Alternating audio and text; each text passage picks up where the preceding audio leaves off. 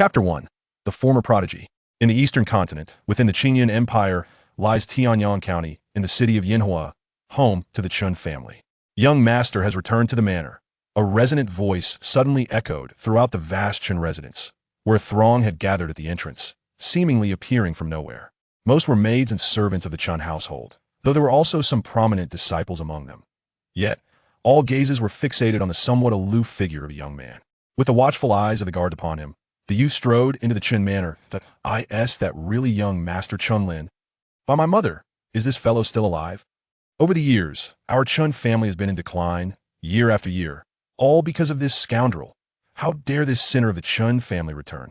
Once, the Chen family held a position of great prestige within the Qingyan Empire. In years past, the family patriarch, Chen Shan, had accompanied the emperor in numerous campaigns, earning remarkable military accolades that propelled the Chen family to great heights. 5 years ago, Chen Shan's eldest son, Chen Xiao, quelled a rebellion for the Qingyan Empire, earning him unparalleled fame. The Chen family had reached the pinnacle of success. Chen Xiao's son, Chen Lin, possessed an innate sword vein, and upon awakening, his extraordinary talent set him apart from his peers. The Chen family, spanning 3 generations, shone brightly in their era. Yet, at this juncture, a royal decree was suddenly issued, summoning Chen Lin to the palace to meet the emperor. In the imaginations of the Chen family members, it was believed that Chen Lin's remarkable abilities would sway the emperor, allowing the family to continue basking in imperial favor. However, unbeknownst to them, that day would become a haunting nightmare for him. Under the crimson sun, upon entering the palace, Chen Lin encountered a young figure standing before the grand hall, who, upon seeing him, immediately sought to seize his sword. A sinister voice echoed in his ears, as if it were a demonic chant. "Lowly wretch, your sword vein is a privilege for me to utilize. Do not harbor resentment. Even if your father were here, it would not alter your fate. You must accept your destiny." A cacophony of cruel laughter erupted from the young man's lips, with bloodthirsty intent enveloping him. Chen Lin's eyes glowed crimson as he roared in fury. Yet the young man, possessing the innate form of a dragon, was far beyond what Chen Lin could contend with at that moment. The emperor sat upon the throne, observing with a cold gaze. Seeing the bewildered expression on the young man's face, a voice, tinged with icy malevolence, finally spoke. "Your family, with your father and grandfather, is already sufficient. Lend your sword vein to Hainer for a time." At that moment, the identity of the young man became unmistakably clear. It was the imperial prince, Mo Xiuhan. Chen Lin's gaze lifted, his eyes a sea of crimson, his throat parched, and the only thought that echoed in his mind was the phrase, "Meritorious deeds overshadow the sovereign." The proclamation of Chen Lin's summoning to the palace was merely a pretext to seize his sword vein for the prince's use, thus facilitating his transformation into a formidable dragon, soaring to new heights. In the process, with the theft of the sword vein, the accumulated fortune of the Chen family over generations would vanish irretrievably. On that fateful day, under the blazing sun, the dragon ascended. Within the grand hall of the imperial palace, Chen Lin's figure could be seen collapsed in a pool of blood, barely clinging to life, his once fiery spirit now reduced to mere ashes.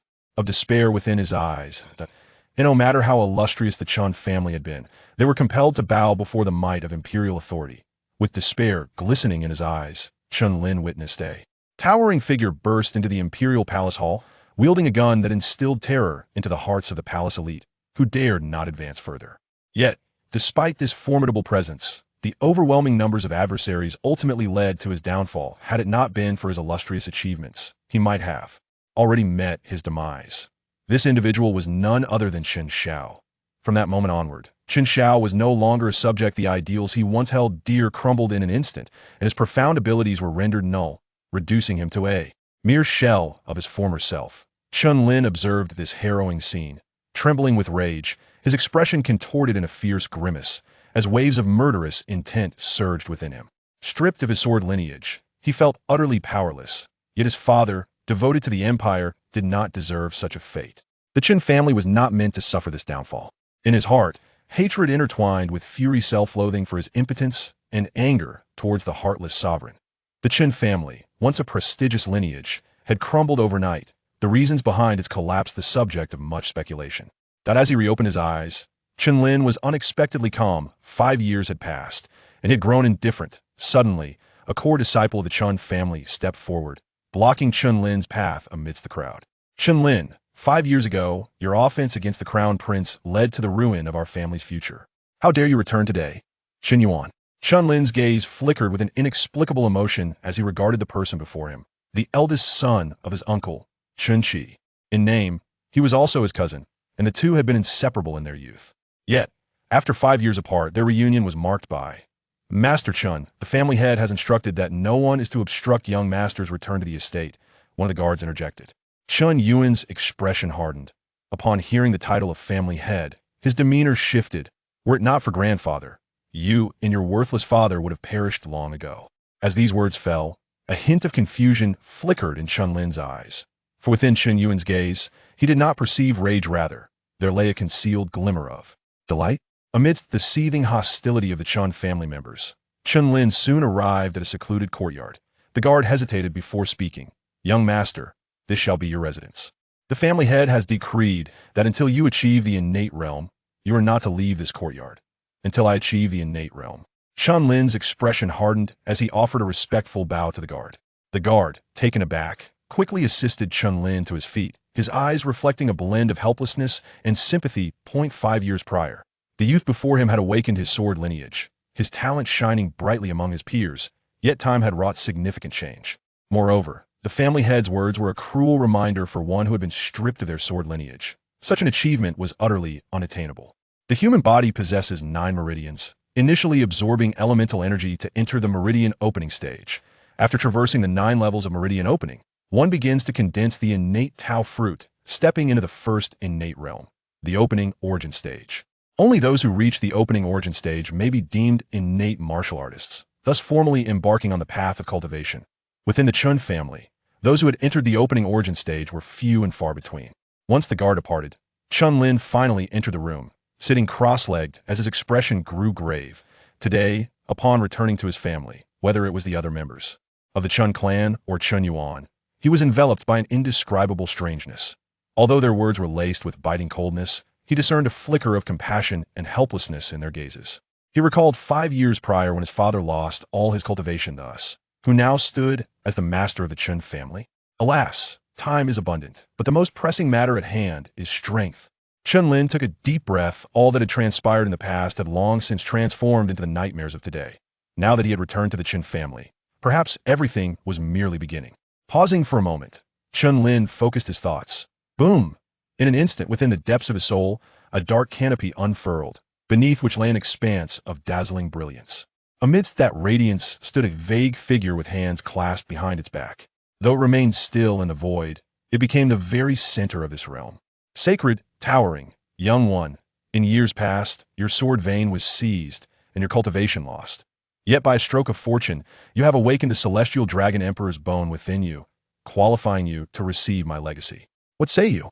The imposing figure, witnessing Chen Lin's return, expressed a glimmer of satisfaction in its gaze, from the loss of the sword vein to this moment of resurgence. It had witnessed Chen Lin's dedication. Such remarkable perseverance could not have been achieved without extraordinary willpower.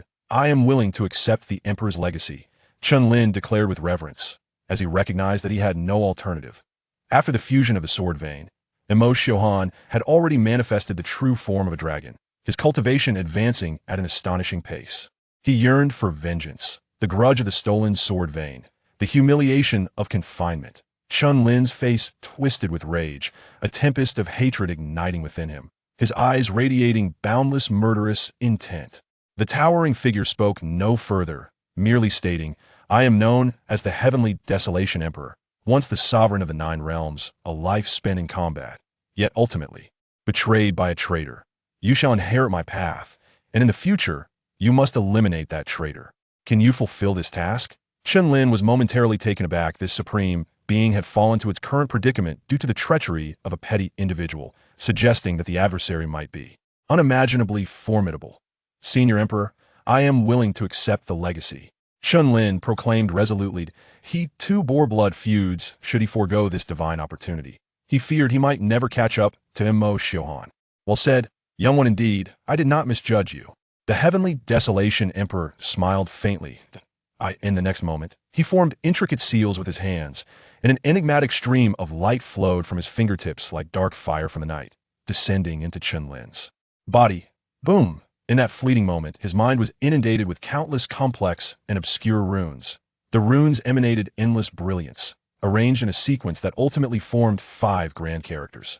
Heavenly Desolation, Tao, Divine Technique. Chapter 2. Heavenly Desolation, Tao, Divine Technique. Heavenly Desolation, Tao, Divine Technique. Commencing the Heavenly Desolation, the Tao God manifests, the ancestor creates an era, the Tao God establishes the laws. The Heavenly Desolation, Tao Divine Technique is the supreme art for the cultivation of the body, sword, and spirit in unison. The first volume, the Body Refinement Chapter, requires the practitioner to lay a foundation with the 10 great imperial beasts, forging an unparalleled tyrannical body. Chen Lin's gaze became vacant after perusing this introduction. His spirit was profoundly shaken. At the same time, a formidable force flowed silently within Chen Lin's body, and, to his astonishment, his injuries began to heal spontaneously, while the hidden ailments accumulated over the past 5 years vanished without a trace. The Celestial Desolation Tao Technique is divided into 3 volumes only when you have mastered the foundational body refinement section, with a second volume unlock on its own. Although your sword vein has been seized, you have fortuitously awakened the Sanglong Imperial Bone, which is infinitely superior to that worthless sword vein.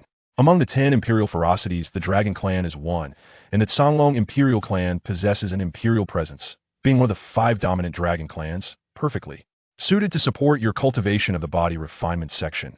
The Celestial Desolation Emperor spoke with confidence, yet Chen Lin was already brimming with excitement, clenching his fists as flames of fervor ignited in his eyes. Heaven has not forsaken me. I never imagined such divine power existed in this world. Mo Xiuhan, I shall return everything you have inflicted upon me. After exhaling a deep breath, Chen Lin suppressed the surging emotions within and continued, Senior Emperor, I wish to cultivate the body refinement section of the Celestial Desolation Tao Technique. Upon hearing this, the Celestial Desolation Emperor nodded slightly. He then pointed towards Chen Lin, and an extraordinarily brilliant divine light enveloped him, forming a massive cocoon of light that emanated an overwhelmingly terrifying aura. The Imperial Bone has manifested. Calamity is imminent. Outside the Chen Manor's courtyard, after Chen Lin's departure, the members of the Chen family did not leave immediately. Instead, they exchanged glances, and upon ensuring no one else was around, a bitter smile appeared on their faces. Young Master Yuan, young Master Lin has finally returned alive, murmured a servant, casting wary glances around. Chen Yuan stared at the direction Chen Lin had gone, lost in thought, slowly nodding as he softly remarked, It is good that he has returned. With his return, there is hope. Master has issued orders. The Li family has sent someone over. Young Master Yuan, you must go and receive them. Suddenly, a guard entered the courtyard, speaking loudly. Chen Yuan's expression shifted, and he nodded helplessly, while the other members of the Chen family resumed their previous demeanor. In the western courtyard of the Chen family, laughter erupted. Ha! Is this the once mighty Chen family that dominated the capital?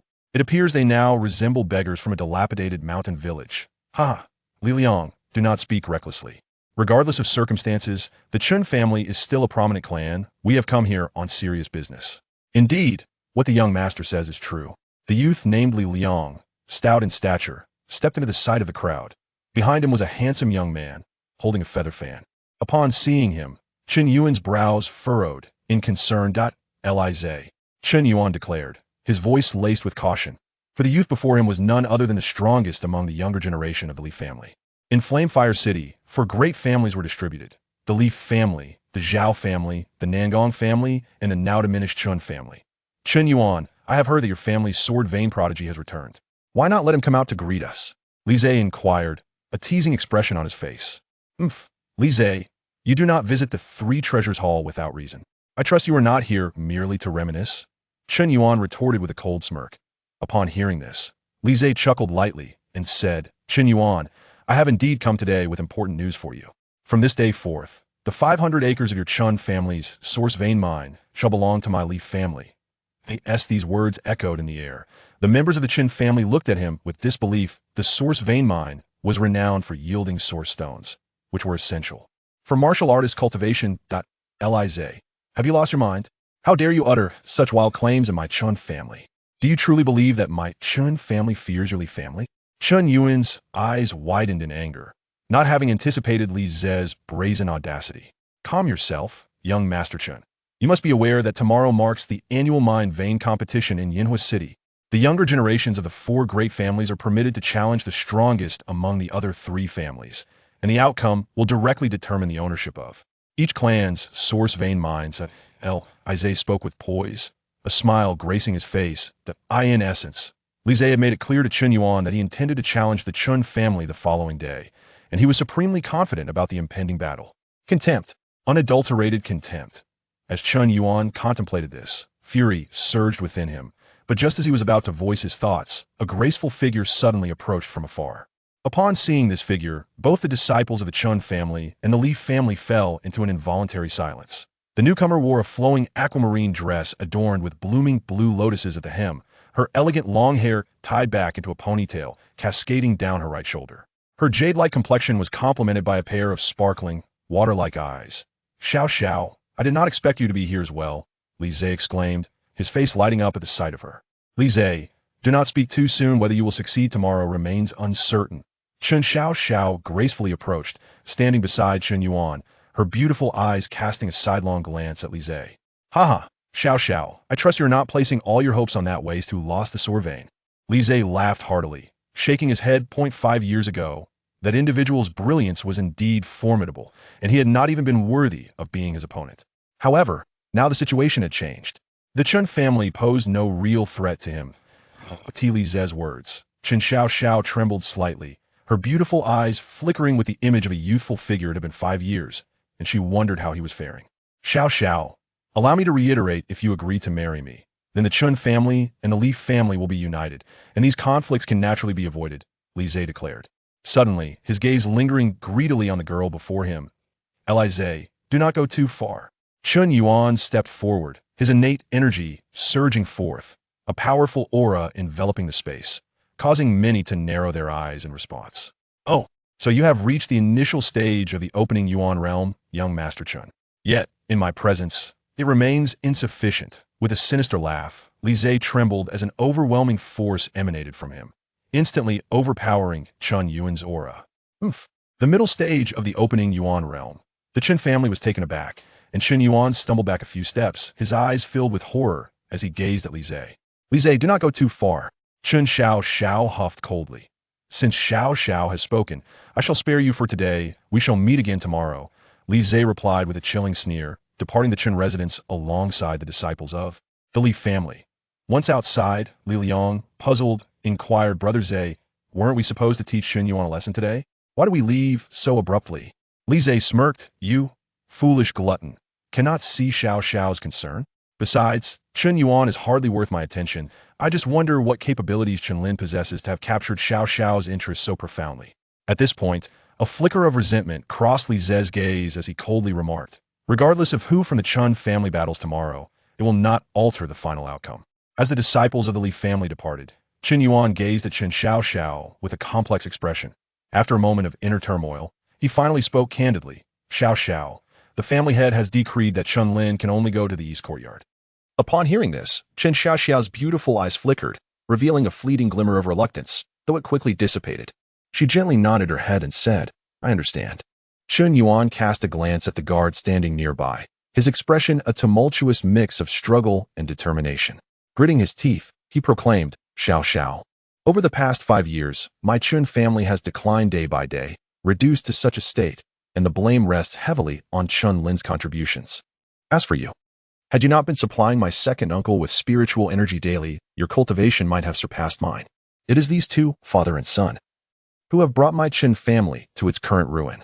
Chapter 3. The indomitable thunder dragon body. Upon hearing this, Chen Xiao's eyes dimmed. Only Chen Shan and Chen Xiao knew what transpired 5 years ago. Now, with Chen Lin's return to the Chen family, she yearned to uncover the truth. Before long, Chen Xiao arrived at the back mountain, where the guards flanked her sides, frowning as they spoke. Miss, the family head has instructed that no outsiders are to enter. This is the family head's decree. Chen Xiao produced a token, and upon seeing it, the guards bowed respectfully and granted her passage. As was customary, she found a rugged-looking middle-aged man, his eyes reflecting the weight of experience, seated beneath an ancient tree. Despite his stillness and the absence of any visible energy fluctuations, it was nearly impossible to divert one's gaze from him. Uncle, Brother Lin has returned, Chen Xiaoxiao announced as she approached and sat beside the man, whose identity was unmistakable. It was Chen Xiao.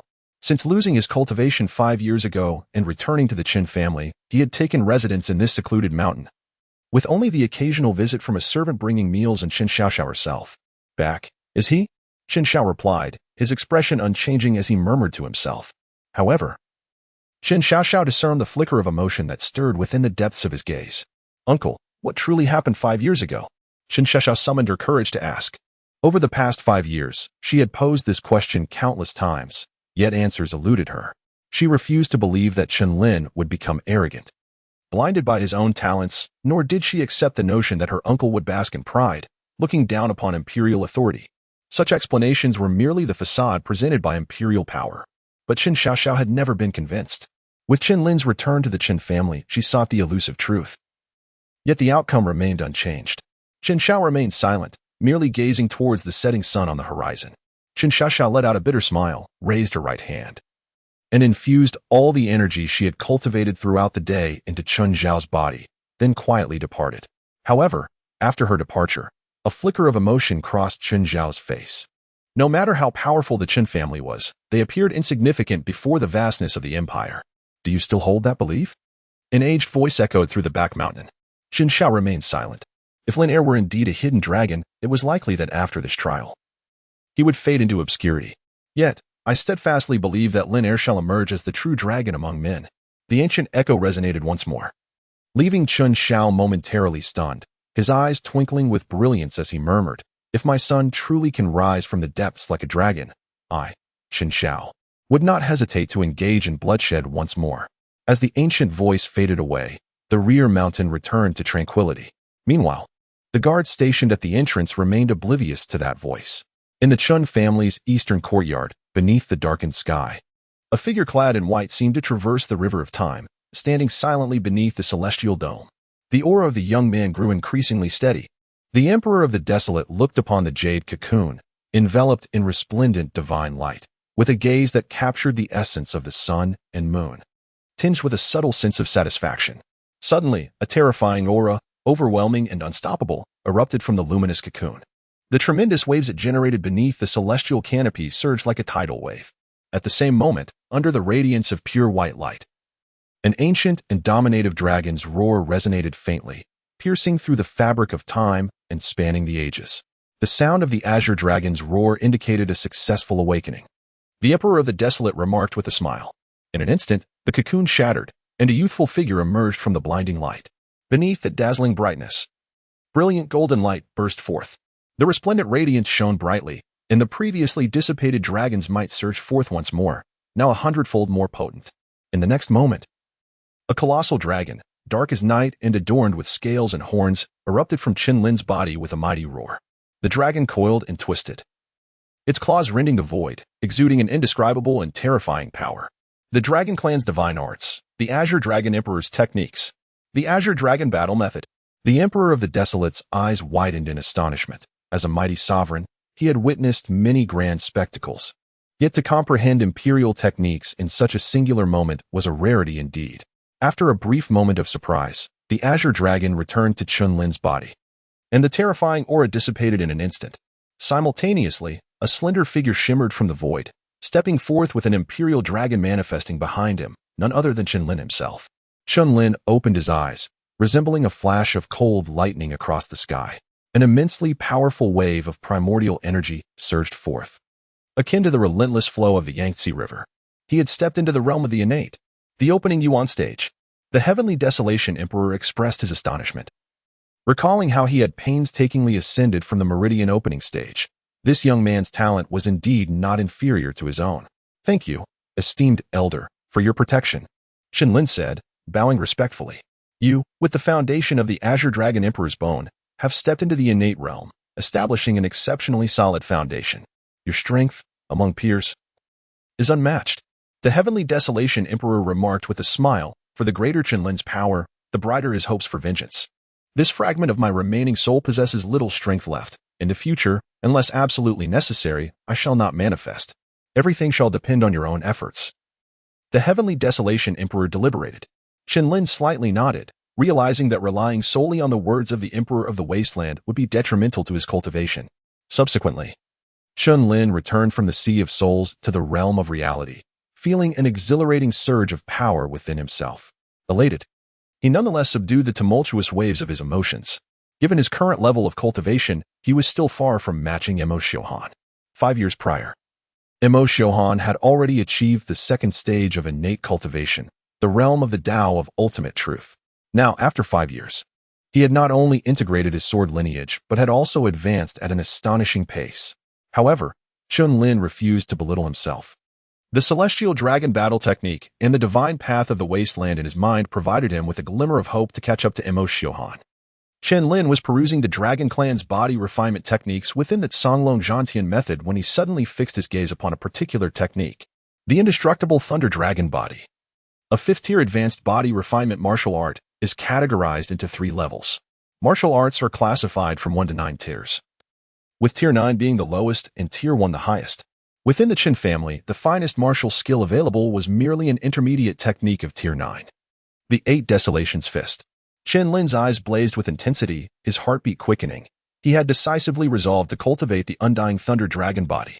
The first level of the Thunder Elemental Body necessitated the tempering of the flesh with the might of thunder. In the absence of a Thunder Elemental pool, one could also rely on Thunder Elemental pills to aid in the cultivation. Chen Lin pondered quietly. He had now stepped into the realm of the innate, fulfilling the expectations set forth by the head of his family. At that moment, a piercing and jarring sound suddenly assaulted his ears, causing him to shudder, cold sweat breaking out on his back as he swiftly evaded the source of the noise. Just as he dodged, an arrow struck the ground with ferocity, sending dust swirling into the air.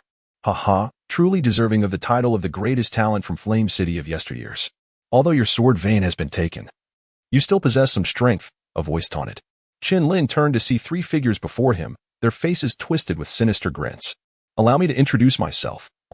I am Zhao Nua, an external aid summoned by your family's head, one of them said, his gaze laced with mockery. External aid? Please clarify, Chen Lin replied, narrowing his eyes. Aha, you truly are pathetic. But then again, after spending 5 years in that wretched place, what progress could one expect?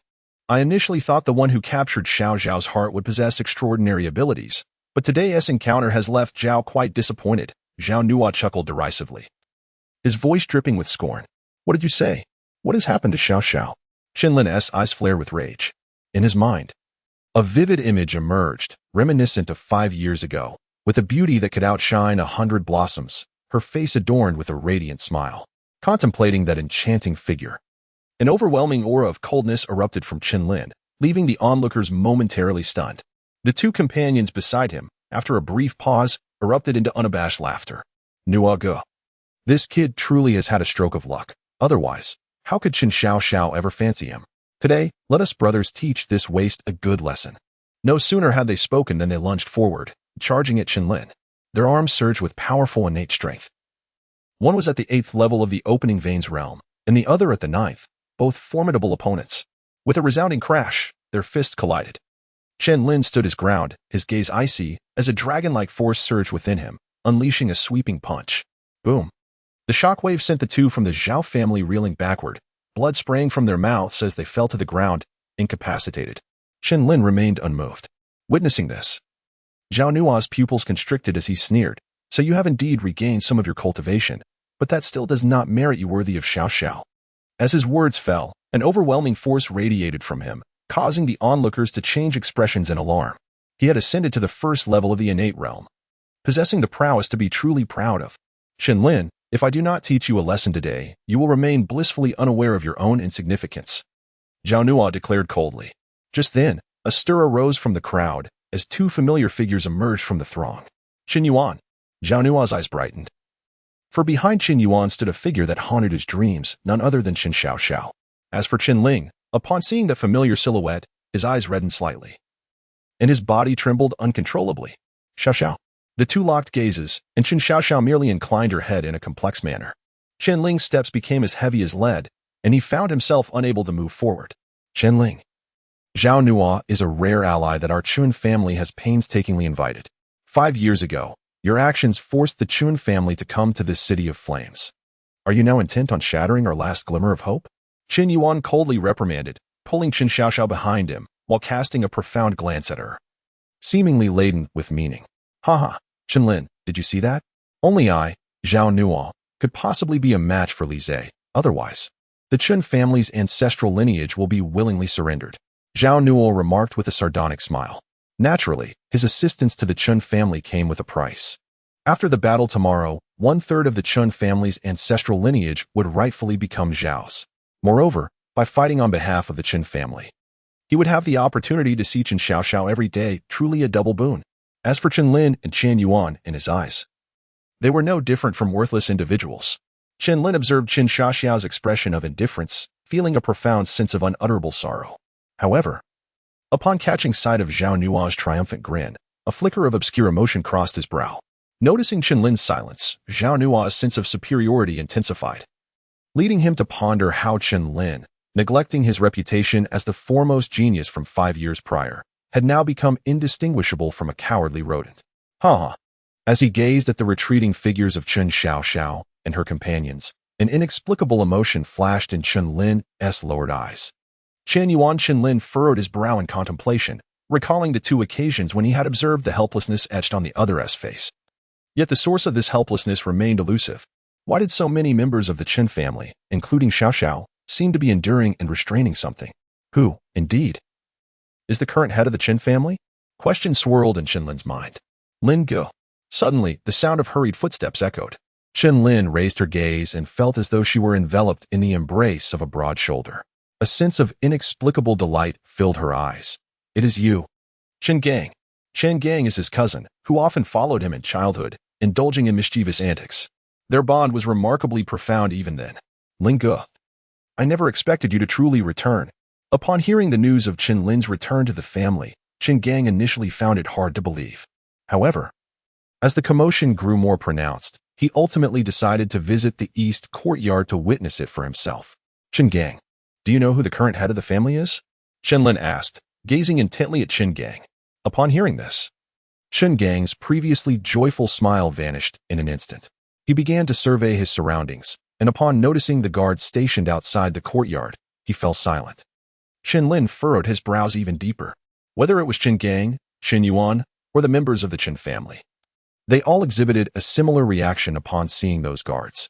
Since it was inconvenient to speak, I shall pay a visit to this so-called family head today, Chen Lin remarked with a smile, as he proceeded to pull Chen Gang towards the exit of the eastern courtyard. Brother Lin, did the family head not state that you must reach the innate realm before leaving the eastern courtyard? Chen Gang replied with a wry smile. Chen Lin offered a faint smile, and in that moment, a surge of draconic energy rippled forth like the vast waters of rivers and lakes, causing Chen Gang, who stood beside him, to tremble. This is the opening Yuan realm? Chen Gang's eyes widened in astonishment.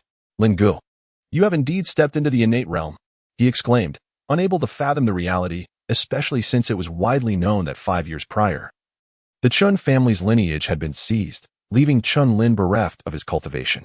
Yet, 5 years later, Chen Lin had returned, his prowess now surpassing that of his former self.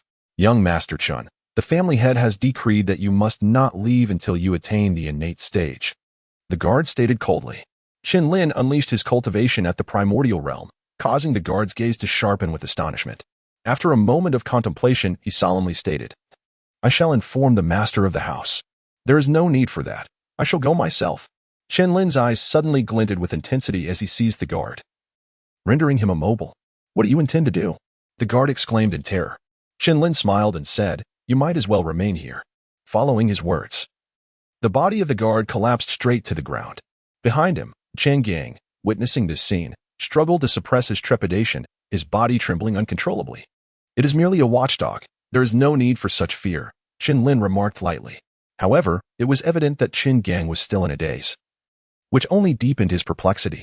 After a brief pause, the two of them arrived at the grand hall of the Chen family. Chen Gang waited outside, and upon the guard's announcement, Chen Lin finally entered the grand hall. Upon entering, Chen Lin's gaze immediately fell upon Chen Qi, his paternal uncle, who stood at a lower position. Upon noticing Chen Lin, Chen Qi's eyes brightened momentarily, but after casting a glance upwards, he quickly resumed his usual demeanor. Observing this, Chen Lin directed his attention to the main seat, where a middle-aged man clad in a dark robe sat, his countenance somber, You are Chen Song? Chen Lin's eyes widened in astonishment. For seated above was none other than the former steward of the Chen family, Chen Song. Yet now, he had ascended to the position of the head of the Chen family. How could grandfather possibly allow a steward to become the patriarch of the Chen clan? Although his father had lost his cultivation and had fallen into a state of ruin, his uncle Chen Qi was still present. Chen Lin contemplated deeply, yet ultimately chose to bow respectfully towards the heavens. Chen Lin, have you truly transcended to the realm of innate mastery? Chen Song's countenance was dark as he spoke coldly, clearly recalling that just a day prior, Chen Lin was an ordinary individual. It was utterly inconceivable for a mere mortal to ascend to the realm of innate warriors within the span of a single day. Below, many elders of the Chen clan stood with solemn expressions, their gazes fixed intently upon Chen Lin. Meeting their stares, Chen Lin offered a faint smile. A formidable aura akin to that of a dragon emanating powerfully from within him. Could this be the Kaiyuan realm? Chen Song's body quivered, his pupils abruptly constricting as he gasped in astonishment. Not only Chen Song, but also Chen Qi and the other elders of the Chen family widened their eyes in disbelief, a glimmer of joy surging within their gaze. Humph! Suddenly, a cold snort echoed through the air. The elders of the Chen family trembled momentarily, their fleeting joy vanishing in an instant. To think that you truly possess the cultivation level of the early stage of the open origin realm, and you had the audacity to conceal your abilities before returning to the family. You are hereby sentenced to a year of tribute in the form of elemental stones. Do you have any objections? After the initial shock, Chen Song coldly inquired. Chen Lin nodded silently, refraining from any impulsive actions. Shortly after, Chen Song waved his hand, prompting Chen Lin to depart. Chen Qi gazed at Chen Lin's receding figure, a flicker of joy surging within him, though he buried it deep in his heart. Then, stepping forward, he spoke. Patriarch, tomorrow the Li family will commence the contest for the Yuan vein. Perhaps we could have Chen Lin represent our Chen family in battle? Chen Qi, I have already enlisted the talents of the Zhao family to assist in the fight, Chen Song replied calmly, the implicit refusal evident in his words. Chen Qi could only remain silent. Subsequently, the crowd dispersed, leaving only Chen Song, who murmured to himself, Your Highness has aided me in becoming the head of the Chen family. However, due to that old fellow Chen Shan allowing Chen Lin to return, I never anticipated that this young man would possess innate strength. Chen Song's cold gaze swept across with a hint of murderous intent. Yet it soon transformed into a subtle smile at the corners of his lips. At present, the Chen family remains firmly under his control. Even Chen Lin cannot conjure any remarkable feats. Upon departing from the main hall, Chen Lin sought out Chen Gang to inquire about the whereabouts of the elder patriarch. Chen Gang, with a look of bewilderment, shook his head and replied, Brother Lin, after grandfather abdicated, he retired to the back mountain. The back mountain? Chen Lin murmured to himself. The Chen family is now under the dominion of Chen Song, while grandfather resides in seclusion, and his father is indistinguishable from an ordinary person. It appears that the Chen family is beset by both internal strife and external threats at this very moment. Chen Lin's fingers were tightly clenched, the tips turning slightly pale. He had come to understand that Chen Yuan, as well as Chen Xiaoxiao and all the elders of the Chen family, bore in their gazes a suppressed sense of reluctance and helplessness. The Chen family of today was no longer the same as it once was. Lin Ge, this is the storage bag that Sister Xiaoxiao has given you, Chen Gang whispered. Chen Lin was momentarily taken aback as he instinctively accepted the item. Chen Gang, wary of arousing suspicion, chose not to linger any longer. Upon returning to the eastern courtyard, Chen Lin opened the storage bag. His eyes widened in astonishment as he exclaimed, There are actually 5,000 essence stones? His expression grew complex. To his knowledge, a single thunder essence pill required 50 essence stones, meaning he possessed enough to exchange for 100 thunder essence pills. This should suffice for initiating his cultivation of the thunder body. Time was of the essence. He needed to begin his training without delay. Chapter 5, The Struggle for the Essence Veins Within a Private Chamber. A voice emanated mysteriously from the jade pendant hanging at Chen Xiaoxiao's waist. Have you not yet made your decision? If you accompany me, you shall inevitably break into the sacred realm and gain renown across the eastern continent. What significance does the sacred realm hold? By then, the Chen family may well have vanished, Chen Xiaoxiao replied, shaking her head. Alas, what is there to cherish in a mundane family? You possess an innate spiritual constitution. Remaining within this small clan will only stifle your potential, the voice from the pendant persisted, tinged with confusion. With a smile, Chen Xiaoxiao declared, I have no desire to visit the so-called sacred land of Dongzhou. I simply wish to see Lin Gu every day and spend time with my grandfather and second uncle. She sighed. In due time, you will understand that in this world, strength is of utmost importance. The voice within the jade pendant seemed to exhale a sigh, gradually fading away. Meanwhile, in the east courtyard, a thunder origin pill had already manifested in Chen Lin's hands. With his current prowess, dealing with an average practitioner at the initial stage of the Kaiyuan realm may not pose a challenge. Yet facing someone at the mid-stage of the Kaiyuan realm would be a gamble. Thus, he must seize the opportunity of the night to successfully cultivate the thunder origin body. As the thunder origin pill was consumed, a surge of potent energy erupted within his meridians, coursing through them with wild abandon, a tempest of power. What an extraordinary thunder origin pill. The energy is astoundingly fierce. Chen Lin's body trembled, feeling as though the blood coursing through him was akin to boiling magma, beginning to stir violently. When he had absorbed the energy of the first thunder element pill to its fullest, he hesitated not for a moment and directly consumed the second. Once again, he was enveloped by the torment of burning blood. Beads of sweat, as large as mung beans, cascaded from his forehead, and his visage twisted into a grimace. The third, the 10th. It was not until he ingested the 50th pill that a resounding thunder echoed within him. Boom! The thunder reverberated. Blinding bolts of lightning flickered beneath the surface of Chen Lin's skin, and an aura reminiscent of a dragon surged forth with sudden vigor. He had reached the pinnacle of the initial stage of the open origin realm. Chen Lin was ecstatic. Having not only successfully cultivated the thunder light body, but also experienced a breakthrough in his cultivation amidst the relentless bombardment of primal energy. As he felt the surge of power within him, a cold smile crept upon Chen Lin's lips. It was time for him to embark on his journey. In the Chen family estate, as time progressed, the disciples of the Chen clan began to converge in a singular direction. For today marked the contest for the ancestral mine of the Chen family. It was then that one individual suddenly declared, "It is the disciples of the Li family." All eyes turned towards the opposing side, where a dozen disciples of the Li clan stood, led by a middle-aged man named Li He, the esteemed elder of the Li family. Following closely behind him was a young man wielding a feather fan, none other than Li Zhe. His gaze swept across the crowd, and, upon spotting a familiar figure, his eyes sparkled with delight. "Xiao Xiao, it has been far too long," Li Zhe exclaimed, fanning himself with a flourish. Before Chen Xiao could respond, Chen Yuan stepped forward, his voice icy as he remarked, "You returned only yesterday. How quickly Li Degongzi seems to forget." "Oh, is that so?" "My longing for Xiao is akin to the ancient saying, 'A day apart feels like 3 autumns,'" Li Zhe replied with feigned profundity. "Huh, what unmitigated audacity.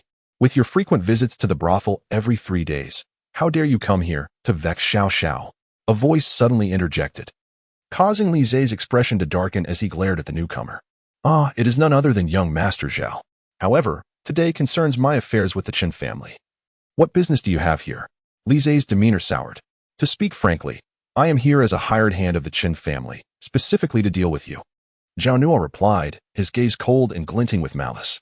The audacity of this scoundrel to covet Xiao before him was intolerable. He would not let this pass lightly. "If you seek death, then do not blame me." Li Zhe's eyes flickered with a sinister gleam as he chuckled menacingly. Just then, a figure appeared unexpectedly, capturing the attention of all present. "Chen Lin!" Chen Yuan exclaimed in astonishment upon recognizing the newcomer. Beside him, Chen Xiao also froze, surprise flashing in her lively eyes. "Haha, is that not the Chen family's former prodigy? Instead of resting in bed, did he mistakenly wander into the wrong scene?" A disciple of the Li family mocked. At this, the expressions of the Chen family members grew exceedingly complicated. "Chen Lin, have you come here to further disgrace our family? Why not return?" Chen Yuan coldly reprimanded, his eyes betraying a tumult of suppressed emotion. "You worthless fool, how dare you show your face?" Zhao Nuo sneered, dismissing Chen Lin entirely. Ignoring the scornful gazes of outsiders, Chen Lin approached Chen Xiao, his voice hoarse as he asked, "Are you well?" Chen Xiao gently lowered her head, and under the watchful gaze of the crowd, she unexpectedly stepped forward and embraced Chen Lin. "Both my uncle and I have been waiting for your return home," Chen Xiao whispered softly into Chen Lin's ear. Chen Lin's heart momentarily froze as he held the person in his arms tightly, utterly indifferent to the opinions of those around him. "Xiao," Chen Yuan exclaimed loudly. Chen Xiao's delicate body trembled as she regained her senses, pushing Chen Lin away. In the current state of the Chen family, every action must be executed with utmost caution. Witnessing this scene, Chen Lin took a deep breath and slowly stepped aside. Chen Lin, you possess an audacity beyond measure. Li Zhe was the first to react. His voice booming, his expression incredibly grim. In Yanhua City, who was unaware of his infatuation with Chen Xiaoxiao? How dare Chen Lin engage in such impropriety before his eyes? Zhao Nua also came to his senses, his expression twisted with fury as he exclaimed, Chen Lin, do you believe I will render you incapacitated today? You are all excessively verbose. Chen Lin lifted his eyelids, speaking in a cold tone. Enough. Suddenly, a deep voice resonated. And an elderly man emerged from the crowd. It was the esteemed elder of the Chen family, Chen Qi. Elderly he, if there are no objections. Let the battle for the Yuan my mind commence today. That suits me perfectly. Li He replied with a frigid smile, turning to Li Zhe, spare none. Li Zhe tilted his head with a grin, nodding emphatically before swiftly ascending the arena, bellowing, Li Zhe of the Li family challenges. All the juniors of the Chen family.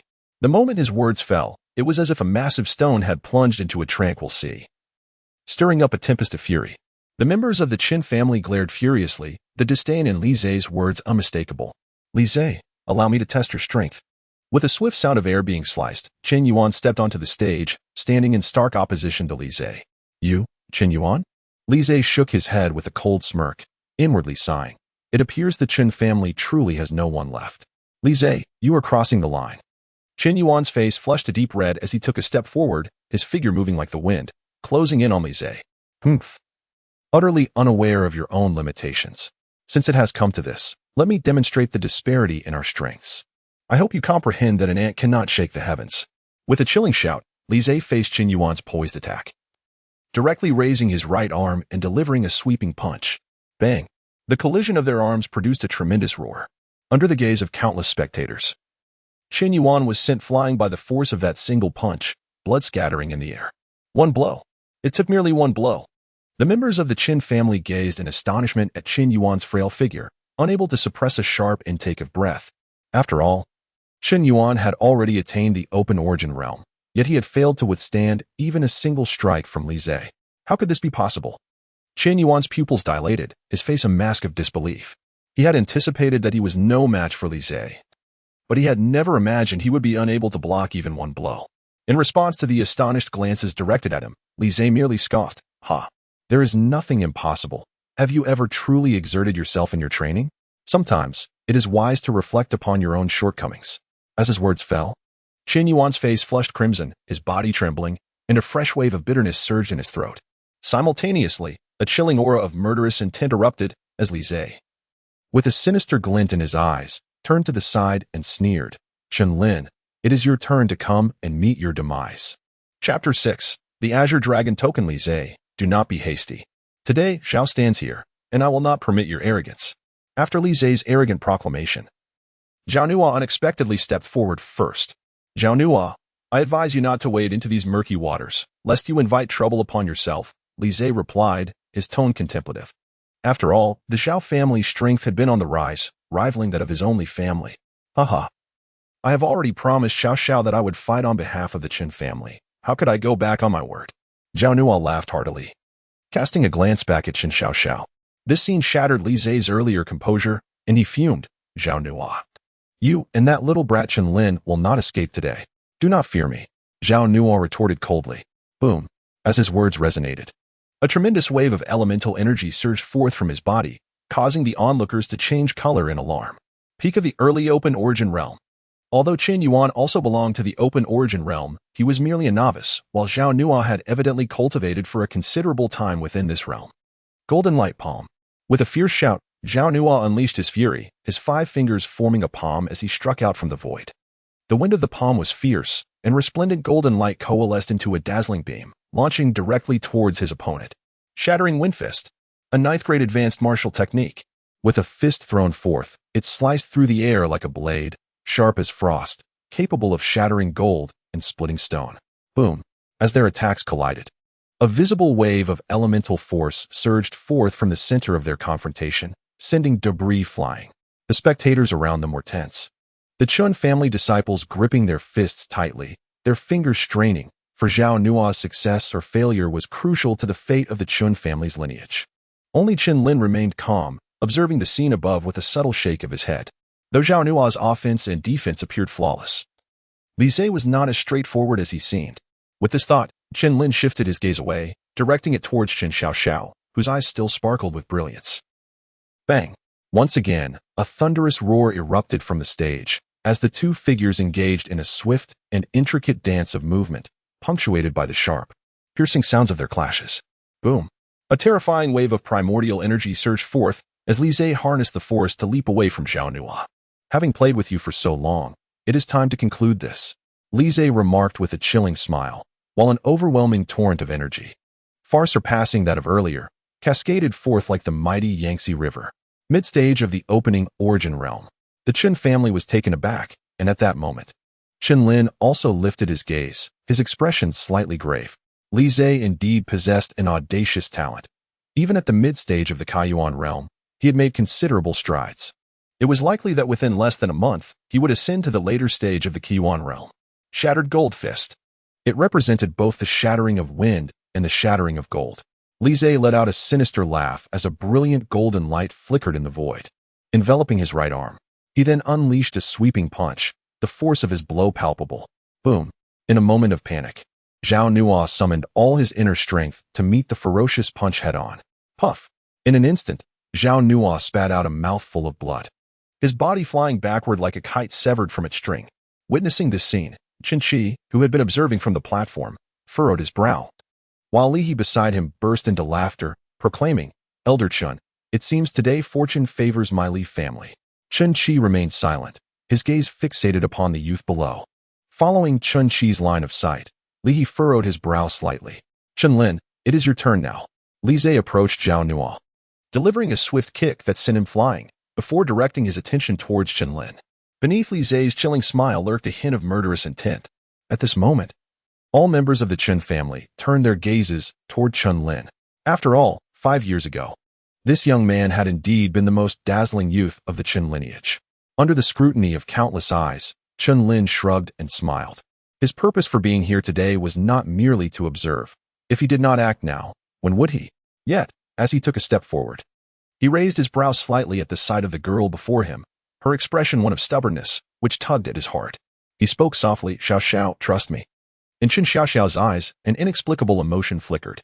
Ignoring the gazes of those around her, her gaze seemed to carry a hint of inquiry. Yet, in Chen Lin's eyes, she discerned an unprecedented confidence.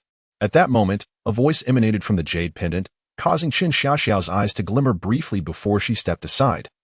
No longer obstructing the path, Chen Lin smiled faintly, taking a step forward and leaping onto the arena, a surge of invisible chill emanating like frost in the air.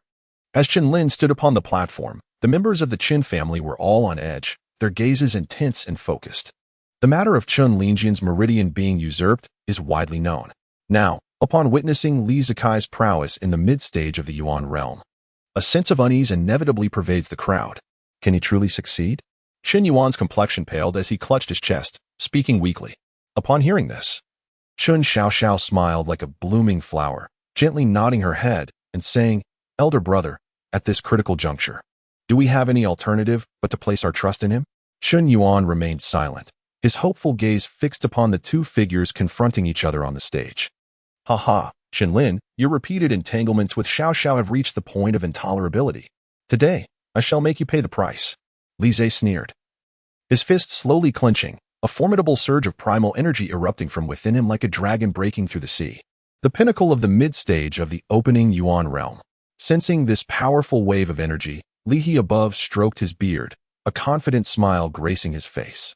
Meanwhile, Chen Qi wore a heavy expression, fully aware that Chen Lin's strength was merely at the initial stage of the opening Yuan realm. This was the last hope of the Chen family. Under the astonished gazes of the crowd, Chen Lin, in the face of such overwhelming pressure, surprisingly offered a gentle smile and spoke aloud. "Might I propose a wager for this arena battle?" A wager? The members of the Chen family were utterly perplexed, all in a state of confusion, except for Chen Qi and Li He, who furrowed their brows. The latter smiled and inquired, "What wager do you propose?" In today's contest, not only are we staking the precious veins of the Chen family's mining area, but I also wish to add the Azure Dragon token. I wonder if the Li family would be amenable to this. Chen Lin spoke casually. Upon the conclusion of his words, a wave of astonishment swept through the entirety of the Chen family mansion. Did I hear correctly? This young man dares to wager the Azure Dragon token? The Azure Dragon token is the key to entering the Azure Dragon Tower, and within the entire Flame City, there are only 10 such tokens, which are held by the 4 prominent families in the City Lord's manor. Upon hearing this, Chen Yuan and Chen Xiaoxiao were somewhat astonished. The former, in particular, expressed his surprise, exclaiming, "What on earth is Chen Lin up to? Does he not realize that Li Zhe's strength is already sufficient to look down upon those in the mid-stage of the opening Yuan realm?" Meanwhile, on the elevated platform above, Chen Qi wore a solemn expression, while Chen Yi could not help but burst into laughter, remarking, "Can you, Chen Lin, truly represent your Chen family?" Chen Qi took a deep breath and turned his gaze towards Chen Lin. The youth's youthful visage bore an unwavering determination that was uncommon among his peers. He could indeed represent the Chen family. Suddenly, a sharp voice pierced the air. Everyone present shifted their attention, and in the distance, a figure clad in black approached slowly. Upon seeing this person, the members of the Chen family instantly stiffened. It was Chen Song. Li He offered a slight smile and remarked, "Is the head of the Chen family truly serious with such words?" Chen Song let out a hearty laugh and said, "Of course, it is indeed true." As soon as his words fell, he turned his gaze towards Chen Lin and inquired, "Since you wish to wager the Azure Dragon token, what shall be the terms of your loss?" The members of the Chen family finally discerned the profound meaning behind Chen Song's words. Everyone understood the significance of the Qinglong order. Should it be lost, a punishment would inevitably follow. Chen Lin understood this principle as well, chuckling lightly, "If I lose, I shall perish on the arena. Li Zhe, come forth to meet your demise." His words, laced with a chilling edge, echoed across the elevated platform, prompting a hearty laugh from Li Zhe. "Chen Lin, I truly wonder whether to label you as arrogant. Ha ha ha, the Azure Dragon token delivered to my doorstep is indeed delightful." Boom. As his voice fell, Li Zhe unleashed his entire cultivation in an instant, followed by a thunderous shout, shattering gold fist. A dazzling golden light erupted. The might of this 9th-grade advanced martial technique rendering the spectators speechless. It is worth noting that Zhao Nua had just fallen to this very move. It seemed Li Zhe was intent on a swift resolution. Consequently, all eyes converged upon Chen Lin in that fleeting moment. Chapter 7, Victory. Boom. The force of the punch surged through the air, the golden radiance blinding. Faced with this onslaught, Chen Lin remained motionless under the intense scrutiny of the crowd. Rumble. Yet, in the next moment, a thunderous roar reverberated, as a brilliant lightning aura enveloped Chen Lin, resembling a celestial sun illuminating the earth. A torrent of thunderous power surged through the void, emanating from Chen Lin's being, exuding an overwhelmingly tyrannical force. To the Chen family members, Chen Lin appeared as a thunderous war god, commanding the storm, invincible and world-destroying. What level of martial arts is this? Such terrifying thunderous power. Has Chen Lin truly entered the innate realm? Gasps of astonishment erupted from all directions, with Chen Yuan's expression shifting to one of joy. His eyes fixated on the lightning figure upon the stage. Meanwhile, Chen Xiaoxiao's beautiful eyes sparkled, reflecting the extraordinary brilliance within. Clearly, both were immensely astonished by Chen Lin's prowess. Above the arena, Chen Lin transformed into a being of thunder, embodying the initial form of the thunder elemental body. Sensing the terrifying surge of power within him, he directly raised his fist and swept it forward to counter Li Zhe's strike. Bang! As their fists collided, a visible wave of elemental energy erupted in the air, sending both combatants reeling backwards simultaneously. Neither side faltered. This scene brought quiet joy to the hearts of the Chen family, while Li He, observing from the platform, changed his expression, a hint of gravity creeping in. Where did this boy acquire such high-level martial arts? Ah, so you possess some skill. This martial art of yours is quite commendable. If you surrender it now, I might just spare your life. The cold words, laced with a hint of malice, escaped Li Zhe's lips. Chen Lin's strength indeed surprised him, yet it was still within his grasp. However, Chen Lin's power also ignited a murderous intent within Li Zhe. Should he fail to eliminate him today, he would surely become a formidable adversary in the future. With this thought, Li Zhe's gaze turned frigid, his entire being surging with elemental energy, and in the palm of his right hand, a crimson elixir materialized. The elemental explosion pill. Li Zhe, disregarding the principles of martial ethics, has resorted to the use of the Yuan explosion pill, a substance capable of amplifying a warrior's strength threefold in a remarkably short span of time. The Chen family was incredulous. How could Li Zhe commit such an unjust act before everyone's eyes? Truly despicable. Chen Yuan's eyes were bloodshot as he roared. Chen Xiaoxiao clenched her delicate hand. her beautiful eyes filled with concern. Although Li Zhe's actions were despicable, they fell within the bounds of the rules. Ha ha ha, Chen Lin, today marks your demise. A wave of terrifying primordial energy, akin to that of a late-stage opening Yuan realm, suddenly erupted from within him like a mighty waterfall. This overwhelming pressure caused many nearby to turn pale, revealing the immense burden that Chen Lin bore. Intent to kill? Chen Lin let out a cold laugh. For 5 years, he had been trapped in a sea of blood, confined among those with a nature steeped in brutality and malice. Such murderous intent, to him now, seemed rather trivial. With a decisive step forward, with a forceful stamp of his foot, Chen Lin unleashed a tempestuous power of thunder, his gaze impassive as he advanced once more. What a splendid display! Li Zhe's countenance twisted into a grimace as he stepped forward, his form agile and swift, closing the distance between him and Chen Lin in an instant. Their clash was a symphony of fierce exchanges, each strike reverberating with tremendous resonance. Observing the duel on the stage, the onlookers, particularly the younger generation, were engulfed in trepidation. Li Zhe had consumed a Yuan explosion pill. Yet he was astonished that Chen Lin could withstand such force. My elder brother Chen Lin remains as resplendent as he was 5 years ago. I always knew that the calamities of these past 5 years could not diminish his brilliance.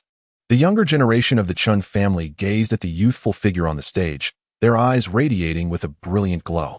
Chen Yuan and Chen Xiaoxiao were equally transfixed, unable to deny the immense surprise brought forth by Chen Lin. At this moment, Zhao Nua had also regained consciousness, observing the formidable duo on stage. He could not help but twitch his lips. All he could do now was pray for Li Zhe's victory. Boom. Bang. The two figures continuously intertwined.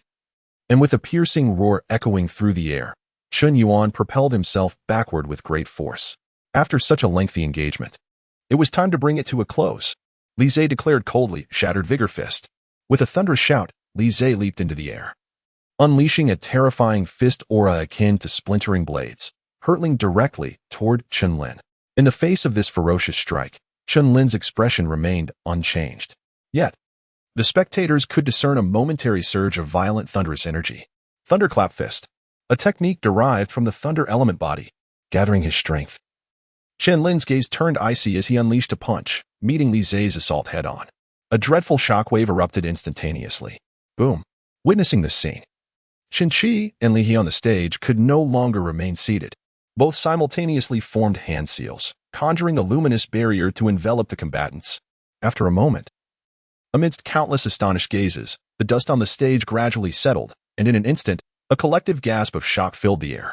For before the onlookers stood a solitary figure, clothes tattered, with glaring blood seeping forth. It was Chen Lin. Chen Yuan, throat parched, momentarily dazed, then exclaimed in astonishment, "Brother Chen Lin has triumphed. Our Chen family's lineage is preserved. Ha ha, heaven bless our Chen family." Upon beholding Chen Lin's figure, the members of the Chen family, after a brief moment of astonishment, could not restrain their laughter. At that moment, they paid no heed to Chen Song's gloomy countenance on the high platform. The sorrows that had weighed heavily upon their hearts were entirely dispelled in the instant of Chen Lin's victory. He had triumphed. He had won. Chen Xiaoxiao's beautiful eyes glistened with tears. Chen Qi gazed at the frail yet resilient form of the young man before him, his eyes tinged with a hint of crimson. He comprehended the gravity of the situation. The Chen family was on the verge of salvation. How could this young wretch be so merciless? Li He wore a dark expression. For the body of Li Zhe had, in that recent strike, been reduced to a charred remains, lying amidst a pool of blood. Do you not think, esteemed head of the Chen family, that I am owed an explanation? Li He questioned coldly. Chen Song retracted his cold smirk and let out a disdainful snort, turning his gaze towards Chen Lin. Chen Lin, it is merely a contest. Why resort to such lethal measures? If Li Zhe's every strike were truly fatal, I dare say you would not even behold his corpse should I genuinely harbor murderous intent. Chen Lin scoffed, utterly indifferent to Chen Song's sullen expression.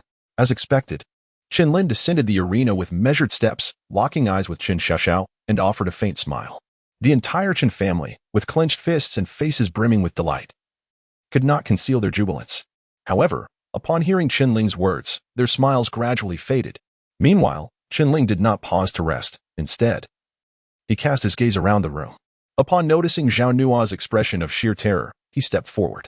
Initially, Zhao Nua was skeptical that Chen Ling could triumph over Li Zhe, who had consumed the origin explosion pill, yet reality once again astonished him.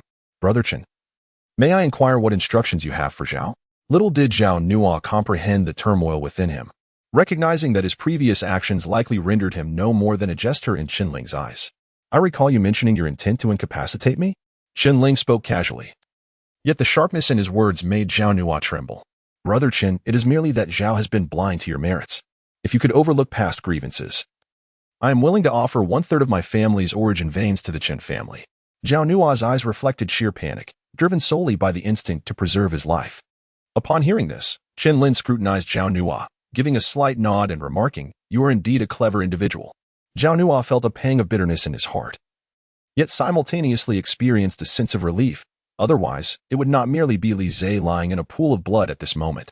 As for the transfer of the Yuan vein mining area, my Chen family will dispatch someone to oversee it.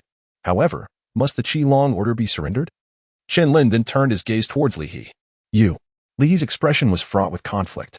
Not only had they relinquished the Yuan vein, but they were also forfeiting the Qilong order, which would undoubtedly lead to severe repercussions upon returning to his family. Yet, at this juncture, he had no choice but to yield the Qilong order. Who would have anticipated that the lad who had once been stripped of the sword vein would possess such formidable power? Today, my Li family concedes defeat. Patriarch Chen. Until we meet again. With that, Li He produced 2 tokens inscribed with the image of the Qilong from his storage pouch and tossed them to Chen Lin. Upon receiving the Qilong order, the members of the Chen family rejoiced anew, and a smile tugged at the corners of Chen Lin's mouth. However, Chen Song furrowed his brow and coldly commanded, "Hand over the Qilong order." Chen Lin shook his head, gazing intently at Chen Song, and said, "Patriarch, this is my trophy. Do you intend to seize the spoils of the younger generation within our clan? Are you resorting to coercion?" Chen Song clenched his teeth in silent fury, his anger surging within him, yet he found himself powerless, compelled to turn and leave. At the same time, he realized that Chen Lin would undoubtedly become his formidable adversary in the days to come. The outcome of today's battle had indeed stirred a tremendous uproar throughout the entirety of Flame City. The name of Chen Lin once again resonated in the ears of the crowd, much like it did 5 years ago. Chapter 8, Tianbao Tower. The contest for the ancestral lineage between the Chen and Li families has concluded, while the rivalry between the Zhao and Nangong families ended with the latter emerging victorious. After Chen Lin's victory, the Chen family did not experience the expected elation. Instead, they fell into a deeper silence. Chen Lin sensed the suffocating atmosphere enveloping the room and sat in contemplation, considering the various reactions of those around him. He had come to a definitive conclusion. Everyone in the Chen family was wary of Chen Song. That old man, once merely a steward of the Chen household, had now ascended to the position of family head. Could it be? In an instant, a conjecture arose in Chen Lin's heart, and an overwhelming fury surged forth. The royal lapdog. Chen Lin glared with fiery intensity, realizing that this old dog, Chen, must surely have been sent by the sovereign. Otherwise, who could possibly compel his grandfather to abdicate? His own successful return to the Chen family was a privilege bought at the steep price of his grandfather's illustrious achievements. This old dog had overstepped his bounds. Chen Lin's murderous intent surged, causing the fallen leaves in the courtyard to disintegrate into dust in an instant.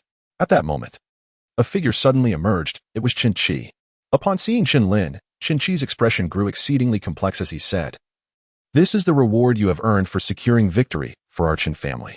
After handing over a storage bag, Chen Qi seemed poised to say more, but the guard nearby fixed his gaze intently upon the two, compelling him to refrain.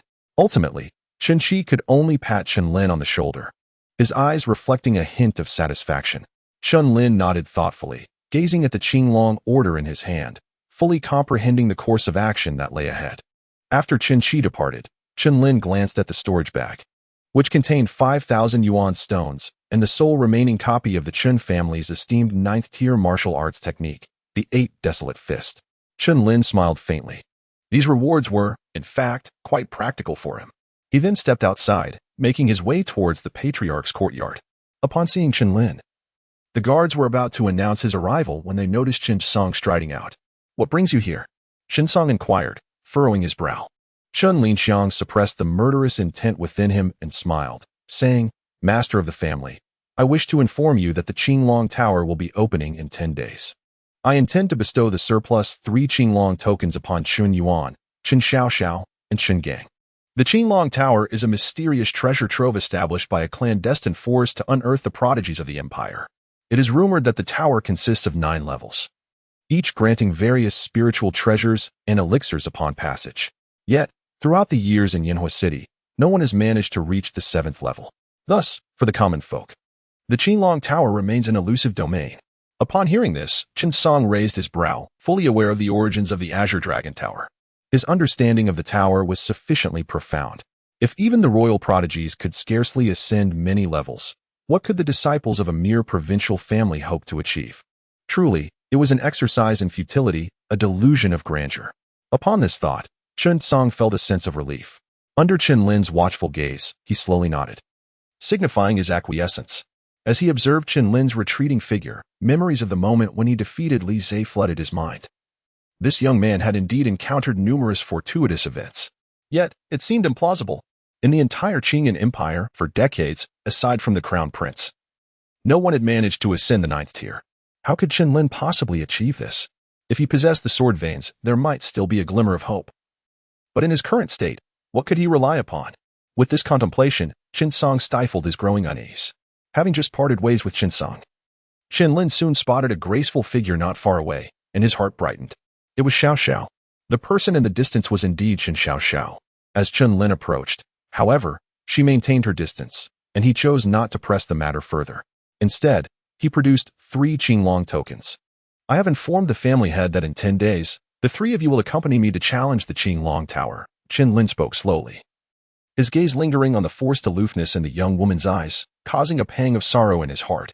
Chen Xiaoxiao took the Azure Dragon token and suddenly remarked, Lin Ge, it is said that the Azure Dragon Tower belongs to the Heavenly Treasure Pavilion, which is not affiliated with any empire, but rather originates from a mysterious force.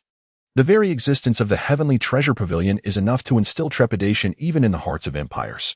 It is rumored that those who can conquer the 9th level shall receive the protection of the Heavenly Treasure Pavilion. Upon hearing these words, Chen Lin was momentarily taken aback. He had never encountered the information that Chen Xiaoxiao had just revealed. As Chen Xiaoxiao completed her words, a bittersweet smile involuntarily graced her lips. What was she referring to? Over the years, she had yet to hear of anyone who could traverse the 9th level. Ah, indeed. The duel between the Nangong family and the Zhao clan was particularly thrilling. It was said that Zhao Yang, the strongest among the younger generation of the Zhao family, was unexpectedly defeated by Nangong Tian from the Nangong family. Zhao Yang's prowess should be on par with Li Zhe, yet he was bested by Nangong Tian. Lin Ge, you must pay close attention to this individual in 10 days' time. Chen Xiaoxiao cast a glance at Chen Lin, her eyes revealing a hint of concern. After all, Nangong Tian's prowess had likely ascended to the true late stage of the Qiyuan realm. Furthermore, attention must also be paid to the City Lord's mansion, which possessed 2 quotas for entering the Qinglong Tower. Although the City Lord's mansion typically refrained from engaging in conflicts with our esteemed families, it remained a force not to be underestimated. Chen Xiaoxiao spoke slowly. Xiaoxiao, I understand. Chen Lin pondered for a moment, then gently smiled and said, Since overcoming the Qinglong Tower promises numerous opportunities and treasures, I shall exert every effort to succeed. Chen Xiaoxiao lightly tapped her fingers, and the two shared a profound understanding, choosing to say no more. In Chen Lin's heart, however, a resolute determination took root. Having overcome the challenges of the Qinglong Tower and thereby gaining the protection of the Tianbao building, he recognized this as a remarkable opportunity.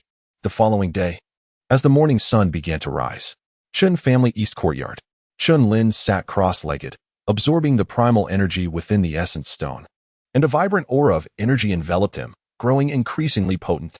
As he opened his eyes, a flicker of joy danced across his features. His recent battle with Li Zhe had brought him a step closer to the mid-stage of the opening Yuan realm. He resolved to first cultivate the lightning primal body, for only upon its perfection could he advance to the second layer of the indestructible Thunder Dragon body. Beyond the Thunder Fist, he sensed that there was yet another martial technique to be comprehended within the depths of the lightning primal body. Chen Lin whispered to himself, as far as he knew, the Thunder Fist should be at the pinnacle of the 9th rank martial arts. If he were to comprehend the next move, it was highly likely he would attain the 8th rank martial arts. He must grasp this understanding with urgency. Chen Lin's resolve hardened as he gazed with unwavering determination. He contemplated the formidable strength of the City Lord's mansion and Nangong Tian, both likely possessing the prowess of the late stage of the opening Yuan realm. Time was of the essence. Meanwhile, Chen Yuan and Chen Xiaoxiao, too, opted to intensify their training. For venturing into the Azure Dragon Tower was indeed a rare opportunity for fortune. As the Chen family settled into their quiet meditation, a tempest of intrigue stirred within Flamefire City. In the southeastern region stood a resplendent mansion, the Nangong family estate. Within its confines, an elder watched with hopeful eyes as a youth wielding a sword rose in the courtyard. A brisk breeze swept through, sending withered leaves dancing. Yet the young man remained with his eyes firmly shut. Suddenly, as if sensing something profound, he opened his eyes with a fierce intensity, executing a horizontal slash with his sword, reducing the dried leaves to mere dust. In that moment, the expansive courtyard resonated with the sound of ringing swords, echoing like a grand melody. The elder, who had been observing, suddenly revealed a look of astonishment on his weathered face and exclaimed joyfully, "Ha ha ha! The heavens favor our Nangong family." Unbeknownst to them, the young man sheathed his sword and stood still, his brow cool and serene, akin to a pine tree amidst snow, seemingly unaffected by the spectacle unfolding around him. At the city lord's mansion, a middle-aged man in splendid attire stood with his hands clasped behind his back, observing the youth before him as he spoke slowly. Recently, both Chen Lin and Nangong Tian have risen to prominence. Their venture into the Azure Dragon Tower will surely be anything but tranquil. Father, worry not. That Chen Lin merely defeated the useless Li Zhe. He does not command my respect. However, Nangong Tian is said to be on the verge of comprehending the innate sword intent, which indeed poses a challenge. Nevertheless, even if he grasps it, I remain unafraid. The young man, Jin Xiu, replied with a light laugh. Haha, splendid. You are truly my son, Sun Ling. As I understand, those who conquer the 9th level of the Azure Dragon Tower will attain unparalleled fortune. Sun Ling, the city lord of Flamefire City, remarked with a gentle smile. Upon hearing this, the youth standing below felt a flicker of excitement in his eyes, clearly embodying a resolute determination. Flamefire City, too, was once again aflame with fervor due to the Azure Dragon Tower. In the early dawn, just before darkness surrendered to light, within the eastern courtyard of the Chen residence, the members of the Chen family, including Chen Yuan and Chen Xiaoxiao, gazed somberly at the interior of the house. Boom! A fierce wind howled, and thunder rumbled ominously. The cataclysmic thunder seemed poised to descend from the heavens, causing the gathered individuals to tremble uncontrollably. Chen Yuan remarked, "This aura is likely comparable to that of the late stage of the opening Yuan realm. Truly impressive, Brother Lin. 5 years of tribulation have not defeated him. Instead, they have forged him anew." Chen Gang stood to the side, observing this astonishing spectacle, his expression predominantly one of delight. The younger generation of the Chen family also displayed excited expressions. In the depths of the Chen residence, a middle-aged man's eyes sparkled with brilliance. Yet one could discern the admiration woven within their gleam. How could this young man's progress be so astonishingly rapid? Merely a few days have passed, and the fluctuations he emanates already rival those of the late stage of the Kaiyuan realm. Before him stood another individual, Chen Qi. However, upon hearing these words, Chen Qi did not exhibit the anticipated joy. Instead, he wore a look of considerable gravity. The Lin heir is indeed exceptional. He is not the sole prodigy entering the Qinglong Tower this time. Standing here are the esteemed elders of the Chen family, regarded as the most trusted confidants of the clan. Chen Qi's gaze was solemn as he cast his eyes towards the distance. At present, the only person they could place their trust in was Chen Lin. While the others engaged in conversation, a gentle morning sun began to grace the earth, bringing a gradual tranquility to the east courtyard. Creak! The soft sound of a door being pushed open resonated as Chen Lin stepped outside, his eyes shining like brilliant gemstones, exuding a presence that was markedly different from the past few days. To the others, the once overwhelming aura of primordial energy emanating from Chen Lin was now imperceptible. Lin Go, today marks the day the Azure Dragon Tower opens. Let us hasten our steps. Chen Gang and Chen Xiaoxiao approached Chen Lin, speaking softly. And then the 4 members of the Chen family, witnessed by many, made their way towards the city. All the while, Chen Song observed everything with keen eyes.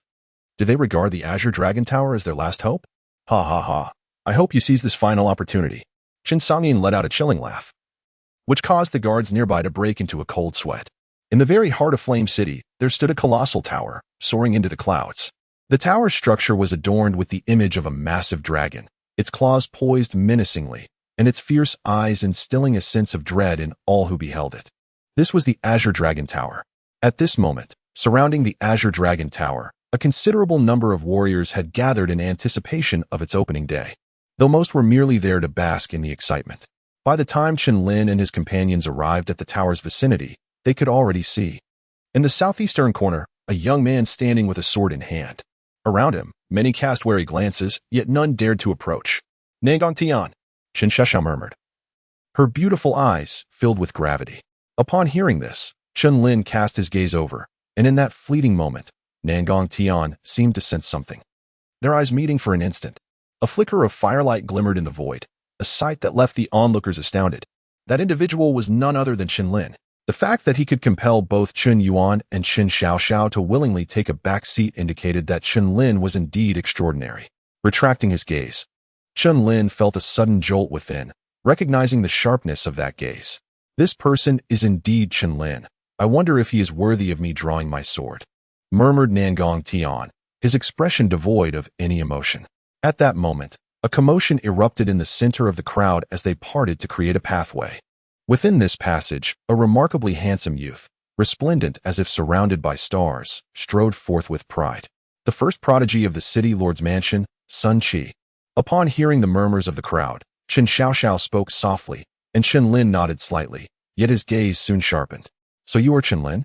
I have heard tales of your victory over that useless Li Zhe. Your skills are quite impressive," Sun Qi remarked, directing a light-hearted laugh at Chen Lin, disregarding the crowd's scrutiny. As his words fell, an uneasy silence enveloped the atmosphere, with many expressions tinged with intrigue. As everyone was aware that the Li family had lost the Qi Long token due to the conflict over the elemental vein, Sun Qi's statement struck a deep chord, akin to a dagger aimed at the heart. "Sun Qi, do you believe there is no one left in the Li family to contend with you?" Though stripped of the Qi Long token, Li Zhe still managed to arrive, albeit injured. "Oh, if you cannot even stand against the effects of medication, perhaps it is best for you to refrain from making a fool of yourself," Sun Qi retorted with a slight smirk, a surge of imposing aura pouring forth, causing Li Zhe to involuntarily spit blood as he staggered back. The late stage of the opening Yuan realm. The crowd erupted in a frenzy upon sensing this wave of elemental energy. As prior speculations about Sun Qi's strength reaching the late stage of the opening Yuan realm were now confirmed, eliciting gasps of astonishment from all present. Chen Lin's expression turned grave. This Sun Qi was even more audacious than Li Zhe, evidently possessing considerable prowess. Humph. Some individuals should not presume that vanquishing certain inept opponents qualifies them as prodigious talents. One must comprehend the truth that there are always individuals beyond oneself. Sun Qi's final cold huff, though vague, had already indicated its target in the minds of the onlookers. Nevertheless, Chen Lin remained remarkably composed throughout, unperturbed by the unfolding events. The crowd gradually shook their heads, a hint of disappointment glimmering in their eyes. They had initially anticipated a captivating spectacle, but it appeared increasingly lackluster. At that moment, a tremendous rumbling echoed from within the Qinglong Tower, a brilliant azure light illuminating the surroundings, accompanied by a dragon's roar that resonated thunderously. Simultaneously, outside the Qinglong Tower, a graceful silhouette suddenly descended from the sky, capturing the attention of all present. The woman donned a flowing purple gown that elegantly accentuated her alluring figure. On her charming visage, a tear mole beneath her eyes added to her captivating allure. As for her identity, it was equally remarkable. She was Su Yanran, the envoy from Tianbao Tower and the overseer of Qinglong Tower in the city of Yanhua. Upon witnessing Su Yanran, the heads of various families bowed respectfully, as her noble status commanded their utmost deference. After surveying her surroundings, Su Yanran's gaze seemed to settle in a particular direction, prompting the collective attention of the crowd to follow suit. What capabilities does this young man possess to garner the favor of the esteemed envoy? Sun Qi gritted his teeth, uttering his contempt. For Su Yanran's gaze had indeed lingered upon Chen Lin. Chen Lin wore a look of perplexity, nodding slightly, as he was certain he had never encountered the other party before. The Qinglong Tower was reopening, and it was evident that everyone was filled with anticipation. However, the rules remained unchanged. The first to third levels housed the bronze-armored puppets, while the fourth to sixth levels contained the silver-armored ones. "Let us give it our all."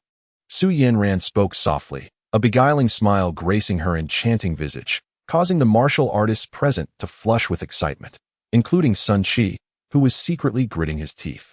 "Brother Lin, these bronze-armored puppets will be half a minor realm above our own level.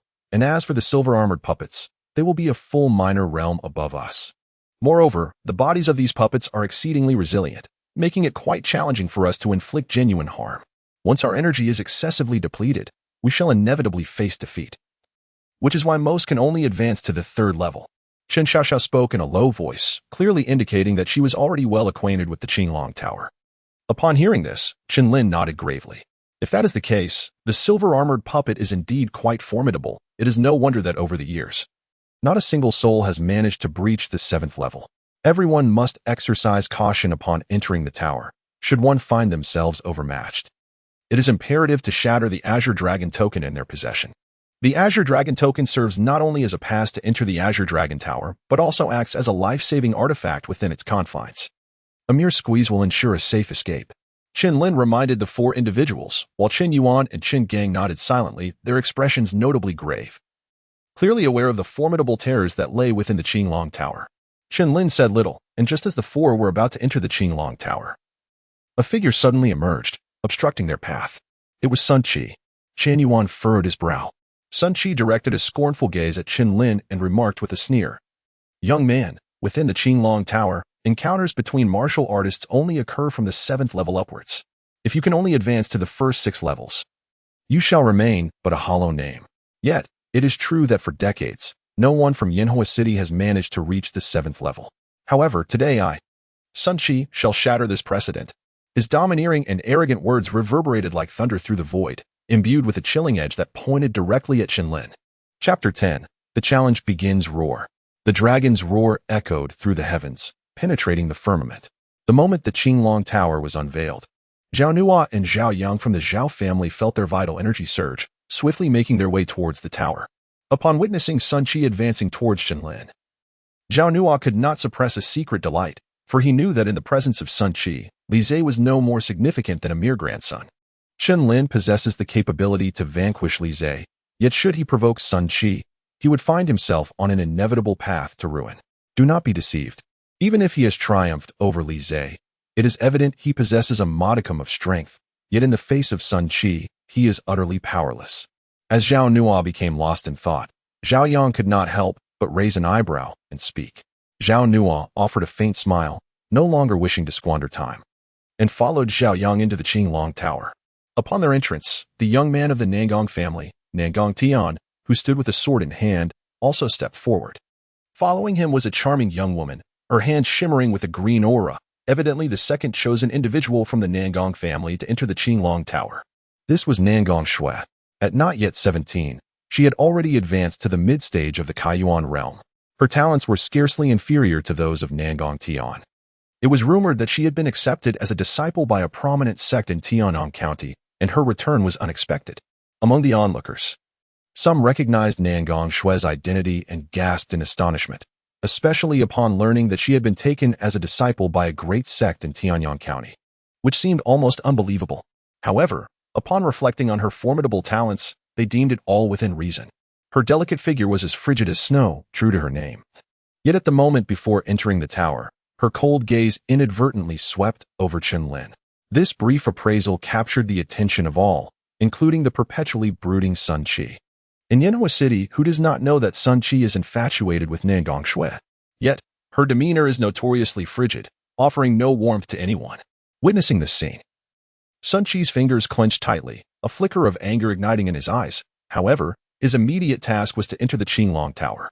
Boy, you had best endure until the 7th level. Once Sun Qi departed, only the Chen family remained.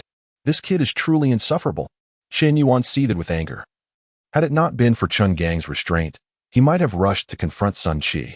Everyone, exercise caution as we enter the Qinglong Tower, should you find yourselves overwhelmed. Do not hesitate to crush the Qinglong token. Chen Lin paid no heed to Sun Qi's words, merely reminding the 3 individuals. Upon hearing this, they nodded slightly and proceeded towards the Qinglong Tower. Chen Lin was the last to enter, and he felt a sudden flash of light before experiencing a peculiar gravitational pull. When he opened his eyes again, he found himself in a gray expanse, with an impenetrable darkness ahead. Before he could acclimatize to his surroundings, a resounding crash echoed throughout the space. Boom! Before him, a puppet figure unexpectedly materialized, its body adorned in ancient bronze, as if clad in armor, exuding an overwhelming aura that swiftly enveloped the area. Mid-stage of the Kaiyuan realm, Chen Lin was momentarily taken aback. His cultivation had reached the pinnacle of the initial stage of the Kaiyuan realm, just a step away from entering the mid-stage. According to Xiao Xiao, the bronze puppet he was about to face was half a minor realm above that of an ordinary challenger. Thus, it seemed fitting that the puppet awaiting him was at the mid-stage of the Kaiyuan realm. Suddenly, a muffled sound echoed through the air. While Chen Lin was still contemplating, the bronze puppet swiftly emerged, launching a powerful punch directly towards his face. A wave of pressure struck him, causing his expression to darken. Yet he retaliated with a punch of his own. Bang!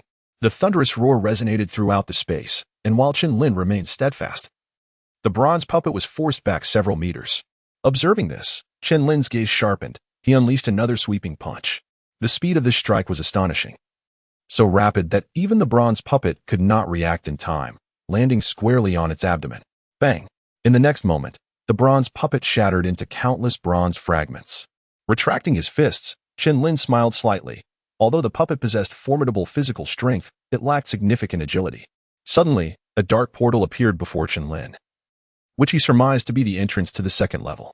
In the blink of an eye, the scene before him shifted again, and before he could react, 3 identical bronze puppets emerged from the void. 3, you say? Chen Lin realized that the second level still featured bronze puppets, but there was no qualitative change. Boom! A gust of wind surged forth, accompanied by a powerful wave of elemental energy sweeping directly toward Chen Lin. However, he remained composed, merely raising his fists. Bang!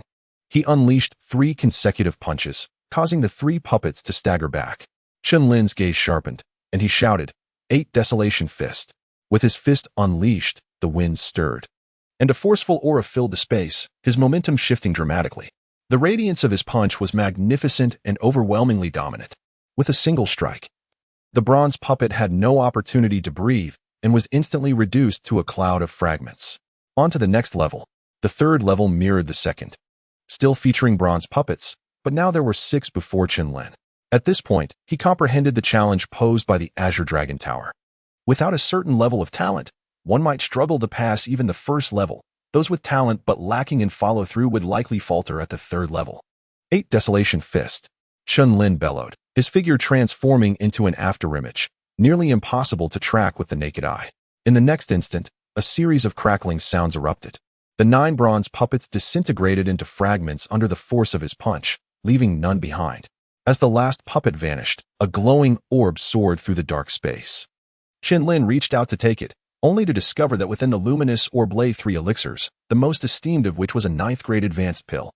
It seemed this was the reward for surpassing the first 3 levels. Chen's eyes sparkled with brilliance, as he had not anticipated that after surpassing the 3rd layer, he would obtain a 9th-grade advanced elixir. The 4th layer. After a flicker of light, Chen found himself in a grayish-white space. He recalled what Chen Xiaoxiao had mentioned, that the 4th to 6th layers should feature silver puppets. With a thunderous crash, a silver puppet materialized before him like a specter, accompanied by an overwhelming surge of elemental energy emanating from its form. This was the pinnacle of the mid-stage of the Kaiyuan realm, an entire minor realm above his own.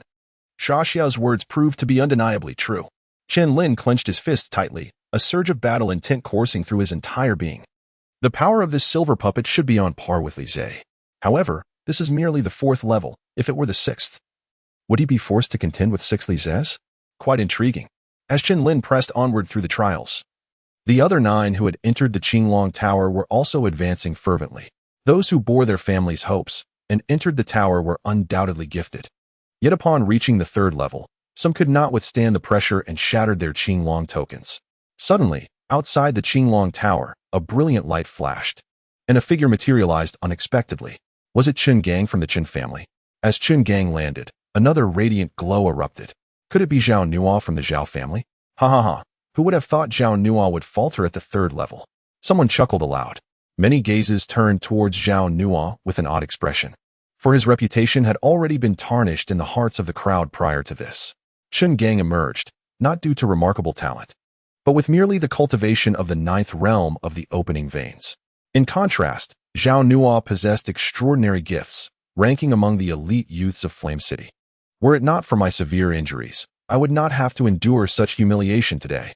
Zhao Nuo clenched his teeth, his complexion flushing with indignation. At this moment, he could only place his hopes on Zhao Yang. Yet he pondered, how far could that young man truly advance? Chapter 11. A breakthrough once more as the crowd witnessed Zhao Nua's defeat. Murmurs of disbelief rippled through their ranks. For the challenges of the Azure Dragon Tower were well known. Suddenly, a vibrant green light illuminated the void, revealing the presence of 3 individuals. It was Qin Yuan. Alongside him stood Sun Yu from the city lord's mansion. But wait, there was another Zhao Yang of the Zhao family. A chorus of astonished exclamations erupted, causing many to widen their eyes in shock. Following their descent, 3 spheres of elemental energy floated forth from the Azure Dragon Tower. Were these the pinnacle of 9th grade martial arts? The crowd gasped in astonishment as within the esteemed families of Flame City, the highest tier available was merely the advanced 9th grade martial arts. Envy flickered in the gazes directed towards the trio. Yet little did they notice the bitter expressions gracing their lips. With Zhao Yang's emergence, it became evident that the Zhao family had suffered a complete defeat. Someone muttered softly. Yet those words reached Zhao Nua's ears, causing his countenance to oscillate between green and white. The Zhao family's dignity had been utterly tarnished today. Zhao Yang, at the peak of the mid-stage of the opening Yuan realm, should not have faltered at the 4th level. However, he had been defeated by Nangong Tian days prior and had yet to fully recover from his injuries. With another subtle hum, the green light enveloped a graceful figure as she descended. The girl, clad in a flowing azure gown, appeared even more enchanting amidst the radiant glow, rendering many momentarily spellbound. Xiao Xiao, to what level have you ascended? Qin Yuan inquired eagerly as soon as she touched the ground. Qin Xiao Xiao chuckled softly, the 5th layer. Qin Yuan let out a wry smile. For all these years, Qin Xiao Xiao had been channeling her vital energy to Qin Xiao. Yet her cultivation had already reached the pinnacle of the aperture opening realm, astonishingly surpassing him in the level she had attained. Nevertheless, Qin Yuan felt a greater sense of joy regarding this, as a beam of light once again burst forth from the tower. The crowd could no longer contain their excitement. Is that an 8th grade martial art? It turned out that having successfully navigated the 5th level granted one access to 8th grade martial arts. Qin Xiao Xiao joyfully accepted it, not immediately examining the martial art, but instead fixating intently on the towering azure dragon. At this moment, all hope rested solely on Chen Lin. The remaining members of the Qin family also clasped their hands tightly, pacing anxiously while casting nervous glances at the Azure Dragon Tower. Inside the Azure Dragon Tower, an extraordinary space unveiled itself, revealing 6 silver puppets emerging. In an instant, a flurry of snow began to fall gently. As the snowflakes landed upon the ground, they did not melt. Rather, they shattered like glass, producing a sharp, slicing sound. The graceful figure's gaze sharpened as she formed a hand seal, causing the swirling snowflakes to coalesce into a snow dragon several meters long, surging towards the 6 silver puppets. Boom! A resounding roar echoed through the void as the snow dragon charged, obliterating the 6 silver puppets in an instant. After accomplishing this, the figure remained impassive, though her cold, icy eyes flickered slightly, reflecting the image of a young boy within her pupils. A luminous portal appeared, and with a slight shake of her head, she stepped into it. In a parallel realm, the 6 silver puppets still stood, but before them was a young man wielding a sword. Boom! The silver puppets sprang into action, surrounding the youth. A powerful surge of primal energy erupted violently. Yet, in the face of this onslaught, the young man merely lifted his gaze to him. The advancing silver puppets seemed to move in slow motion. In that moment of stillness, a melodious sword cry reverberated through the air. Clang! The sound of the sword rang clear, and a streak of silvery light flashed across the void, followed by the simultaneous shattering of the 6 silver puppets into fragments. The young man sheathed his sword, standing resolutely, his emotions inscrutable as he murmured, 7th layer. I, Nangong Tian, have arrived. I hope to encounter someone worthy of drawing my sword. Ha! Shatter for me. With a maniacal laugh, a figure wielding a blade descended upon the void. The blade radiating brilliance, its momentum as fierce as a biting gale. As the blade swept down, countless silver shards exploded, scattering chaotically. The blade's brilliance continued to shine, revealing the visage of a wild, youthful man, Sun Qi. Standing with his weapon, Sun Qi chuckled lightly, reminiscent of a moment before entering the tower, and coldly declared, Nangong Tian, we shall meet on the 7th layer. In his view, among the young prodigies entering the Azure Dragon Tower, only Nangong Tian could stand as his equal. Although Nangong Shui possessed commendable talent, she was not yet his match. As for Chen Lin, he chuckled, deeming him merely a foolish jester. Should he fail to reach the 7th layer, Sun Qi would not stoop to contend with such insects. Yet, if he truly reached the 7th layer, ha! After this ordeal in the Azure Dragon Tower, my name, Sun Shi, shall undoubtedly shine throughout Tianyang County and even the Azure Dragon Empire. In a similar predicament, the 6 silver puppets were once again present, yet distinct from before, as they surrounded the young boy at the center. The 6 silver puppets, far from remaining still, moved with an ethereal grace, launching relentless and ferocious assaults. Boom! Bang! The ominous sounds echoed throughout the space, accompanied by the reverberations of thunder. Rumble! The terrifying power of lightning surged forth, illuminating the entire area. The silver puppets were forced back, and beads of sweat trickled down the young boy's forehead as he breathed heavily. Nevertheless, his gaze remained unwaveringly resolute. Each of these silver puppets had reached the pinnacle of the mid-stage of the open origin realm, perfectly suited for honing his skills.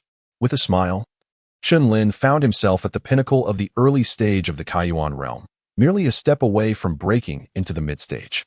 He was acutely aware that Nangong Tian and his companions had already reached the late stage of the Kaiyuan realm. With his current strength, even exhausting all his resources might not guarantee victory. Contemplating this, Chen Lin's resolve grew even firmer. The Chen family was besieged by internal and external troubles. If he did not strive with all his might now, he would inevitably fall under Chen Song's control. The mere mention of Chen Song ignited a flicker of hatred within Chen Lin, and an aura akin to that of a dragon surged forth once more. Boom! Chen Lin opened his eyes, stepping forward to engage in fierce combat with the 6 silver puppets. The terrifying waves of elemental energy surged forth like a relentless tide. This battle raged on. Meanwhile, the onlookers outside the Azure Dragon Tower, after a day of anxious waiting, were left in quiet astonishment. The fact that they had not been expelled from the Azure Dragon Tower indicated that he was still persevering and had not succumbed to failure. Chen Yuan and Chen Xiaoxiao were fixated, their tightly clenched fists betraying the turmoil within. How could this young man still persist? Within the Zhao family, Zhao Nuo could not help but widen his eyes in astonishment. It seemed that, astonishingly, for individuals had managed to reach the 6th level of the Qinglong Tower. This fiery city was proving to be extraordinary. Sitting above, the envoy Su Yin from Tianbao Tower chuckled softly. Sister Su, if we consider the time, it is likely that they have merely breached the 6th level. I surmise that not a single one will pass the 7th level. A delicate maid beside her remarked with a light laugh. Inger, do not speak nonsense, Su Yinran chided the maid with a glance. The maid pouted and retorted. Only those who conquer the 7th level may be deemed as prodigies, while those who surpass the 8th level can truly be called celestial dragons.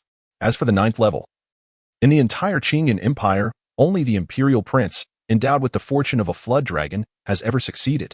Upon hearing this, Su Yinran merely smiled and shook her head, choosing not to elaborate further. The prolonged wait continued, yet the 6th level of the Qinglong Tower was far from tranquil. Boom! A thunderous roar erupted as Chen Lin withdrew his arm, feeling a sense of fatigue wash over him. However, thoughts of Chen Xiaoxiao, Chen Yuan, and the rest of the Chen family ignited a fierce determination within him. He knew he could not concede. Thunderous fist. With a powerful shout, Chen Lin transformed, embodying the essence of thunder, as a tremendous force surged within his arm, striking once more at the unyielding silver puppet. Bang! As his fist connected, Chen Lin's previously waning momentum surged dramatically in an instant. Simultaneously, a terrifying wave of elemental energy spread forth, akin to rivers and lakes cascading outward. Mid-stage of the opening Yuan realm, Chen Lin successfully broke through, his gaze bright as he beheld the remaining 5 silver puppets. Without hesitation, he moved, and fragments of light soared into the air. The 7th layer, here I come. Chapter 12, Golden Puppets, Azure Dragon Tower. The 7th layer, unlike the scenes of the previous 6, was a realm bathed in shimmering gold, akin to a radiant sun, dazzling and resplendent. Beneath this golden glow stood 3 figures. Haha. Nangong Tian, you have indeed arrived at the 7th layer. Sun Shi, holding a blade in his right hand, cast a cold glance aside and spoke icily. It seems that only the 3 of us remain in the 7th layer. Some individuals merely boast without the ability to back it up, mere incompetent mice. Sun Shi surveyed his surroundings, and upon confirming the absence of a certain figure, he couldn't help but shake his head and chuckle softly. You have actually comprehended the half-step blade intent. Nangong Tian's gaze turned to Sun Shi, sensing a palpable threat emanating from him. Beside them, Nangong Shui's frosty eyes flickered with a hint of emotion upon hearing this. Innate martial artists, upon grasping the grand trends of heaven and earth, advanced to the next stage of perceiving intent. Before them, Sun Shi had indeed grasped blade intent, and even half-step blade intent was sufficient to command respect among those in the opening origin realm. With an arrogant expression, Sun Qi remarked, "If I am not mistaken, you two have comprehended the half-step sword intent, correct? This is quite fortuitous. You are worthy to be my opponent." As his words faded, within the radiant pillar, the light surged suddenly, and a figure emerged abruptly. Upon recognizing this figure, both Sun Qi and Nangong Tian's expression sharpened. Chen Lin. Sun Qi's pupils contracted in shock. But after the initial surprise, his expression twisted into a grimace. He had been concerned that this boy might not come. Draped in a white gown, Nangong Shue's beautiful eyes flickered with astonishment at Chen Lin's arrival at the 7th layer. As the three watched, Chen Lin descended from the void, and upon opening his eyes, he was met with the sinister grin of Sun Qi. "Congratulations," Nangong Tian spoke coldly. Chen Lin nodded slightly. At this moment, Sun Qi, standing nearby, sneered, "Chen Lin, I never expected you would truly make it to this 7th layer. However, it is regrettable that this will be your final chapter. Whether that is the case or not is not for you to decide." Chen Lin's gaze turned frigid. He had never sought trouble with Sun Qi. Yet the latter had persistently provoked him, truly believing he was afraid. Moreover, with his cultivation having reached the mid-stage of the Kaiyuan realm, he was eager to find someone to test his current strength. "Young man, do you think that by giving you a slight taste of adversity, you can establish a dye house? If you seek death, I can grant you that right now." Sun Qi brandished his long blade, a chilling aura emanating from the weapon. "Sun Qi, the circumstances of the 7th layer remain uncertain. Do not act recklessly," suddenly interjected Nangong Shue. "Shue, are you here to protect this brat?" Sun Qi asked, momentarily taken aback, disbelief evident in his voice. Nangong Shue's beautiful eyes narrowed slightly as she shook her head. "No, it is just that we find ourselves in a completely unfamiliar space. It is wiser to understand the rules of this 7th layer first. What if I insist on eliminating this brat right now?" Sun Qi's eyes blazed with fury, his murderous intent toward Chen Lin reaching its zenith. However, Nangong Shue elegantly stepped forward, positioning herself in front of Chen Lin. Witnessing this, Sun Qi trembled with rage, yet did not dare to advance. Nangong Tian, gripping the hilt of his sword, gradually relaxed his hold. After all, given Nangong Shue's current ability, she was still at a disadvantage against Sun Qi, who had comprehended half a step into the blade's intent. Furthermore, as they were nominally siblings, he had an obligation to ensure her safety. "Young man, I shall see who can protect you now." Sun Qi suddenly let out a cold chuckle, his piercing gaze fixed on Chen Lin. Chen Lin smiled. Yet the chill in his gaze had already turned to frost. As the atmosphere among them grew tense, a radiant beam of golden light suddenly illuminated the entire space. The four then beheld, emerging from this golden brilliance, two luminous pillars, each possessing a keyhole-like aperture. Before they could ponder further, two gleaming golden puppets appeared before them. Seemingly out of nowhere. Could these be the legendary golden puppets? Nangong Tian spoke in a deep voice, his expression finally turning grave. "It is said that each of these golden puppets reaches the pinnacle of the opening origin realm." Nangong Shue, well-versed and knowledgeable, furrowed her delicate brows. Upon hearing this, even Sun Qi could not help but gasp in astonishment. With his current strength, he could defeat a silver puppet at the peak of the opening origin realm. But confronting a golden puppet that had attained the utmost limit of the opening origin realm would undoubtedly require considerable effort. Chen Lin was momentarily taken aback, not anticipating that the trial on the 7th level would manifest as golden puppets possessing strength at the pinnacle of the open origin realm. The faint ripple of elemental energy radiating from them enveloped him in an unprecedented sense of pressure. If I am not mistaken, these two golden puppets represent the challenge of this 7th level. Nangong Tian, with his keen intellect, pondered for a moment before speaking slowly. Following his words, the three of them nodded slightly, their gazes fixed on the two golden puppets. The situation had become quite straightforward. With two golden puppets and four of us, we could pair up to confront one puppet each. I trust there are no objections? Nangong Tian spoke in a deep voice. That's acceptable. But I wish to be paired with Shue. If I were to team up with that useless one, I fear I might lose my temper and end up harming him. Sun Qi remarked coldly, casting a disdainful glance at Chen Lin. Upon hearing this, Nangong Tian looked back at Nangong Shue, who, after a moment of contemplation, eventually acquiesced to this arrangement. "Chen Lin, you shall be on my team, if that is agreeable to you?" Nangong Tian directed his gaze at Chen Lin. Chen Lin nodded, naturally untroubled by the matter at hand. Suddenly, as the four had just concluded their discussion, a golden puppet in the distance surged forward with ferocious speed, charging towards each of the four individuals. Witnessing this spectacle, Nangong Tian brandished his sword and, taking the lead, stepped forward to confront one of the golden puppets. Upon witnessing the scene, Chen Lin no longer hesitated. With a sudden tremor, a surge of violent, thunderous power erupted forth, joining the ranks of Nangong Tian. "Swear, I shall take the lead in the assault. You provide support and be cautious not to get injured," Sun Shi gently instructed, glancing at Nangong Shui. The latter, upon hearing his words, subtly nodded her head, accepting this advantageous decision without protest. After all, her current strength was merely at the mid-stage of the opening origin realm. Boom! A piercing blade aura surged forth in an instant, as Sun Shi, under the watchful gaze of Nangong Shui, unleashed the half-step sword intent he had comprehended without reservation. Bang! The blade's radiance, sharp as it was, struck directly at the body of the golden puppet, yet the puppet showed no signs of retreat. Crash!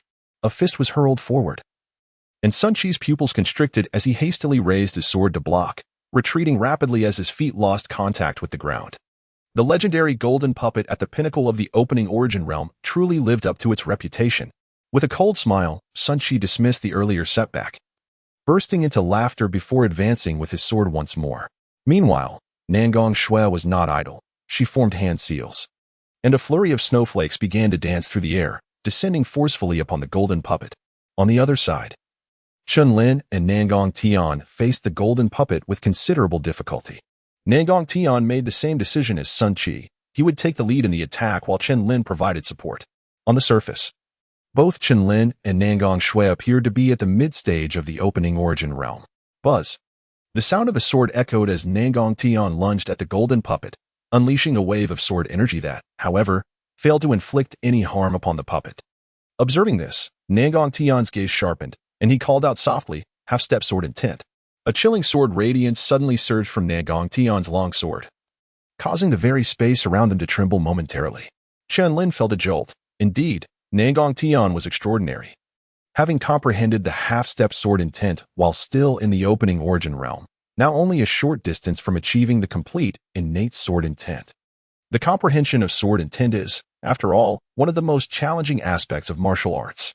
Chen Lin sensed the surge of sword intent, and his heart ignited with fervor. It is well known that his deepest aspiration lies in the path of the sword cultivator. 5 years ago, he had already achieved perfection in his sword momentum. The 8 desolate fist. With a fierce shout, Chen Lin unleashed a formidable punch, sweeping forward with unrelenting force. As he struck the golden puppet, he simultaneously immersed himself in the subtleties of Nangong Tian's half-step sword intent. It is worth noting that aside from the first volume of the Heavenly Desolation Path's divine scripture, which focuses on body refinement, the second volume is dedicated to swordsmanship. The space around them was suffused with surging waves of primal energy, accompanied by an incessant roar. Chapter 13. The Thunder Dragon devours the Demon Wolf, 7th level of the Azure Dragon Tower. The vast waves of primal energy radiated outward, stirring visible ripples, which would likely injure even those at the early stage of the opening Yuan realm. Boom! Another thunderous sound erupted as Nangong Tian's sword danced once more, his cold gaze flickering as he intoned, "Flowing windsword technique, flying snow, a high-grade martial skill of the 9th rank." As the words left his lips, the atmosphere of the 7th level turned frigid for a fleeting moment. A chilling sword light, akin to a specter, descended from the blade. With the enhancement of the half-step sword intent, the power of this strike momentarily stunned Chen Lin. However, after a brief pause, he roared furiously, "Thunderlight fist." Lightning crackled and surged. The terrifying force of thunder erupted from Chen Lin's fist like a torrent of molten lava, hurtling straight toward the golden puppet. Boom! The two terrifying forces collided simultaneously against the golden puppet, which had reached the zenith of the opening Yuan realm. In that expanse of space, under the dazzling light, everything was rendered dim. Meanwhile, at the center of a tempest of primal energy stood the golden puppet, flanked by Sun Shi and Nangong Shui, both armed and ready. Yet, Sun Shi's expression had shifted from ease to grave concern. "Do you truly believe I cannot deal with you?" Sun Shi fixed his steely gaze upon the golden puppet, gritting his teeth. Boom! Just as his words faded, he gripped his long knife firmly, a palpable blade intent filling the void. Wolf Moon Blade Technique. Heavenly Wolf Slash. With a thunderous shout, he swung his long knife, and from its blade, a massive wolf claw sprang forth, transforming into a colossal blade that cleaved toward the golden puppet. Cold Moon 100 stabs. Negong Shui also uttered a soft incantation, her hands weaving intricate seals, as countless snowflakes, sharp as needles, surged toward the golden pillar of light. The fearsome residual waves in that space unleashed a tempest, sending all four combatants reeling backward. As the tumultuous energy gradually subsided, their figures emerged once more, each gazing intently toward the flickering golden light. Buzz! In a brilliant flash, the golden light vanished into the void, revealing countless shards of gold that soared into the heavens, cascading down like droplets of rain. At the very moment the golden puppet dissipated, two golden keys simultaneously emerged from within its form. Witnessing this spectacle, the four individuals in the distance finally exhaled in relief. Yet, in the next instant, a figure abruptly stepped forward, deftly appearing at the spot where the golden puppet had vanished. Ha! The golden keys, they must be the gateway to the 8th layer. This individual was none other than Sun Qi, clutching the golden key tightly, his gaze aflame with fervor. The aperture of the light beam perfectly matched the shape of the golden key. Negong Shui's cold eyes flickered as she articulated the crux of the matter. Negong Tian stepped forward, his sword soaring forth as he effortlessly secured the other golden key within his grasp. The atmosphere in the arena grew heavy in an instant. The earlier camaraderie among the four had disintegrated with the appearance of the golden keys. Negong Tian, your prowess is sufficient to ascend to the 8th layer. But for certain others, this may be the end. Sun Qi remarked with a cold smile. Negong Shui's expression mirrored her unease. Yet she understood that whether facing Sun Qi or Negong Tian, victory was far from assured. Moreover, achieving her goal of reaching the 7th layer had already met her expectations. However, that young man would likely not concede so easily, would he? As this thought crossed her mind, Negong Shui turned her gaze toward Chen Lin. Oh. Feeling the weight of 3 stares upon him, offered a slight smile and stepped forward. Oh, Chen Lin, are you perhaps still unconvinced and eager to test your mettle? Sun Qi chuckled lightly, his tone laced with mockery. Upon hearing this, Chen Lin shook his head with a wry smile and coldly remarked, Sun Qi, you are unworthy of possessing this golden key. The moment his words fell, a look of astonishment swept across the faces of all 3 present, including Negong Tian and Negong Shui, their eyes reflecting disbelief. This young man. Negong Shui's beautiful eyes flickered as she hesitated, unable to suppress a hint of disappointment. Although Sun Qi's character was arrogant, his strength was not to be underestimated. He had not only advanced to the late stage of the Kaiyuan realm, but had also comprehended a half-step intent of the sword, showcasing his remarkable talent. In contrast, Chen Lin seemed to possess nothing of worth to rely upon. Chen Lin. I initially intended to conserve my strength and not resolve this matter within the Qinglong Tower. However, my thoughts have now shifted. Sun Qi sneered as he stepped towards Chen Lin, his long knife swirling in his hand, a surge of blade intent erupting like a meteor in the dark night. Boom. You have continuously provoked me. Today, I shall put an end to this. Chen Lin's eyes blazed with fury. He was not to be trifled with. The repeated provocations from Sun Qi made it inevitable that a battle would ensue between them. Rumble. Thunderous fist. With an indignant roar, Chen Lin unleashed his thunder elemental body, transforming into a manifestation of lightning as he faced Sun Qi, who dared not underestimate him in the slightest. Radiant flashes of lightning danced around them. And with a sweeping punch that seemed to encompass the very heavens and earth, he surged forward, delivering a powerful blow directly at Sun Qi. The moment their fists and blades collided, a tremendous roar erupted, accompanied by a colossal force of backlash that sent both combatants staggering backwards. This spectacle drew the attention of Negong Tian and Negong Shui, who exchanged raised eyebrows in astonishment. Foolish child, courting death.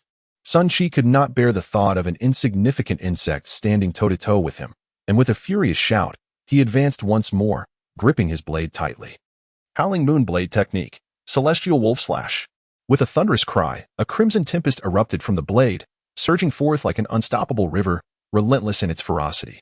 With a firm stamp of his foot, Chen Lin unleashed his entire reservoir of elemental power without reservation. As he beheld the night demon wolf charging towards him, his gaze hardened with determination. In the next instant, a blinding bolt of thunder erupted from the ground, transforming into a colossal dragon of lightning that coiled around Chen Lin's form. Thunder elemental body, dragon of thunder roar. Chen Lin suddenly raised his head, his eyes emanating a fierce and chilling light, a terrifying power of thunder coursing through his being, transforming into a colossal thunder dragon that roared menacingly. The winds and thunder split the heavens, the dragon's cry echoed through the void.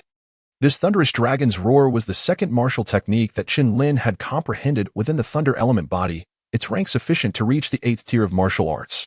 In an instant, the thunder dragon in the void surged forth, an unstoppable force directed towards the dark night wolf, a battle of predator and prey, determining supremacy. Boom. At the moment of their collision, the thunder dragon engulfed the magic wolf mercilessly. From a distance, Sun Chi gazed upon this scene, his eyes trembling uncontrollably. Yet the thunder dragon continued its relentless assault towards him. A mouthful of blood erupted as Sun Chi's body fell heavily to the ground, akin to a sandbag. His flesh a gruesome sight. Hiss. Standing by, Nangong Tian and Nangong Shui fell to dryness in their throats, dumbfounded by Sun Chi's horrifying injuries. Nangong Shui, usually so composed, found her chest rising and falling uncontrollably. What a terrifying force of thunder. That martial technique may have indeed reached the 8th tier. To think that Sun Chi, in the mid-stage of the Kaiyuan realm, could be defeated by such a mastery of the blade. Truly frightening. Nangong Tian shook his head with a bitter smile. His past arrogance now seemed almost laughable, for he could sense that even he would be unable to withstand Chen Lin's final technique, the Thunder Dragon Roar, having lost the sword vein, yet still displaying such prowess. In a moment, Nangong Tian recalled what his father once told him. The hidden dragon in the depths, beset by trials, if it passes through the dragon gate, will soar into the skies. Unbeknownst to the two, Chen Lin simply approached Sun Chi's side and took away the golden key. Sun Chi struggled in his battered body, watching the golden key being taken away, before he spewed forth another mouthful of blood and fainted. Chen Lin did not strike a fatal blow, for Sun Chi was gravely injured, his cultivation nearly extinguished, and his Dao heart compromised. He was likely to be rendered useless in the days to come. As he gazed at the golden key in his hand, a smile gradually graced his face. Chapter 14. Comprehension of Intent in the Outside World. A day had already passed, yet most martial artists had settled down in place, closing their eyes to rest, quietly awaiting developments within the Azure Dragon Tower. During this time, the lord of the city, Sun Ling, along with the heads and elders of various prominent families, had also come to wait around the Azure Dragon Tower. Notably, the head of the Nangong family was present, for 2 members of his clan remained inside the tower. Qin Jia Chen Song stood at the southwestern corner of the Qinglong Tower, with other elders of the Chun clan positioned behind him, including Qin Shi and Qin Yuan, who were naturally among them. Chun Xiaoxiao's beautiful eyes were fixed intently on the situation within the Qinglong Tower, her concern evident. However, upon Chun Song's arrival, she dared not show her anxiety too overtly. Meanwhile, Chen Song gazed somberly at the towering edifice, feeling a twinge of trepidation. This young man had managed to reach the 7th level. What sheer luck! Yet it was the 7th level that represented the true challenge of the Qinglong Tower. As this thought crossed his mind, a cold smile crept across Chen Song's face. In contrast to the Chen family, the atmosphere at the city lord's residence was one of joyous camaraderie. With Brother Chi's prowess, he will undoubtedly soar above the rest. A young member of the Sun family exclaimed. Indeed, Brother Chi has comprehended a half-step into the blade intent, not only within Yanhua City, but even throughout the entire Tianyang County. He can be considered a prodigy. The Sun family members laughed heartily. Upon hearing that Sun Chi had grasped a half-step of blade intent, the faces of the others turned to expressions of astonishment. After all, someone capable of such comprehension at the Kaiyuan realm was truly a rare find. In an instant, Chen Xiaoxiao and Qin Yuan's expressions hardened. They were acutely aware that before entering the Qinglong Tower, Sun Chi had not been on good terms with Chen Lin. If the two were to meet, could Chen Lin possibly contend with Sun Chi? Suddenly, while the crowd was lost in thought, the previously calm Qinglong Tower erupted with 2 dazzling beams of light. Humph. It seems some opportunists have emerged, Sun Ling remarked, standing with hands clasped behind his back, a gentle smile gracing his lips. It appeared that his son had now reached the 8th level. Upon hearing this, both Qin Yuan and Qin Xiaoxiao exchanged worried glances toward the azure light. I had thought there was some remarkable ability at play. It's merely the 7th level. Countless prodigies in the capital could achieve that. To aspire to stand shoulder to shoulder with the Crown Prince is nothing short of a delusion. Qin Song gazed at the shimmering azure light, a cold smile gracing his lips. After a brief moment, the cerulean glow receded, gradually revealing 2 figures. Upon the side of these silhouettes, the atmosphere in the venue froze, akin to reaching absolute zero. It was Nangong Shui from the Nangong family. Yet, the other figure appeared strikingly familiar. Was it Sun Chi, the foremost prodigy of the city lord's manor? Some in the crowd, recognizing the identities of the two, immediately raised their arms in exclamation. How could it be Sun Qi? It is known that his cultivation had already reached the late stage of the Kaiyuan realm, and he had even comprehended the essence of half-step blade intent. Even an average peak Kaiyuan realm practitioner would struggle against him. No, it truly is Sun Qi. Not only the crowd, but also the members of the Chen family, including Chen Xiaoxiao, felt their hearts tremble violently upon recognizing Sun Qi's visage. It is not Ling Gu, Chen Xiaoxiao exclaimed in astonishment. Chen Yuan was equally astonished, his surprise intertwined with an indescribable joy. For Sun Qi's elimination signified that Chen Lin had advanced once more, penetrating into the 8th tier. Indeed, it was the 8th tier. The Chen family was stirred with fervent emotions, their eyes glistening with hope. In stark contrast, upon witnessing Sun Qi collapse to the ground, they all rushed towards him. Upon seeing such a scene, Nangong Shui hurriedly made her way towards the Nangong family. The head of the Nangong family, upon observing Nangong Shui's defeat, was not particularly surprised. After all, their strength did not rely on Nangong Shui, but rather on Nangong Tian.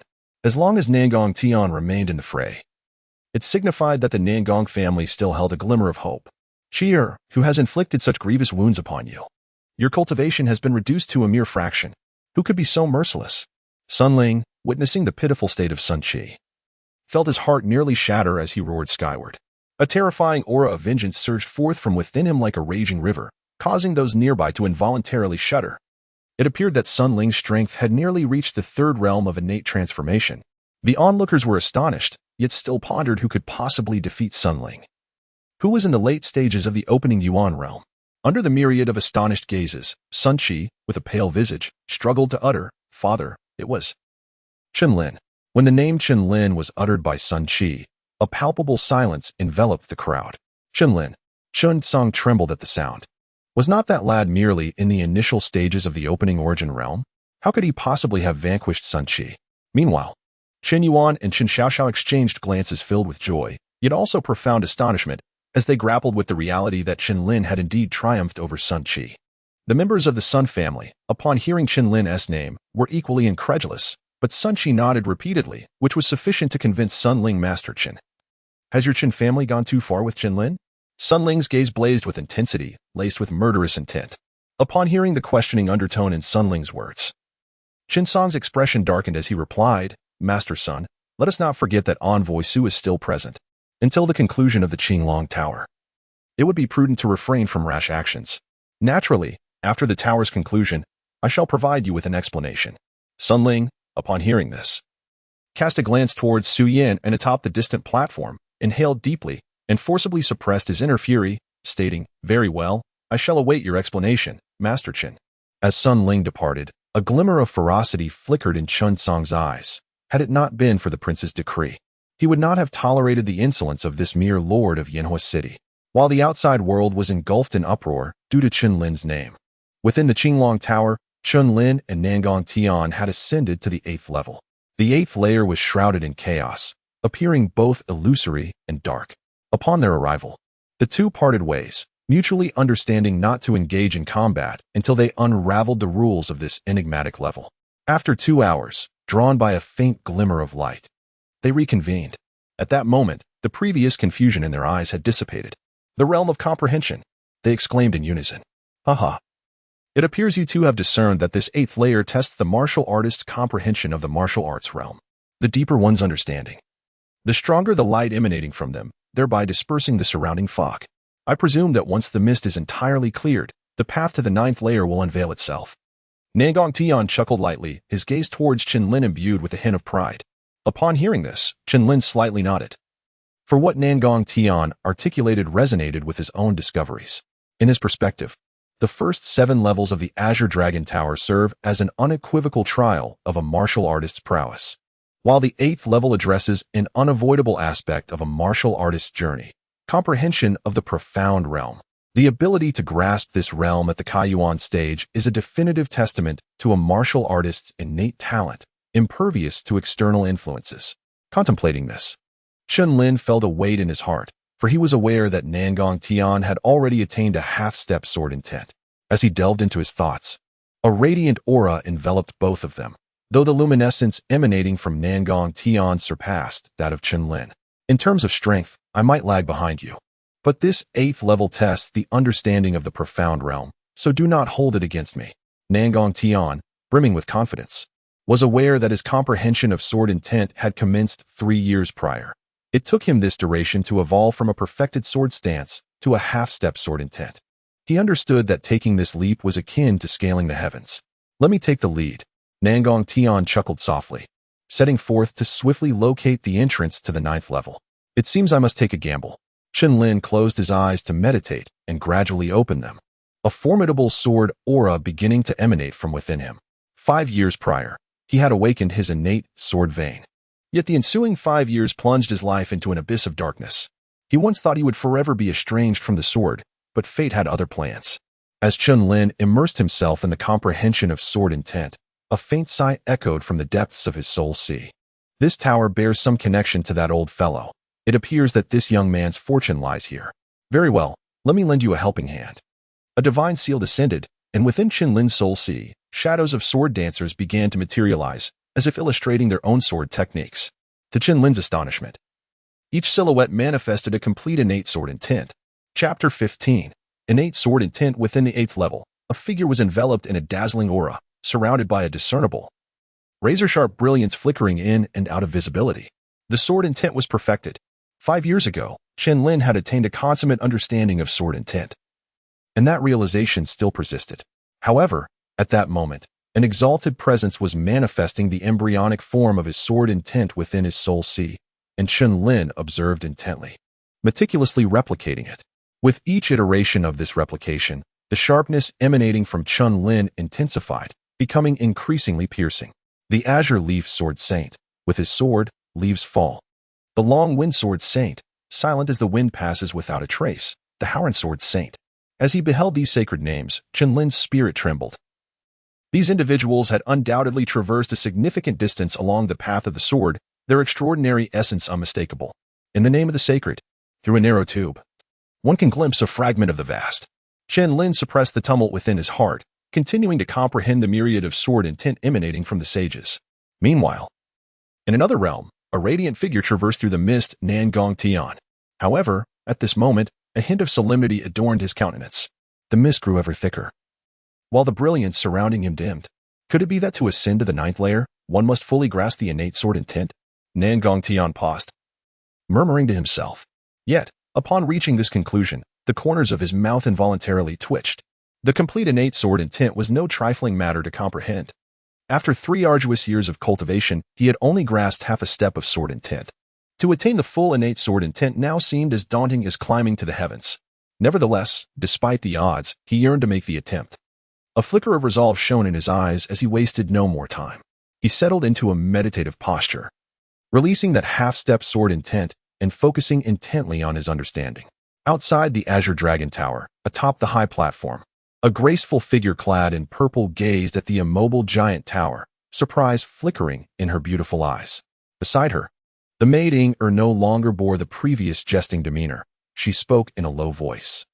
I never imagined that this small city of Yinhua would harbor 2 exceptional talents of the significance of the 8th layer of the Azure Dragon Tower was known only to them, making Ying-er's astonishment all the more remarkable. Su Yin smiled charmingly and replied softly, Ying-er, what leads you to believe that both of them are indeed? Upon hearing this, the gravity on Ying-er's round face was replaced by a flicker of fear as she stammered, Sister Su. You aren't suggesting that one of them might breach the 9th layer, are you? The conditions to ascend to the 9th layer are far too stringent for a warrior at the opening Yuan stage. Su Yanran remained silent, as she was acutely aware of the conditions Ying-er referred to, the complete comprehension of the realm. Achieving a complete understanding of the realm was an arduous task, even for those at the 2nd stage of innate enlightenment, let alone for those at the opening Yuan stage. Thus, anyone capable of grasping the complete realm at the opening Yuan stage would indeed qualify to step beyond the ranks of. They would be recognized as true dragon prodigies. As countless gazes were fixed upon the Azure Dragon Tower, a chilling sharpness suddenly pierced the air from within the 8th layer. Clang! Like the ringing of a sword, a resonant sound echoed. Within the 8th layer, the once dense mist began to dissipate under the impact of this sound. Half-step sword intent. Yet, this was not the end. At the very heart of the enveloping brilliance, a youthful figure sat in tranquil meditation. surrounded by a radiance potent enough to effortlessly shred an early-stage opening Yuan warrior. One could only imagine the perilous situation in which the youth found himself. Nevertheless, his eyes remained bright, and within his pupils, the initial manifestations of countless sages' sword intent appeared to be reflected. The innate sword intent, transformed from formless to form, from the unknown to enlightenment. With a low exclamation, Chen Lin unleashed a tempest of sword intent that surged fiercely around him, radiating with unrestrained vigor. In an instant, an indescribable sharpness erupted uncontrollably from within his being. This was the innate sword intent. At that moment, Chen Lin's eyes sprang open, resembling cold lightning that pierced the void. Resounding thunder echoed through the heavens, reverberating throughout the universe. Deep within the sea of souls, the exalted figure, upon sensing this brilliance, nodded subtly and murmured, "This does not betray my efforts. It should reflect at least 1/10 of my former prowess. No, perhaps a mere fraction of 1% of my former glory. Yet, how could this lad possibly compare to me? He has lost his way, lost his way." A gentle, mocking laughter lingered in the air, and the exalted figure fell silent once more. Is this the essence of complete innate sword intent? Chen Lin closed his eyes to perceive it, inwardly astonished.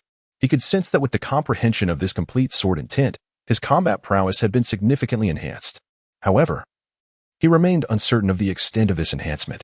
The commotion had inevitably drawn the attention of Nangong Tian, who was also attempting to grasp the sword intent. Yet, upon his delayed arrival, he discovered that this remarkable sword intent indeed emanated from Chen Lin. Nangong Tian, began practicing the sword at 3, comprehended sword momentum at 9, achieved perfection in sword momentum at 15, and grasped half-step sword intent at 18. I pride myself on unmatched talent in the sword arts.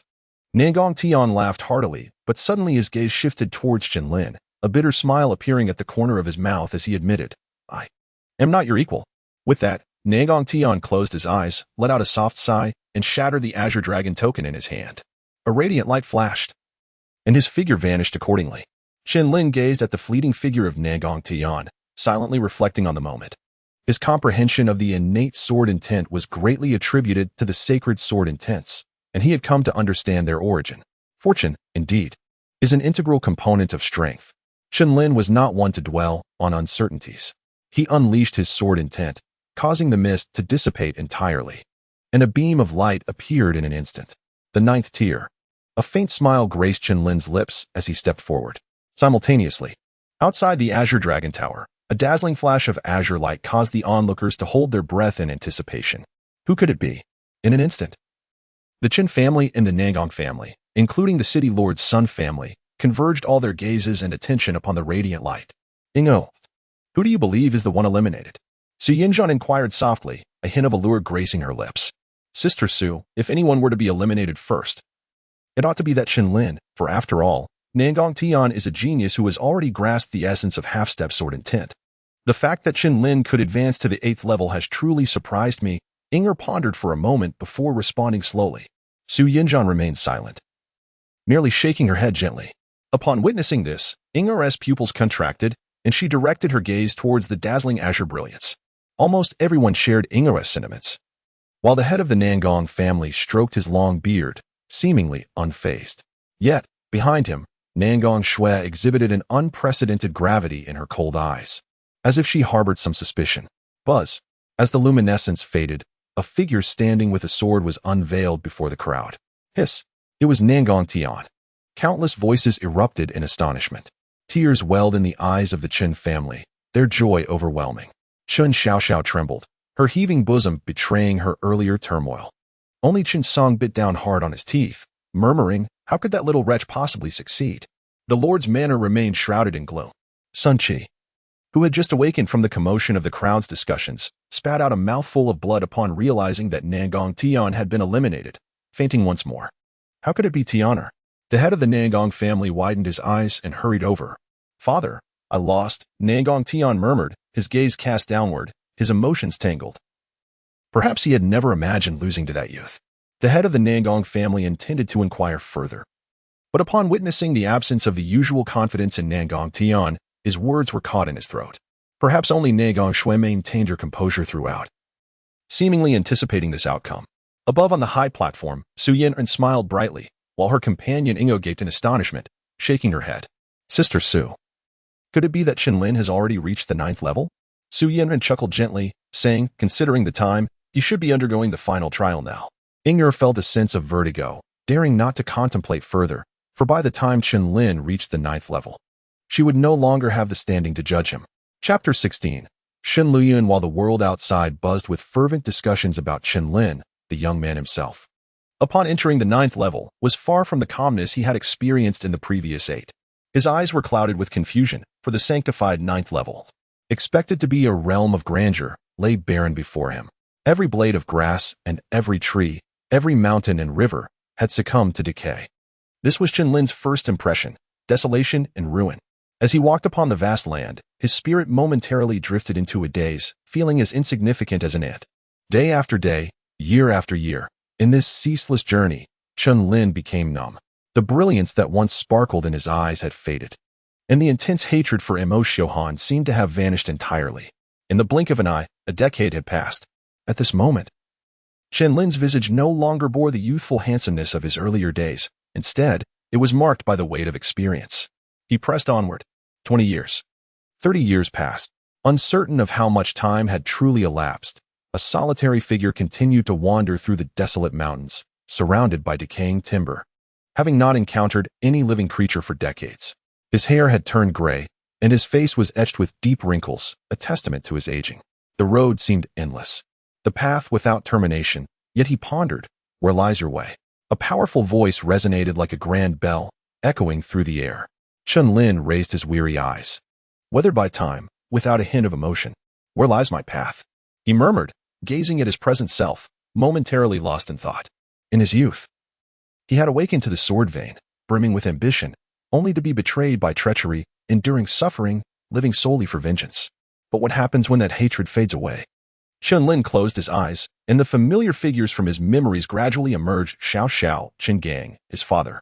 As he opened his eyes, the confusion within him slowly dissipated, replaced by a resolute determination. He harbored no grand ambitions, but fervently wished to protect those dear to his heart with the sword in his hand. At this thought, Chen Lin's body was enveloped in a radiant glow, dazzling and resplendent, and in an instant, his wrinkles and graying hair began to vanish. When he finally opened his eyes, he beheld a vague, aged figure standing in the air, wearing a smile as it gazed upon him. Who are you? Chen Lin's body tensed, for the presence before him exerted an unprecedented pressure. Young man, I am the master of the Qinglong Tower, Chen Lin. The figure spoke softly. Upon hearing that name, Chen Lin's eyes filled with confusion, yet he still cupped his hands in respect and inquired, Senior, what was the scene just now? That was the final trial of the Qinglong Tower, a test of the spirit. While innate talent and strength are undoubtedly significant, it is often the resoluteness of one's spirit that is overlooked. Those whose wills are not steadfast, no matter how extraordinary their gifts may be, will find it difficult to traverse the path of martial arts and are unworthy of inheriting my legacy. Although you experienced a century within the illusion, merely an incense stick's time has passed in reality, replied Chen Lin with a gentle smile, speaking slowly. Chen Lin's performance within the illusion exceeded his expectations. After all, in this realm, the number of prodigious youths who could traverse to the 9th level and emerge victorious is exceedingly rare. So it was. Upon hearing this, Chen Lin felt an overwhelming sensation of astonishment. The abilities displayed by the individual before him could be said to rival those of the heavenly desolation emperor. Buzz! What is this? Suddenly, a flash of light illuminated the surroundings, and in Chen Lin's hand appeared a token, strikingly similar to the Azure Dragon token, yet distinct in its essence. This is the reward for passing the 9th level of trials. Moreover, you have 2 additional options, SH and Li Yan proclaimed, his hands clasped behind his back. Chen Lin gazed intently at the display on the token, his eyes narrowing in surprise. It was indeed the advanced 8th grade martial art, the Heavenly Dragon Step. At this moment, he found himself in dire need of a nimble martial technique, as if fate had delivered a pillow just when he was drowsy. In addition to this esteemed 8th grade martial art, there was also an 8th grade elixir, seemingly the transformation and rebirth pill. This particular potion, even among 8th grade elixirs, ranked among the very finest. Chen Linxiang suppressed his joy, took a deep breath, and said, Thank you, Senior. Chen Lin shook his head with a smile. For what he offered Chen Lin was something he had placed here long ago. Otherwise, given his status, he would not be so stingy. Before you lie, two options. The first is that I shall bestow upon you a body-refining technique of the 7th rank. And the second is a token granting access to a secret realm. How do you intend to choose? Chen Lin spoke calmly, his gaze fixed upon Chen Lin. Though he looked down upon this trivial 7th rank martial art, one must recognize that for a martial artist of the innate 3rd realm, it is an irresistible temptation. Chen Lin was momentarily taken aback, but within the span of a heartbeat, he made his decision and declared, "Senior, I choose the secret realm." Chen Lin raised an eyebrow and remarked, "You are quite perceptive, young man." Without further hesitation, he flicked his finger, and a beam of light swiftly darted into Chen Lin's hand. After completing this act, Chen Lin regarded Chen Lin with an appreciative gaze, simultaneously sending forth a thought to probe the young man's background, eager to discern the origins of this intriguing individual. Yet, in that fleeting moment, his probing thought encountered an unforeseen barrier. He found himself unable to perceive the depths of Chen Lin's essence. Was it truly possible for someone to obstruct his insight? Even in this ephemeral form, possessing merely a fraction of his true strength, such a feat was not easily accomplished.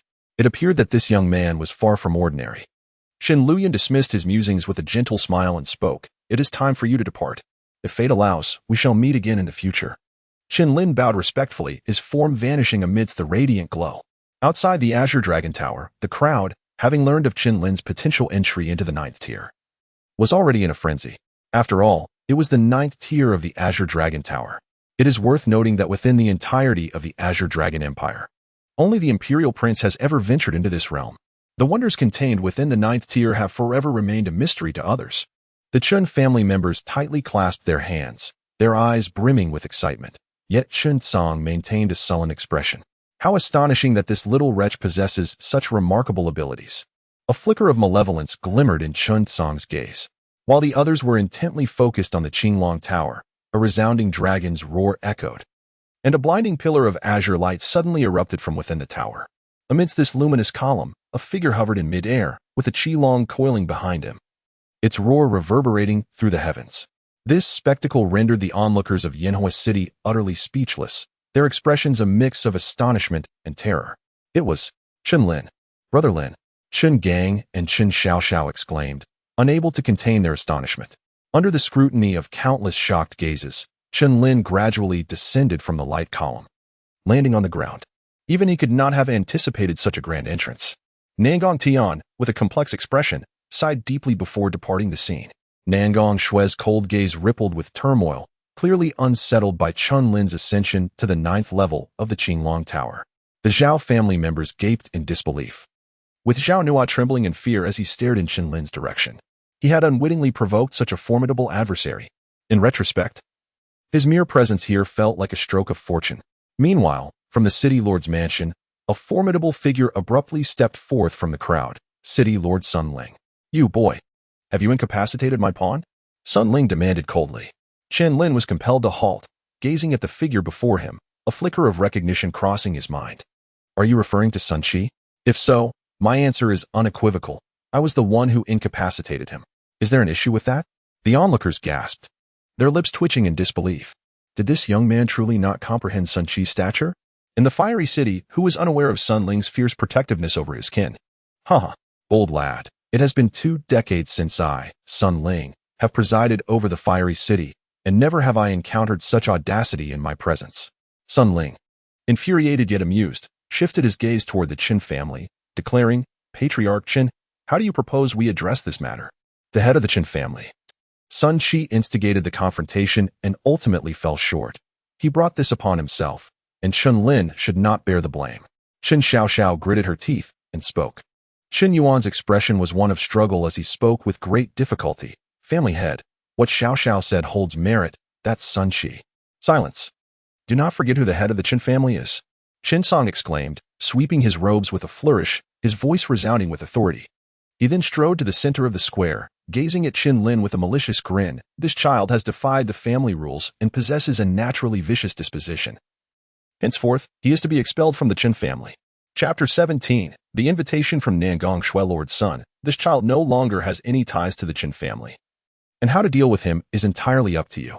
After Chen Song finished speaking, his cold, piercing gaze shifted towards Chen Lin, eager to observe his reaction to the news. However, he was ultimately left disappointed, as Chen Lin remained remarkably composed throughout. Haha. Since the head of the Chen family is so astute, I shall express my gratitude, Sun Ling remarked, cupping his hands in a gesture of respect. Though he harbored no fear of the Chen family, their deep-rooted heritage was undeniable. If he truly wished to protect Chen Lin, he would find himself at an impasse in the short term. Yet now, the situation had become significantly simpler. You insolent wretch. You shall now pay a blood price for your arrogance. The suffering endured by Cheer will be but a fraction of what you are about to experience. Sun Ling spoke coldly, a chilling aura of murderous intent emanating from him, causing those around to retreat in fright. At the pinnacle of the Dao realm, Chen Lin's complexion shifted dramatically. Under the weight of this oppressive force, even standing became an arduous task. In the blink of an eye, his visage turned pale. Prepare to meet your demise.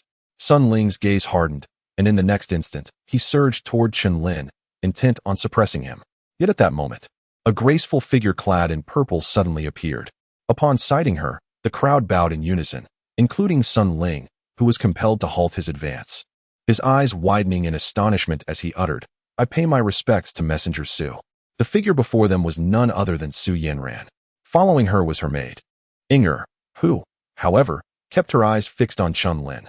Su Yanran intercepted Sun Ling, disregarding him, and directed her gaze toward Chen Lin, softly inquiring, Did young Master Chen manage to pass the 9th level? As her words echoed, they captivated the attention of everyone present. For the enigma surrounding the 9th level was well known among them. Moreover, with Chen Lin's successful navigation of the 9th level, he had already earned the protection of Tianbao Tower. Under the scrutiny of countless gazes, Chen Lin gradually nodded in response to her question. A gasp echoed through the crowd. Had he truly conquered the 9th level? Countless individuals were left speechless, even though they had anticipated this outcome. The affirmation from Chen Lin himself ignited an overwhelming sense of exhilaration. In the direction of the Chen family, Chen Xiaoxiao's eyes were swollen and red, with tears cascading down her cheeks. Upon receiving this answer, a fleeting glimmer of resolve appeared in her beautiful gaze. Chen Yuan and Chen Gang were equally exhilarated, for they understood that being expelled from the Chen family was not a dire predicament. As long as Chen Lin could flourish, there remained hope for their lineage. With the innate talents that Chen Lin had begun to reveal, all that was required was time. Impudent brat, do not speak without substantiation. You claim to have traversed the 9th layer, but what proof do you possess? At that moment, Sun Ling's cold gaze flickered as he spoke with a frigid tone. Indeed, the crowd was momentarily stunned. Within the 9th layer, Chen Lin stood alone, and thus, whether he had passed through it was known only to him. Haha, esteemed messenger. In my humble opinion, this lad is merely attempting to deceive you. This child possesses a fierce disposition and is profoundly hypocritical. One must not be beguiled by his solitary claims. Allow me to be the one to behead him as a measure of justice. Sun Ling stepped forward, his prowess at the Dao realm surging forth in an instant, a chilling aura of murderous intent cascading like a torrent. Boom. The onlookers could not help but retreat, their hearts racing at this sudden turn of events. Smack. However, in the following moment, a resounding slap echoed through the air. Esteemed messenger, you. Sun Ling covered his face, disbelief flickering in his eyes. The crowd stood frozen, for in that fleeting instant, they witnessed Su Yin and sweep her hand behind her. And the previously silent Ingo had vanished into thin air, only to reappear with her jade-like hand withdrawn. Lord Sun, my lady has yet to voice her opinion. And you presume to make decisions? Ingo remarked disdainfully as she wiped her hands with an embroidered handkerchief. This spectacle not only darkened Sun Ling's expression, but also instilled a sense of dread within him. Despite his pinnacle mastery at the Dao realm, he had not sensed how that maid had executed her maneuver. Could it be that the maidservants accompanying the esteemed messenger had already attained the 3rd realm of innate mastery? Upon this realization, Sun Ling trembled, stammering, I acknowledge my wrongdoing. I beseech the esteemed messenger for your forgiveness. Su Yanran observed the unfolding farce with a detached demeanor, paying no heed to Sun Ling's antics. Young Master Chen, might I inquire if you have attained anything within the 9th layer? After a moment of contemplation, Su Yanran spoke slowly. Upon hearing this, Chen Lin slightly nodded and retrieved a token radiating a faint azure light, presenting it before the assembly. Was that an 8th grade advanced martial arts token? Previously, Nangong Tian, upon reaching the 8th level, had only acquired an 8th grade intermediate martial art. It seems that the 9th level must indeed bestow an 8th grade advanced martial art. And that crimson elixir, could it be the legendary blood transformation Nirvana pill?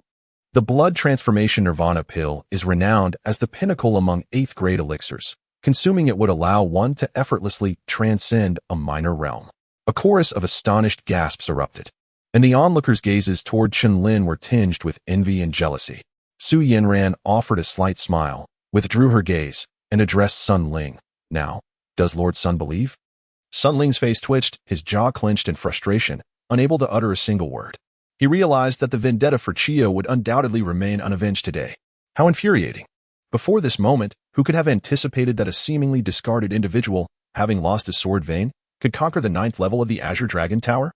Su Yanran surveyed the crowd and proclaimed, since young Master Chen has ascended to the 9th level of the Azure Dragon Tower, he shall henceforth serve as a guest elder of our Tianbao Tower. A ripple of astonishment swept through the crowd once more.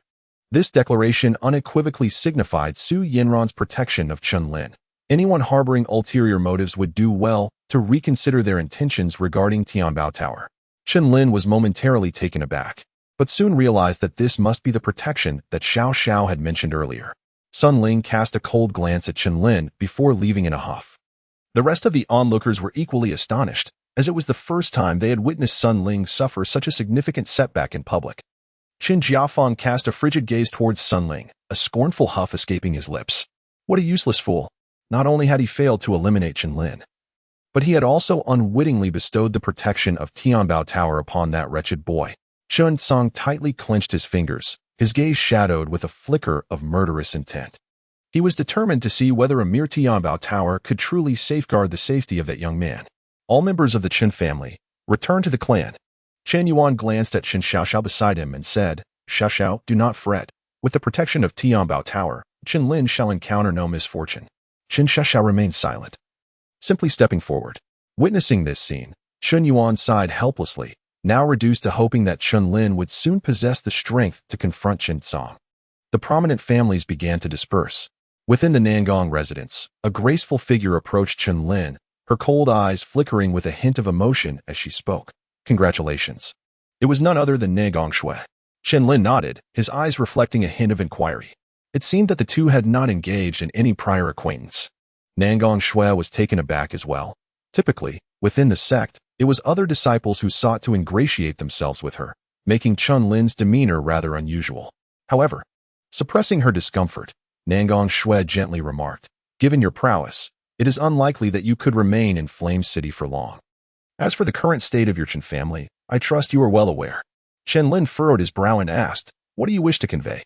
Nangong Shui, unfazed, continued, I would like to extend an invitation for you to join our Xin Hall, for even in Tianyang County, we stand as a dominant force. Chen Lin's gaze sharpened. Within Tianyang County, for paramount forces exist, one of which is the Xin Hall. It appears that Nangong Shui is affiliated with the Xin Hall, likely drawn to his remarkable talents. At present, he has a few trivial matters to attend to. But upon arriving in Tianyang County, he intends to make a definitive decision.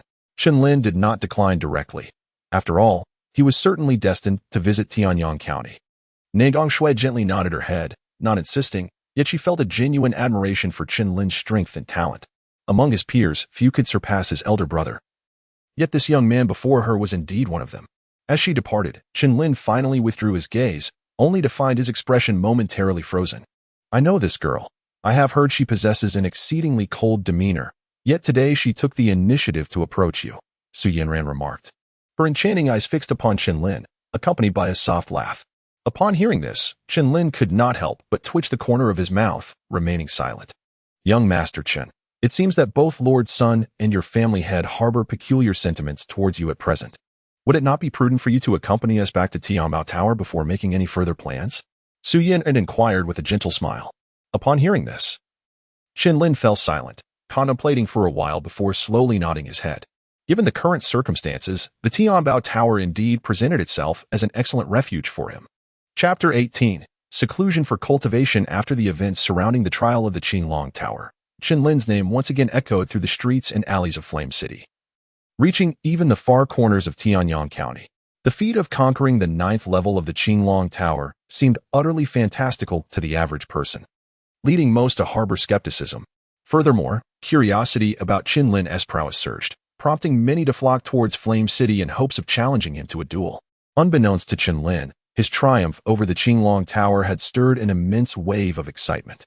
At the Tianbao Tower branch, Su Yanran sat in the hall, her maid Inger standing beside her, casting her gaze upon a figure cloaked in black. Young Master Chen, having conquered the 9th level of the Qinglong Tower. It won't be long before your name resonates throughout the entirety of Tianyang County, Su Yanran remarked, her enchanting eyes fixed on Chen Lin, her cheeks tinged with a hint of allure, radiating a captivating smile. Chen Lin's gaze flickered. For the countenance of this envoy from Su was perhaps the most enchanting he had ever encountered. Every gesture and movement exuded an alluring charm. Although Chen Xiaoxiao's beauty is not inferior to that of her predecessor, she ultimately possesses a certain youthful innocence. However, the current situation of the Chen family is far from optimistic. Su Yanran left it at that. Chen Lin remained silent, lowering his gaze as he inquired, might the esteemed envoy be aware of Chen Song's current standing? Su Yanran, with a faint smile, discerned the thoughts of the youth before her. She then spoke earnestly. Within the confines of Flame City, both Lord Sun and the head of the Chen family have attained the pinnacle of the ultimate realm. The leaders of the other 3 families, however, possess a slightly lesser strength, only reaching the later stages of the ultimate realm. Chen Lin, momentarily enlightened, nodded gravely. He then raised his gaze and resolutely inquired, might I request a quiet chamber, esteemed envoy? Of course, Su Yanran responded with a gentle nod. Turning her attention to Ingo beside her, please escort young Master Chen to the meditation room. Ingo acknowledged with a nod and promptly led the way, with Chen Lin closely following behind. As she watched the two depart, Su Yanran seemed to smile softly, murmuring, how can one contain a true dragon beneath the surface? Under Inger's guidance, the pair walked for about a quarter of an hour before arriving at a secluded and tranquil chamber. Chen Lin raised his head abruptly, retrieving a martial arts manual from his storage ring and handing it to Inger. Miss Inger, would you be willing to exchange this martial arts tome for some elemental stones? Upon seeing the prominent characters on the cover, Inger was taken aback and exclaimed, is this the 8 Wilderness Fist of the Chen family? Chen Lin nodded. The 8 Desolation Fist, merely a high-tier martial art of the 9th rank, had become a mere trifle in his hands. Furthermore, the Chen family, under Chen Song's dominion, was deteriorating day by day. He needed to elevate his strength with utmost urgency, in due time. There would be higher-grade martial arts to bestow upon Xiao Xiao and the others. Inger's gaze was laden with complexity. She was acutely aware of Chen Lin's extraordinary talent. Yet he had been cast out of the family? It was baffling to wonder what the Chen family patriarch had in his mind. Lacking a thorough understanding of the Chen family's predicament, Inger looked at Chen Lin with a sense of regret. Transferring the 2,000 essence stones she could redeem to him before turning to leave. Upon receiving the essence stones, Chen Lin sat cross-legged, his gaze resolute. Before him lay a blood-colored elixir, exuding a faint aura of sanguine energy, hinting at the terrifying elemental power it contained. The blood transformation Nirvana pill.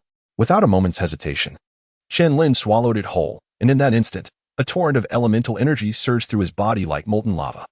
This exquisite 8th-grade pill was sufficient to enable an ordinary Kaiyuan realm martial artist to effortlessly break through a minor realm.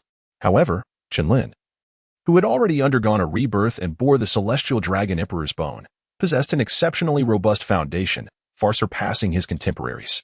Thus, this blood transformation Nirvana pill alone might not suffice for him to transcend to the later stages of the Kaiyuan realm. Nevertheless, with the additional 2,000 essence stones at his disposal, it should be ample to facilitate his breakthrough. In the backyard of the Chen family, a graceful figure stood beneath the sycamore tree, her gaze fixed upon the distant horizon, seemingly lost in contemplation. At that moment, a voice, audible only to her, echoed within the depths of her soul. Do you now understand? Only strength can safeguard those whom you cherish. Moreover, I observe the young man you have been pining for yesterday. Though his sword vein has been taken from him, his current talent is even more formidable. So much so that even I cannot see through it. If you remain ensconced within this modest family, the distance between you and him shall only widen. The ethereal voice reverberated, drawing Chen Xiaoxiao back to reality. Upon hearing these words, she sighed deeply, for when Chen Song expelled Chen Lin from the family yesterday, she felt utterly powerless to effect any change.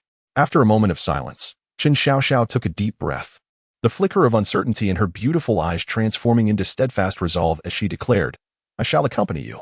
Ah, splendid. However, before we depart, it would be wise for you to settle the trifles that linger behind, lest that young man take unforeseen actions upon discovering your absence. The voice from the jade pendant resonated once more, though this time it bore a note of gravity. Upon hearing this, Chen Xiaoxiao nodded silently. The following day, someone from the Chen family discovered that Chen Xiaoxiao's courtyard was utterly deserted.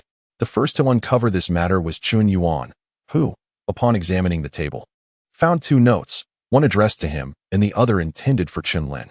Chen Yuan's expression changed as he breathed a sigh of relief upon learning that Chen Xiaoxiao was in no danger. However, upon hearing the news, Chen Song was immediately engulfed in fury. "Bring them in," he commanded. "At your service." A group of indifferent figures clad in black emerged before Chen Song. "Arrest all members of the Chen family who have been in contact with Chen Lin these past few days and throw them into the dungeon." Chen Song's voice was laced with anger. The disappearance of Chen Xiaoxiao had caught him off guard, instilling an unprecedented sense of crisis within him. Consequently, his meticulous plans to gradually seize control of the Chen family must now be expedited. "Understood."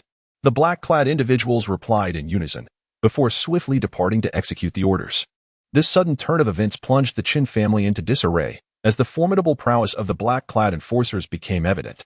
Within half a day's time, they accomplished their task, imprisoning not only Chen Yuan and Chen Gang, but also several legitimate members of the Chen family, including the esteemed elder, Chen Qi. Within the confines of the dungeon, Chen Qi gazed at the familiar faces around him, a bittersweet smile gracing his lips. Their fates now rested in the hands of a single individual. "Father, Chen Lin has conquered the 9th level of the Qinglong Tower. If only we could give him time, he will undoubtedly return to rescue us." Chen Yuan's countenance darkened with indignation as he clenched his teeth and spoke. Chen Gang and his companions also possess unwavering determination. They harbor an unparalleled trust in Chen Lin. Chen Qi let out a deep sigh and remarked, "It seems that Chen Song has sensed the impending crisis. All our disguises have evidently been perceived by him. His actions today serve as proof that he intends to ensnare us completely. It is likely that he also aims to take action against Chen Lin." Prior to this, they remained oblivious to Chen Song's thoughts. Yet Chen Lin's exceptional talent and the sudden disappearance of Chen Xiaoxiao have evidently provoked a complete eruption within Chen Song. Upon hearing this, Chen Yuan and Chen Gang fell silent, their expressions laden with concern. No matter how prodigious Chen Lin's talents may be, he is merely at the open origin realm. How could he possibly contend with Chen Song? Alas, within the tranquil confines of the Tianbao Tower, the sudden upheaval in the Chen family left Chen Lin utterly oblivious. His figure remained seated in meditation. Yet the rhythmic rise and fall of his chest vividly attested to his inner turmoil. The source stones laid before him had been completely depleted over the past few days. This depletion had driven Chen Lin to the brink of his limits. In that instant, a deep, resonant sound reverberated through the air, and an overwhelming surge of formidable elemental energy filled the training chamber. Late stage of the open Yuan realm, Chen Lin abruptly opened his eyes, a radiant light emanating from within. He clenched his fists, acutely aware that his strength had surged by more than just a fold. At this moment, it seemed that a single punch from him could easily shatter Sun Qi. Suppressing the tumultuous emotions within, Chen Lin perused the heavenly dragon steps, his gaze weighted with gravity. After a prolonged examination, he closed the tome, acknowledging the heavenly dragon steps as an exquisite 8th-tier advanced martial art. It comprises 3 techniques: the dragon step, the dragon transformation, and the dragon ascendance. There is still time. Chen Lin whispered to himself, resolved to cultivate the first form of the heavenly dragon step. Meanwhile, while Chen Lin chose to seclude himself for intense training, the seemingly tranquil city of Flamefire was anything but calm beneath the surface. In the city lord's mansion, a servant reported, "My lord, ever since Chen Lin was expelled from the Chen family, he has remained at the heavenly treasure tower." Upon hearing this, Sun Ling's cold gaze flickered, emanating a hint of ferocity that left the surrounding attendants in a state of trepidation. "That young man. I find it hard to believe he can continue to hide away in the heavenly treasure tower," Sun Ling mused. Chen Song is no virtuous character either. He banished Chen Lin to sever ties, but I doubt he anticipated that the boy would eventually conquer the 9th level. Now, he must be regretting his decision. However, Sun Ling pondered, "It seems I am not the only one who wishes to deal with that boy." His eyes glimmered ominously, and a chilling smile danced upon his lips, sending shivers down the spines of those around him. Chapter 19. The night of slaughter time flew by swiftly, and half a month had passed in the blink of an eye. During this interval, the city of Flamefire experienced an unusual tranquility, visible only to a select few who could perceive the undercurrents swirling beneath. At the branch of the heavenly treasure tower, within a tranquil chamber, the air buzzed. Shadows flitted through the void, accompanied by the incessant sound of rupturing air, creating a series of explosive echoes. The dragon step, Suddenly, a soft command echoed, and the figure's movements escalated to a new level, shifting like a specter, nearly impossible to discern with the naked eye. One step taken, as if a dragon gliding through the seas. This figure, of course, was none other than Chen Lin, who had diligently practiced for half a month. Coming to a halt, he smiled faintly. During this time, he had made notable progress in mastering the dragon step. Moreover, the speed of the dragon step exceeded his expectations. Now, his strength had reached the late stage of the open origin realm, and with the addition of the dragon step, he was confident that he could defeat any average peak open origin realm practitioner without even utilizing his innate sword intent. It was time to emerge from his seclusion. Chen Lin stepped out of the quiet room, and before him appeared a familiar graceful figure standing just outside the door. "Thank you, esteemed messenger," Chen Lin said, bowing slightly. Su Yanran examined Chen Lin for a moment, then smiled gently and remarked, "It seems you have made considerable gains over the past half-month." Chen Lin remained silent, acutely aware that the other party had effortlessly discerned his true nature. Astonishment flickered within him, yet he inquired, "Might I ask if any notable events have transpired in Yanhua City recently?" He distinctly recalled that Sun Ling now regarded him as a mortal enemy. And who could say what other complications had arisen in the past fortnight? Su Yanran gently shook her head and replied, "Rest assured, young Master Chen, within Tianbao Tower, there are none who would dare to act recklessly."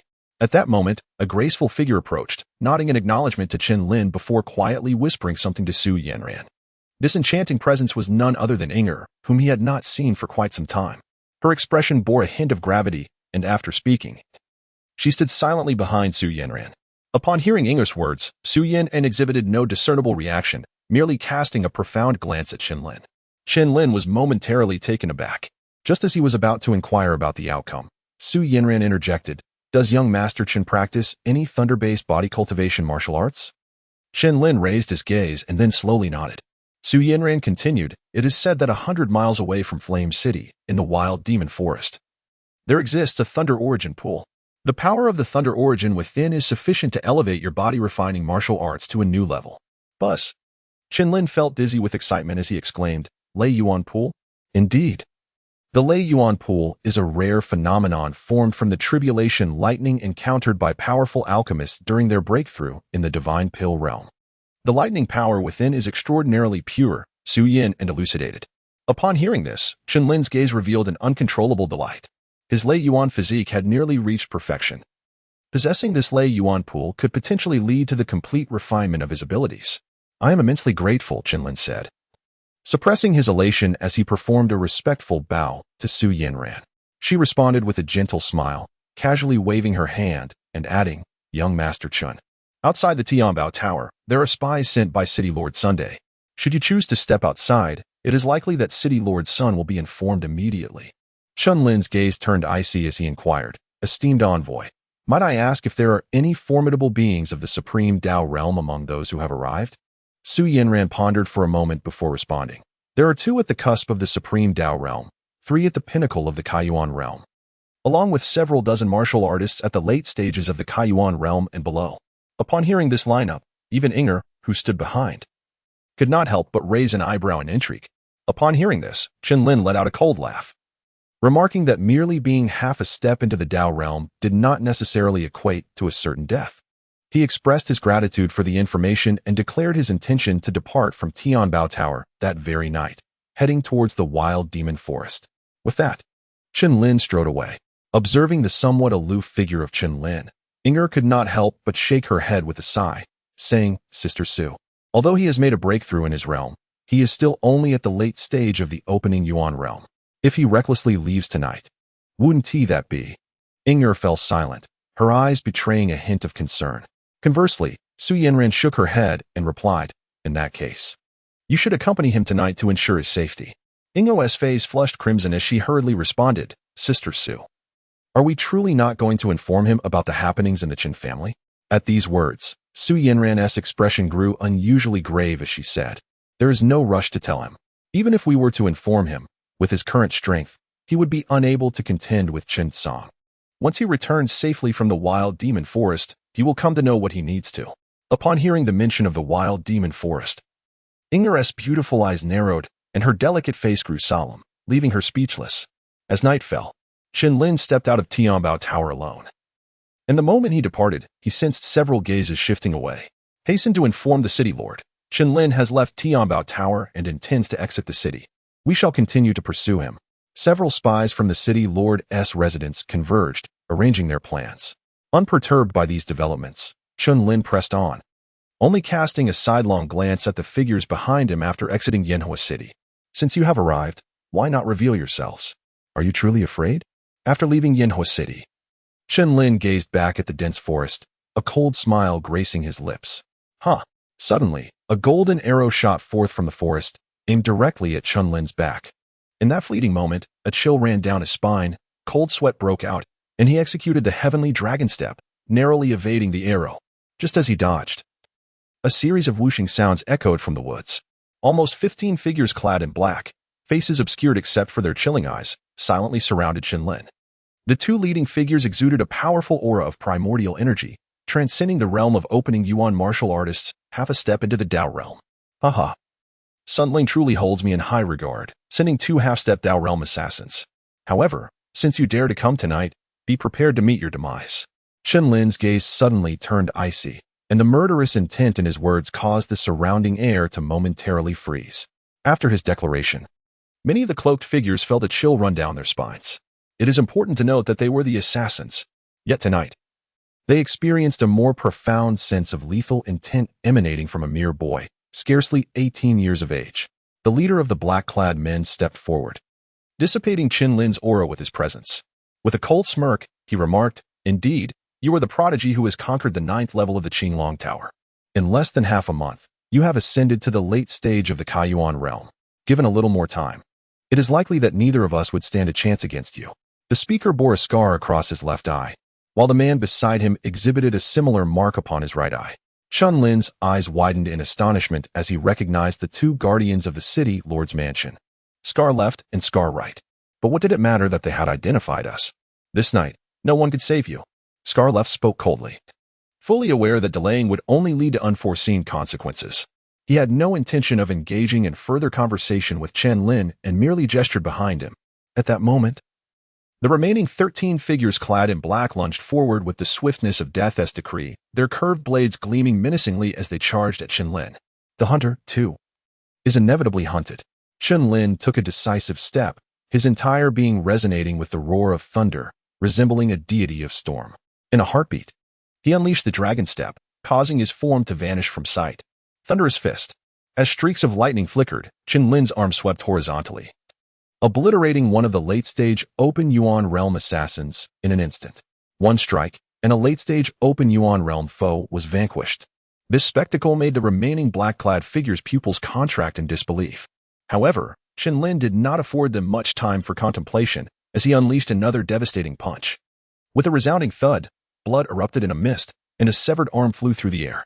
Chen Lin's eyes glowed crimson as he relentlessly unleashed a barrage of punches towards the oncoming black-clad assassin, displaying no mercy whatsoever.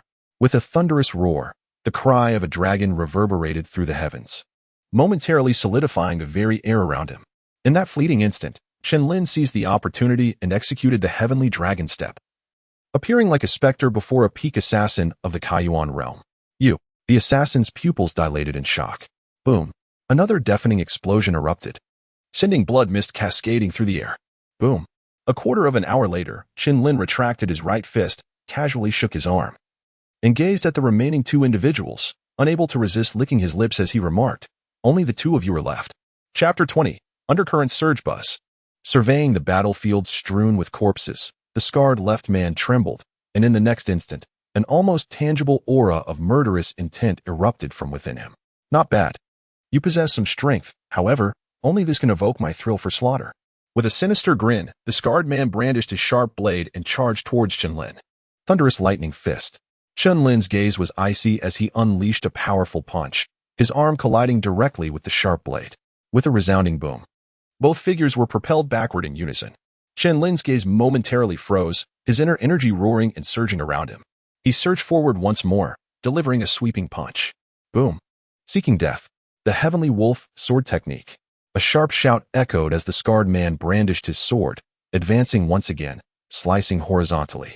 In the void, a wolf-shaped sword aura surged forth. Dragon step. Chen Lin swiftly executed the heavenly dragon step, his form transforming into a fleeting shadow as he evaded the sword strike, simultaneously launching a punch directed at his opponent's face. At that moment, the previously motionless right scar finally sprang into action, with the speed of thunder. He unleashed a counterpunch, their fists colliding with a terrifying resonance that unleashed visible shockwaves. Thud, thud, thud. Caught off guard, Chen Lin staggered back several dozen meters, with a trace of blood spilling from the corner of his mouth. The strength of someone at the threshold of Dao realm is indeed formidable. With his current cultivation at the late stage of the opening Yuan realm, even with the celestial dragon steps, he still faced considerable difficulty in dealing with this opponent. Is this truly all he can do? Chen Lin felt a twinge of disappointment. The level of strength revealed during this verification was not as formidable as he had envisioned. Alas, the assessment of power is complete, and it is time to deal with you all. Chen Lin's astonishing words momentarily left the two in a state of bewilderment beneath the shroud of night. Ha ha ha, my young friend, you remain as arrogantly self-assured as ever. Given this, do not hold it against us for overwhelming you with our numbers. Though Left Scar initially intended to confront Chen Lin alone, he soon recognized the prodigious talent displayed by Chen after a brief exchange. To vanquish Chen single-handedly would undoubtedly require considerable effort. Right Scar, with a cold smirk, cast a fierce glance towards Chen Lin. Buzz. In response to their actions, Chen Lin merely chuckled softly, then took a step forward, unleashing a formidable sword intent that sliced through the emptiness. Is this innate sword intent? A complete innate sword intent. How is this possible? How old are you? How could you possibly comprehend the entirety of innate sword intent? As the sudden wave of sword intent washed over them, Left Scar was taken aback, his body trembling uncontrollably. A shadow of impending death seemed to envelop the two. All the questions you have shall find their answers in hell. The moment you came to slay me, your fate for this night was already sealed. Chen Lin seized a long sword, its sharp intent piercing the darkness, instantly coalescing into a palpable force. With a swift command, slash, heavenly dragon step, Chen Lin's figure darted through the woods like lightning, executing a diagonal strike. The myriad sword energies converged into a single beam of light, dazzling like the stars. Beneath this formidable strike, Left Scar was engulfed by an overwhelming dread. His eyes widened in terror as he hastily raised his blade to defend against Chen Lin's intention-laden blow. However, under the chilling sword intent, Left Scar's weapon shattered as if it were mere tofu. This is bad, Left Scar exclaimed in alarm. Suddenly, a sound of flesh being cleaved echoed through the air. Blood splattered, and a severed head rolled to the ground. It belonged to Left Scar. The innate sword intent was truly fearsome. I will kill you, Right Scar. Witnessing Left Scar's demise, glared with fiery rage, disregarding his perilous situation as he charged at Chen Lin. Yet, in that moment, Right Scar's vulnerabilities were starkly apparent. Chen Lin's gaze sharpened, seizing the opportunity to strike again. With a swift slash, another head soared into the air, still bearing a glimmer of defiance in its eyes. The cold wind rose like frost as Chen Lin stood with his sword, his expression unchanging, having been numbed by 5 years of bloodshed. Time passed, and two graceful figures entered the forest. Upon seeing the strewn corpses and the headless bodies of two half-stepped out cultivators, one figure gasped in shock. Sister Su. Did he do all of this by himself? Inger inquired, gritting her teeth. Su Yin ran, with her beautiful eyes weighed down by gravity, closed her eyes to sense the atmosphere. After confirming the absence of any other presence, she nodded. To be able to slay half-stepped Dao warriors with merely a late-stage opening origin cultivation, such talent could rival that of the scions from prominent families. Inger, not being from the Flame City, possessed an extraordinary perspective. Yet she too was astonished by Chen Lin's display. Su Yin smiled gently, choosing not to elaborate further. The two arrived swiftly and departed just as quickly, while the subject of their discussion remained blissfully unaware of it all. In the Lord's manor, after dispatching the assassins, Sun Ling sat contentedly in his armchair, eagerly awaiting news, accompanied by Sun Qi. Although his cultivation had waned, Sun Ling cherished his only son, regardless of his shortcomings. Father, with two guardian uncles stepping in. Chen Lin's head will surely be within our grasp, Sun Qi remarked, sipping his tea. Haha, my son speaks wisely. With the prowess of Left Scar and Right Scar, dealing with Chen Lin will be effortless, Sun Ling chuckled, stroking his long beard, his eyes gleaming with pride. At that moment, hurried footsteps echoed, and a guard rushed in, his face marked by panic. What has happened? Sun Ling raised an eyebrow, and Sun Qi's eyes sparkled with surprise, undoubtedly due to the arrival of news concerning Chen Lin. A guard fell to his knees, trembling with fear, and reported, "My lord, the bodies of the 15 left and right protectors have appeared this morning in the mountains, 10 miles from the city." "What did you say?" Sun Ling's pupils constricted sharply as he bellowed in a fierce tone. Sun Qi, too, shuddered and fanned his ears, thinking he must have misheard. The guard merely shook his head, and soon after, another individual approached, cradling 2 white cloths. Under the watchful gaze of Sun Ling and Sun Qi, he unveiled the cloths, revealing 2 severed heads. It was the protectors. In an instant, Sun Ling was engulfed by rage. An overwhelming intent to kill surged forth like a tidal wave. "You insolent wretch, I shall slay you." The earth-shattering killing intent resonated throughout the Lord's mansion, and upon seeing the familiar heads, Sun Qi felt an unprecedented wave of terror wash over him. How could this be possible? Just days ago, he was merely at the mid-opening realm. How could he possibly be a match for someone at the half-step true path realm? Sun Qi's eyes widened in disbelief, struggling to fathom how he had once been evenly matched with Chen Lin in battle, and yet, in the span of mere days, the chasm between them had grown so vast. "Where has Chen Lin gone?" Sun Ling inquired, regaining his composure. The guard, in a state of panic, replied, "It is said he is headed towards the wild demon forest." Sun Ling's gaze sharpened as he murmured to himself, "If that is the case, then the wild demon forest shall be your demise." In the main hall of the Chen family, the events unfolding within the city lord's mansion could be concealed from others. Yet they could not escape the vigilant eyes of Chen Song. Upon learning of Chen Lin's slaying of a warrior at the threshold of the Dao realm, disbelief flickered across Chen Song's countenance. However, once the initial shock subsided, an intensified sense of crisis surged within him. Time was of the essence.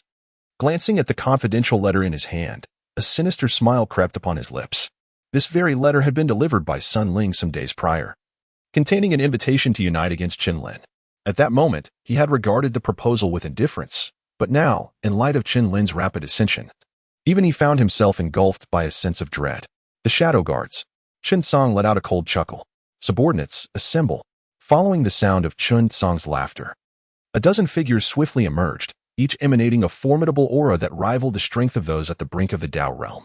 Your sole target this time is one individual, and that is Chen Lin. Chen Song enunciated each word with an icy detachment. "Understood," came the synchronized response, devoid of emotion. Chapter 21. The Wild Demon Forest. The Wild Demon Forest, located at the heart of Tianyang County, is a mountainous region teeming with ferocious beasts. Its periphery is inhabited by creatures comparable to humans at the innate third realm, which deters ordinary folk from approaching carelessly. Yet, within this perilous forest lie countless opportunities and treasures, enticing numerous martial artists to venture forth. After all, the beasts are laden with resources. The higher-tier demon cores they possess contain potent energies that can aid martial artists in breaking through their cultivation constraints. Consequently, gifted disciples from various clans and sects often come to hone their skills in the wild demon forest. Boom. Roar. The forest echoed with the roars of the beasts, causing weaker martial artists to feel a tremor of fear. Buzz. At that moment, a tremendous surge of energy rippled through the surrounding woods. In the center of a deep pit, a group of martial artists encircled a colossal beast, its size akin to a small hill. This beast, with blood-red eyes and long, sharp black fur, revealed its menacing fangs from a gaping maw. It was a demon ape. Not only was this demon ape immense, but its strength was also fearsome. So much so that even seasoned body-refining martial artists dared not confront it head-on. "Miss Ouyang, we will distract this beast. You seize the opportunity to strike it down." In the midst of the crowd, a strikingly handsome youth with elongated features spoke to a young girl beside him. The girl, possessing delicate features, rosy lips, and bright, clear eyes that sparkled like sword light, exuded an agile spirit reminiscent of a wild fox in the woods. Grasped firmly in her right hand was a long sword, and with each movement, her swordplay displayed a vigorous force, each strike sharp and precise. Upon hearing the youth's words, the girl nodded earnestly, replying, "Brother Yang Feng, that demon ape has reached the 7th tier beast level. You all must tread carefully." 7th tier beast, comparable to the Dao realm among human martial artists. Yang Feng, upon hearing this, furrowed his brow. His cultivation was merely at the half-step Dao realm, rendering him no match for the demon ape alone. However, with the support of the dozen companions behind him, they stood a fighting chance. Roar. As the demon ape let out another deafening roar, Yang Feng wasted no time and, along with his companions, charged toward the beast with resolve. Boom.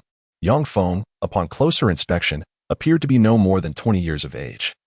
Yet his cultivation was remarkably robust, placing him among the elite of his realm. It was evident that he hailed from a prominent family or a prestigious sect. A young prodigy indeed. The individuals accompanying him were largely at the pinnacle of the opening Yuan realm, and their combined assault exerted significant pressure on the demon ape. Witnessing this spectacle, Ouyang Mu did not hesitate for a moment. In the next instant, she raised her longsword, a torrent of elemental energy surging forth along the blade. Half a step into the Dao realm, the sight left those concealed in the shadows utterly astounded. The identities of these individuals had clearly surpassed their comprehension. With a resounding clash, Ouyang Mu, unfazed by the astonishment of those around her, raised her sword and struck directly at the demon ape's brow. Should this strike land, it would surely spell the end for the beast. However, before the next heartbeat, the demon ape roared furiously, despite being a 7th-tier beast. It found itself overwhelmed by the relentless assault. Realizing the lethal intent behind the strike, the demon ape, in a fit of rage, tore through the encirclement and fled into the distance. That beast is escaping. Yang Feng's brow furrowed. I will slay it. A glimmer of murderous intent flashed in Ouyang Mu's beautiful eyes as she propelled herself towards the fleeing demon ape. As Ouyang Mu and the demon ape vanished from sight, the expressions of Yang Feng and his followers shifted from concern to a sly smirk. That foolish girl has finally fallen for it. The warriors trailing Yang Feng wore triumphant smiles. Brother Yang, ahead lie several beasts comparable to the demon ape, even with her understanding of the half-step sword intent. Ouyang Mu stands no chance against them. At that moment, once she is exhausted, Brother Yang can seize the opportunity to swoop in and save her, ensuring her everlasting gratitude. As the young man spoke, a cunning smile crept across his face. Once that happens, Ouyang Mu will surely plead with the governor on our behalf, and the coveted spot in the Qingyan hunt will be ours for the taking. We shall preemptively congratulate Brother Yang on this occasion. Do not forget us, your brothers. Hearing these words, Yang Feng couldn't help but burst into laughter, satisfied with his machinations. The orchestration of this heroic rescue was no small feat, a veritable masterpiece. That foolish woman would never suspect a thing. With this thought, Yang Feng's smile broadened. Rest assured, should our plan come to fruition, I, Yang Feng, will not neglect the invaluable assistance of my brothers when I secure a place in the Qingyan hunt. When I achieve fame throughout the empire, I shall surely share in the glory and riches with you all. Upon hearing the words, the crowd displayed expressions of delight. Yet, Yang Feng secretly clicked his tongue. Thinking them a group of fools, how could they be so easily deceived by mere empty words? If he truly possessed a spot for the Qingyan hunt, what need would he have for these inept individuals? To expose his vile tactics? It was utterly laughable. Nonetheless, he still required their assistance. Contemplating this, Yang Feng maintained his smile and declared, "Let us all prepare to visit Ouyang Mu." The crowd responded in unison, trailing behind him. Ahead, in the dense forest, wherever the demon ape tread, it left behind a path of devastation. Many weaker martial artists were tragically struck down by the shockwaves, a most unjust fate. Ouyang Mu, light-footed and following closely behind, felt a surge of anger upon witnessing this scene. What a beast! Truly unforgivable! With a fierce cry, she leapt into the air, her energy surging as her longsword cleaved through the air, felling a dead tree to obstruct the demon ape. Yet, in an instant, the demon ape shattered the tree with a single blow. However, during that fleeting moment, Ouyang Mu had already positioned herself behind the creature. With a roar, she struck down, her radiant sword light infused with relentless sharpness, aimed at the back of the demon ape. To her astonishment, after her strike, the demon ape collapsed to the ground. Ouyang Mu raised an eyebrow. It seemed improbable that her earlier attack could have slain the creature. Could it be that the demon ape had already sustained grave injuries? A flurry of questions flashed through her mind, yet she chose to approach and investigate further. Gasping, Ouyang Mu could not suppress her shock upon seeing the demon ape's abdomen, which bled profusely, the wound resembling a gaping chasm. It appeared as though someone had struck it with tremendous force. Yet, considering the demon ape's formidable physique, how could anyone achieve such a feat? With this thought, Ouyang Mu felt her worries dissipate and chuckled softly. Indeed, honing skills on demon beasts before the Qingyan hunt begins is an excellent choice. Her gaze then drifted to the distance, pondering. Why haven't Brother Yang Feng and the others arrived? Have they encountered other dangers? As she spoke, glancing at the lifeless body of the demon ape, a smile graced her face as she intended to claim the demon's core. At that moment, a youthful voice suddenly emerged from beneath the demon ape's corpse. "Miss, we have crossed paths by chance. Do you intend to seize my spoils? Startled by this remark, Ouyang Mu froze, her body tensing as she raised her sword. Gazing intently ahead, who dares to play tricks on this young lady? Cough, cough, I am here. A soft cough echoed through the air. Beneath the imposing figure of the demon ape, a bloodied and somewhat disheveled young man clad in black emerged slowly. Upon closer inspection, his features were strikingly handsome, exuding an aura of icy elegance despite his disarray. This young man was none other than Chen Lin, who had been in the wild demon forest for a month. Chapter 22. Ouyang Mu. Upon the sudden appearance of Chen Lin, Ouyang Mu's furrowed brows tightened, and she couldn't help but raise an eyebrow, puffing her cheeks in indignation. This demon ape was clearly slain by me. When did it become your spoils to claim? You must clarify your words. Why should your assertion of having killed it be deemed valid? Chen Lin smiled faintly, regarding the anger expressed by the young girl with indifference. His gaze drifted downward to his right arm. Ouyang Mu followed suit, and her eyes fell upon Chen Lin's right fist, which was drenched in fresh blood, intermingled with fragments of beast bones. Connecting this with her earlier conjectures, Ouyang Mu began to realize that this monstrous beast had indeed been slain by the boy's single punch. Yet, the aura of cultivation emanating from him was merely that of the late stage of the opening origin realm. How could this be possible? Ouyang Mu struggled to suppress her astonishment. Although she recognized the validity of Chen Lin's words, she remained reluctant to acknowledge it verbally. Chen Lin observed the shift in Ouyang Mu's gaze and chuckled. The fierce ape did not perish beneath your blade. Its most fatal wound lies in the gash upon its neck. Ouyang Mu's exquisite eyes narrowed as she retorted. Was it not you who struck it down with a single punch? Chen Lin chuckled softly. You should take a look before commenting. Ouyang Mu approached with skepticism, her gaze momentarily frozen. For there, at the throat of the demonic ape, lay an extremely terrifying sword wound, from which gushed forth a torrent of crimson blood. Do you see now? The sword wound is the true fatal injury. Of course, that punch was merely a gesture of respect towards a 7th-tier beast. Chen Lin pondered before speaking. He had not anticipated that the 7th-tier beast would prove to be so easily vanquished. Over the past month, he had been engaged in relentless battles with the beasts, often teetering on the brink of death. However, the results were exceptionally pronounced. His cultivation had ascended to the pinnacle of the late stage of the opening Yuan realm. Moreover, his mastery of the innate sword intent had reached a commendable level of proficiency. The reason he was able to slay the 7th-tier beast with a single strike was not solely due to the beast's significant injuries, but rather the critical role played by his innate sword intent. Ouyang Mu could not help but twitch her eyelids, curling her lips as she remarked, "You killed it. So what? It's nothing particularly impressive. It's merely a demon core. Just take it." With that, she added, "I shan't be polite then." Chen Lin's eyes sparkled. He had been somewhat concerned that this young lady might be unreasonable in attempt to seize his demon core. With a gentle smile, he drew forth a long sword and extracted the demon core from the belly of the magical ape, placing it into his storage ring with a sense of relief. With this 7th-tier demon core, he believed it would suffice for him to break through to the pinnacle of the opening Yuan realm. Meanwhile, Ouyang Mu felt a pang of regret. After all, that was a demon core from a 7th-tier beast, which would fetch no less than 50,000 spirit stones at the Tianbao Tower.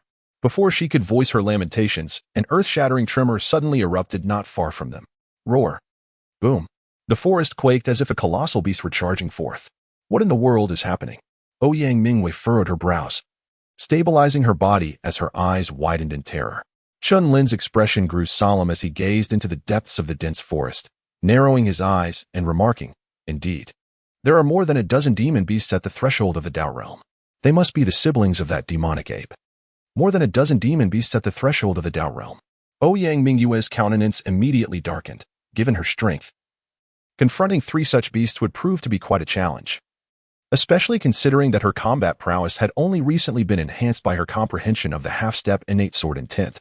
Roars of immense beasts reverberated through the heavens and the earth, approaching from all directions. These creatures were all akin to the demonic ape. Moreover, their strength was precisely as Chen Lin had described, uniformly at the half-step 7th tier, effectively placing them at the threshold of the Dao realm. Faced with this sudden turn of events, Ouyang Mu was filled with trepidation, her complexion paling. Ultimately, she was still an aristocratic young lady who had never witnessed true bloody slaughter. Upon seeing the more than 20 demon beasts encircling them, she could not help but tremble. However, upon noticing Chen Lin by her side, she steeled herself against her fear and declared, These beasts have arrived at the perfect moment. I have just warmed up, and they have delivered themselves right to my doorstep." Upon hearing these words, Chen Lin gazed at the long sword raised by Ouyang Mu, his expression somewhat enigmatic. He chuckled softly and said, "My dear lady, it is not that I underestimate you. However, based on your swordsmanship displayed earlier, I fear you may not stand a chance against these ferocious beasts." Chen Lin surveyed his surroundings and spoke slowly. "The beast in the southeast corner possesses the weakest strength. You could eliminate it and escape through that gap. Leave these beasts to me. What do you think?" Upon hearing this, Ouyang Mu felt that Chen Lin's words held merit. Just as she was about to nod in agreement, the words caught in her throat, refusing to be spoken. "Oof, how naive you are. I, a master of swordplay, am at the threshold of the Dao realm.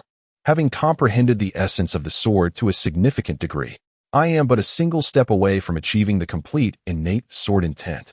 And you, a mere late-stage practitioner of the opening Yuan realm, dare to boast so shamelessly? What audacity!" Ouyang Mu scoffed, displaying her dissatisfaction. "Did you truly believe you could vanquish a 7th-tier demon ape? That a late-stage practitioner of the opening Yuan realm could defeat such a formidable foe? I would sooner believe in the fantastical." Upon hearing Chen Lin's words, he helplessly shrugged his shoulders. After a moment of contemplation, he gazed directly at Ouyang Mu and remarked, "If that is the case, then you shall take the lead." With those words, Chen Lin gestured invitingly and leapt onto the branch of a great tree. Looking down upon Ouyang Mu from his elevated position. In response to Chen Lin's actions, Ouyang Mu, with a hint of indignation in her voice, declared, "Humph! How dare you underestimate me? I shall make you regret this. Allow me to demonstrate what true swordsmanship is." With a smile, Chen Lin appeared oblivious to the provocative remarks, for the young lady was evidently accustomed to a life of privilege. "Today, I shall give you a glimpse of my family's ancestral sword technique, the celestial cloud sword art." Suddenly, from the depths of the forest, approximately 20 demon beasts, each at the threshold of the Dao realm, charged towards Ouyang Mu with a chorus of roars. In an instant, these creatures found themselves before her. The demon ape loomed large, casting a shadow akin to a small hill, its tremendous force bearing down upon her. Without a moment's hesitation, Ouyang Mu sprang into action, her figure shifting gracefully as her sword sliced through the air, aimed directly at the foremost demon ape. Chen Lin leaned against the tree trunk, observing the graceful form of Ouyang Mu, and nodded in acknowledgement, remarking that her agility surpassed her swordsmanship by a considerable margin. Unbeknownst to Chen Lin, at that moment, Ouyang Mu drew her sword, and a dazzling beam of light surged forth from the blade, aimed directly at the brow of the demon ape. With a resounding crash, the brilliant sword light descended violently, cleaving through the leading demon ape with lethal precision. However, in the aftermath, 3 more demon apes swiftly approached, significantly intensifying the pressure on Ouyang Mu. The previous strike demonstrated considerable skill, yet it appeared that such an attack could not be executed repeatedly. Chen Lin discerned the underlying principles, though he had been trapped within the blood-soaked prison for 5 years. His comprehension of swordsmanship had long surpassed that of his contemporaries. Additionally, during his time in the Azure Dragon Tower, he had observed the sword intents of countless saints and grasped the entirety of the innate sword intent. While he had merely scratched the surface of the sword path, he was nevertheless vastly ahead of Ouyang Mu. Thus, he immediately perceived the flaws in Ouyang Mu's sword technique, form without spirit. Yet, how could it be that after wandering through the wild demon forest for an entire month, he had never encountered such a multitude of beasts in one instance? Why then did they suddenly appear today? In Chen Lin's eyes, an inexplicable understanding emerged as he gazed down at the graceful figure below, seemingly having discovered the answer. Down in the midst of the fierce battle, Ouyang Mu's vital energy was increasingly depleting as time progressed. After vanquishing the 3rd demon beast, her right arm grew weary, and she was struck by a fierce magical ape, blood cascading from her wound. Ouyang Mu's delicate face turned pale, her silver teeth clenched tightly, as she transformed her swordplay once more, unleashing a series of 6 formidable sword techniques. This display captivated even Chen Lin's attention, for the power of Ouyang Mu's swordsmanship was indeed extraordinary. Yet, in her hands, it seemed somewhat overbearing. How infuriating that even the Shaotin sword technique could not contend with these beasts. Ouyang Mu exclaimed in exasperation. Unbeknownst to her, the reason she could not slay these demon beasts with her family's sword technique was due to her own insufficient mastery of the art. Ouyang Mu's mind was restless, and her gaze grew frantic. The prolonged depletion of her vital energy left her bereft of the strength to continue fighting if she did not extricate herself soon. Her life would be in jeopardy. She was acutely aware of this fact, yet at that moment, she found herself utterly unable to escape. "My lady, do you require assistance from me?" Chen Lin's voice resonated from the tree trunk above. Chapter 23. Just one sword. Humph. I do not need it. These mere demon beasts are hardly a match for my family's sword technique, Ouyang Mu fiercely declared, biting her silver teeth. Chen Lin smiled and said, "Since that is the case, please continue." Ouyang Mu's expression froze. Could he not see that this lady was merely putting on a brave front? What an utterly uncouth man. After casting a fierce glare at Chen Lin, she gazed at the dozen or so demon apes before her, feeling utterly despondent. Boom. The demon ape showed no regard for the thoughts of Chen Lin and Ouyang Mu, charging towards her once more, sending a terrifying tremor rippling through the air. Ouyang Mu had exhausted her strength to evade and could only grit her teeth, raising her sword to shield herself. A tremendous force surged through the blade, aggravating the wound on her right arm. A wave of excruciating pain enveloped her entire being. She had never endured such humiliation before, and her eyes involuntarily reddened. Of course, the current predicament was partly of her own making. Had Ouyang Mu relented earlier, Chen Lin would have readily come to her aid. She lifted her gaze to the tree trunk, only to find Chen Lin still unmoved by her plight. How unfair. It was the first time in her life she had felt such deep injustice. She realized that Chen Lin had recognized her inability to contend with these beasts yet still refrained from offering assistance. If help were needed, all she had to do was ask. Chen Lin retrieved a flask of fine wine from his storage ring and began to sip leisurely. "Rest assured, even if I perish here today, I shall not require your assistance," Ouyang Mu declared, her face flushed with indignation. Chen Lin chuckled in disbelief and remarked, "As long as you are happy." Upon hearing this, Ouyang Mu felt a mix of embarrassment and anger, yet, deep within her gaze lingered a hint of resignation. Today, even if Chen Lin intervened, could he truly alter the inevitable outcome for the two of them? Ouyang Mu was acutely aware that Chen Lin was merely at the late stage of the opening Yuan realm. And how could he possibly contend with these semi-Dao realm demon beasts? Although she spoke defiantly, her heart remained inherently kind, and she could not bring herself to drag Chen Lin down with her at the brink of death. This subtle shift in circumstances did not escape Chen Lin's notice as he murmured, TSK. Aside from being stubborn and possessing a soft sword technique, she is otherwise exceptional." In a moment of distraction, Ouyang Mu inadvertently fell victim to a strike from a demonic ape, her body soaring backward as blood splattered forth. Witnessing this scene, Chen Lin set aside his fine wine and leaped down from the tree, saying, "My lady, is your family's sword technique not formidable? How could you be knocked away with a single slap?" Ouyang Mu, her beautiful eyes aflame with anger, retorted, "It's merely that I have yet to master it fully. Otherwise, these demon beasts would be no match for my sword." Chen Lin chuckled lightly.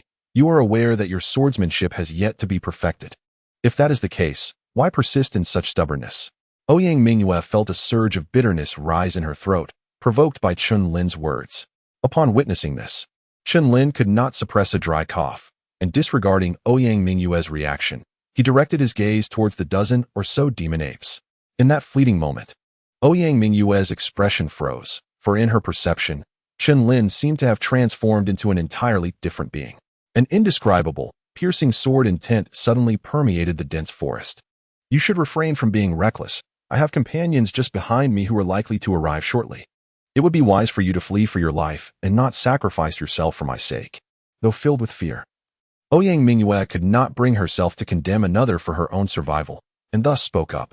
Upon hearing this, Chen Lin felt a warmth in his heart. He promptly decided not to squander any more time with this group of demonic beasts and directly retrieved a sharp sword from his storage pouch. With a resonant ring, he grasped the sword firmly, his gaze turning icy. The essence of swordsmanship lies in speed, precision, and lethality. Your technique is overly ostentatious. Open your eyes and behold. This is true swordsmanship. As Chen Lin's voice faded, he unleashed the dragon step beneath him, his figure soaring into the air, vanishing in an instant.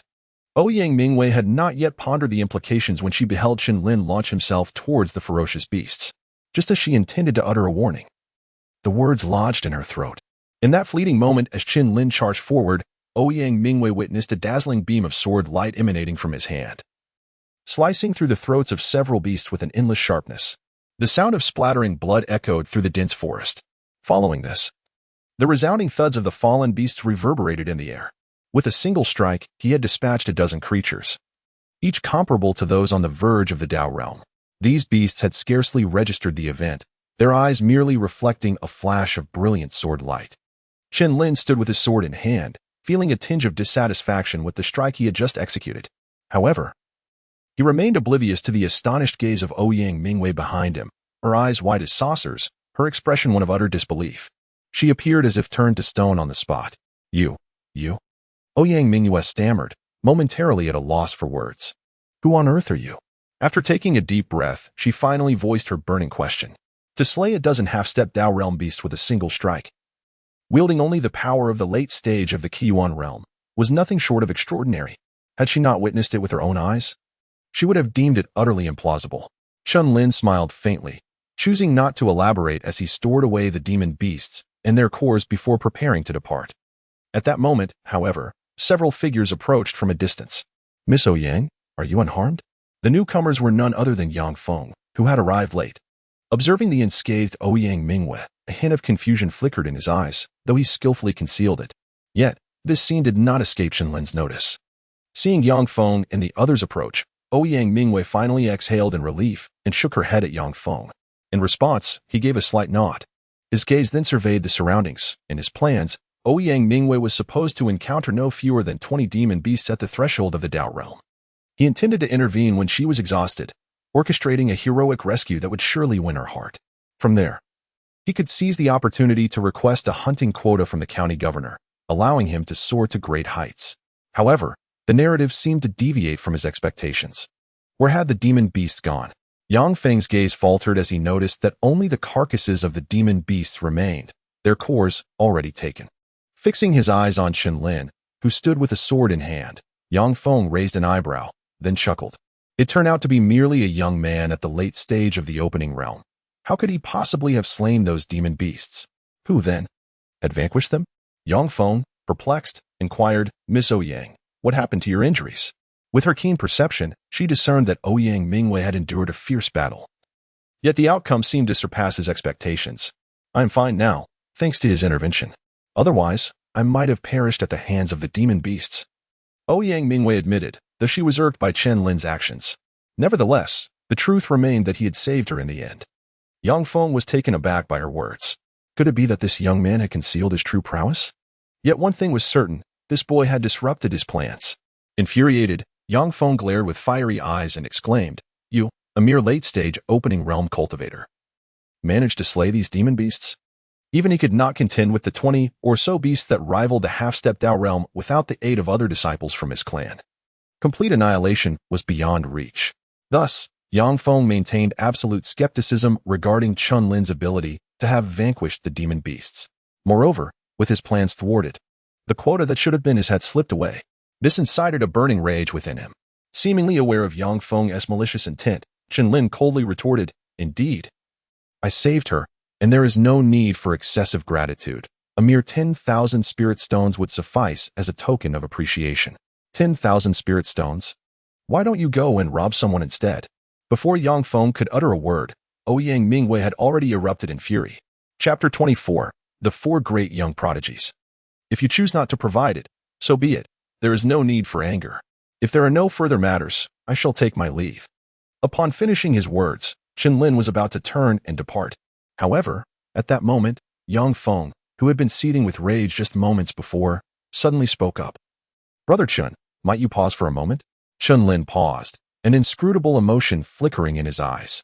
Yang Feng's gaze momentarily shifted, suppressing a hint of coldness as he remarked, Brother Chen, your venture into the wild demon forest must surely be in pursuit of the thunder source pool. Am I correct? Chen Lin remained silent, slowly nodding his head. The news regarding Lei Yuanqi had become widely known. Recently, most of the martial artists who ventured into the wild demon forest did so for this very reason. Upon receiving this answer, Yang Feng appeared to exhale in relief, and then remarked with a smile, Brother Chen, you may not yet be aware of the current situation within the wild demon forest, am I right? Chen Lin was taken aback, responding, I have been here for a month and have indeed heard some rumors. It is said that besides the prodigies from various cities, there are also exceptional talents from Tianyang Prefecture coming. Yang Feng interjected casually, what you say is indeed true. This wild demon forest will not only host the young geniuses from the major cities, but also the 4 prominent sects of Tianyang Prefecture. Observing the confusion on Chen Lin's face, Yang Feng smirked inwardly, realizing that he was merely a country bumpkin. He continued. The 4 great sects of Tianyang Prefecture are the Tianqi sect, the Yinxian Hall, the Jiuyang Palace, and the Blade Alliance. Among them, the Tianqi sect boasts the greatest strength, and I believe Liu Bai from the Tianqi sect will not miss the opportunity in this upcoming Lei Yuan pool contest. Chen Lin suddenly realized and said, so you are. Yang Feng smiled triumphantly and replied, I am indeed from the Jiuyang Palace, one of the 4 great sects. And I am the second among the younger generation within the Jiuyang Palace. As for Miss Ouyang, she is the daughter of the governor of Tianyang Prefecture. Upon hearing this, Chen Lin raised an eyebrow, his eyes filled with a hint of astonishment as he gazed at Ouyang Mu. He had indeed surmised that Yang Feng likely hailed from one of the 4 major sects, yet he had not anticipated the origins of Ouyang Mu. To discover that she was the daughter of the governor of Tianyang Prefecture, he couldn't help but reflect whether his prior actions had been rather excessive. Chen Lin shook his head, indifferent to the matter. Even if it were the governor of Tianyang County, it bore no consequence to him. Moreover, he recalled that the previous Nagong Shui seemed to have originated from that so-called Yinxian Hall. Brother Chen, the Lei Yuan pool will make its appearance at the corpse-cutting cliff tomorrow. How about joining us on this journey? Yang Feng inquired with a smile, a fleeting shadow of emotion crossing his gaze. The corpse-cutting cliff? Chen Lin had yet to hear of such a name. He realized that for over a month, he had been preoccupied with hunting demonic beasts, neglecting to investigate the existence of the Lei Yuan pool. Yang Feng, stifling a laugh, proceeded to explain, the corpse-cutting cliff is the most perilous region on the outskirts of the wild demon forest. It is said that beneath the cliff lie countless human warriors' remains, piled high like mountains. In the dead of night, wails of malevolent spirits echo from the cliff, and life itself is extinguished. Over time, countless warriors have come to refer to it as the corpse-cutting cliff. Chen Lin nodded slowly, having perceived the icy glint in Yang Feng's eyes, leaving him uncertain of the man's intentions. He even harbored suspicions that the myriad of beasts encountered by Ouyang Mu today might have originated from this individual. However, he currently lacked sufficient evidence. Casting a glance at the still irate Ouyang Mu, Chen Lin's gaze flickered as he smiled faintly, saying, since Brother Yang has extended such a warm invitation, I shall naturally acquiesce. Yang Feng laughed heartily, proclaiming, with Brother Chen's participation, we shall face even the disciples of the heavenly puppet sect with unwavering confidence. Ouyang Mu remained silent on the matter, for she had witnessed Chen Lin's prowess firsthand, which far exceeded superficial appearances. Meanwhile, on the other side of the wild beast forest, by a stream, stood several enchanting figures, drawing countless gazes in their direction. Leading them was a woman clad in a flowing white gown, her beauty radiant. Her skin as delicate as cream, clearly a stunning beauty. Opposite her stood a strikingly cold-eyed woman, who, had Chen Lin been present, would have instantly recognized as Nangong Shui. Sister Shui, did you truly hear that someone has breached the 9th level of the Azure Dragon Tower? How can that be? The leading figure's lovely eyes widened in disbelief. Nangong Shui merely smiled and replied, Sister Lingyan, I assure you, my words hold truth. However, whether you choose to believe it rests with you. It seems he too has ventured into the wild beast forest. Lingyan, the young woman, felt a weight in her gaze. It was the first time she had seen her typically serene and detached junior sister so distracted by another. This prompted her curiosity to meet this intriguing individual. Outside the wild beast forest, the wind howled fiercely as a figure dashed through the air, leaving behind a blur before halting at the entrance. Breathing heavily and shaking his head. Fortunately, I made it in time. As his words echoed, the surrounding warriors witnessed the figure who had vanished. Now revealed to be a remarkably youthful boy. I heard someone has conquered the 9th level of the Azure Dragon Tower. I wonder if it's true? If it is, I must ascertain the identity of this remarkable individual. Yet, should that entity emerge, the lad feared he might have little time left to seek out this boy. Never mind. I shall wait until tomorrow to decide. With a furrowed brow, the boy pondered for a moment before transforming into a blur, racing toward the wild beast forest like a shadow. Within the wild beast forest, in the central outskirts, they were already quite close to the cliff of severed corpses, where several figures stood. Miss Ouyang, the ominous winds at the cliff of severed corpses will dissipate by tomorrow, allowing us to ascend the cliff and enter the thunder element pool to absorb its power. Yang Feng spoke in a deep voice. Ouyang Mingwei held little interest in Lei Yuanqi. After all, she had not practiced body refinement and was utterly indifferent to the so-called power of thunder origin. However, she seemed to recall that the insufferable individual was proficient in both body and sword cultivation. How could he possibly achieve such prowess in both disciplines? Shattering the corporeal form of a seventh-tier beast with a single punch? With this thought, Ouyang Mingyue could not help but cast her gaze toward Chen Lin, who was resting in the shade of a tree. The sunlight illuminated his already resolute profile, enhancing his striking handsomeness. It must be said, aside from his irritating manner of speech, it was difficult to find any other flaws in him. Just then, Chen Lin opened his eyes, and their gazes met in midair. "Ah, why did you open your eyes?" Ouyang Mingyue exclaimed in panic, feeling as though she had been caught in an embarrassing moment.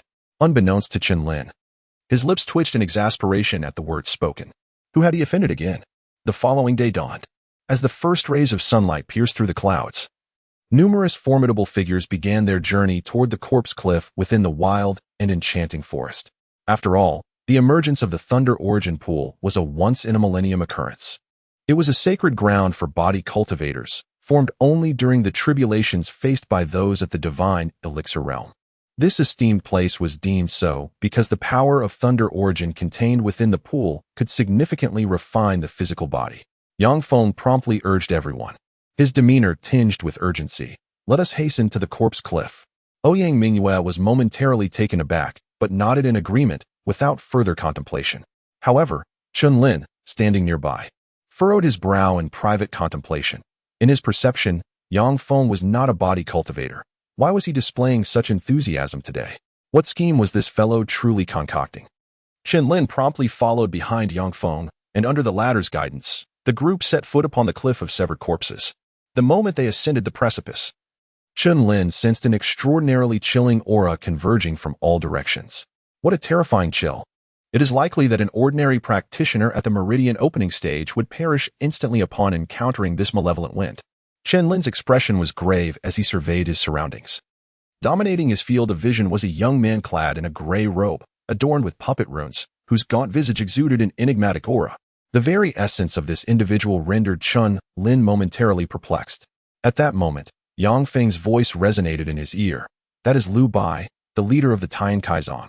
His cultivation level has likely transcended the threshold of the half-step to Dao realm." Yang Feng's revelation startled Chen Lin. A half-step to Dao realm, indeed. To the southeast stood a muscular figure wielding a blade, known as Song Ming, the leader of the Butcher's Alliance. His cultivation was presumably at the half-step to Dao realm, albeit possessing an understanding of the half-step blade intent. In the southwest corner, a woman named Ling Yan, also at the half-step to Dao realm, was recognized as the second most prominent member of the younger generation of the Yinshan Hall, as Yang Feng elaborated. As Yang Feng concluded his explanation, Chen Lin's gaze instinctively shifted, and he was indeed met with a familiar silhouette. It was Nangong Shui. Chapter 25. Thunder Element Crystal Stone at the precipice of the broken corpse cliff. Upon recognizing that familiar figure, Chen Lin's gaze faltered momentarily. In that fleeting instant, Nangong Shui seemed to sense his presence, slowly lifting her icy, beautiful eyes to meet his gaze. "He has indeed come," she murmured softly, retracting her gaze. Meanwhile, Ling Yin, standing beside her, noticed Nangong Shui's unusual demeanor and followed her line of sight, raising an eyebrow in curiosity. Is he truly the prodigy who conquered the 9th level of the Qinglong Tower? Ling Yin scrutinized Chen Lin several times, ultimately shaking her head. For with his late-stage opening origin realm cultivation, he appeared rather unremarkable. The disparity between him and Yang Feng, as well as Ouyang Mingyue, was glaringly vast. Nangong Shui lightly nodded, catching the skepticism in Ling Yan's eyes, and could only manage a wry smile, resigned to the circumstances. If they were to learn that Chen Lin had been an ordinary person devoid of cultivation, having lost his sword vein just over a month ago, their expressions would surely be priceless. Nangong Shui promptly dismissed further thoughts, discreetly observing Ouyang Mingyue beside Chen Lin. Her intuition suggested that the identity of the bright-eyed girl was likely more complex than it appeared. As time progressed, the final remnants of malevolent energy at the broken corpse cliff dissipated, revealing its true form. In an instant, the eyes of all martial artists who had ascended to this place narrowed sharply. Then, a wave of astonishment washed over the crowd as they beheld a natural giant pit emerge between the two stone walls. Within this pit surged a vast expanse of blue liquid, intermittently crackling with arcs of electricity, accompanied by a sizzling sound. That was the thunder element pool. A gasp erupted from the crowd. Upon the appearance of Lei Yuanqi, some of the distinguished heirs from prominent clans could hardly contain their excitement, their eyes aflame, their breaths quickening. The Lei Yuanqi belongs to me. No way, the central position is certainly mine. Before Chen Lin and the others could react, a martial artist had already surged toward the Lei Yuanqi. However, the prodigies from the four major sects remained still, observing coldly. Roar. Ah, what is this? Ah. In an instant, numerous martial artists who entered the Lei Yuanqi let out chilling, heart-wrenching screams. Roar. From the depths of the Lei Yuanqi, a cacophony of monstrous roars echoed, shaking the heavens. At the entrance of the Lei Yuanqi, severed limbs of martial artists flew out. Hiss. Witnessing this scene, the remaining martial artists hesitated, rooted in place, while some exclaimed in horror, that is, the Lei Yuan beast. The Lei Yuan beast.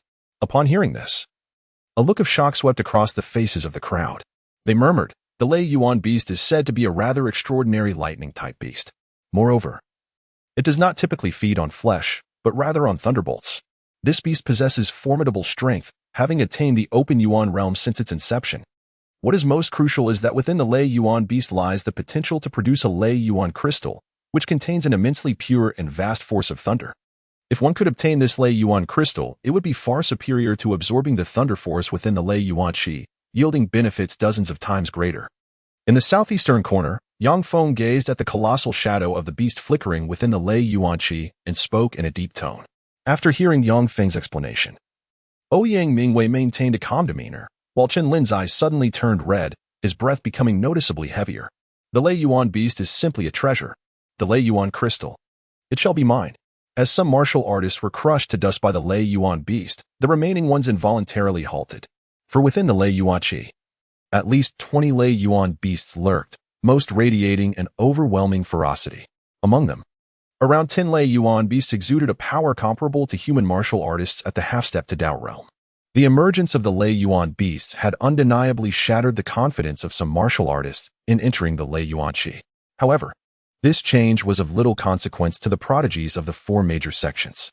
Positioned centrally, Lu Bo regarded the massive, beastly forms with indifference. Brother Lu, those Lei Yuan beasts are merely at the half-step to Dao realm. Allow me to seize the Lei Yuan crystal for you. Behind Lu Bai, a man clad in green attire clasped his hands and inquired about the former's intentions. Well, a mere thunder element crystal stone is of no use to me. If you desire it, feel free to seize it yourself. Lu Bai waved his hand, his gaze towards the thunder element pool remaining utterly serene. Upon hearing this, the young man behind him, Zhao Gang, slightly furrowed his brow, but a glimmer of delight appeared on his face as he processed the latter part of Lu Bai's statement.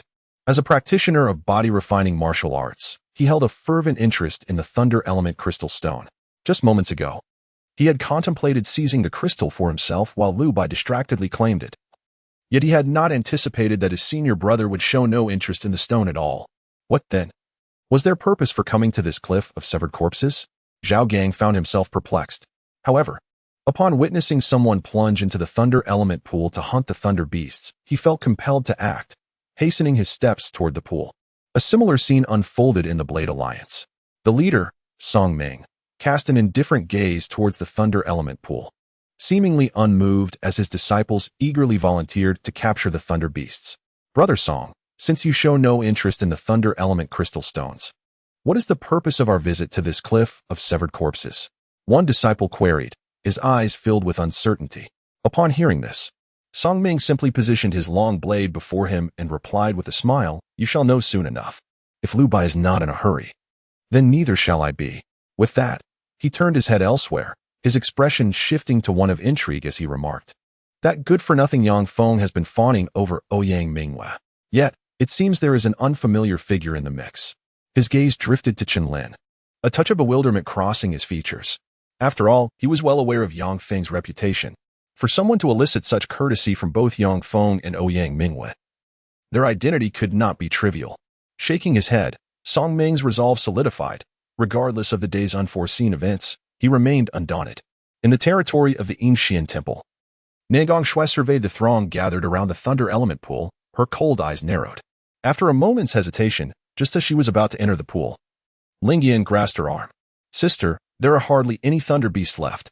Nangong Shue's assertion held merit, for aside from roughly 10 half-step to Dao realm beasts, the remaining thunder beasts were merely at the opening realm. After all, the thunder element pool had been formed not long ago, and the strength of the thunder beasts varied widely. Ling Yan shook her head, cautioning, Sister, your cultivation is only just at the late stage of the opening realm. Entering the thunder element pool would be too perilous. Moreover, the majority of our disciples at the Yinshian Temple are sword cultivators. So acquiring the thunder element crystal stones would not serve us greatly. Ling Yan's words plunged Nangong Shui into deep contemplation. She then lifted her gaze, surveying the surroundings, her eyes narrowing with sudden intensity. Why has neither the Heavenly Puppet Sect nor the Butcher Alliance intervened? Nangong Shui inquired. Ling Yan remained silent for a moment, before gradually responding, because we are all waiting. Waiting for what? Nangong Shui turned her attention back to Ling Yan. We are waiting for something, Ling Yan replied, and thereafter, she ceased to look at Nangong Shui, closing her eyes and sitting cross-legged in place. In the southeast, Yang Feng remained composed and remarked, Brother Chen, the thunder element beast is already manifested. If you wish to acquire the thunder element crystal, it would be prudent to act swiftly. Chen Lin lowered his gaze with a smile and remarked, Brother Yang, are you ceding this to me out of modesty? Yang Feng chuckled in response, Brother Chen, you jest. I have not cultivated the art of body refinement, thus the thunder origin crystal holds little significance for me. At that moment, Ouyang Mu interjected, Chen Lin, do you not practice the thunder-based body refinement martial arts? It stands to reason that the thunder origin crystal is of great importance to you. So why do you hesitate? If you linger any longer, the thunder origin crystals may well be snatched away. As soon as Ouyang Mingyue's words fell, she brandished her sword and boldly charged into the thunder pool. Miss Ouyang. Yang Feng's countenance shifted, and he hurriedly called out. But Ouyang Mingyue moved with such swiftness that she had already vanished at the entrance. Chen Lin was also taken aback. What on earth was this foolish girl planning? However, before he could ponder further, an overwhelming and magnificent aura erupted instantaneously from the thunder element pool. Boom. The onlookers outside, upon sensing this formidable presence, instantly changed their expressions. Their eyes filled with terror. Could it be a 7th-tier thunder element beast?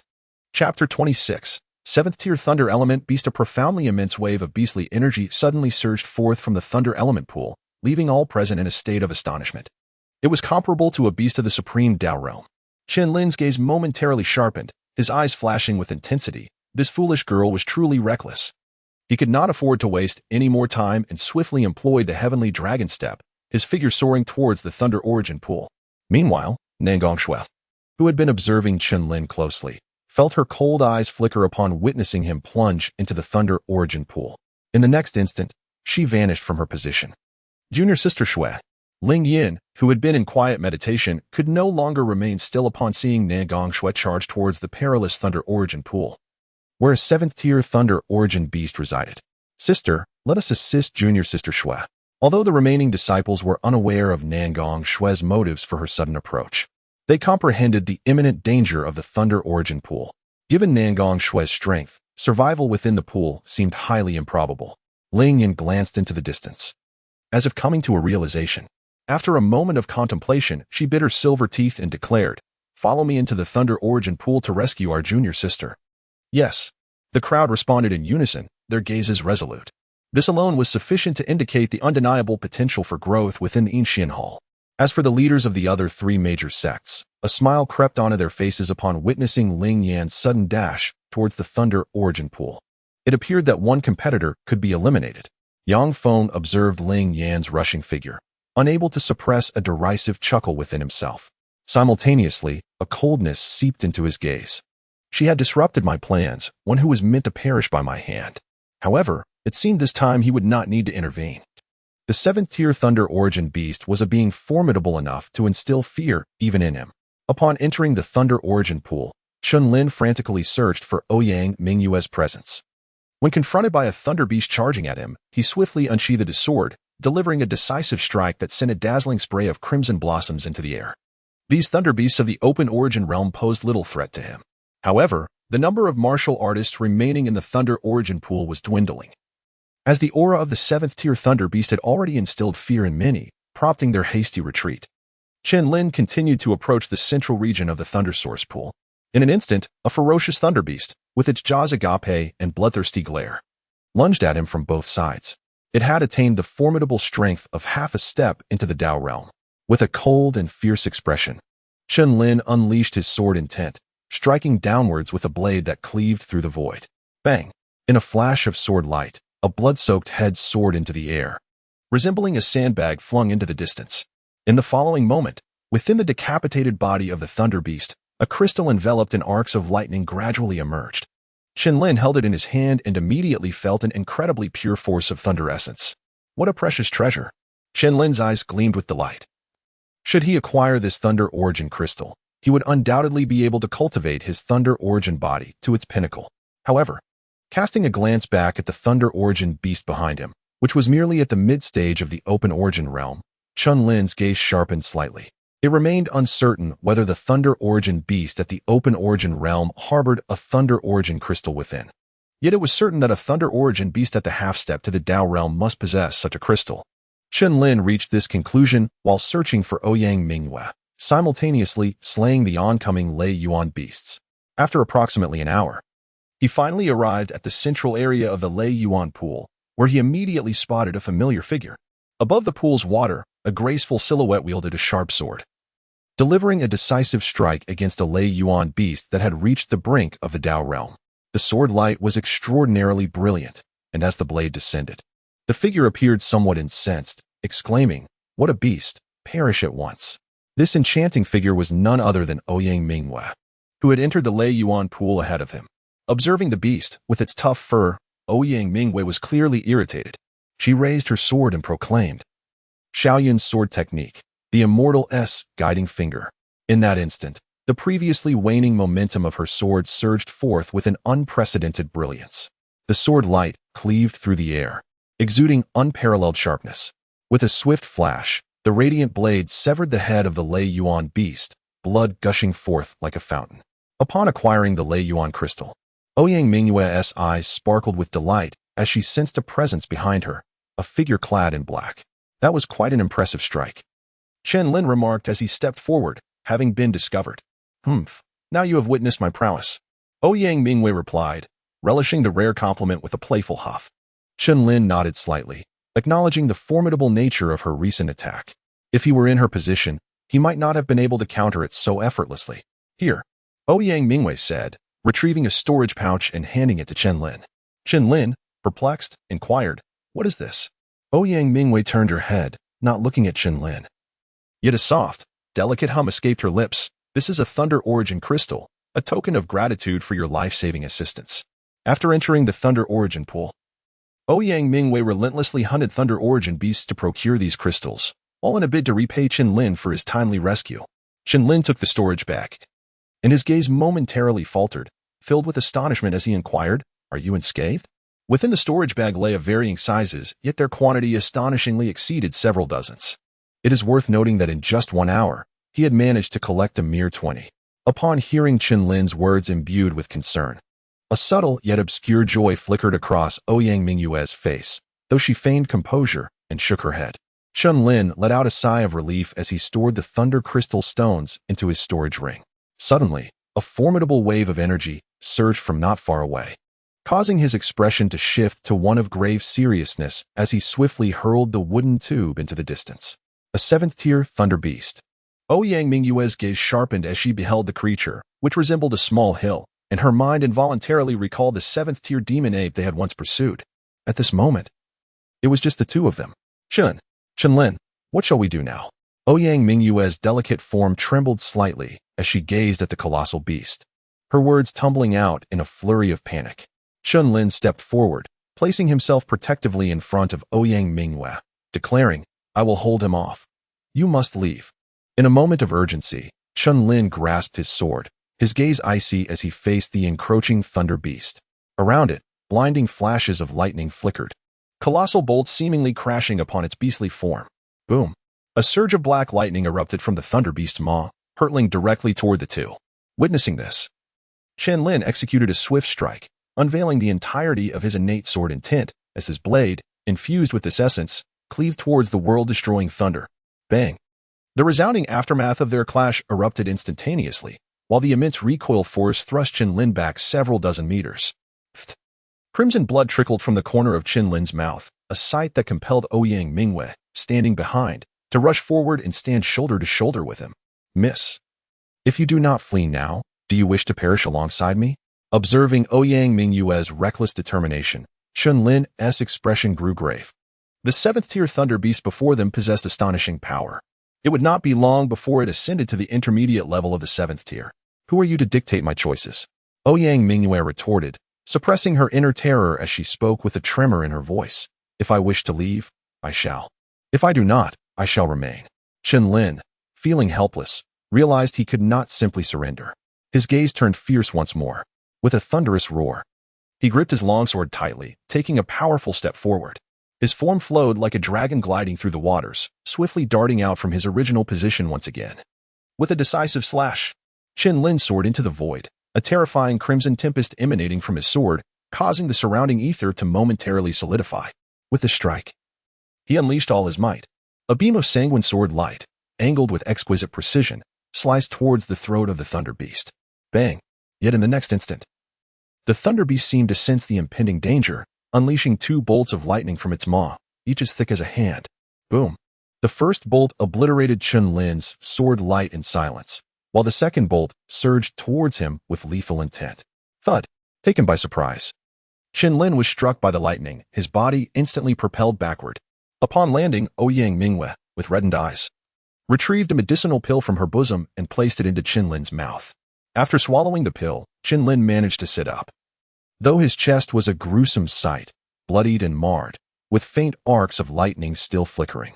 We are all doomed now, Chen Lin thought, his eyes filled with defiance.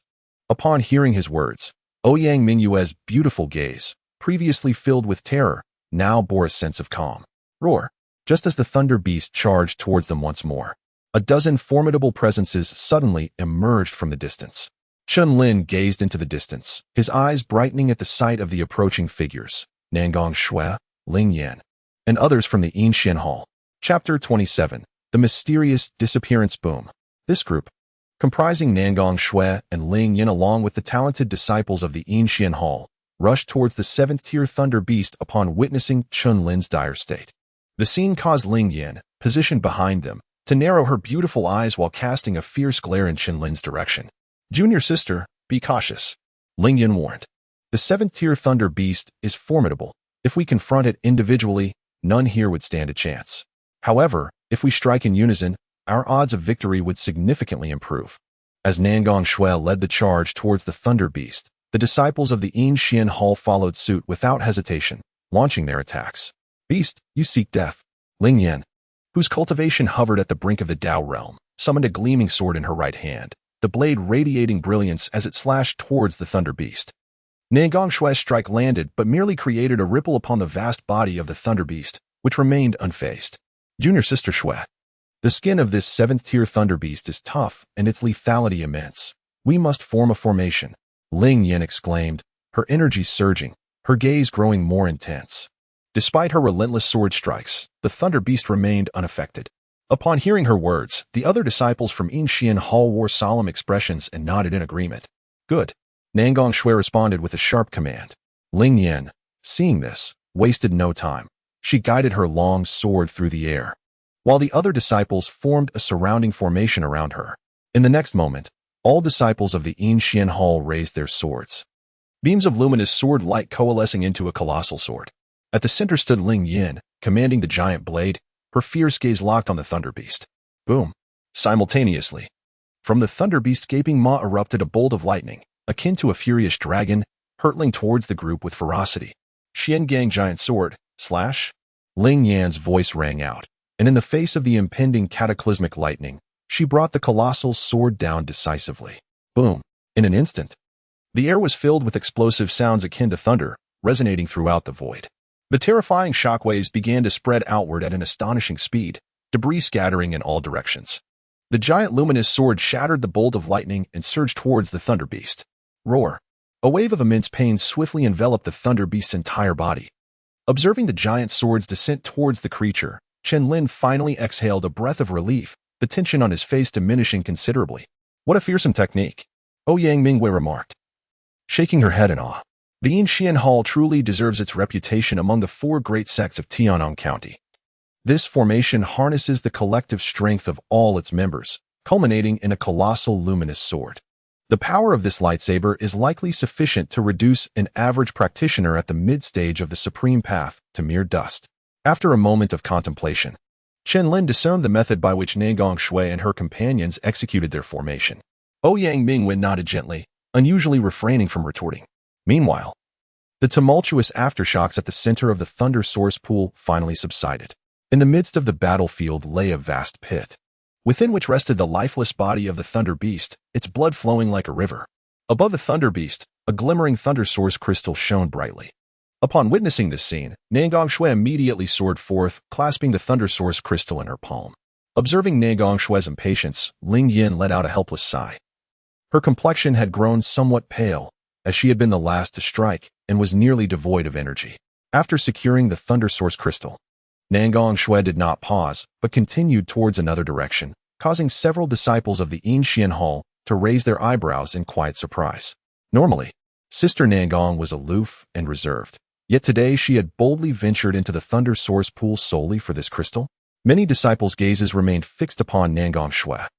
In the next moment, their eyes widened in unison, for she abruptly halted her steps. Initially, Chen Lin and Ouyang Mu had intended to express their gratitude to Nangong Shui upon witnessing the demise of the Thunder Beast, but as this thought crossed their minds, they found her already before them. "We are truly grateful for your assistance, Miss," Chen Lin said with a thankful expression and a slight smile. Ouyang Mu also inclined her head slightly, her eyes reflecting profound appreciation. After all, had it not been for Nangong Shui and her timely intervention, it was likely that both she and Chen Lin would have perished at the jaws of the Thunder Beast. Yet, upon hearing their words of gratitude, Nangong Shui's demeanor remained as cold as ever. She merely tossed the Thunder Source crystal to Chen Lin. "Is this the Thunder Source crystal of a 7th-tier Thunder Beast?" Ouyang Mu exclaimed in astonishment, her beautiful eyes casting an odd look toward Nangong Shui.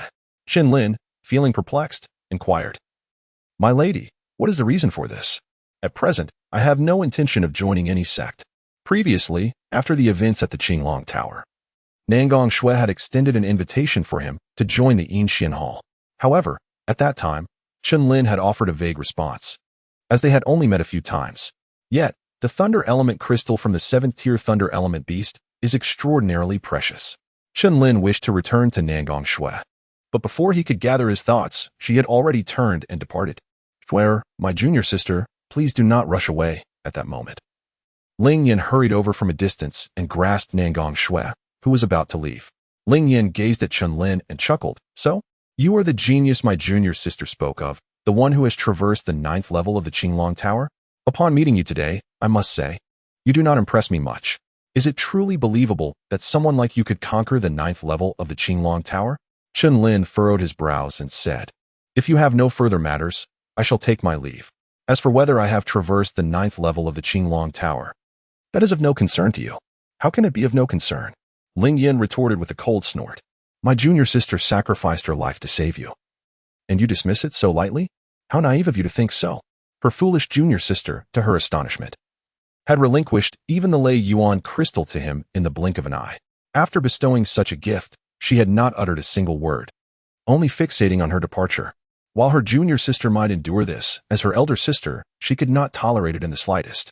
Upon hearing this, Chen Lin's expression darkened slightly. The degree to which this woman was being obstinate was hardly inferior to that of Ouyang Mu beside her. Just as this thought crossed his mind, Ouyang Mu could not help but exclaim, "Damn it, Chen Lin, have you truly conquered the 9th level of the Qinglong Tower?" The Qinglong Tower is distributed across various cities, and its levels of difficulty are well known. Even Ouyang Mu herself has only managed to reach the 8th level. Chen Lin gently patted Ouyang Mu's head, shaking his head slightly before turning his attention to Ling Yin, saying, "What do you propose we do?"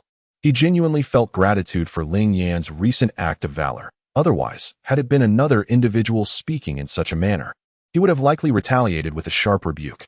As for what to do, the solution was rather straightforward, but for now, we must first make our exit. Ling Yin pondered for a moment before speaking, and just as her words fell, a continuous surge of thunder beasts emerged from the thunder pool behind her. The group exchanged solemn glances, acknowledging Ling Yan's sentiments with agreement. Chen Lin nodded and then took a swift step forward, moving with remarkable speed towards the outskirts of the Thunder Yuan pool. Ouyang Mu and Nangong Shui followed closely behind. In a short while, the group emerged from the Thunder Yuan pool. Chen Lin fell to the ground, a trace of satisfaction gracing his features. The Lei Yuan crystal he had acquired was more than sufficient for him to cultivate his Lei Yuan body to perfection. Shortly thereafter, a series of piercing sounds echoed through the air, heralding the arrival of Ling Yin and Ouyang Mu. Upon alighting on the ground, Ling Yin immediately began to survey her surroundings. In an instant, her expression darkened as she remarked, "Indeed, we arrived too late." Beside her, Chen Lin, perplexed, inquired, "What do you mean by late?"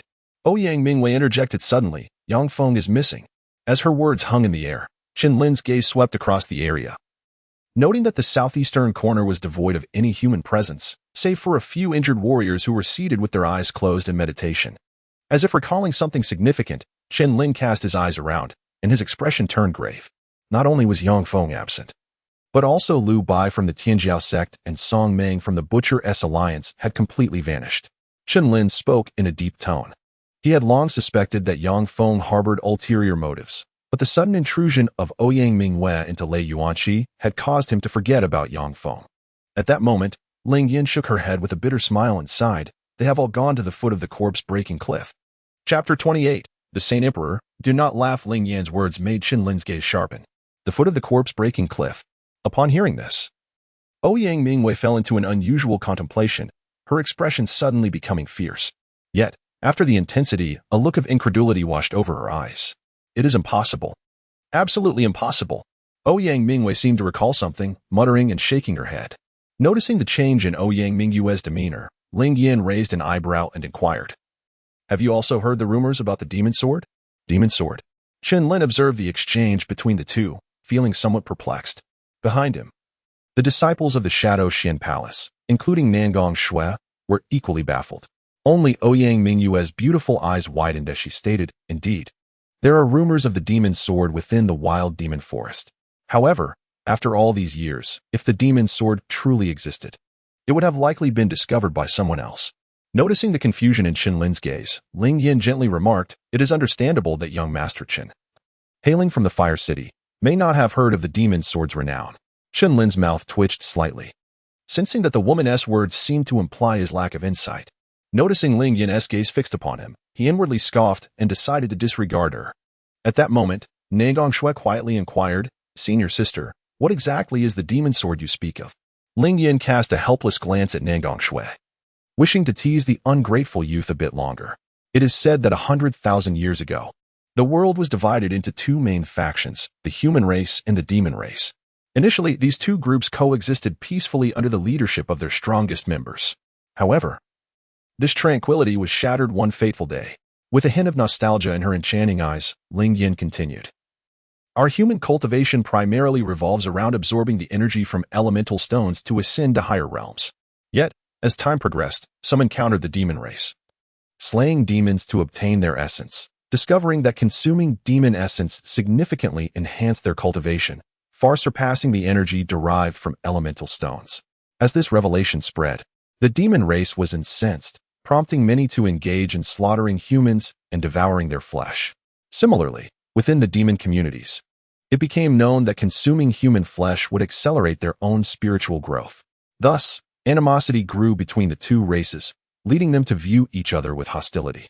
From that point onward, encounters between them resulted in either humans seizing demon essences or demons feasting on human flesh. This marked the beginning of the relentless struggle between the human and demon races. Ling Yin paused, her tone tinged with lament, before continuing, 2,000 years ago, an extraordinary demon prodigy emerged in our human realm of Eastern continent. On that day, the cold moon was about to set, heralding the rise of the demon star. The 12 demon lords, leading a million-strong demon army, launched an assault on our eastern continent. Many saints of the human race rose to the challenge. But the tide favored the demons, resulting in a series of defeats for the humans, with saints falling and heaven and earth weeping in despair. The darkness for humanity loomed. And in a moment of hopelessness, a young figure appeared, stepping onto a sword to confront the 12 demon lords alone. The outcome, however, left countless spectators astounded. This young warrior, armed solely with a sword, engaged all 12 demon lords, including those of divine realms. The battle raged for 7 days and nights, and under the hopeful gazes of innumerable humans, this young figure, with the cultivation of a saint emperor, managed to slay 9 of the demon lords. The remaining 3 fled in panic, while the young warrior, though gravely injured, laughed towards the heavens. Despite his wounds, he unleashed a final strike, severing the demon race's century-long fortune, leading to their subsequent decline. At this point, Ling Yan's voice grew impassioned. Facing 12 demon lords, slaying 9, forcing 3 to retreat, and severing the demon race's century of fortune, he saved humanity from peril. Chen Lin's heart surged with fervor, his eyes ablaze, and his breath slightly hurried. An unparalleled grace. This individual is truly deserving of such an epithet. May I inquire about the name of this esteemed ancestor of the human race? Chen Lin boldly asked. Ling Yan replied in a solemn tone, Junemo Shao. The Holy Emperor Junemo Shao, who gained renown across the eastern continent a millennium ago. After he unleashed his final strike, he succumbed to the injuries within his body and fell, leaving behind his sword, which was lost to the mortal realm. Ling Yan continued. Buzz.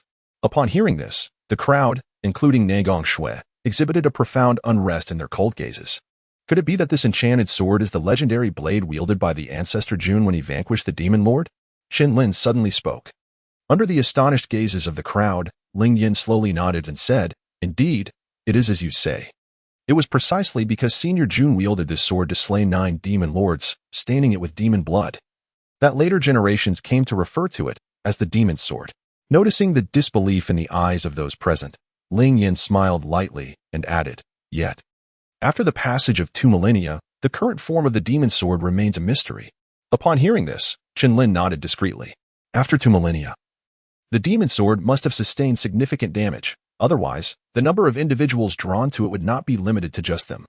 This suggests that Yang Feng and Lu Bai are convinced that the demon sword lies beneath the corpse-breaking cliff, which is why they initially set out with the intention of seeking it. Ouyang Mu furrowed her brows, articulating the thoughts shared by the group. Indeed, the knowledge of the demon sword is a privilege reserved for the most outstanding prodigies within the major sections. They must have long been aware that if the demon sword truly resides beneath the corpse-breaking cliff, then we cannot afford to miss out. Ling Yan spoke casually.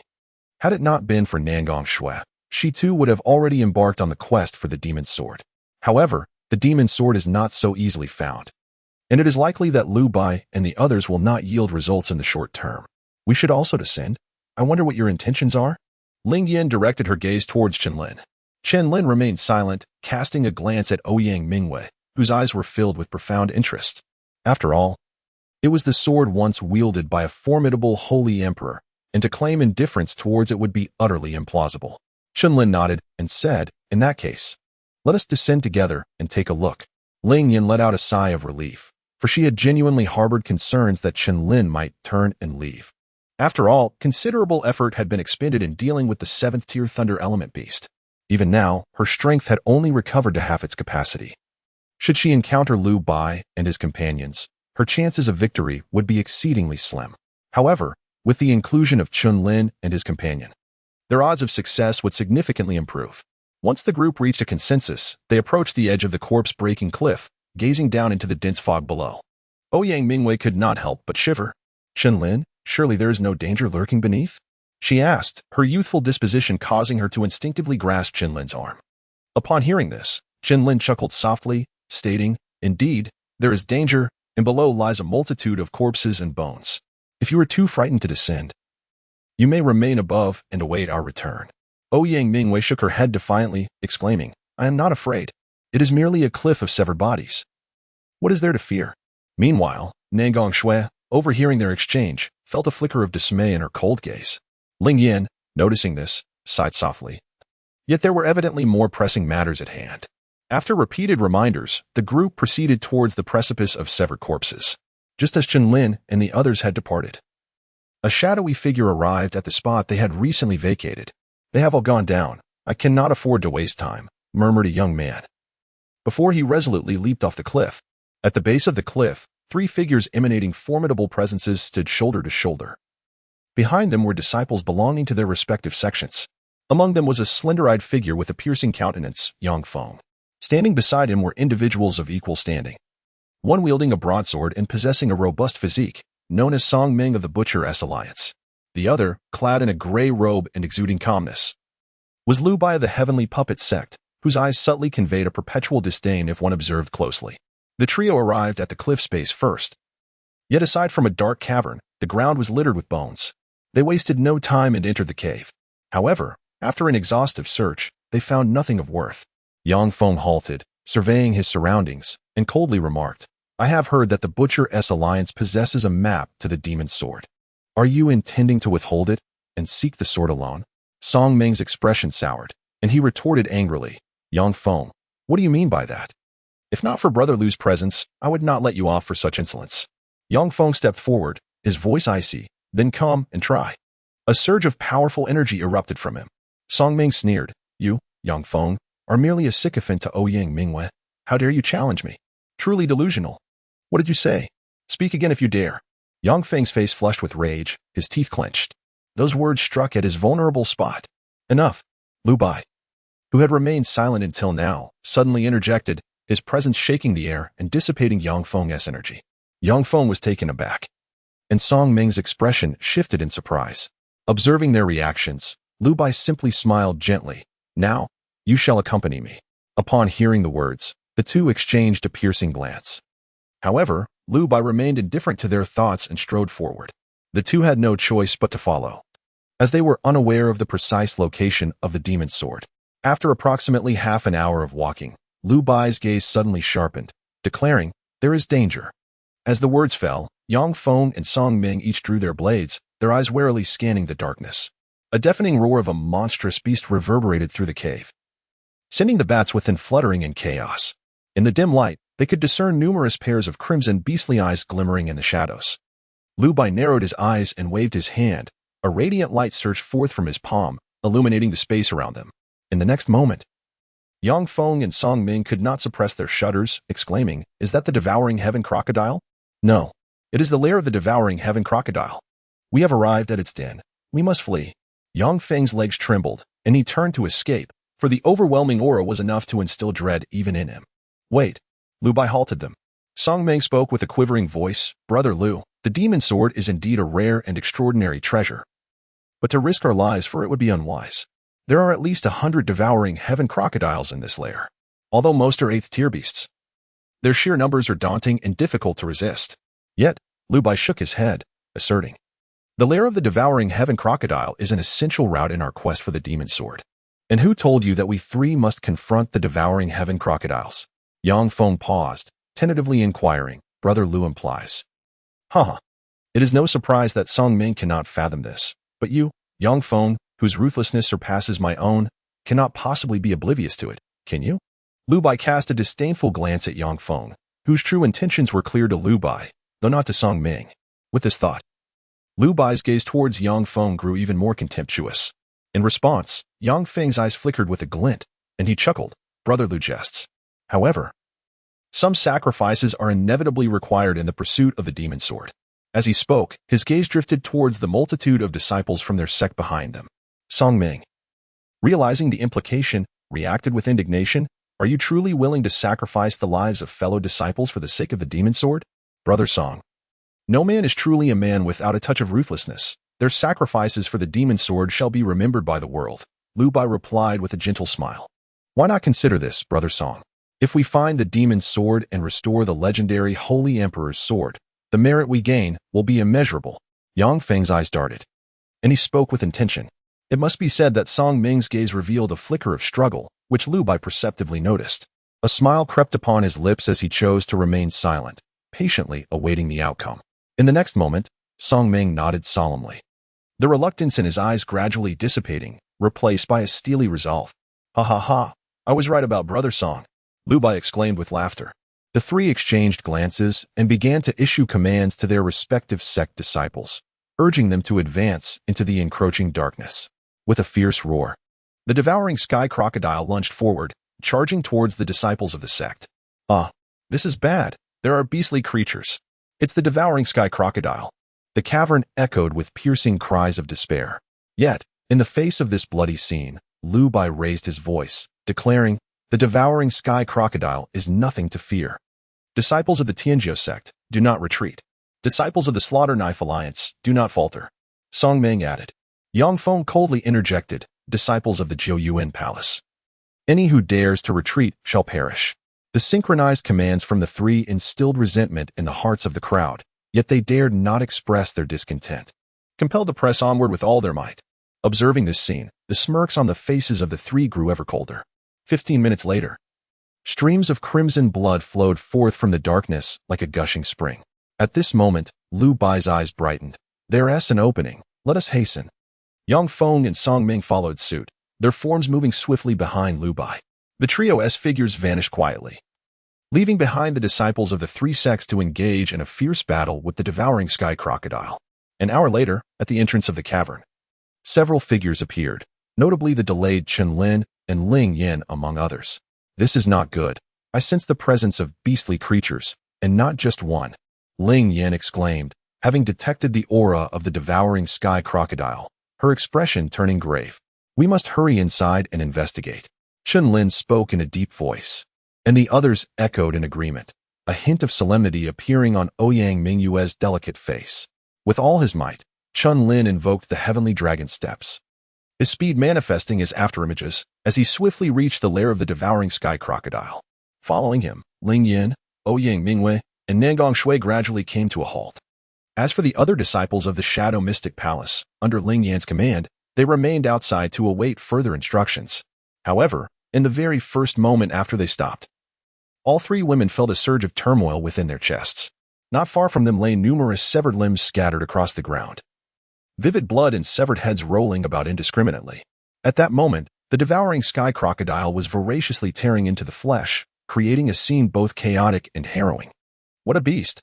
You shall pay for your sins. Unable to endure such a sight, the three women simultaneously leaped forward, charging towards the few remaining devouring sky crocodiles. Chen Lin surveyed his surroundings, and if his conjecture was correct, this should be the lair of the devouring sky crocodile. The corpses of these warriors appeared to originate from the three major sections. Observing their attire, Chen Lin had already come to a conclusion. However, notably absent among the bodies were Yang Feng and Lu Bo. Could it be that? Within Chen Lin's heart, a suspicion began to stir, and in an instant, his gaze ignited with fury, a palpable aura of deadly intent emanating from him. How despicable are the tactics employed by these three? Ouyang Mu's beautiful eyes widened in indignation as she unsheathed her sword. The remaining devouring sky crocodiles had long been marred by countless sword marks and were grievously injured from the fierce clashes among the disciples of the three major sections. In less than half a moment, the trio had eradicated the last few of these semi-Dao realm devouring sky crocodiles. Upon returning to their original position, Ling Yin turned to Chen Lin and remarked, "These are all disciples of the three major sections."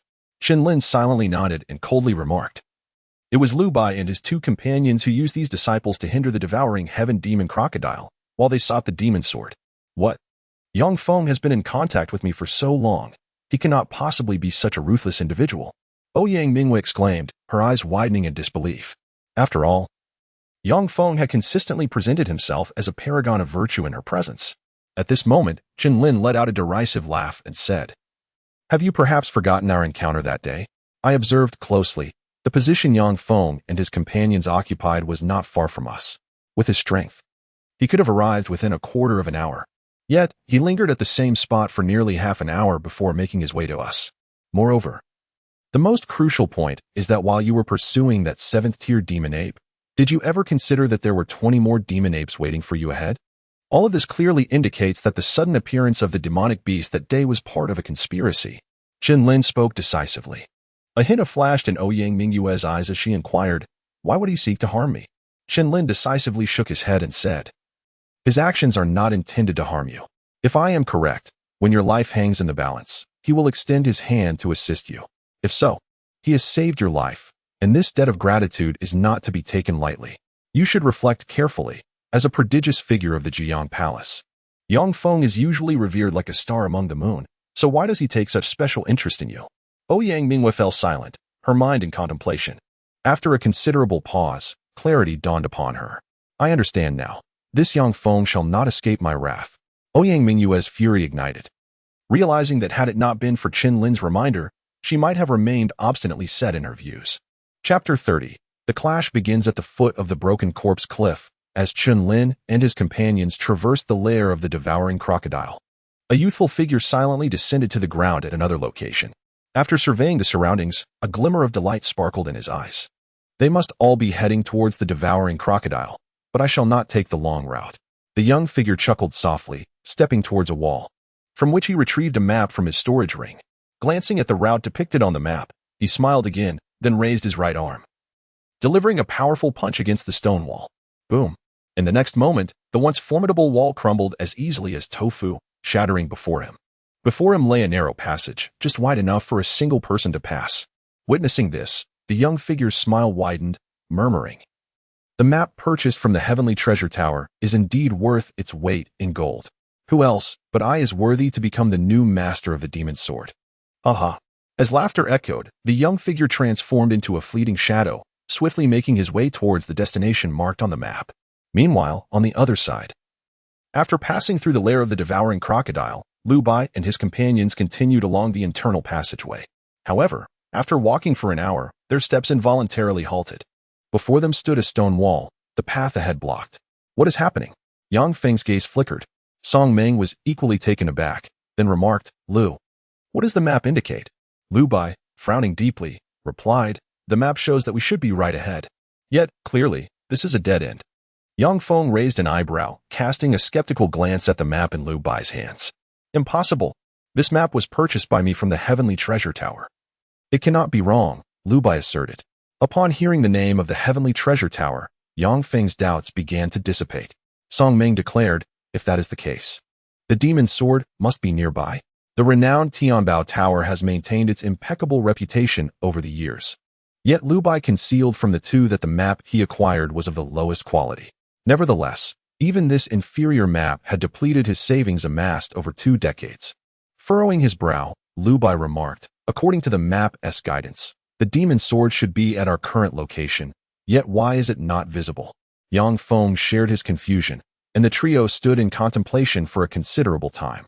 At last, Song Meng could no longer contain himself and forcefully struck the ground with his hand. "Surely the demon's sword cannot be buried beneath the earth."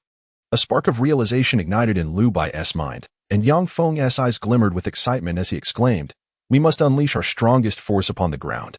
Even if we must dig 3 feet deep, we shall uncover the demon's sword. Moreover, we must act swiftly. I sense that others have also entered the cavern behind us." Lu Bai spoke coldly, retrieving a long sword from his storage pouch.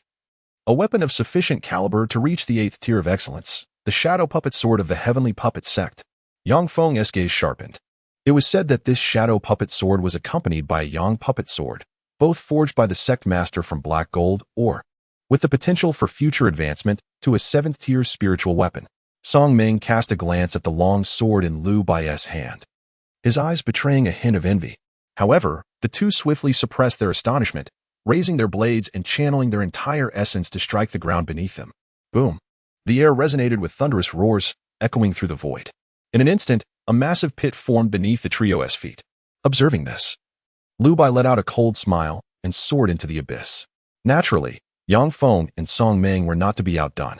With a resounding crash, as the three created the colossal pit, a powerful wave of energy rippled throughout the cavern. Meanwhile, in another dark corner, Chen Lin and his companions felt this surge, and their eyes lit up. To the southeast, Chen Lin declared, "It seems Lu Bai and the others have discovered the entrance to the demon's sword. Let us hurry as well," urged Ouyang Mu. Chen Lin silently nodded, and the 4 figures hastened towards the source of the sound. In less than a moment, Chen Lin and Ouyang Mu, along with the others, arrived at the enormous pit that Lu Bai and his companions had created. "We shall descend as well." In an instant, the 4 exchanged glances and, without a hint of hesitation, leaped into the abyss. Upon descending into the deep pit, Chen Lin discovered that the space below was, in fact, a burial chamber. "We shan't disturb this esteemed predecessor, shall we?" Ouyang Mu whispered, for before them lay an immense tomb.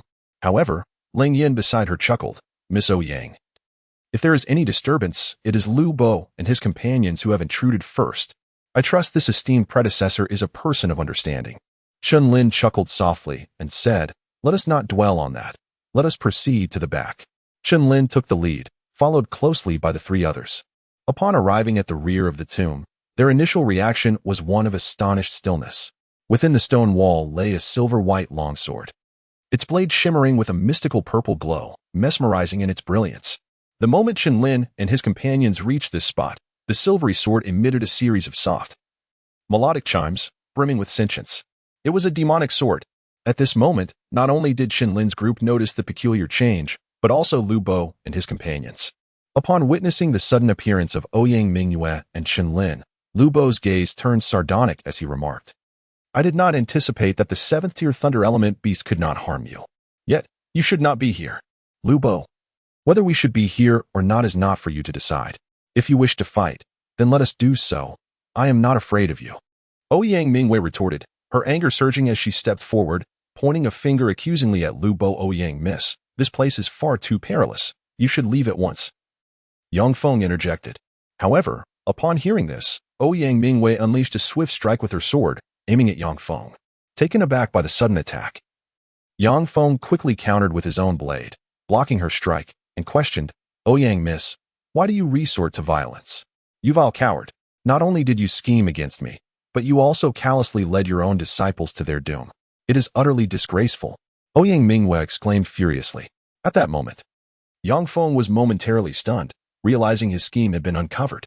His gaze shifted to Chen Lin, as if seeking an explanation. "Kid, you have repeatedly thwarted my plans. If you leave here alive today, it will only reflect my incompetence." Yang Feng's words dripped with malice, unmasked. He understood that Chen Lin had seen through all his machinations, rendering his previous efforts futile. How could he not be enraged? "Yang Feng, your words alone do not qualify you to engage in dialogue with me," Chen Lin replied, extending his finger and gently shaking it. This scene caused Ling Yan, standing behind him, to narrow her eyes in concern. For Yang Feng's strength was on par with her own. Moreover, Chen Lin was currently only at the late stage of the opening Yuan realm. Here, only Ne Gongshue's overt strength was inferior to Chen Lin's. "Haha, brother Yang, it seems the lady has little faith in your abilities." Song Ming could not help but chuckle. Yang Feng's cold gaze revealed a murderous intent, a scene of bloodshed unfolding as he coldly declared, "Chen Lin, today marks your demise." The moment his words fell, he surged forward, his form slicing through the air as he unleashed a chilling arc of sword energy. Ouyang Mu intended to strike first, but was intercepted by none other than Chen Lin. "Your injuries have yet to heal. You are no match for him. Stand back and observe." After Chen Lin spoke, he ceased to glance at Ouyang Mu. With a swift and fluid motion akin to a dragon gliding through water, he executed the Tianlong step, evading the strike. The two figures soon converged, and Chen Lin drew his sharp sword, engaging Yang Feng in a direct confrontation. In mere moments, their clash escalated to no less than 100 exchanges. This scene left the onlookers momentarily stunned, particularly Ling Yan and Song Ming, whose faces betrayed a hint of astonishment. They were acutely aware of Yang Feng's prowess, and thus, it was no small wonder that they were taken aback by Chen Lin's ability to hold his own against him. "Brother Song, would you kindly restrain the remaining few?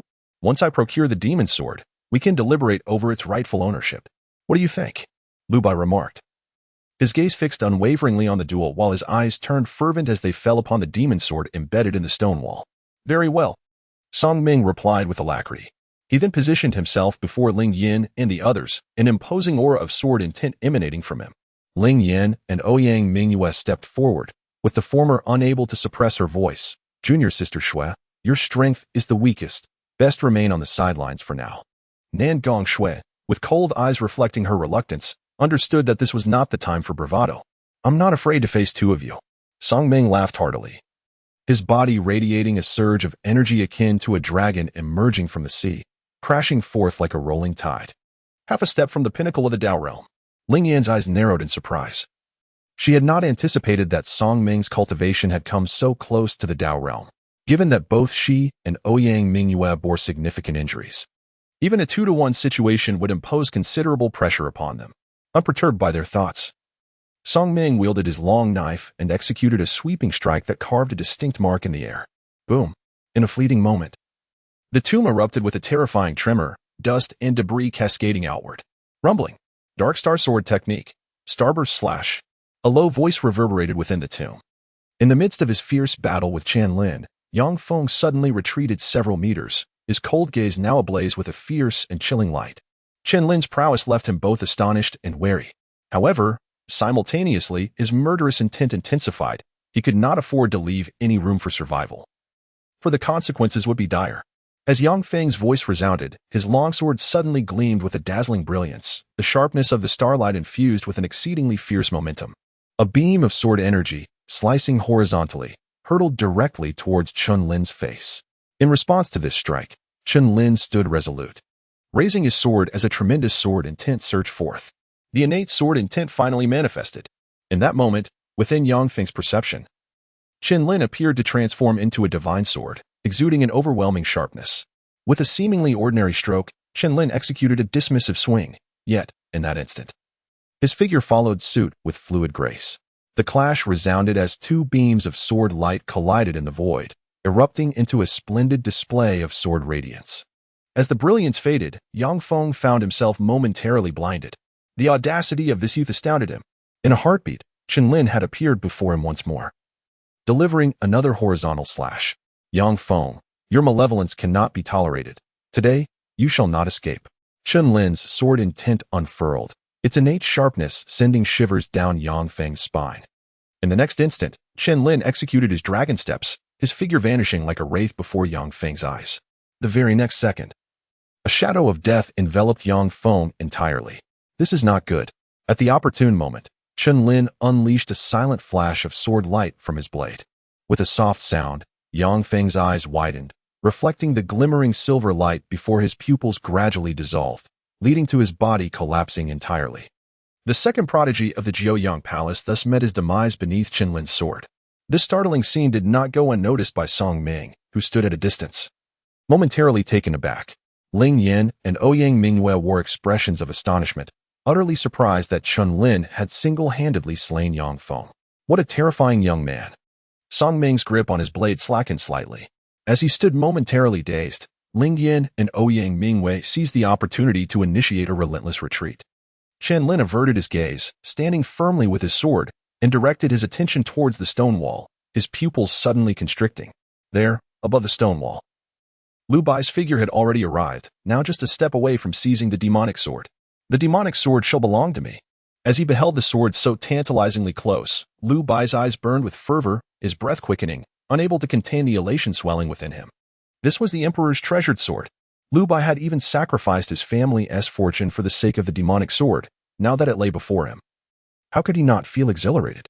Just as Lu Bai prepared to shatter the stone wall and claim the sword, a sudden noise jolted him back to reality. This is bad. A golden energy surged towards him from behind. Lu Bai swiftly retreated until he reached the ground, then turned to face the void. This unforeseen turn of events also caught Chen Lin's attention, and upon seeing the figure slowly approaching from the distance, his expression involuntarily tensed. This scoundrel messenger from Tianbao Tower is truly a sham. I spent 100,000 low-grade spirit stones only to acquire a subpar map. My apologies for the delay. The newcomer was a youth with a handsome visage, clad in golden martial robes, a tear mole adorning the corner of his eye, drawing glances from those nearby. Yet, the information embedded in his words astonished Chen Lin. 100,000 low-grade spirit stones.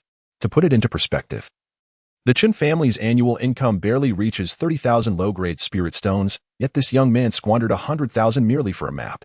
Who are you, brat? Why do you harm others from behind? Lu Bai questioned darkly, his eyes shadowed with menace. Were it not for his quick reflexes, he might have perished under that energy. Feng Yi, here to claim the demonic sword. Feng Yi smiled slightly at Lu Bai. Is that so? Lu Bai scoffed. Upon hearing this, Feng Yi lowered his gaze, a smile escaping him, yet his expression soon sharpened. Whoever dares to seize my demonic sword, I shall slay them. Huh, then let us see. Lu Bai's fury flared, his foot stamping down, unleashing a terrifying wave of spirit energy that cascaded forth like a torrent, overwhelming the fluctuations in the surroundings. This is the realm of Supreme Path. The intensity of this energy even brought the distant battle between Song Ming and his companions to a halt, their gazes drawn towards Lu Bai. Indeed, Lu Bai had already stepped into the realm of Supreme Path. Chen Lin's gaze remained largely unchanged. Upon seeing Lu Bai for the first time, he harbored certain suspicions. In contrast, Feng Yi, confronted with the Dao boundary, displayed neither surprise nor trepidation, but rather a glimmer of intrigue. His cultivation was evident, was it? Half a step into the Dao boundary? Huh. With such strength, you dare to contend for the demon sword? I wonder who endowed you with such audacity. Lu Bai's solemn demeanor morphed into one of disdain as he taunted. Heh, I have slain those of the Dao boundary before. Prepare to taste my blade. Fang Yi, unfazed by Lu Bai's reaction, merely enhanced the cold smirk gracing his lips. Shadow of the Yin Corpse Sword. Lu Bai barked, brandishing a gray longsword, conjuring a fierce gale that swept through like a chilling frost. Flowing wind sword technique. A sword like a shadow, with a soft exclamation. Fang Yi unleashed an overwhelming sword intent that surged forth from his blade. Chen Lin, positioned behind, was momentarily taken aback, a complete innate sword intent. This youth, seemingly of similar age, had indeed comprehended the entirety of the innate sword intent. Moreover, the sword intent appeared even more potent than his own. Had he reached mastery within the innate sword intent? Chen Lin's expression shifted. His own innate sword intent had merely transitioned from the rudimentary to minor proficiency amidst a month of slaughter in the wild demon forest. Who, then, is this Fang Yi? Not only did Chen Lin perceive this, but Lu Bai, as the primary participant, felt a sharp edge piercing through to him. This youth has sword intent. Lu Bai swung his Yin Corpse sword, engaging Fang Yi in direct combat. The clash of swords ignited a dazzling display of sword lights. Although Fang Yi's sword intent was terrifyingly formidable, Lu Bai matched him blow for blow, utilizing his own essence force with remarkable parity. From a distance, Chen Lin watched in astonishment. At his current strength, he might not be able to contend with either of them. The owner of the demon sword shall be none other than I. Lu Bai's gaze turned vicious, his swordplay imbued with lethal intent, utterly merciless. For the sake of the demon sword, he was prepared to forsake everything. Fang Yi, acutely aware of Lu Bai's murderous intent, responded with a chilling gaze, unleashing his sword intent without reservation. The terrifying crimson sword shadow swept through the entire tomb like a tempest. Boom. From the heart of their clash, a surge of sword energy erupted outward, one beam of sword energy striking precisely at the stone wall housing the demon sword. Crash. The wall shattered, revealing the demon sword. The combatants momentarily halted, their fervent gazes converging upon the demon sword. The demon sword is mine. Fang Yi executed his technique, leaping into the air to seize the demon sword first. Clang. A clear and resonant sound of a sword echoed, akin to a thunderclap that traversed the heavens and the earth, suddenly resounding forth. Fang Yi grasped the enchanted sword, his eyes brimming with astonishment. Just as he was about to shed blood to acknowledge his mastery, a formidable force of rejection surged from the hilt of the sword, wrenching itself from his grasp. What? Fang Yi's complexion paled. This enchanted sword actually refused to recognize him as its master. Witnessing this spectacle, the onlookers were equally taken aback. Lu Bai swiftly stepped forward, intent on seizing the enchanted sword. However, the sword possessed a spirit. Even after a millennium, it retained a vestige of the Holy Emperor's will. Impervious to the taint of mortals, the enchanted sword hovered in midair, incessantly ringing, as if in search of its rightful owner among the crowd. The gazes of the spectators were fervent. Even Song Ming, a master of blades, relinquished his longsword, seemingly in pursuit of a chance. Yet, in the next instant, the sword darted through the air, hurtling towards Chen Lin. Chen Lin, be careful. Ouyang Mu cried out in alarm, perplexed by the unfolding events. Upon hearing her voice, Chen Lin seemed oblivious, instead taking a step forward, his gaze fixed intently on the approaching enchanted sword. Buzz! A sword sliced through the air. And to the astonishment of all, the shimmering silver blade, radiating a violet glow, came to an abrupt halt merely 3 inches before Chen Lin's forehead. Chapter 32. A relentless retreat. The enchanted sword. Had it truly chosen him? Lu Bai exclaimed in disbelief. Clang. The sound of the sword resonated. And in the midst of the spectators' astonished gazes, the enchanted sword was abruptly suspended 3 inches from Chen Lin's brow. Then, with a sudden motion, the tip of the sword pointed towards the ground, while the hilt hovered in midair, as if awaiting something. Chen Lin's gaze sharpened, and a trace of a smug smile graced his lips. Do you intend to choose me? He inquired, his eyes fixed on the demonic sword with a playful demeanor. Buzz! The demonic sword emitted a crisp, melodious clang, as if it were rejoicing in delight. Upon receiving the answer, Chen Lin no longer hesitated and reached out to grasp the hilt of the demon's sword. In that instant, a resounding sword intent erupted from the blade. An overwhelming sword aura that sent everyone in the vicinity hurtling backwards. At that moment, Chen Lin noticed 2 prominent characters engraved on the hilt, exclaiming in delight, Zihuang. Thus, the true name of the demon sword was revealed to be the Zihuang sword, though it was more commonly referred to as the demon sword by later generations. The sovereign of swords, indeed, was no mere whim. A purple, demonic radiance flickered to life as Chen Lin wielded the sword, exuding an unparalleled brilliance. A surge of supreme sword intent soaring into the heavens, stirring the winds and clouds. Witnessing this transformation from afar, Lu Bai's eyes turned a crimson hue. And he bellowed vehemently, "Impossible! How could a mere ant at the late stage of the opening Yuan realm be worthy of becoming the master of the demon sword?" Ouyang Mu, standing at a distance, widened her eyes in astonishment, utterly surprised by Chen Lin's formidable talent in the sword arts. The demon sword possessed a spirit of its own, and to be actively chosen by it was a testament to Chen Lin's extraordinary aptitude in the way of the sword. Ling Yin spoke solemnly, having internally acknowledged Chen Lin's achievement in surpassing the 9th level of the Qinglong Tower. To be chosen by the demon sword was a talent beyond imagination. What of being recognized by the demon sword? Do you truly believe he can take the demon sword out of here? Song Ming, picking up his long blade once more, said with a chilling expression. Ling Yan's beautiful eyes instantly grew serious, even if Chen Lin had obtained the demon sword. His current strength was still merely at the late stage of the opening Yuan realm. Boom. The demon sword is mine. No one can take it away. Chen Lin. Surrender the demon sword now, and I may spare your life. Lu Bai glared at Chen Lin with blood-red eyes, his voice harsh. After expending great effort to locate the demon sword, only to have it snatched away by Chen Lin, how could he not harbor resentment? Boy. While your talent is commendable, at this moment, you are still no match for me. Hand over the demon sword now, and I may grant you a chance to live. As soon as Lu Bai finished speaking, Fang Yi beside him could not restrain himself and stepped forward, speaking coldly. Boom. The two men's imposing auras surged forth in an instant. Within the burial space, an overwhelming pressure surged abruptly. Since the demon sword recognizes me as its master, henceforth, wherever I go, the sword shall follow. As for the two of you who desire the demon sword, come and take it if you dare. With a swift motion, Chen Lin brandished his sword, unleashing a dazzling violet light that swept across the air. The resonant clang of the blade echoed through the heavens. Its brilliance both enchanting and blinding. The sheer power of this strike momentarily stunned Lu Bai. Immediately, he wielded his in-puppet sword, channeling the profound energy of the Dao realm into the blade, and executed a downward slash. The collision of two piercing beams of light erupted with a violent force. Yet both figures simultaneously retreated. Had he truly repelled Lu Bai with a single strike? In the distance, Song Ming's expression shifted dramatically. It was crucial to note that Lu Bai was a genuine master of the Dao realm. Surely, it must be the work of the enchanted sword. The fact that a practitioner at the late stage of the opening Yuan realm could fend off a formidable opponent from the Dao realm was utterly astonishing. Fang Yi's gaze burned with fervor as he beheld the enchanted sword, his eyes once again ablaze with fervent desire. His purpose for coming here was solely for the enchanted sword. Anyone who dared to stand in his way would meet a grim fate, fools courting death. Lu Bai's countenance darkened. Yet beneath that gloom lay an undercurrent of fervor. He had already sensed the terror of the enchanted sword. Should he acquire it, he would undoubtedly be hailed as the foremost genius of the Tianqiao sect. With this thought ignited in his mind, he swiftly advanced, appearing before Chen Lin in an instant. Sword raised for a horizontal slash. Fang Yi, too, moved like a specter, his own blade following suit in a swift arc. One was a master of the Dao realm, while the other had comprehended the innate sword intent to a consummate level. As they struck in unison, the very fabric of space around them trembled. Chen Lin gripped the demonic sword tightly, his innate sword intent reaching its pinnacle.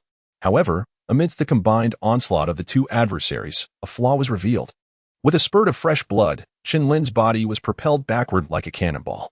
Yet, after repelling him, Lu Bai and his companions' expressions suddenly darkened as they shouted, "Song Ming, block him." At that moment, as Chen Lin retreated, he ingeniously utilized the immense recoil to execute the dragon step to its fullest, beginning his escape towards the tomb's exit. Hearing this, Song Ming hesitated for a moment, ready to intercept Chen Lin, when a graceful figure unexpectedly obstructed his path. Ling Yin. Do not court death. Song Ming's face paled. Ling Yin replied with a cold smile, the demonic sword has already chosen Chen Lin, thus, he is the sword's master. If Chen Lin dies, the sword will remain without a master, won't it? Your words are utterly ridiculous. Song Ming laughed heartily. However, his laughter quickly subsided. For while the two were conversing, Chen Lin's figure had already drawn near. Let us depart together. Chen Lin gazed intently at Song Ming, who was locked in a standoff with Ling Yin in the distance. His eyes were sharp as he unleashed a dazzling arc of his demonic sword, slicing through the air with lethal intent. This is not good. Sensing the chilling brilliance of the sword light, Song Ming hurriedly raised his blade to shield himself. Yet, the moment the sword light reached him, his body was propelled backwards. Swear, Ouyang, we must flee. Ling Yin nodded at Chen Lin before urgently addressing the two behind her. Upon hearing her words, they summoned their inner strength, their forms reaching an unparalleled swiftness in an instant. Chen Lin took the lead, his feet executing a dragon stride. And in his icy gaze surged a chilling intent to kill. Given his current strength, he was not yet a match for Liu Bai and Fang Yi. He must urgently strive to break through his cultivation. As Ling Yin and the others maneuvered, two extremely cold auras approached from behind. Chen Lin has fled. You three shall remain. Liu Bai's voice rang out coldly, his profound energy erupting in a roar, causing his speed to surge explosively. However, Fang Yi was even swifter. His figure shifting like a shadow, instantly appearing before the last, Nangong Shui. With a powerful palm strike, he unleashed a fierce force. What? Nangong Shui, at the late stage of the open origin realm, stood no chance against Fang Yi's strike, and was sent flying, spitting blood. Shui, junior sister. Ling Yin paused momentarily. But in the next instant, Liu Bai's sword light engulfed her. You are utterly despicable. Ouyang Mu, witnessing her companion's fall, halted her steps to confront Liu Bai and his companion directly. Miss Ouyang, Chen Lin has taken the demon sword, and your relationship with him is rather special. We kindly ask you to accompany us for a while. Liu Bai regarded Ouyang Mu with a complex expression, fully aware of her identity, hence he refrained from acting rashly. Yet, Fang Yi, indifferent to the complexities, appeared before Ouyang Mu in an instant. She was about to draw her sword in defense, but found herself immobilized, her acupoint sealed. You think you can simply take the demon's sword and walk away? Such delusions. Fang Yi's cold gaze flickered as he gritted his teeth. Liu Bai, with a cryptic expression, scrutinized Fang Yi and said, now that Chen Lin has taken the demon sword, we both gain nothing. Why not join forces to force him out and reclaim the sword? Once we have it in our grasp, we can then decide its rightful owner. Upon hearing this, Fang Yi lifted his gaze towards Liu Bai and nodded slightly. After all, Chen Lin's talent was formidable, and his speed was not to be underestimated. Having acquired the demon's sword, his strength would likely grow at an astonishing rate. Teaming up indeed seemed the most prudent course of action. How do you plan to draw him out? Fang Yi inquired, a hint of perplexity in his eyes. Liu Bai chuckled coldly, remaining silent as he turned his gaze towards the three women behind him. Are you certain that young man will surrender the demon's sword for the sake of these three? Fang Yi teased, for the demon's sword was a legendary weapon. Its rank capable of rising with the wielder's power. Who among them would willingly relinquish such a treasure? Liu Bai shook his head with a smile. Brother Fang, you misunderstand. Individuals like Chen Lin are the easiest to deal with. The moment he dares to show himself, the demon sword will once again become a thing without an owner. Fang Yi seemed to have attained a moment of enlightenment, a trace of smug coldness appearing upon his face. Chapter 33, Dual Breakthrough. The cliff of severed corpses stirred with commotion due to the news of the emergence of the demon sword, leaving many martial artists astonished upon hearing it. After all, their sole purpose for coming here had been merely the Thunder origin pool. It was rumored that the demon sword was the legendary Holy Emperor's sword, and to think it had resurfaced once more. With the reappearance of the demon sword and the emergence of a new sword master, it was likely to stir considerable waves within the Qian Empire. It was said that the new master of the demon sword was merely a youth in the late stages of the opening origin realm, which was truly hard to believe. It has been over a century since the last emergence of the demon sword, and in that time, its spirit has undoubtedly diminished. Now it is at best on par with a 7th-tier spiritual treasure. Someone scoffed. So what if it is a 7th-tier spiritual treasure? One must remember that the greatest strength of the demon sword lies in its ability to advance alongside its master's prowess. To be chosen by the demon sword suggests that this young man must possess astonishing talent in the sword path. Many martial artists observing the cliff of severed corpses gazed longingly. However, they understood that without either talent or strength, possessing the demon sword would not guarantee the ability to retain it. Meanwhile, within a cave in the wild demon forest, a bloodstained figure sat quietly in meditation, exhaling torrents of primal energy with each breath.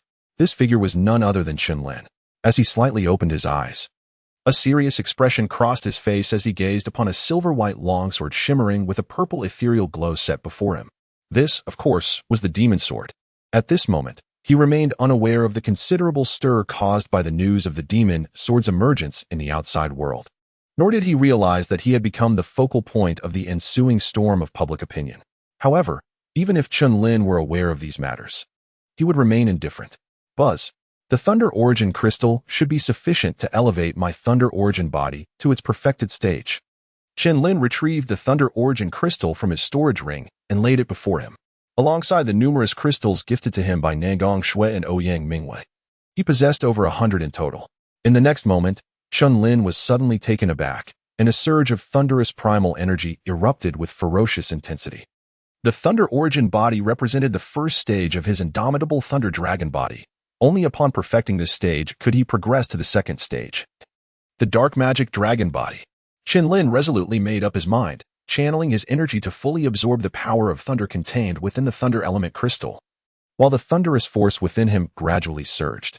In Tianyang County, at the branch of Tianbao Tower, two graceful figures stood elegantly in a pavilion, the foremost being Su Yanran.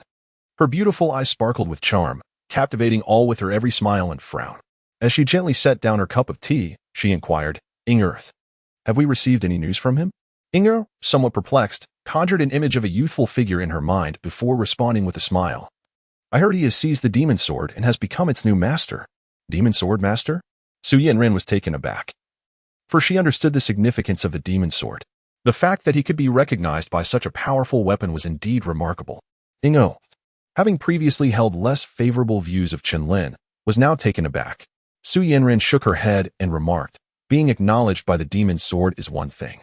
Preserving it is the true test of his capabilities." Inger, her gaze sharpening, comprehended the deeper meaning behind Su Yanran's words, and with a resigned sigh, she chose to remain silent. At the corpse-breaking cliff, 3 days had passed, and the number of martial artists gathering here had significantly increased. Particularly upon learning that the Demon Sword Master was merely at the late stage of the open origin realm, many began to feel a surge of ambition. However, on this particular day, Liu Bai of the Heavenly Puppet Sect and Song Ming of the Butcher's Alliance issued a proclamation. If Chen Lin, the Demon Sword Master, does not reveal himself within 3 days, do not blame us for our ruthless actions. Before the corpse-breaking cliff, Liu Bai coldly declared, while Song Ming suddenly turned to walk away, revealing 3 figures sprawled on the ground, Ling Yin, Nangong Shui, and Ouyang Mu. "You despicable scoundrels!" Ouyang Mu exclaimed furiously. Ling Yin, equally incensed, scoffed, "Liu Bai, Song Ming, how can you, as leaders of your respective sects' younger generations, resort to such vile tactics?" They were all too aware that Liu Bai and his cohort intended to use them as hostages to force Chen Lin's appearance. 3 ladies. "I only care for the demon sword. Your so-called sects are utterly inconsequential," remarked Fong Yi from a distance, though he internally rejected such tactics. Yet, the thought of the demon sword ignited a fiery rage within him, causing him to disregard Liu Bai and Song Ming's actions. Liu Bai turned to the 3 women, sneering, "That wretched brat snatched my demon sword and thinks he can escape? Such delusions. Humph, Liu Bai, do not entertain such thoughts. Our encounter with Chen Lin was merely serendipitous. He will not come." Ouyang Mu retorted coldly, her delicate face devoid of color, appearing pale and frail. "Haha, to be honest, I have little confidence in these 2. But with you, Ouyang Mu, how could Chen Lin possibly not show up?" Lu Bo let out a cold, disdainful laugh. In his eyes, Chen Lin was undoubtedly a person of deep loyalty and righteousness, incomparable to someone like Yang Feng. Upon hearing this, Ouyang Mu rarely displayed a serious expression, rendered momentarily speechless. That fellow must not come. As the actions of Lu Bo and his companions stirred unrest once more at the cliff of severed corpses, Chen Lin, within the cave, remained utterly oblivious. Thus, after several days, the Thunder Origin crystals laid before him had accumulated in large numbers, their original energy dissipated, reduced to mere fragments. Nevertheless, Chen Lin's absorption continued unabated, until only the final Thunder Origin crystal remained, at which point a thunderous roar resounded within him. Boom! Chen Lin opened his eyes, which sparkled like cold lightning, unleashing an indescribable aura of terror that reverberated throughout the cavern. His body was enveloped in a visible power of thunder, resembling a suit of armor intricately adorned upon him. Simultaneously, his thunder elemental body had reached the pinnacle of perfection in its cultivation. Chen Lin clenched his fists tightly, his gaze filled with astonishment. It is worth noting that previously he had comprehended the Thunder Fist and Thunder Dragon Roar techniques within the thunder elemental body, and their power had certainly lived up to his expectations. This time, having cultivated the thunder elemental body to its perfected stage, he naturally reaped significant rewards. Chen Lin swiftly suppressed the joy surging within him, fully aware of Liu Bai's formidable strength, which had already reached the early stage of the supreme path. Given his current capabilities, it seemed rather improbable for him to confront two adversaries simultaneously. With this thought in mind, Chen Lin retrieved all the elemental stones and demon cores from his storage ring, preparing for an all-out effort. However, his current reservoir of elemental energy far surpassed that of martial artists at the same realm. He was already at the pinnacle of the late stage of the opening Yuan realm. Utilizing the more than 2,000 elemental stones and demon cores should facilitate a breakthrough without much difficulty. With no hesitation, Chen Lin closed his eyes and sat cross-legged.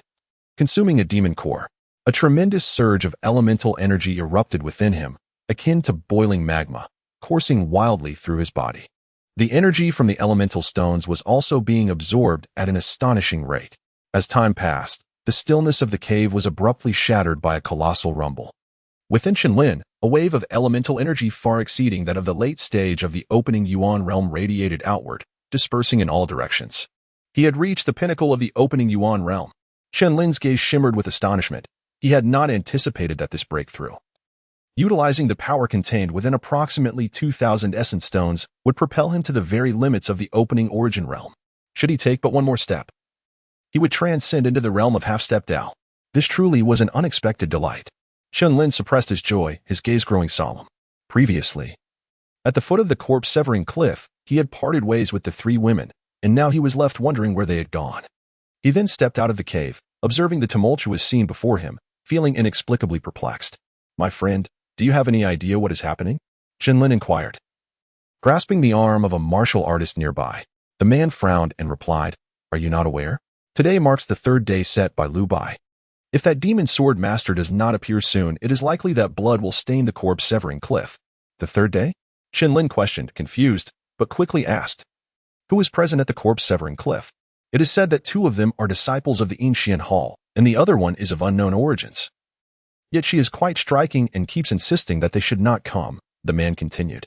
Suddenly, as his words fell, the atmosphere around them turned icy, filled with an aura of impending doom. "Lu Bai." Chen Lin's eyes blazed crimson as he roared, his voice echoing with fury. In that moment, he realized that the individuals at the corpse-severing cliff were undoubtedly Ouyang Mu, Ling Yan, and Nangong Shui. The sheer intensity of his presence caused the martial artist, who had just spoken, to involuntarily shudder. "May I inquire your name, esteemed friend?" The man could not help but ask.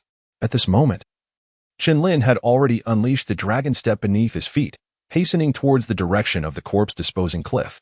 However, a sharp and audacious voice reverberated through the air. "The Demon Sword Master, Chen Lin." Chapter 34, Bloodshed Unleashed Buzz. As Chen Lin's voice echoed across this realm, the martial artist who had just been present could not help but shudder, his gaze filled with astonishment. It turned out that he was the very person Lu Bai and his companions had been waiting for, the newly appointed Demon Sword Master. The atmosphere at the corpse-disposing cliff became lively. Many martial artists took note of the unfolding spectacle, their faces adorned with expressions of wonder. They eagerly flocked to the cliff, yearning to witness the grandeur of the Demon Sword Master. At the corpse-disposing cliff, upon the steep and jagged stone walls, 3 robust stone pillars stood tall, each bound with iron chains that held 3 delicate figures tightly in place. These were none other than Ling Yan and her companions. However, at this moment, the radiance had faded from their faces, leaving them pallid and wan. For so many days, they had not had a drop of water. Ouyang Mu's once lively eyes had turned dull, now filled with exhaustion and indignation. "Damn you, Chen Lin, please do not come." Beside her, Ling Yan maintained a calm demeanor. As the second prodigy of the Ancient Hall, she possessed her own dignity. Yet, deep within her gaze lay a flicker of concern. After all, the actions of Lu Bai and his companions were utterly despicable. If Chen Lin truly came to their rescue, that would be the outcome she dreaded most. She believed that given more time, that young man would surely prove to be more than a match for Lu Bai and his companions. But now Ling Yan managed a bitter smile, a glimmer of despair surfacing on her pale visage.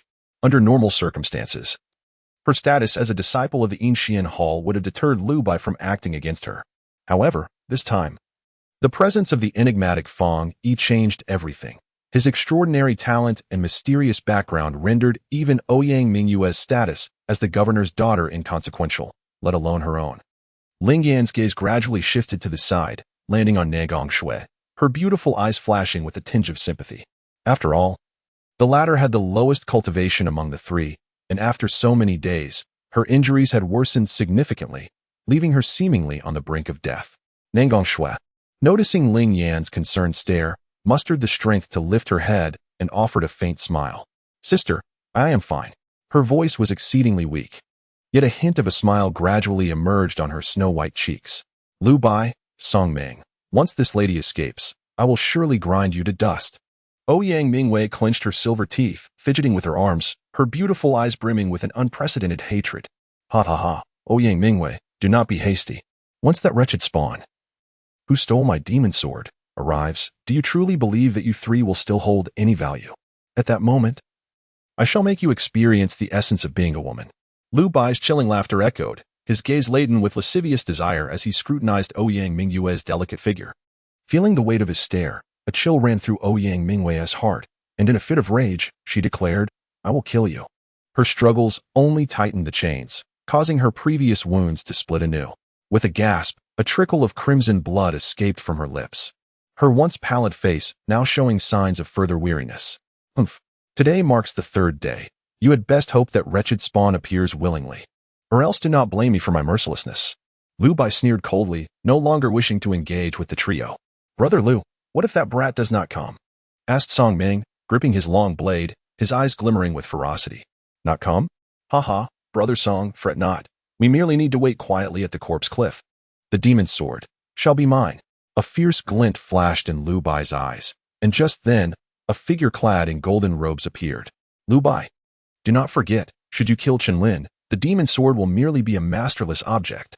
The newcomer was Fong Yi, whose expression turned sharp upon hearing Lu Bai's words. Haha, Brother Fong, do not take it to heart. After we eliminate that wretched spawn, we can negotiate the ownership of the demon's sword.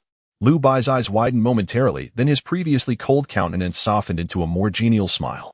Fong Yi, upon hearing this, snorted coldly and waved his sleeve, departing to stand upon the corpse cliff, closing his eyes in anticipation. Observing Fong Yi's behavior, Lu Bai smirked internally, his eyes betraying a myriad of emotions, and he chose to remain silent. The sun blazed overhead, fierce as fire. Before the corpse cliff, Chen Lin moved like a phantom, his figure ghostly and ethereal.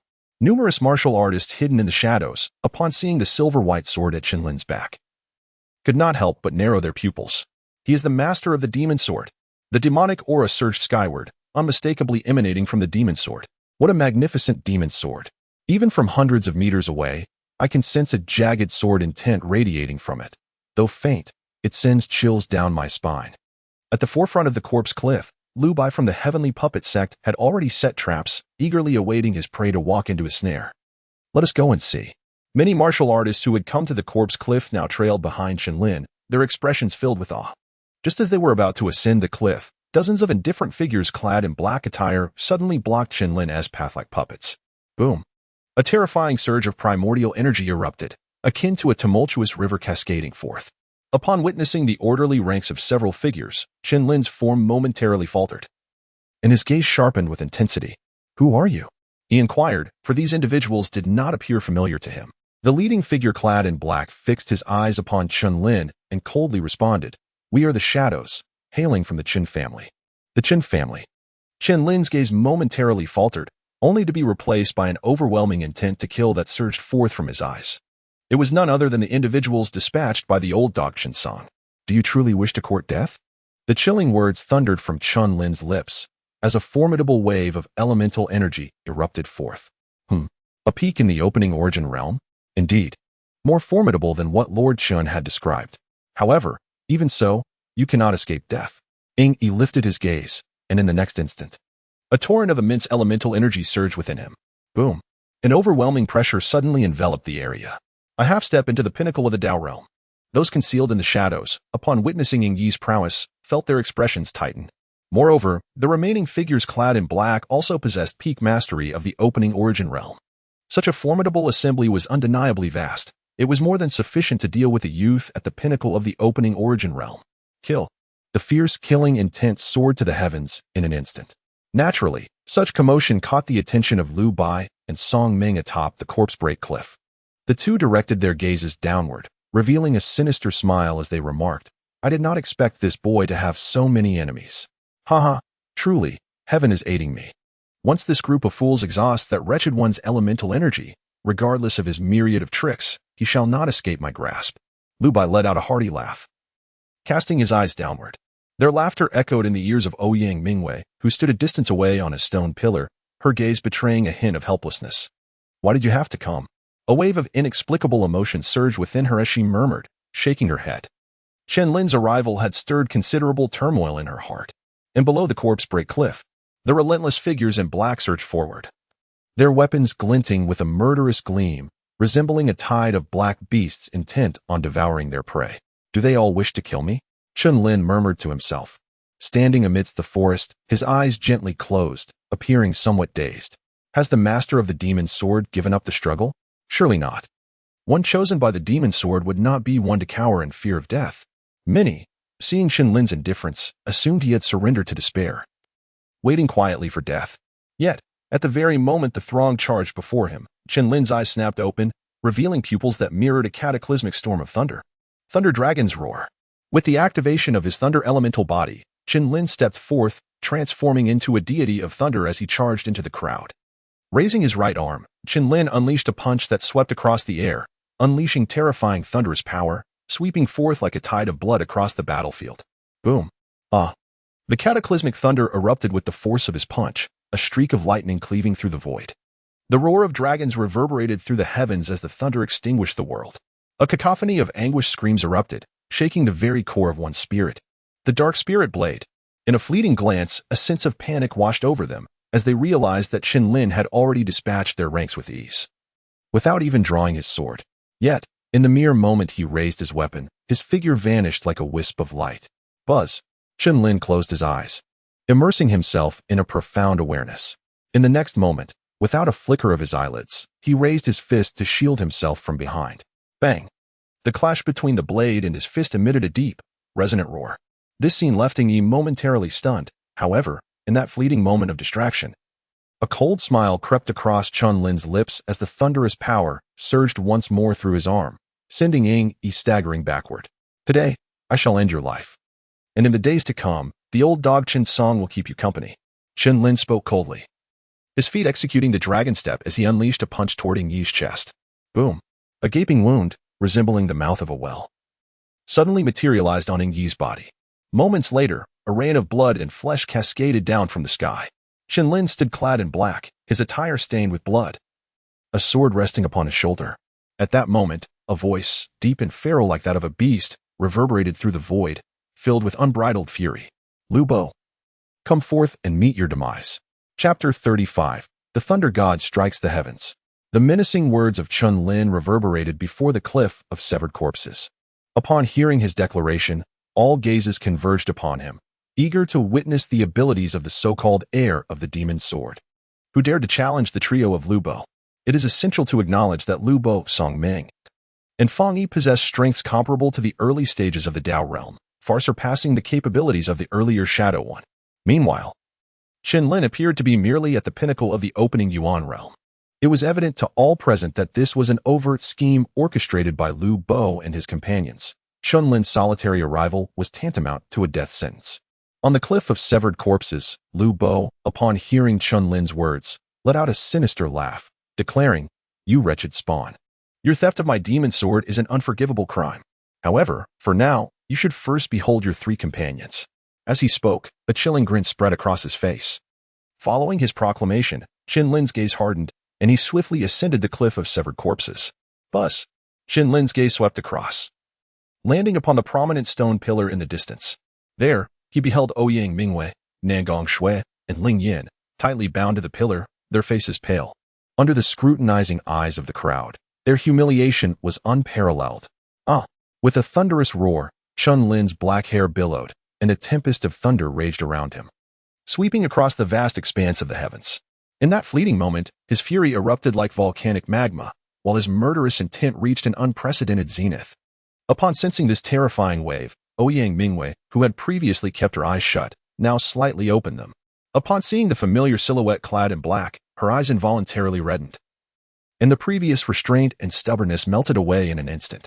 At this moment, Ouyang Mu yearned to weep openly. "Chen Lin, what are you doing here? I do not require your rescue. You should leave at once." Ouyang Mu stifled her tears, summoning the last vestiges of her strength to shout. Meanwhile, Ling Yan glanced at Chen Lin, a bitter smile gracing her lips, acknowledging that today's predicament could indeed be deemed dire. Nangong Shui struggled to lift her head and looked at Chen Lin, her cold eyes betraying a flicker of warmth. Each of the three women possessed their own pride. And this scene left the onlookers in silent astonishment, while for Chen Lin, it was a piercing agony. Chen Lin, if you surrender the demon sword, I promise not to harm the three of them, and you may leave in peace.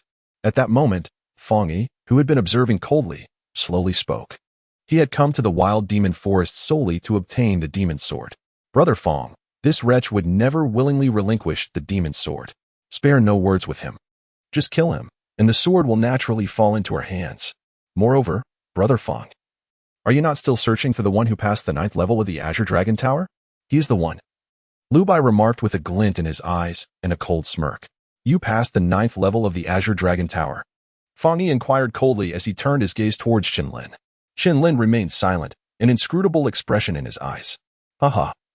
Since you have traversed the 9th level of the Azure Dragon Tower, you must possess the Azure Dragon Seal, correct? Fong Yi inquired coldly. As if privy to some hidden truths, Chen Lin remained indifferent. Could it be that Fong Yi spoke of the secret realm token bestowed upon him by the esteemed Elder Shen Luyun? Ah, what a stroke of fortune. For the demonic sword and the Azure Dragon token in your possession are treasures of immeasurable worth. It seems that today's battle is unavoidable. Fong Yi let out a hearty laugh, gripping his long sword as a fierce sword intent surged from within, enveloping Chen Lin.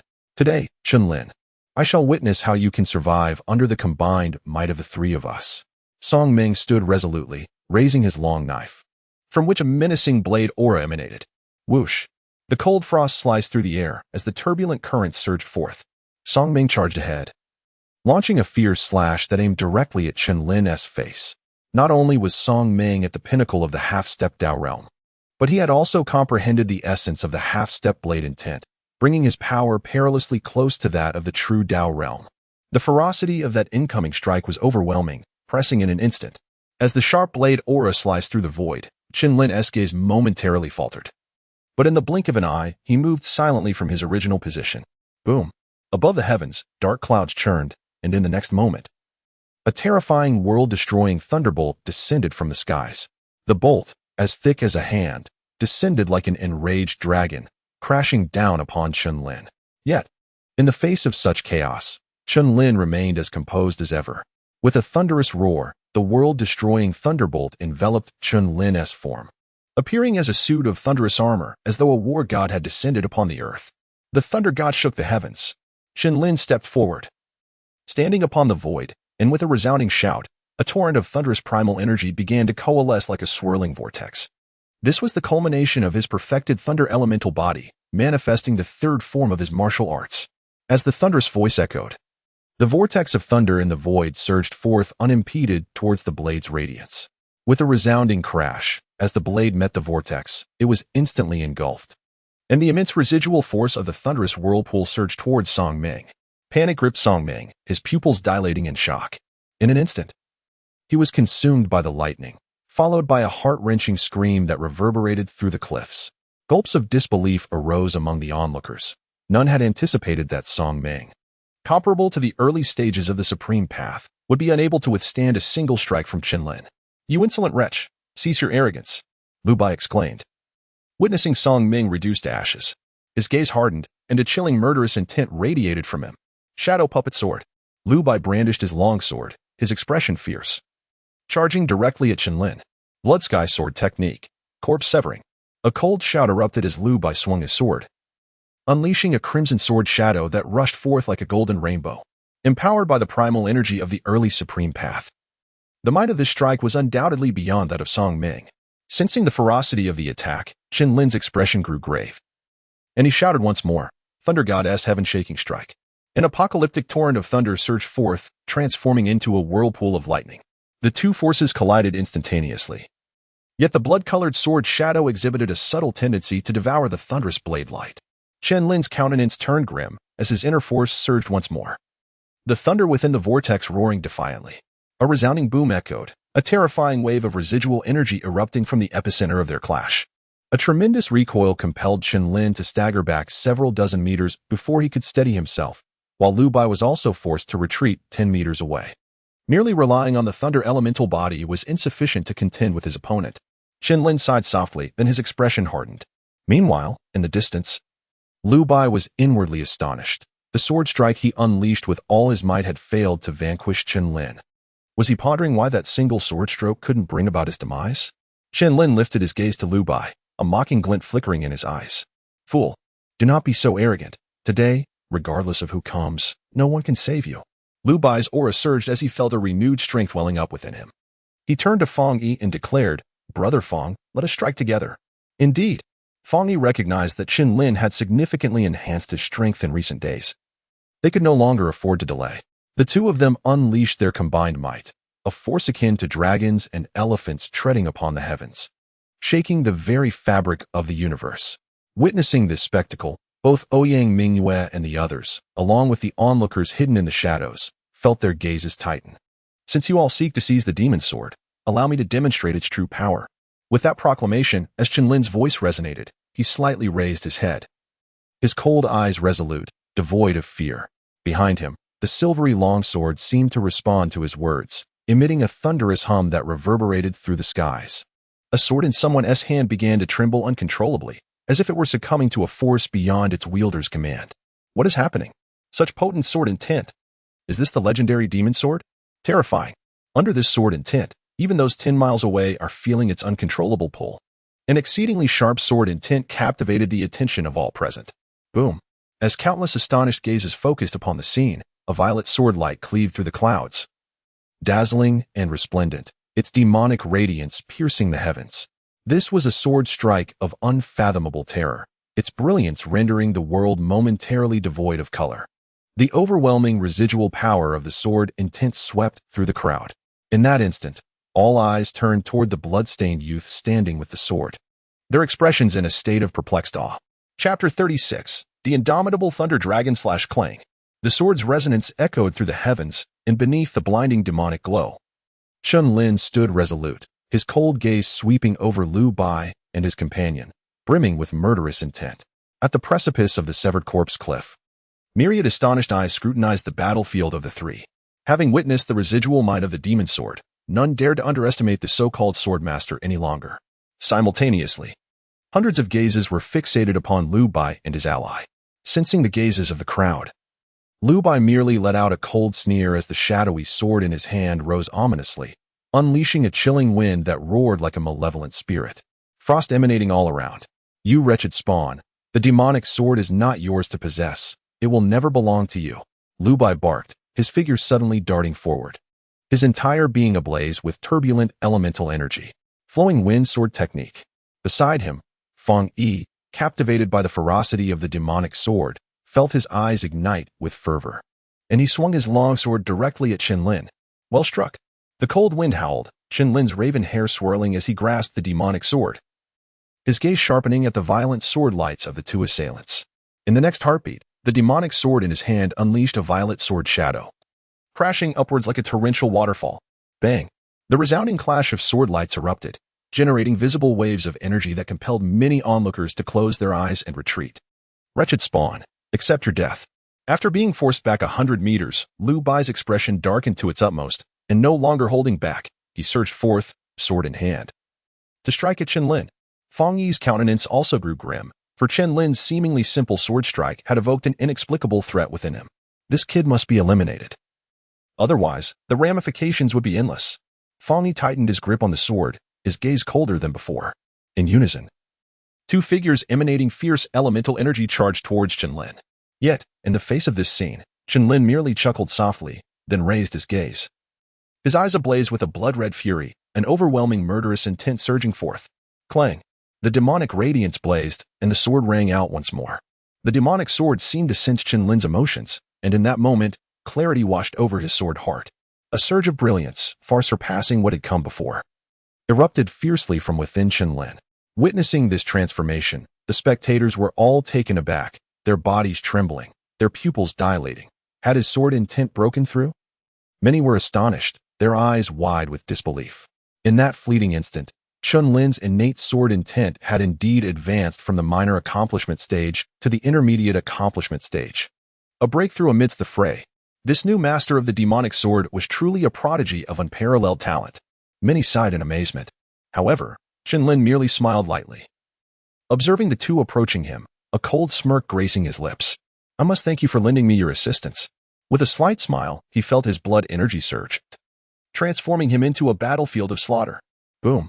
Between heaven and earth, the winds and thunder roared. Chen Lin gripped the demon sword tightly. His gaze akin to a flash of lightning, as he unleashed the innate sword intent within him, a profound dragon's roar echoing in his body. With a thunderous roar, he swung his sword through the air, summoning winds and lightning. In the next instant, Lu Bo and Fang Yi, who were charging toward him, felt an icy chill envelop their bodies upon sensing the sword's brilliance. This is bad. Lu Bo's eyes narrowed, his body tensed as he halted in his tracks. He turned to Fang Yi beside him, his expression fierce, and retreated, leaving Fang Yi to confront the oncoming sword light alone. Lu Bo, you. Fang Yi, witnessing Lu Bo hide behind him, was instantly filled with fury, but the overwhelming sword light arrived in an instant, leaving him no time to defend. With a piercing sound, the sword light collided, and all illumination in the heavens dimmed. In the following second, Fang Yi's bloodied figure was propelled backward like a cannonball, crashing through over a dozen withered trees before finally coming to a stop. Coughing violently, he spat out mouthfuls of blood, laboriously lifting his gaze toward Chen Lin. His expression one of bewilderment. The other's talent was far more terrifying than he had anticipated. If anyone understood the demon's sword best, it would undoubtedly be Fang Yi. Thus, he was astounded by the sword's choice of master. The evidence was clear. That young man indeed deserved the title of the sword's master. However, while Fang Yi found himself unable to continue the fight, Lu Bo at a distance had only sustained minor injuries, his cold gaze fixated on Chen Lin in sheer horror. This bastard! It must be the demon's sword. Without it, he would never be my match. Only I am worthy of the demon's sword. What right does this bastard have? Lu Bo, bloodied and furious, screamed, his eyes reflecting a dangerously obsessive madness, and in the next moment, a resolute glimmer flashed across his gaze. Bastard, you have forced my hand. Boom. At that moment, a dark glow appeared in Lu Bo's hand, and as he gazed at the object he held, he let out a maniacal laugh. Blood corpse puppet, arise.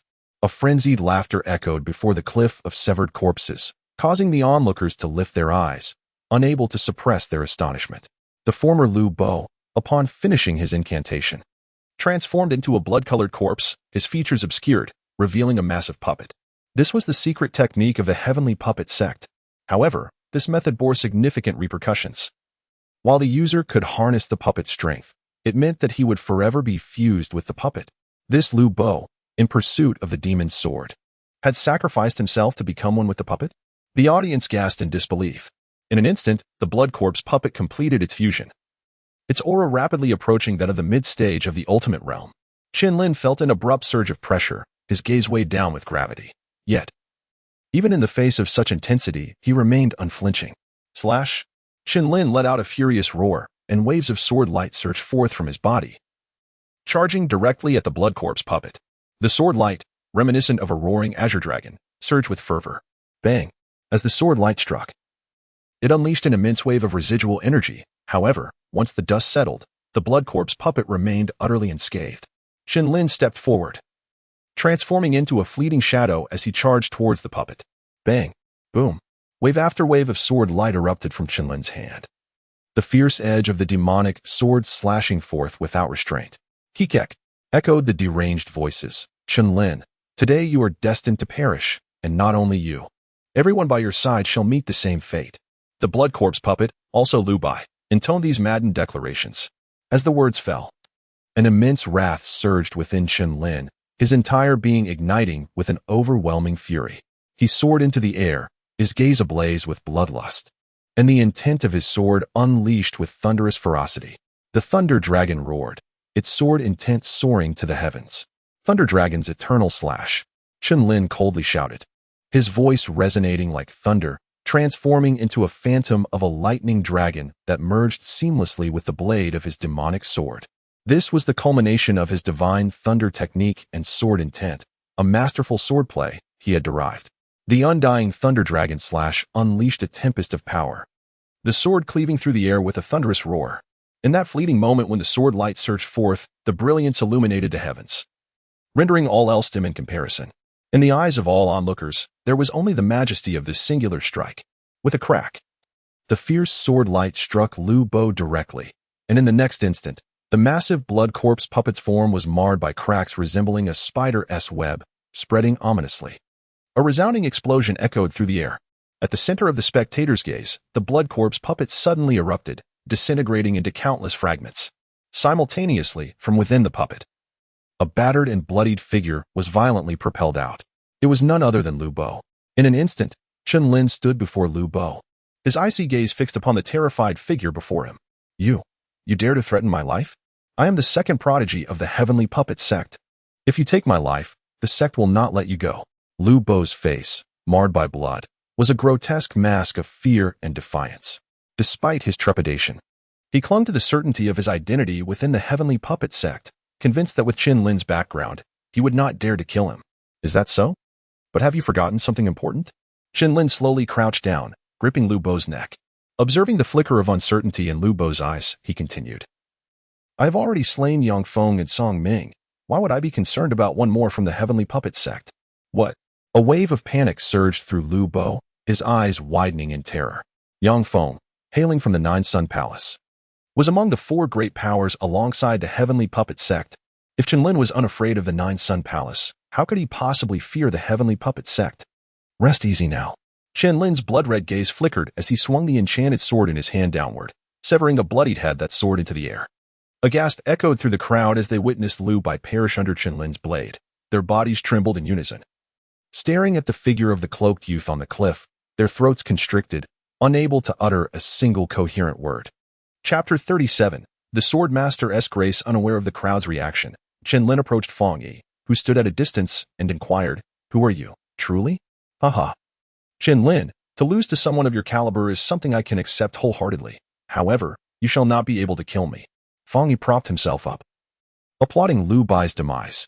The latter's despicable tactics had genuinely unsettled him, especially as he had betrayed him at a critical moment. Chen Lin's gaze sharpened, recognizing the truth in the other's words. After all, Fang Yi was evidently not from Tianyang County and likely possessed numerous means of self-preservation. Chen Lin, you hold the Azure Dragon Seal and are the new master of the Demon Sword. This insignificant Azure Dragon Empire cannot possibly confine you. We shall undoubtedly meet again. And at that time, I shall strive to match you. As the words lingered in the air, Fang Yi let out a soft chuckle, the cold indifference in his eyes fading away as a spiritual talisman appeared in his hand. The talisman of breaking the void. Chen Lin's pupils contracted, and he found himself utterly powerless against Fang Yi's tactics, merely watching as the latter vanished from sight. However, he discerned from Fang Yi's words that the latter did not hail from the Qingyan Empire. The ability to carry a void-breaking talisman, such a rare treasure, surely hinted at an identity of considerable significance. Chen Lin suppressed the tumult of thoughts within, taking a deep breath as the tension in his expression gradually eased. Raising his gaze towards the three graceful silhouettes atop the stone pillar, he swiftly darted forth, rescuing each of the three women in turn. However, by this point, the trio had succumbed to unconsciousness, their bodies weakened. Chen Lin sat cross-legged with his eyes closed, administering healing pills to the three individuals before gradually entering a meditative state. The multitude of gazes surrounding him stirred with intrigue at this scene. It was well understood that Chen Lin had just endured a series of fierce battles and should now be utterly exhausted, devoid of any fighting spirit. However, despite such thoughts, none dared to step forward to test him, especially with Lu Bai's severed head still displayed nearby. Amidst this oppressive atmosphere, Ling Yin was the first to awaken. Upon seeing Chen Lin before her, her beautiful eyes flickered with astonishment. After a brief moment, Nangong Shui and Ouyang Mu also regained consciousness in succession. Noticing the confusion in their eyes, Ling Yin voiced her speculation, prompting the two women to finally direct their gazes towards Chen Lin. Nangong Shui, typically aloof, found herself unable to maintain her composure upon beholding the young man clad in black seated before her. This fellow. Ouyang Mingyue's expression mirrored a complex blend of emotions. The vivid blood upon the youth's form spoke volumes about the ferocity of the recent conflict. She was well aware that the strengths of Lu Bai and his companions approached the pinnacle of the Dao realm. Ling Yin gently patted Nangong Shui's shoulder, shaking her head with a wry smile, astonished that the one who had rescued them was the very person she had previously held in disdain. Under the watchful eyes of the three women, Chen Lin touched his nose, slowly opening his eyes and smiling. What is this? Are you looking at me with such eyes? Harboring ulterior motives? Dream on, Chen Lin, you lecher. Do you think I would ever have an interest in you? Ouyang Mu huffed, turning away to avoid his gaze. Though deep down, she knew how unsettled her heart truly was. The other two women remained silent, their eyes betraying an array of unspoken emotions. Upon witnessing the scene, Chen Lin's expression turned slightly unnatural. He then spoke, "This place is teeming with people and prying eyes. We should depart from the corpse-breaking cliff." The series of intense battles had diminished his combat strength to less than 50%. Should anyone attempt to assail him again in pursuit of the demonic sword, the outcome could be dire. Moreover, the three women were, to varying degrees, significantly injured. The immediate priority was to find a tranquil place to recuperate. Upon hearing his words, the three women nodded gently. Chen Lin then secured his sword at his back, leading the way with one sword in hand, while the three women closely followed. Many individuals gripped their blades, contemplating an attack, yet hesitated, their teeth clenched in indecision. In that moment of conflict, the figures of Chen Lin and his companions gradually faded from view. Ultimately, they dared not strike. Fear and trepidation had firmly taken root in their hearts. Any martial artist who had witnessed the earlier spectacle found their courage to confront Chen Lin utterly extinguished. Such was the demeanor of the sword master. In the hearts of some, the 8 characters sword master's magnificence emerged, their eyes filled with awe. As Chen Lin and his companions departed, the events that transpired before the corpse-breaking cliff began to spread like wildfire. Who could have anticipated that Liu Bai of the Heavenly Puppet Sect, Song Ming of the Butcher Alliance, along with an enigmatic figure, Fong Yi, would all fall to the hands of this demonic swords master? Half a month passed quietly, almost imperceptibly. During this time, the wild demon forest finally returned to its former tranquility. Within a cave, 3 graceful figures sat in serene meditation, their breaths harmonizing with the pulsating essence of vitality. At that moment, a figure clad in black approached. Upon seeing the 3 in their practice, he remained silent and stood still. Before long, the 3 opened their eyes in succession, gazing at the newcomer with expressions of gratitude. "Thank you, young Master Chen." The first to speak was Ling Yan, the most intellectually inclined among them. Nangong Shui regarded Chen Lin in silence, seemingly accustomed to concealing her emotions. "In the past half-month, my junior sister and I have fully recovered from our injuries. It is time for us to return to the sect," Ling Yan said. Clasping her hands before her, her gaze toward Chen Lin shimmering with a hint of brilliance. Upon hearing this, Chen Lin slightly nodded and remarked, "The Lei Yuan crystal stone is etched in my memory. Should it be required in the future, please do not hesitate to speak up." "Haha. Since young Master Chen has said so, I shall remember," Ling Yin responded with a gentle smile, taking the hand of Nangong Shui as they departed together. As the two left, Ouyang Mu, who remained behind, could not help but inquire, "Where do you intend to go?" Before Chen Lin could respond, Ouyang Mu chuckled. "Having slain Yang Feng and Liu Bai, it seems the 3 major sects will not let you off easily. It appears that Tianyang County is no longer a viable destination for you." Chen Lin's expression darkened. Before he took the lives of those 3, he had indeed contemplated this matter.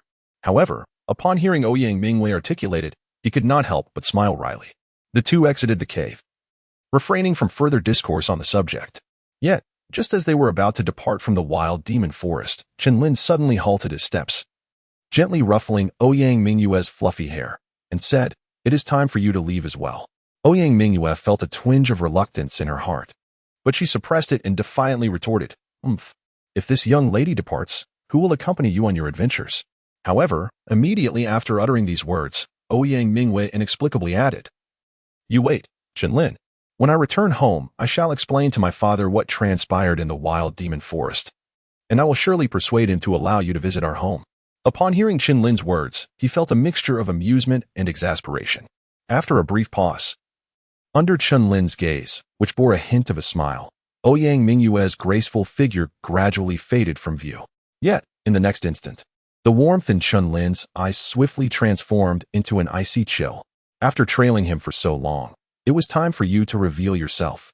Chen Lin faced the desolate mountain forest and suddenly exclaimed, "Ha! At such a tender age, you possess such keen spiritual awareness. You indeed have some remarkable abilities." As his words echoed through the woods, a figure clad in gray emerged, exuding an overwhelming presence. "Allow me to introduce myself. I hail from the City Lord's Manor," the newcomer said, stroking his beard with a cold smirk. "The City Lord's Manor? So, It is you whom Sun Ling has dispatched. However, your previous enforcers from the manor have not returned. Why has he sent you in their stead?" Chen Lin chuckled lightly. "Aha, I am Wu Chun, a master who has long since attained the pinnacle of the Dao realm. How could I possibly be compared to those two worthless individuals? Now, if you willingly surrender your head, you might spare yourself some bodily suffering." Wu Chun regarded Chen Lin with his hands clasped behind his back, a hint of arrogance dancing at the corners of his mouth. To him, Chen Lin was merely a brash youth, possessing little in the way of true capability. The city lord was simply being overly cautious. The early stage of the Dao realm? How amusing. Chen Lin's gaze momentarily faltered. Haha. This is a realm you can only yearn for but never hope to attain. I, after all, have only just reached it in my later years. Wu Chun's expression was one of unabashed pride. Upon hearing this, Chen Lin could not help but twitch his face. Are the elderly nowadays so imbued with confidence?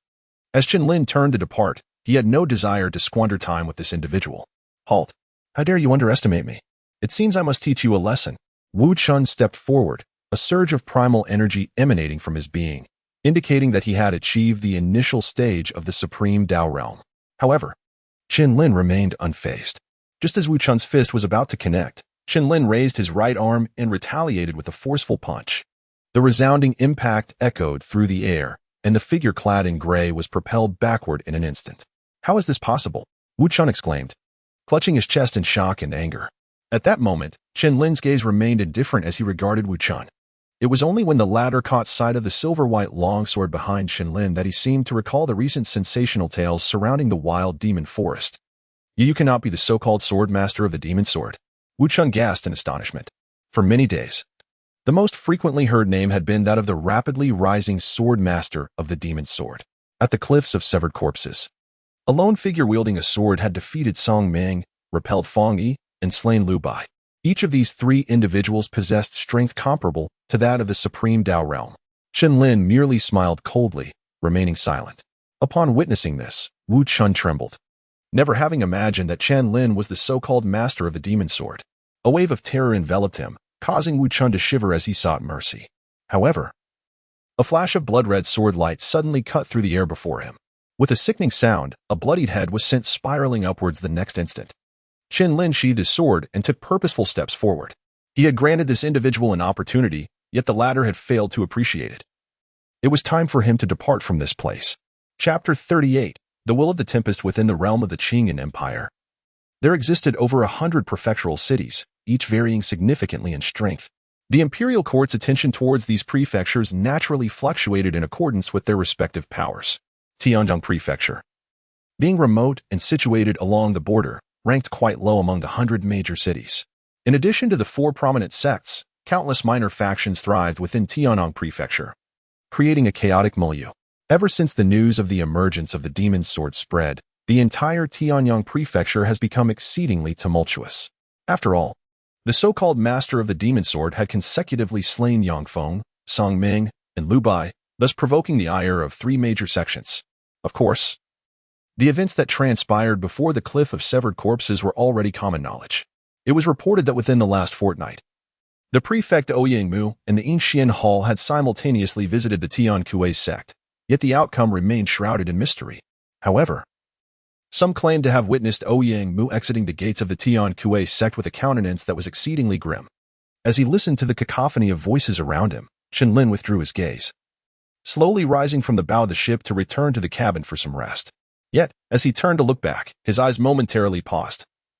He noticed 2 martial artists casting erratic glances in his direction, seemingly fixated on him. The vessel is nearing the shore, and after staring for so long, if you do not take action soon, I shall be on my way. Chen Lin gazed at the 2 individuals, a gentle smile gracing his lips. Upon hearing his words, they exchanged glances, and a chilling aura instantaneously enveloped the entire cabin. Chen Lin, surrender the demon sword, one of them declared, drawing a long sword from his storage ring, pointing it directly at Chen Lin. Do you recognize me? Chen Lin raised an eyebrow.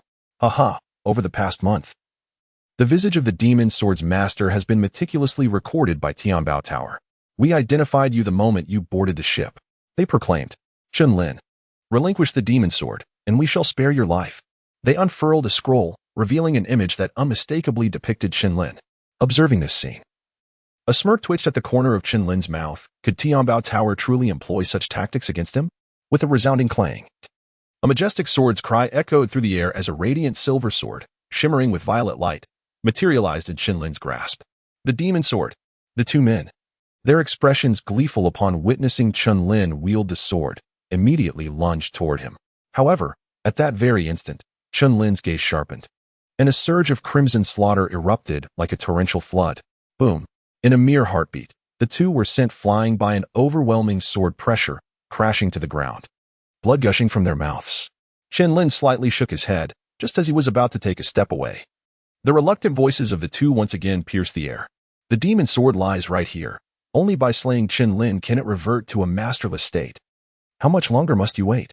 With that proclamation, a multitude of powerful figures surged forth from the cabin, each radiating an aura of formidable might, all possessing cultivation at the threshold of the Dao realm. Among them, several exhibited fluctuations of primal energy that had reached the early stages of the Dao realm. They encircled Chen Lin, their gazes fixed intently on the demon's sword in his grasp. It was evident that they had come solely for the sword. However, I must advise you all, cherish your lives. Chen Lin grasped the demonic sword tightly, a hint of a playful smile curling at the corners of his mouth. With you, a mere lad of less than 18, you are hardly worthy of wielding this enchanted blade. Attack. The crowd's eyes glinted with malice. They disregarded Chen Lin's earnest pleas and surged forward to strike him down. Boom. All at once, they unleashed their assault. A crimson bloodlust enveloping the entire cabin like a battlefield drenched in gore. A cacophony of thunderous roars erupted, the unleashed shockwaves causing the river to swell with towering waves. Yet, in the face of this onslaught from hundreds, Chen Lin merely smiled, a radiant sword intent soaring skyward. Innate sword intent, as dark clouds churned ominously. A world-destroying thunderbolt roared down from the void. Chen Lin raised his sword, merging it with the thunder, and struck down with a fury. The shadow of his blade enveloped the area, and piercing screams echoed sharply. But this was not the end. After delivering one devastating strike, Chen Lin executed another dragon step, transforming into an afterimage as he charged toward the remaining assailants. Stab! Stab! Stab! The flicker of his sword light swept past, and cries of anguish ceased abruptly. Gouts of fresh blood rained from above, and lifeless bodies fell into the river. After a moment, Chen Lin sheathed the demonic sword, his black attire remaining pristine, untouched by a single drop of blood. In the span of a month, he had effortlessly advanced to the threshold of the Dao. And any practitioner at the initial stage of Dao would find themselves unable to withstand even a single strike from him. Just then, the sky began to drizzle, gradually washing away the blood that had stained the cabin. Chen Lin sat at the bow of the boat, indifferent to the corpses, as he lifted the wine jug from the table and began to drink leisurely. Yet, after a moment, the rain intensified, pouring down with increasing ferocity. Chen Lin raised an eyebrow, remaining unfazed as the essence of his sword radiated outward, forming a luminous barrier against the torrential rain. The rain pattered incessantly, yet he closed his eyes, choosing to disregard the deluge. However, the raindrops that landed upon the sword aura did not simply dissipate. Instead, they began to merge with it in a gradual union. Chen Lin found himself enveloped in an extraordinary state. In an instant, he abruptly opened his eyes, gazing upward at the cascading rain, which seemed to transform into sharp blades of sword energy. Meanwhile, deep within the Sea of Souls, an unparalleled figure sensed a shift and expressed astonishment at Chen Lin's condition. This young man, on the brink of the Dao realm, had grasped the essence of will? The figure murmured softly, observing Chen Lin's current state with a furrowed brow. If this continued, achieving the state of harmony between heaven and man would become a formidable challenge. Very well, I shall assist you once more. Resolute, the unparalleled figure pointed into the void, as if traversing through timeless realms. A mysterious force surged forth, causing everything around to appear frozen. At that moment, time itself seemed to stand still. In Chen Lin's eyes, the torrential rain resembled a torrent of sword energy, relentlessly surging toward him. Yet, in the face of this terrifying spectacle, he exhibited no fear, allowing the downpour to drench him completely. In mere moments, his body bore numerous alarming crimson streaks. What manner of power is this? It possesses the sharpness of sword intent. It is even more untainted, accumulating all harm within, only to unleash it in a sudden eruption the deluge. Chen Lin suddenly opened his eyes, a spark of brilliance illuminating his gaze, leaving no room for anything else. Only the torrential rain cascading from the heavens. At this moment, his injuries had miraculously healed. The myriad sword energies of the downpour were simultaneously drawn back into his body, as if they had seamlessly merged within him. The will of the tempest. Chen Lin's expression brightened with joy as he unleashed his demon sword, a seemingly unremarkable beam of sword light that instantly swept forth. However, within that light resided an unparalleled sharpness, akin to a torrential downpour, leaving his opponent with no means of evasion. The power of will transcends merely the sword intent and saber intent you currently perceive. It embodies the purest natural forces of this realm. A sudden thunderous sound rang in Chen Lin's ears, a sound he recognized all too well. His expression turned solemn as he requested, "I humbly ask for your guidance, esteemed Emperor." The will of heaven and earth is categorized into 4 primary types: the will of the earth, the will of raging fire, the will of swift winds, and the will of dripping water. Each of these 4 wills manifests in tangible forms, making it relatively easier for warriors to comprehend. Beyond these 4 ordinary wills, there exist rarer forms, such as the will of ice, the will of hurricanes, including the storm will that you are currently grasping. The heavenly desolation Emperor spoke with a grave tone. Of course, within the opening Yuan realm, it is virtually impossible to comprehend the will of power. Even an average practitioner of the supreme Tao realm would find it exceedingly challenging to grasp such will. At this point, the heavenly desolation Emperor could not help but sigh, acknowledging Chen Lin's extraordinary talent in understanding the storm while at a half-step supreme Tao realm, a feat that indeed leaves others in the dust. Thank you for your enlightening words. Esteemed elder, Chen Lin replied with a slight nod, fully understanding the events that had just transpired.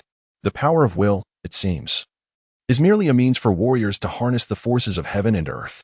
Chen Lin's gaze sparkled with brilliance, his spirits soaring unexpectedly as he realized he had comprehended the will of the storm.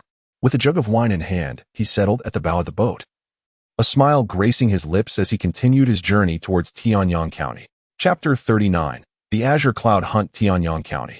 At a bustling ferry terminal, amidst the throngs of people, a passenger ship suddenly drifted into view on the distant river, accompanied by a faint, acrid scent of blood that slowly crept to the shore. All the martial artists at the terminal raised their gazes towards the vessel, their pupils contracting in shock. The ship was strewn with corpses, blood splattered everywhere, washed away by the currents, resembling a sea of crimson. Is this a ghost ship? Someone stood frozen, trembling as they spoke. At that moment, the ship docked, and a youth clad in black descended from the deck, holding a wine jug. Upon seeing him, someone paused in astonishment and exclaimed, "He is Chen Lin, the newly appointed master of the demon sword." The master of the demon sword. At the utterance of these 4 words, everyone trembled. For over a month, they had heard tales of the demon sword's emergence. The fabled sword of the Holy Emperor was said to have slain the 9 great lords of the demon race. Who would not yearn for such power? However, many, upon witnessing the bodies aboard the ship, could not help but shiver. These individuals were likely victims of the demon sword. Were they not? Would you care to give it a try? Chen Lin's gaze sharpened as he smiled and inquired. Upon hearing this, the crowd halted, hesitant to advance. For the sight of the ship laden with corpses was indeed harrowing. "Since you choose not to act, I shall take my leave." Chen Lin chuckled, stepping away from the ferry terminal. Quickly informed the Tian Kuei sect and the Juyang Palace that the master of the demon sword has arrived in Tianyang County. This master of the demon sword is truly audacious, having slain Yang Feng and Lu Bo, yet still daring to present himself here. The martial artists surrounding the terminal shook their heads as they observed Chen Lin's departing figure. Many had already set off towards the Tian Kuei sect and Juyang Palace, evidently to relay the news. Unbeknownst to Chen Lin, after leaving the terminal, he soon entered the streets. Before long, whispers began to reach his ears. In 6 months, the grand event of our Azure Cloud Empire, the Azure Cloud Hunt, will commence. Indeed, the Azure Cloud Hunt is held only once every 3 years. I recall the last event took place in the Tianqi Secret Realm. The Azure Cloud Hunt gathers the prodigies from the 100 counties of the Empire, along with the royal heirs, but only the truly exceptional can rise above and earn fame in Azure Cloud.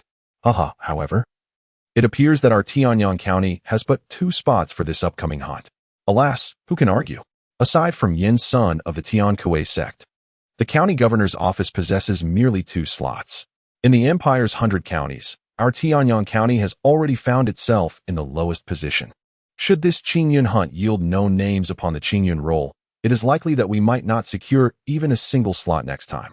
I wonder to whom the county governor shall bestow these 2 coveted spots. The conversation of 2 warriors reached Chen Lin's ears, and upon overhearing their exchange, His gaze sharpened slightly. The Qingyun Hunt, a gathering of the most exceptional talents from the 100 counties, along with the imperial nobility? Does this mean that Mo Xiuhan will also be attending? Chen Lin's body trembled as a thought crossed his mind, and the sword intent surrounding him became uncontrollable. The martial artists present observed this scene with wary gazes, for the sharpness of that sword intent was truly formidable. Regaining his composure, Chen Lin opened his eyes, calming the sword intent that enveloped him, yet his gaze remained icy and piercing. Whether or not Mo Xiuhan would appear at this so-called Qingyun Hunt mattered little to him. It was an exceptional opportunity for training. Engaging with the elite of the 100 counties was a rare chance indeed. It would also serve as a means to gauge how far he could advance. However, from the conversation he overheard, it seemed that participation in the Qingyun Hunt required a quota. Moreover, this quota appeared to be in the hands of the governor of Tianyang County. Just then, the voices of the two individuals rose again. I heard that today the governor has posted a notice seeking a master of swordsmanship to instruct his beloved daughter. Indeed, this was an excellent opportunity to get close to the governor, and many renowned sword cultivators had rushed to the governor's residence to register. If any sword practitioner could successfully teach this young lady, who knows, the governor might be pleased enough to grant them a quota. Alas, I have yet to comprehend the sword intent myself. Otherwise, I too could give it a try. Upon hearing this, Chen Lin's eyes sparkled, and a smile involuntarily graced his lips. That young lady, could it be the girl he was thinking of? Chen Lin chuckled, finding the answer within himself. It seemed that a visit to the governor's residence was imperative, for he harbored a considerable interest in the quota for the Qingyun Hunt.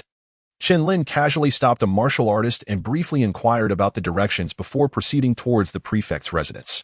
Before long, he arrived at the entrance of the residence. A guard, upon noticing Chen Lin's approach, coldly inquired, "What brings you here?" Chen Lin cupped his hands and smiled. "I have heard that the esteemed prefect is in search of a master of the sword arts, and thus I have come to offer my candidacy." Upon hearing Chen Lin's words, the guard could not help but roll his eyes in amusement and mockingly replied, "Are you truly a formidable swordsman?" Chen Lin silently nodded. "If nothing unexpected occurs, my swordsmanship should suffice." The guard scoffed. "Ha! You, a mere boy with barely any hair. Dare to call yourself a master of the sword? Hurry up, get out of here, and do not waste my time, even if you intend to deceive. You ought to disguise yourself more convincingly." Chen Lin's expression darkened as he felt the guard's scrutinizing gaze traverse his form. It became apparent that after more than a month, his attire had become exceedingly soiled and disheveled, failing to reflect the image of a formidable sword cultivator. The guard sighed in resignation and remarked, "Very well. It seems your arrival here has not been without its challenges. Thus, I shall grant you an opportunity. However, let me caution you, young one. There are already numerous sword cultivators within. Do take care not to endanger your life." Chen Lin nodded and expressed his gratitude, saying, "Thank you, my elder brother. If I am fortunate enough to remain in the governor's mansion, I will not forget your kindness." The guard's lips twitched slightly, and he quickly waved his hand, signaling Chen Lin to enter. Once Chen Lin's figure vanished from his sight, the guard chuckled softly, remarking, "In this era, there seems to be an increasing number of young individuals who are utterly unaware of their limitations." After recording the information, Chen Lin, guided by a servant, arrived at a courtyard. Upon sitting in the side hall, he cast his gaze around, unable to suppress a shudder as his pupils constricted. For within this side hall, there were no less than 20 individuals. What was most alarming was that each of these 20 or so individuals radiated an intense and formidable aura, their sword energy sharp and evidently not to be trifled with. As Chen Lin surveyed the others, several martial artists also regarded him with scrutiny. A mere young lad dares to sit among us. I wonder what the guard at the entrance was thinking, a middle-aged warrior, bearing a long sword, remarked coldly upon seeing Chen Lin. "Zhao brother, do not be offended. Perhaps this young man possesses remarkable talent in the sword arts," someone spoke slowly, though a hint of amusement flickered across his features. As these words fell, all present turned their gazes toward Chen Lin, and a wave of piercing aura surged forth, converging upon him. Buzz! Chen Lin furrowed his brows, his body shuddering as he shattered the oncoming sword aura. He then glanced at his seat and resumed his previous demeanor, calmly taking his place. Witnessing this scene, many onlookers were overtaken by a sense of astonishment, realizing that Chen Lin was not to be trifled with. They hastily closed their eyes and began to cultivate their breath. However, the warrior who had earlier been addressed as Brother Zhao remained indifferent, a frigid smile lingering on his lips. Chen Lin's subtle display of brilliance rendered some individuals hesitant to underestimate him, a reaction he had anticipated. As time gradually passed, there were approximately over 100 martial artists gathered in this side hall. Chen Lin opened his eyes wide, raising an eyebrow in subtle admiration. Truly, the governor's mansion possessed remarkable influence. A mere notice was sufficient to summon numerous sword cultivators to journey through the night. It appears that the opportunity for the Qingyan hunt is indeed compelling enough to draw such attention. As Chen Lin's thoughts surged, an elderly man clad in gray entered through the doorway. Upon sighting this individual, many martial artists changed their expressions, rising to clasp their hands in respect, exclaiming, "Elder Hai." The newcomer was named Ouyang Hai, the steward of the governor's mansion. Though referred to as a steward, he was regarded as an elder by the governor of Tianyang, holding a position of considerable esteem. Chen Lin's expression was heavy with gravity. In his perception, the prowess of the Sea Elder was exceedingly remarkable, possibly having reached the pinnacle of the realm of ultimate Tao. Esteemed guests from afar, I apologize for the inadequate hospitality of the county lord's residence. However, I am well aware of your purpose for coming. The county lord seeks a master of the sword to mentor my family's young lady in her swordsmanship, which indeed sets a high standard for your skills in the way of the sword. Upon hearing this, the crowd wore expressions of haughty pride. Standing among them, Chen Lin could not help but smile faintly. While he might not be the strongest in terms of cultivation, when it came to swordsmanship, he felt no fear whatsoever. Chapter 40. The Nanyang True Gold Rock 2 years prior. Our county lord's residence discovered a piece of Nanyang True Gold Rock on the outskirts of the wild demon forest. This Nanyang True Gold Rock is the very subject of your assessment. Whoever can leave a mark upon the Nanyang True Gold Rock with their swordsmanship shall be deemed the victor.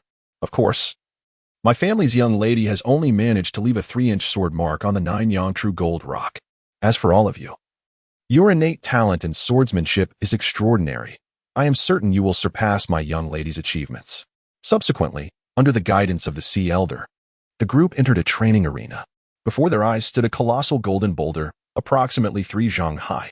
It was indeed the legendary Nanyang True Gold Rock. The county lord's residence possesses remarkable capabilities. One must understand that this Nanyang True Gold Rock is exceedingly hard. Countless weaponsmiths have perished in the wild demon forest in search of even a fragment of this Nanyang True Gold Rock, unaware that it had long been secured by the county lord's residence. Many gazed at the golden boulder, their expressions dazed, clearly having heard of the Nanyang True Gold Rock's illustrious reputation. Chen Lin also gazed upon the Jiuyang True Gold Rock, where he noticed a faint sword mark, approximately 3 inches in length, presumably left by that young girl. At that moment, a figure emerged in the training ground, captivating the attention of all present. Dressed in dark robes, the newcomer bore a solemn expression, with piercing eyes that exuded an aura of authority and superiority, indicating a distinguished status. We pay our respects to the Lord Prefect. The multitude of martial artists, upon recognizing the individual, promptly offered their respectful salutes. Chen Lin also slightly bent down, not expecting that this person was the Lord of Tianyang County, Ouyang Mu. Ouyang Mu arrived at the center of the gathering, pausing to offer a gentle smile to the crowd, saying, "Esteemed guests who have traveled from afar, let us dispense with the formalities. However, since you are all here, I shall not linger on trivial matters. The Qingyan hunt is merely 6 months away, and my daughter holds a profound interest in this event. Yet, due to her limited abilities, she seeks the guidance of a renowned master of swordsmanship or a prodigy to mentor her. Thus, this invitation does not consider martial proficiency but rather the mastery of swordsmanship. The rules are quite simple. As you can see before you, the Jiuyang True Gold Rock. The individual who can leave the deepest sword mark on this rock will undoubtedly possess the strongest swordsmanship. Even an average practitioner at the early stage of the ultimate realm would struggle to leave a trace, even when unleashing their full power with an 8th-tier spiritual treasure. Therefore, I implore everyone to give their utmost effort." Ouyang Mu smiled gently, his demeanor far from the sternness one might expect. At this moment, Elder Hai interjected, "Indeed, for regardless of the outcome, only one among you shall remain. However, the county lord, considering the arduous journey you all have undertaken, has prepared 5,000 low-grade essence stones for each participant." Upon hearing this, smiles began to grace the faces of many. Should one truly excel in mentoring my daughter to meet the county lord's expectations, anything desired within the county lord's estate may be taken. Ouyang Mu continued, and with his words, the sword energy surrounding many began to ripple. This condition was indeed highly enticing. In the entire Tianyang County, regardless of the flourishing Tiankai sect or the other three major sects, they all paled in comparison before the county lord's estate. Furthermore, the condition offered by Ouyang Mu included an additional slot for the Qingyan hunt, which was the most exhilarating prize of all. County Lord, is this truly your word? A figure clad in blue emerged from the crowd, bearing a long sword, radiating sharp and intense sword energy. Upon witnessing this individual step forth, many martial artists immediately focused their gaze. Recognizing the figure in blue, Ouyang Mu smiled slightly. Ah, it appears that the Mo Bamboo Sword Master has also arrived. I must plead my apologies for the oversight. Mo Bamboo Sword Master Zhao Changkong. The crowd reacted with astonishment upon hearing this name. It was said that 3 years prior, this sword master had already comprehended the innate sword intent, severing the Mo Bamboo Forest with a single stroke and vanquishing the 4 notorious villains of the forest, thus earning his fame throughout Tianyang County. It is noteworthy that those 4 villains had all possessed cultivation at the ultimate realm. Upon hearing this, Chen Lin directed his gaze, only to discover that Zhao Changkong was the very individual who had previously harbored animosity towards him. Upon hearing the astonished murmurs around him, Zhao Changkong merely smiled coldly, seemingly unfazed. It was not until he approached the front of the Jiuyang True Gold Cliff that he turned to Ouyang Mu and stated, I have come here, not for any other purpose, but to request a spot for the Qingyan hunt. Might I inquire if such a request is feasible? At these words, the expressions of those present grew solemn, for none anticipated Zhao Changkong's forthrightness. Haha, the ink bamboo swordsman indeed lives up to his reputation, exuding an effortless charm without any pretense. However, if you can truly mentor my young daughter well, what would it cost to bestow upon you this final coveted spot? This statement ignited a surge of fervor among the crowd. After all, their presence here was not merely for the 5,000 yuan stones, but rather in pursuit of the 2 coveted spots for the Qingyan hunt offered by the prefectural governor's office. Upon hearing this, Zhao Changkong's eyes glimmered with fervor. They had indeed acquiesced. Upon hearing Ouyang Mu's words, Chen Lin's face revealed a flush of fervor. He had come here with the same intention of securing a spot in the Qingyan hunt.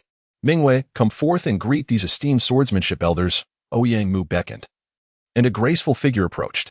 The young maiden, clad in a delicate pink and white gown, possessed a charming visage, with lively eyes, fair and smooth skin, and a lithe, alluring figure. Indeed, it was Ouyang Mingwei. Haha, truly deserving of the title of the most beautiful in Tianyang County. Miss Ouyang's beauty is nothing short of mesmerizing. Zhao Changkong exclaimed with hearty laughter, evidently pleased with Ouyang Mingwei. Amidst the crowd, Chen Lin also caught sight of her and couldn't help but remark how much more enchanting she had become since their last encounter. Many swordsmanship experts were captivated by Ouyang Mingwei, their eyes lighting up at the prospect of the rare opportunity to teach swordsmanship, an endeavor both sought after and elusive. If they could instruct her well, they might even win her affections. Some secretly pondered, their gazes ablaze with anticipation, eager to showcase their skills. Unfazed by the attention, Ouyang Mingwei coldly remarked, Father, I can pay my respects, but how many here are truly worthy of my salute? With that, she continued, as you all have observed, my doubts linger regarding your abilities, so I kindly ask you to demonstrate your true skills. Ouyang Mu spoke slowly, and as his words settled, numerous warriors, their eyes ablaze, aimed their swords at the Jiuyang True Gold Rock. Bang, bang, bang. In the next instant, a series of deep, muffled sounds resonated, and many were sent reeling backward by an overwhelming recoil. Once they regained their composure, they turned their attention to the Jiuyang True Gold Rock. How is this possible? Exclaimed a sword cultivator, whose eyes widened in disbelief.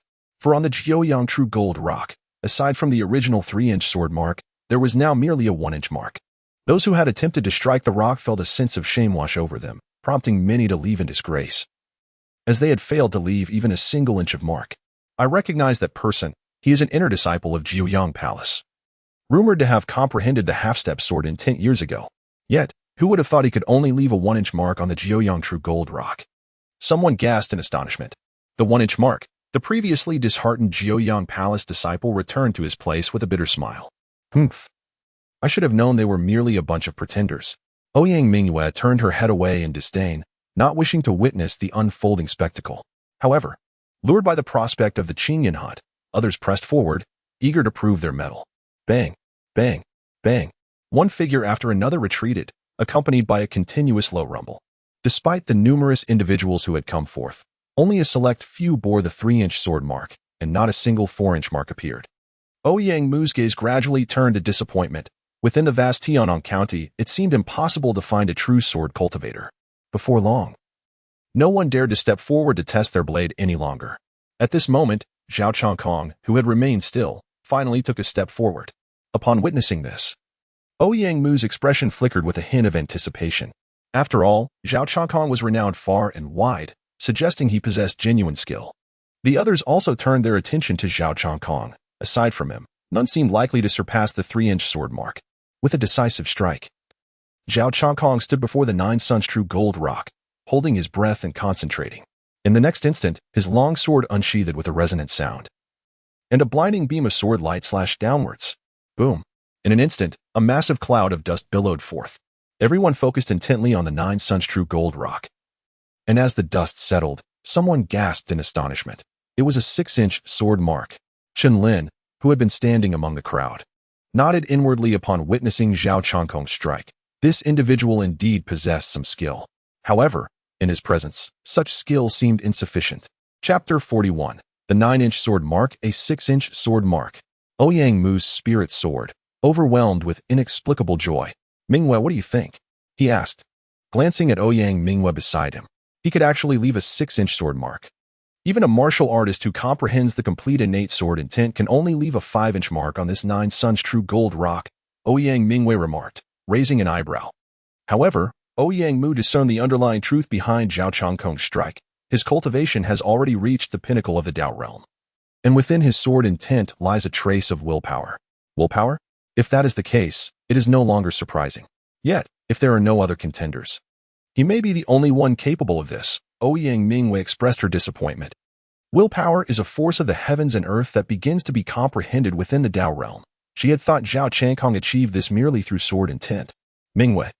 It is rumored that 3 years ago, the 4 great villains pursued Zhao Changkong in the MZH forest because he possessed a scroll that allowed him to comprehend the will of the swift wind. However, he managed to evade them. Later, Zhao Changkong cultivated and grasped a fragment of the wind's will, merging it with his sword intent, which significantly enhanced his strength, enabling him to turn the tables on the 4 great villains.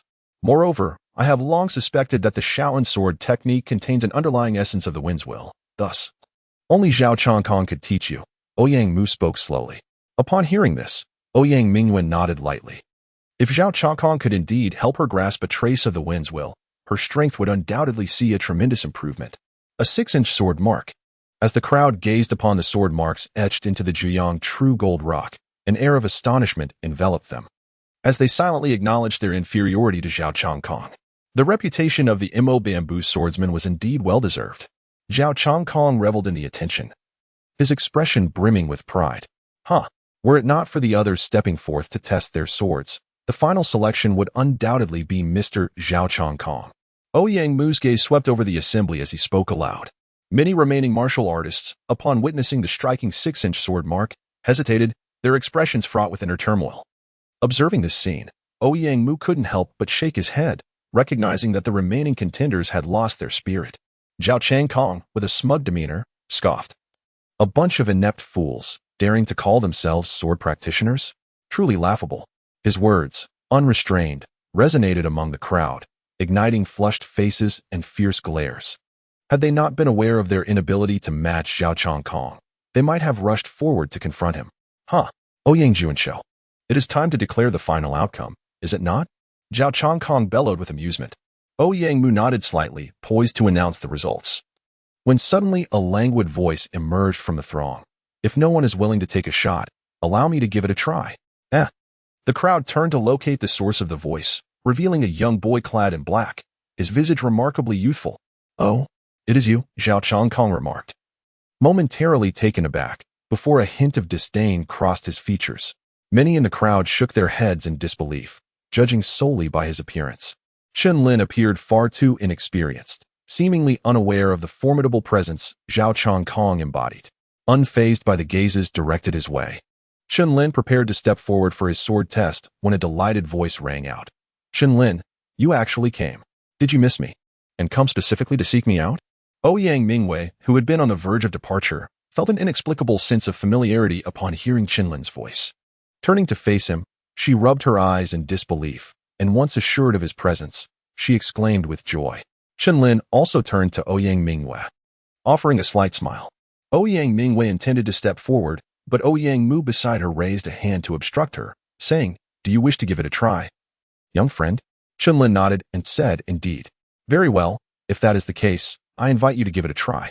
Ouyang Mu, upon observing Chen Lin's youthful demeanor, contemplated dissuading him. However, the unwavering determination reflected in Chen Lin's eyes left him somewhat astonished.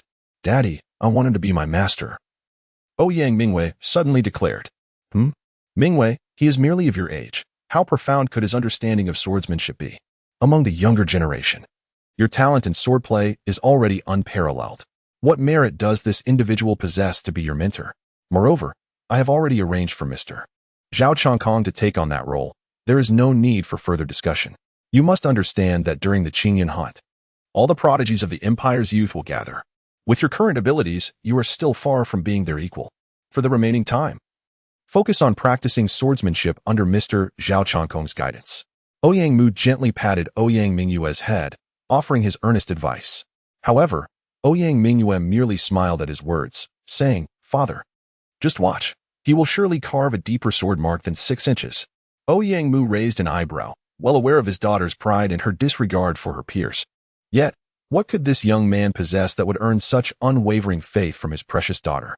As the two conversed, Chen Lin had already positioned himself before the 9 Suns True Gold Rock. A reckless young lad daring to seek recognition, Zhao Changkong remarked mockingly from behind. With your mere half-step to the realm of Dao, being able to carve a 1-inch sword mark would be a commendable feat. The crowd turned their gaze towards Chen Lin, shaking their heads and chuckling lightly, for apart from Ouyang Mingyue, none believed in his capabilities. Chen Lin coldly remarked, "Perhaps it would be wise for you to refrain from worrying. Although my martial arts cultivation is rather modest, what we are competing in is the way of the sword." "Haha, the way of the sword? I have immersed myself in it for over a decade, barely grasping the innate sword intent, which allowed me to carve the 6-inch sword mark. What capabilities do you possess, mere child?" Zhao Changkong replied with a chilling laughter, laced with mockery. "Then watch closely." Chen Lin responded, his expression remaining unperturbed as he drew out an ordinary longsword, choosing not to employ the demonic blade. He harbored no fears of exposure, rather, he deemed the use of the demonic sword somewhat beneath him. However, upon seeing that Chen Lin wielded merely a low-tier 9th-grade spirit weapon, Zhao Changkong scoffed. "A 9th-grade spirit weapon? Haha, can you not even afford an 8th-grade one? Young brother, if you lack an 8th-grade spirit weapon, I can lend you one." The assessment does not evaluate martial arts cultivation. Thus, the spirit weapons employed by the warriors are of utmost significance, someone in the crowd remarked.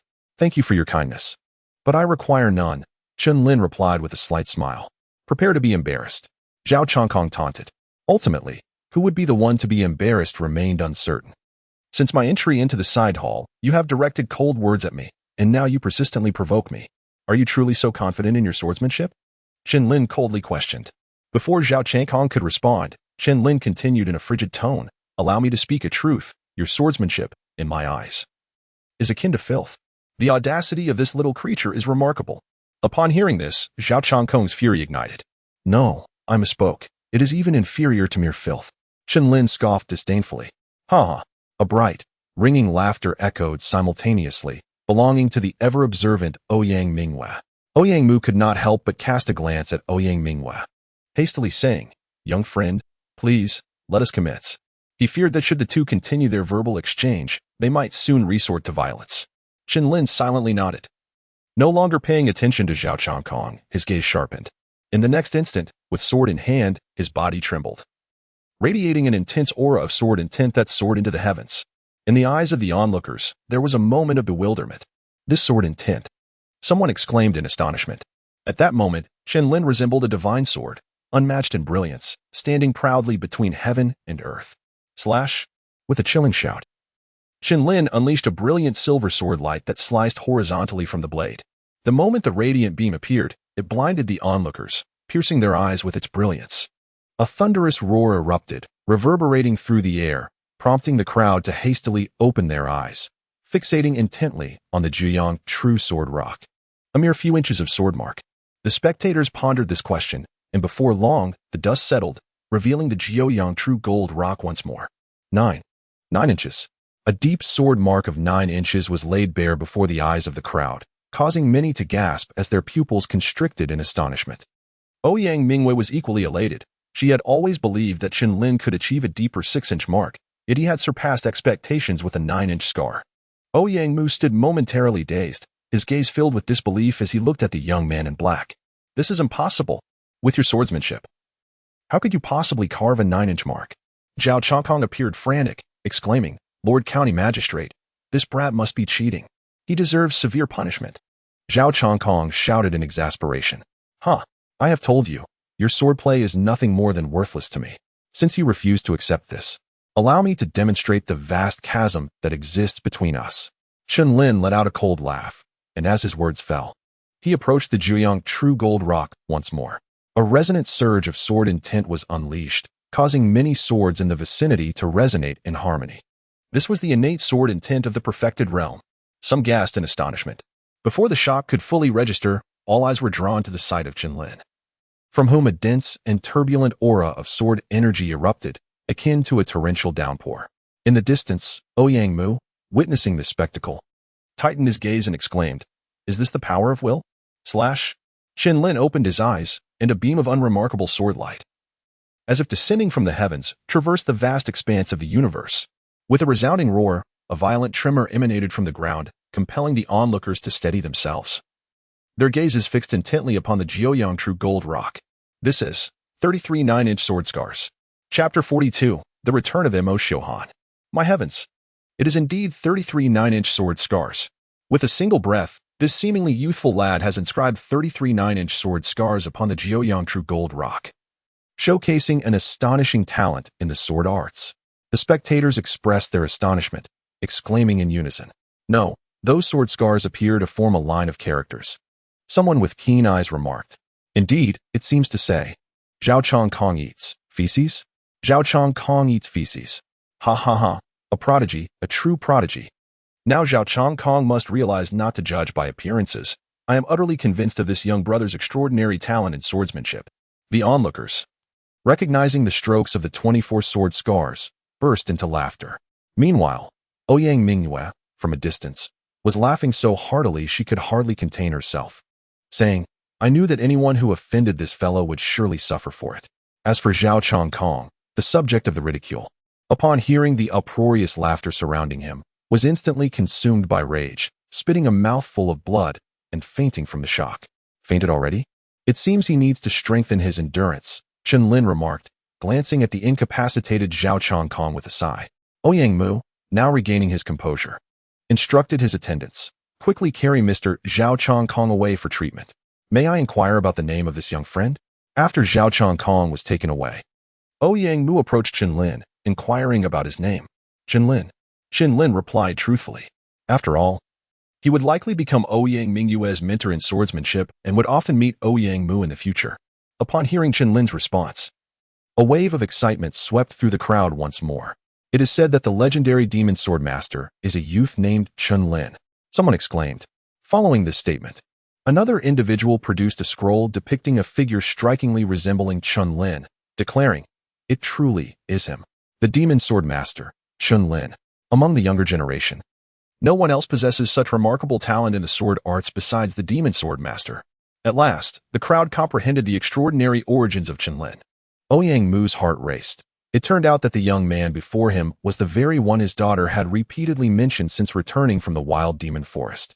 Ha ha. Ever since the incident in the wild demon forest concluded, I have been searching for this young friend. Had it not been for your intervention at the cliff of severed corpses, my foolish daughter's life would have been in grave peril. Today, the young friend, concealing their true identity, has nevertheless distinguished themselves amidst 100 formidable sword practitioners, showcasing their extraordinary talent in the art of the sword. Thus, I earnestly request that you become the esteemed mentor of my foolish daughter in the ways of swordsmanship. Ouyang Mu spoke these heartfelt words, leaving the onlookers astonished by his earnest demeanor. Upon hearing this, Chen Lin promptly clasped his hands in salute and remarked, My lord, I have come here in response to the summons. Ouyang Mu chuckled heartily. Ah, my young friend Chen, I possess but one precious daughter. who has been rather spoiled by my indulgence since childhood. I kindly ask for your understanding in this matter. Of course, should you be able to guide my daughter to a commendable standard, feel free to voice any requests you may have. I shall certainly do my utmost to fulfill them. Chen Lin spoke in a deep voice. My lord, I can teach Miss Ouyang the art of swordsmanship, but I seek only a single quota for the Qingyan hunt. Ouyang Mu nodded and replied, I can grant you this request, but there is a condition. Please, enlighten me. Chen Lin raised an eyebrow. In Tianyang Prefecture, aside from Yinsen of the Tianjiao sect who holds one quota, the remaining two are in my possession. However, historically, our performance in the Qingyan hunt has been dismal. Aside from the last event where Yinsen made it to the 101st place on the Qingyan rankings, no one has managed to break into the top 100. Sighing deeply, Ouyang Mu continued. As a result, our quotas have diminished from 10 to merely 2. Therefore, these 2 spots are of utmost significance. If all goes as expected, both Ling Imo of the Jiuyang Palace and Luo Feng of the Butcher Alliance will fiercely contest for the remaining quota. Upon hearing this, Chen Lin paused, raising an eyebrow as he inquired, what exactly is this so-called Qingyan list? Ouyang Mu gradually elucidated. The Qingyan list represents the 108 most exceptional young talents of the Qingyan Empire, determined after the conclusion of the Qingyan hunt. In the previous event, Yinsen from the Tianqi sect secured the 101st position, thus granting him a reserve spot this time. Chen Lin suddenly realized that only by ascending the Qingyan list could one truly be deemed a youthful prodigy. He pondered who might hold the esteemed first position on this list. As he voiced this query, a cold, indifferent figure seemed to reflect in his eyes, as if descending from the heavens, disdainful of the mortal realm. The first on the Qingyan list, it was indeed astonishing. In the previous Qingyan hunt, a young man had defeated the former champion in merely 3 moves, claiming the title for himself. His name, if memory served correctly, was Mo Xiuhan. Ouyang Mu contemplated this carefully and uttered the name. Clang. Upon the completion of Ouyang Mu's words, Chen Lin's expression hardened. His aura of sword intent suddenly impacted by an immense force, spiraling out of control. Indeed, it was him. Moreover, he had triumphed over the previous champion in just 3 moves. Chen Lin gritted his teeth, his fingertips turning slightly pale. He had long suspected that after the other party assimilated his sword vein, their cultivation had advanced by leaps and bounds. What is wrong with you? Do you know someone named Mo Xiuhan? Ouyang Mingwei, sensing Chen Lin's shift in demeanor, stepped forward and looked up at him. The girl's eyes sparkled like water, alleviating some of the resentment within Chen Lin's heart. 5 years had passed, yet the hatred remained difficult to forget, and he could not let it go. One day, he would confront Mo Xiuhan directly. My young friend, in order to contend with those 2 and the other prodigies of Tianyang County, I plan to hold a martial arts competition in 2 months. However, you need not participate personally. Rather, it will be your young lady who takes the stage to defend the arena. If you can teach her well during these 2 months, she will naturally prevail against the other prodigies and secure the final spot for you. However, if she is unable to withstand the competition and is defeated, that spot will naturally go to the victor. What are your thoughts on this matter? Ouyang Mu spoke slowly. Upon hearing this, Chen Lin's face twitched in indignation. How could he be forbidden from participating in the battle himself, only to have that girl Ouyang Mingwei take his place? What nonsense was this? If he were allowed to compete in the arena 2 months hence, he would still possess the confidence to emerge victorious. However, if it were Ouyang Mingwei, the challenges would be beyond measure. Chen Lin, what kind of look is that? Do you look down upon me, miss? Ouyang Mingwei pouted, her voice laced with indignation. No. No, how could that be? Chen Lin replied with a smile. Yet, turning to Ouyang Mu, he spoke earnestly, My lord, in that case, I shall exert every effort. Humph. If you disdain me, then I shall not allow you to instruct me. Ouyang Mingwei huffed, turning on her heel and departing. Upon witnessing the scene, Chen Lin's expression darkened. He fervently hoped that the young lady would refrain from further mischief, for he had but 2 months remaining. Observing Chen Lin pursue Ouyang Mingwei as she departed, the ever-silent Elder Hai's gaze flickered with intrigue. Governor, your tone suggests you hold high hopes for that young man. Haha, Elder Hai. I am well aware of the events that transpired before the Broken Corpse Cliff. Indeed, this young man's ability to be chosen by the Demon Sword speaks volumes of his exceptional nature. At such a tender age, not only has he grasped the innate sword intent, but he has also achieved a half-step into the Dao realm, unlocking a willpower that even those within the Dao realm find challenging to comprehend. Ouyang Mu exclaimed in astonishment. Willpower? Could it be that sword strike directed at the 9-Sun Golden Rock? Elder Hai had sensed an underlying power in that strike yet failed to discern the nature of the willpower it contained. Precisely. That form of willpower does not belong to the four common types. It must be a rare kind. Ouyang Mu asserted with conviction, his perceptive abilities far surpassing those of ordinary individuals. The fact that one at a half-step into the Tao realm could comprehend such a rare willpower, while also being the master of the demon sword, indicated a talent that rivaled those at the forefront of the Qingyun rankings. Moreover, it is crucial to recognize that he hails from our Tianyang prefecture. Ouyang Mu's expression deepened with significance. Elder Hai nodded slightly in acknowledgement, choosing to remain silent thereafter. Chapter 43. The Shaolin Sword Technique. The following day, Chen Lin stepped out from the doorway and gazed at the maid beside him, inquiring, "Where is your young mistress?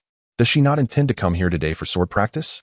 The maid replied with a respectful bow, "Young Master Chen, my mistress typically rises at around 10 in the morning." Chen Lin's lips curled slightly, revealing that this young lady's habits were far from commendable. It is well understood that the morning is when martial artists possess the deepest understanding of the essence of heaven and earth. He often engaged in his training, dedicating entire nights to it.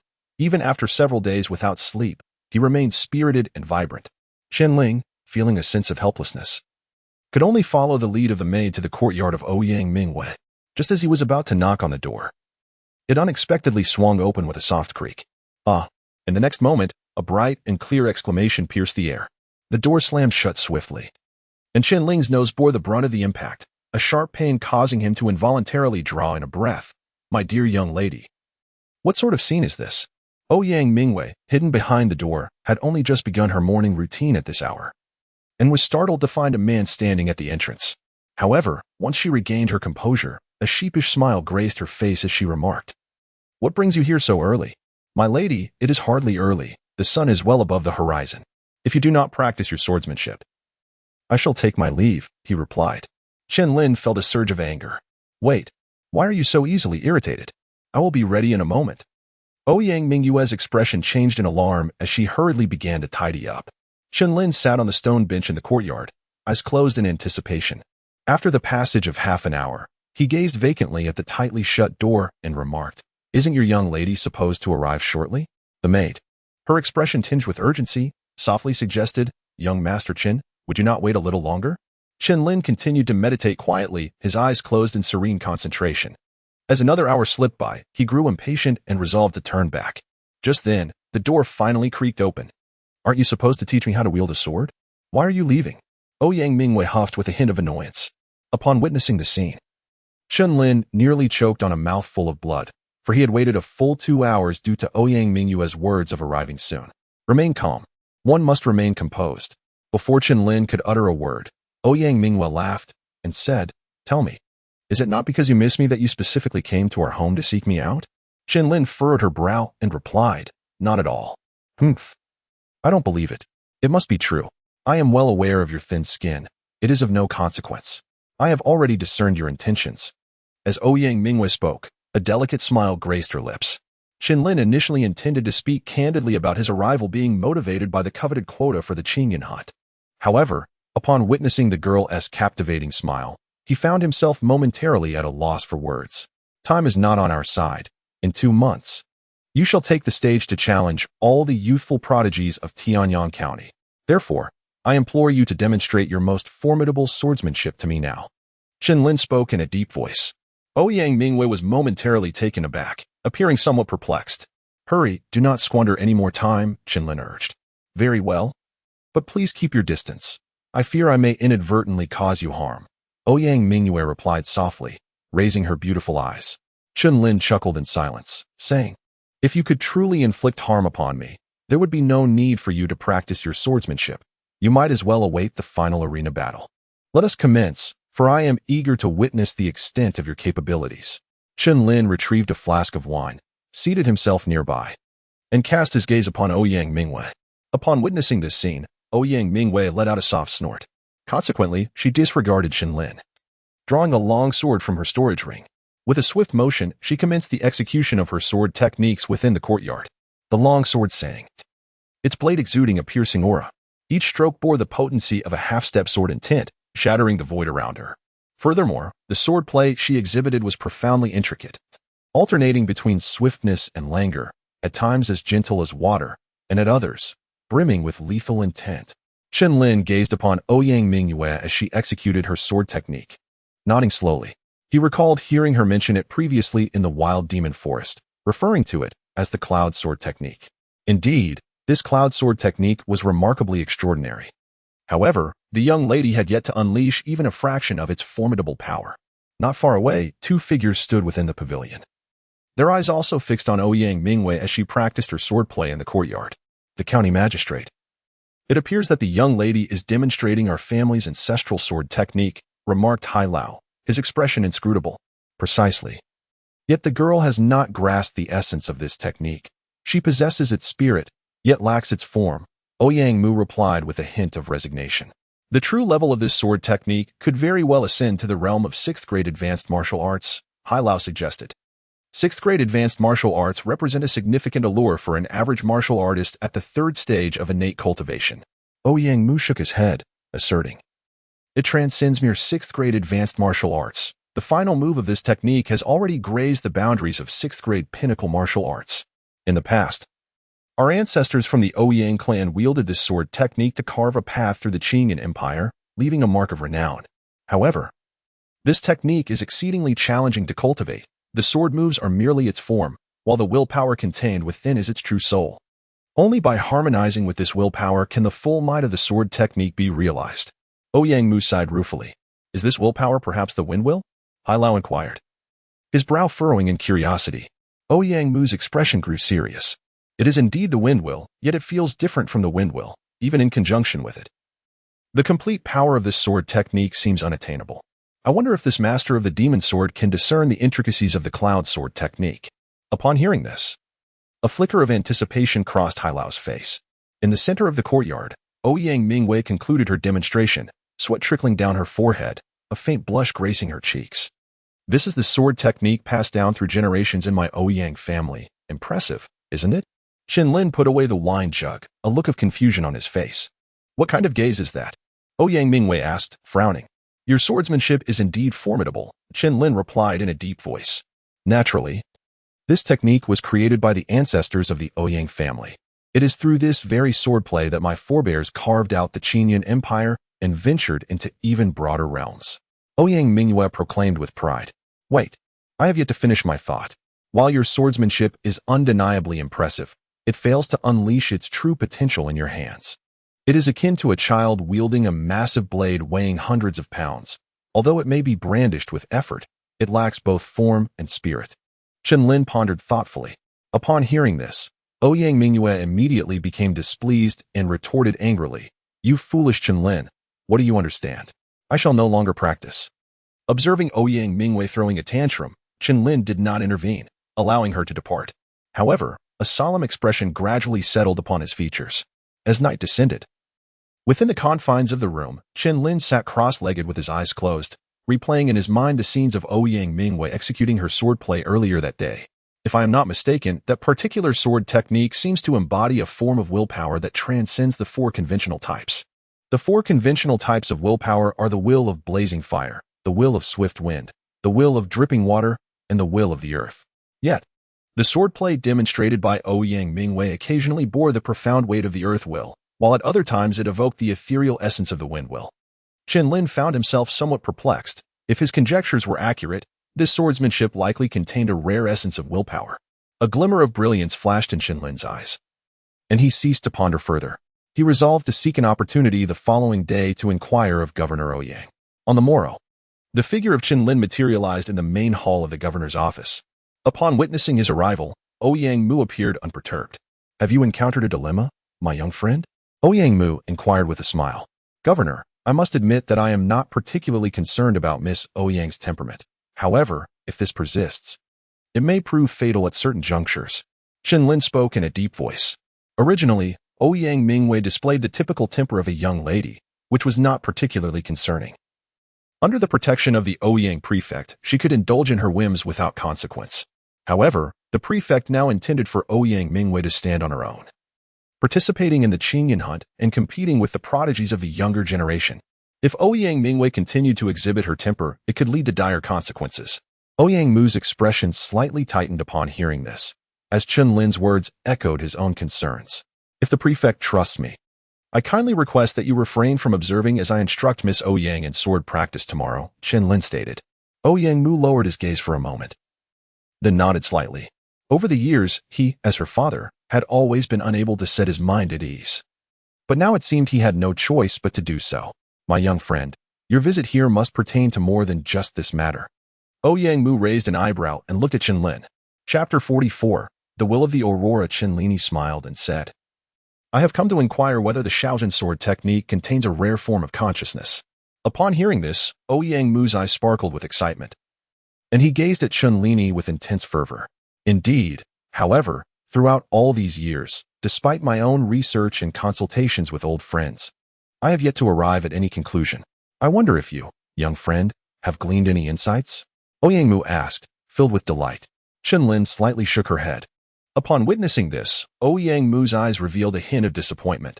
Yet, it is understandable if the willpower embodied in this swordsmanship were so easily comprehended. One would not have to wait until now. Chen Lin raised his gaze and remarked, as a junior, I have merely witnessed Miss Ouyang perform this sword technique once. To recognize the rare intent within it at once is indeed an impossible task.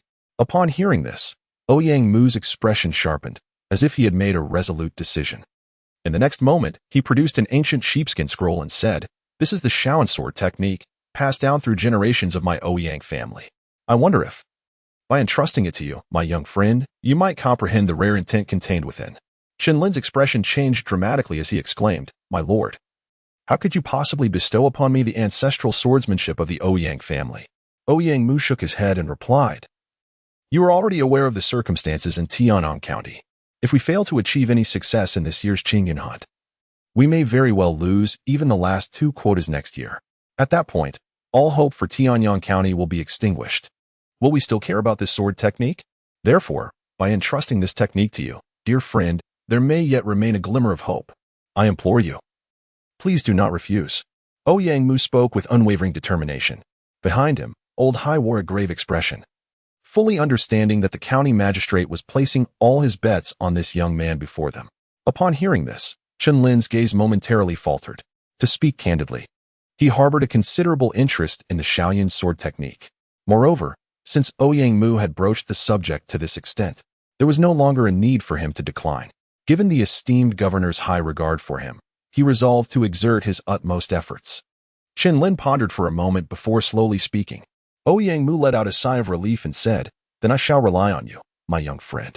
Hai Lao, go at once and inform Mingwei about Chen's understanding of the sword technique. Let her refrain from disturbing him for the next few days. Furthermore, you should also discuss the situation in Tianyang County with her. Ouyang Mu spoke with solemnity. Understood. Hai Lao nodded emphatically before turning to leave. Upon hearing these words, Chen Lin nodded subtly, then bowed his hands in a gesture of respect towards Ouyang Mu, intending to return and comprehend the profound essence of the Shaojin sword technique. Ouyang Mu gazed at Chen Lin's retreating figure, his expression one of deep contemplation. He had anticipated today's events. It would have been most troubling had Chen Lin rejected the Shaojin sword technique. If even this prodigious sword master could not grasp the intricacies of the technique, he would indeed find himself at a loss for alternative solutions. With a resigned sigh, Ouyang Mu's figure gradually faded from view. Upon returning to the courtyard, Chen Lin unfurled the ancient parchment. However, after a mere glance, his brow knitted in concern. For the latter pages of the parchment bore the unmistakable marks of having been scorched. It was evident that these pages contained the recorded essence of the willpower inherent in the sword path, explaining why the Ouyang family now found themselves traversing such convoluted routes. Chen Lin examined the Shaojin sword technique repeatedly, becoming intimately familiar with its various sword moves. This technique comprises 6 distinct forms. The first form, celestial guidance. The second form, drunken song. The third form, ghostly rain of the underworld. The fourth form, blood dance in the vast sky. The fifth form, eternal silence of mountains and rivers. The sixth form, divine firmament. Chen stepped out of the courtyard, unsheathing the demon sword, and in an instant, a fierce sword radiance burst forth. Let me familiarize myself with the sword technique. With a moment's pause, Chen's figure stirred, and the sharp blade in his hand danced to life. Within the courtyard, the sword's brilliance flickered and the demonic aura soared high. To the onlookers from afar, Chen's swordplay was at times enigmatic and inscrutable, at other times gentle as flowing water. In one fleeting moment, it captivated the heart and mind, while in another, it instilled a chilling dread. The air was thick with the scent of impending slaughter, as the tempest of sword energy ravaged the surroundings. In the span of that brief moment, Chen wielded the demon sword, executing the moves of this sword technique to perfection, the blade's edge showcasing an exquisite display of splendor. Witnessing this spectacle, the distant attendants retreated, for they understood that even a slight approach would allow them to feel the terrifying edge of that sword intent. After the demonstration, Chen closed his eyes to reflect, the scenes from earlier echoing in his mind. The willpower within this sword technique seemed strikingly similar to that of the wind will. Yet it also bore the shadow of the earth will. The wind will embodies ethereal swiftness and sharpness in attack, while the earth will is heavy and broad like a mountain. Logically, these two forms of willpower are entirely distinct, unlikely to merge into one. However, within this sky cloud sword technique, he had unexpectedly grasped the shared characteristics of the two forms of willpower. Chen Lin shook his head and continued to practice his sword technique in the courtyard, the dazzling sword light once again illuminating the surroundings. As time relentlessly flowed by, 3 days had swiftly passed since Chen Lin began to comprehend the celestial cloud sword technique. At this moment, he stood in the courtyard with his eyes gently closed, the demonic sword in his hand resonating with a harmonious cry. When he finally opened his eyes, the demonic sword swept forth, unleashing a piercing beam of light that cleaved through the air. After executing this strike, Chen Lin furrowed his brows. Despite 3 days of diligent practice, he still had not grasped the willpower embedded within the celestial cloud sword technique. However, he had begun to form some understanding. This willpower was far more formidable than that of the earth will and the gale will. It possessed the expansive depth of the earth will, combined with the ethereal sharpness of the gale will. What kind of rare will could this possibly be? Chen Lin exhaled deeply, his gaze sharpening as he resumed his practice. Thus, a fortnight elapsed, during which both Ouyang Mu and Ouyang Mu made a point to visit, their expressions consistently reflecting profound astonishment. For in this span of 2 weeks, Chen Lin devoted himself entirely to swordsmanship, seemingly enraptured by it. The county magistrate pondered, unaware of how well this young friend, Chen, had grasped the intricacies of the Shaolin sword technique. Within the pavilion, Elder Hai withdrew his gaze and inquired solemnly. Ouyang Mu replied with a rueful smile. It has been 2 weeks, yet it appears that young friend Chen has not made any discernible progress. Elder Hai chuckled softly. The ancestors of the Ouyang family spent countless years attempting to fathom the profound mysteries within the Shaolin sword art. How could one expect young friend Chen to achieve any insight in merely half a month? Ouyang Mu silently nodded in agreement, preparing to depart with Elder Hai. Meanwhile, Chen Lin in the courtyard remained oblivious, tirelessly wielding his sword in repetitive motions. The immortal points the way, a melodic quest for intoxication, the ghostly rain of the yellow springs. Waves of sword light surged forth from the enchanted blade, cascading through the air. Yet in an instant, a glimmer flickered in Chen Lin's eyes. What was that just now? Chen Lin's mind momentarily froze, as if grasping an elusive insight. Yet that fleeting sensation vanished in an instant. Once more, Chen Lin wielded his sword with unwavering determination, acutely aware that he was on the precipice of comprehending this profound force of will. If only he could seize that fleeting glimmer that had illuminated his mind moments ago. Chen Lin's piercing gaze, sharp as a sword, continued to swing his blade. Within the courtyard, the fierce sword radiance grew increasingly swift. Before long, his courtyard transformed into a realm of swords. This spectacle did not escape the notice of Ouyang Mu, who was about to take his leave. With a surge of excitement, he exclaimed, "Let us observe a little longer." Beside him, Old Hai's eyes sharpened, and he nodded emphatically. As twilight approached, Ouyang Mingwei arrived at Chen Lin's courtyard. However, upon witnessing the overwhelming aura of dread emanating from the swords, she couldn't help but puff her cheeks in exasperation, remarking, "This guy doesn't even know how to take a break. What a lunatic." Despite her internal grumbling, a profound sense of concern and guilt welled up within her as she gazed at the figure in the courtyard. Half a month prior, she had learned of the current situation in Tianyang County from Old Hai. Reflecting on her previous actions, waves of remorse washed over her heart. Ouyang Mingyue stood outside the courtyard, her expression inscrutable. The longer she watched, the more bewildered she became. The same sword techniques, in Chen Lin's hands, appeared to be celestial, while in her grasp, they seemed utterly mundane. Clenching her fists, she resolved with determination. She understood that her journey was still long and arduous. Meanwhile, within the courtyard, Chen Lin continued his relentless sword practice until he completely exhausted his vital energy, finally coming to a stop. At that moment, he was utterly fatigued, drenched in sweat.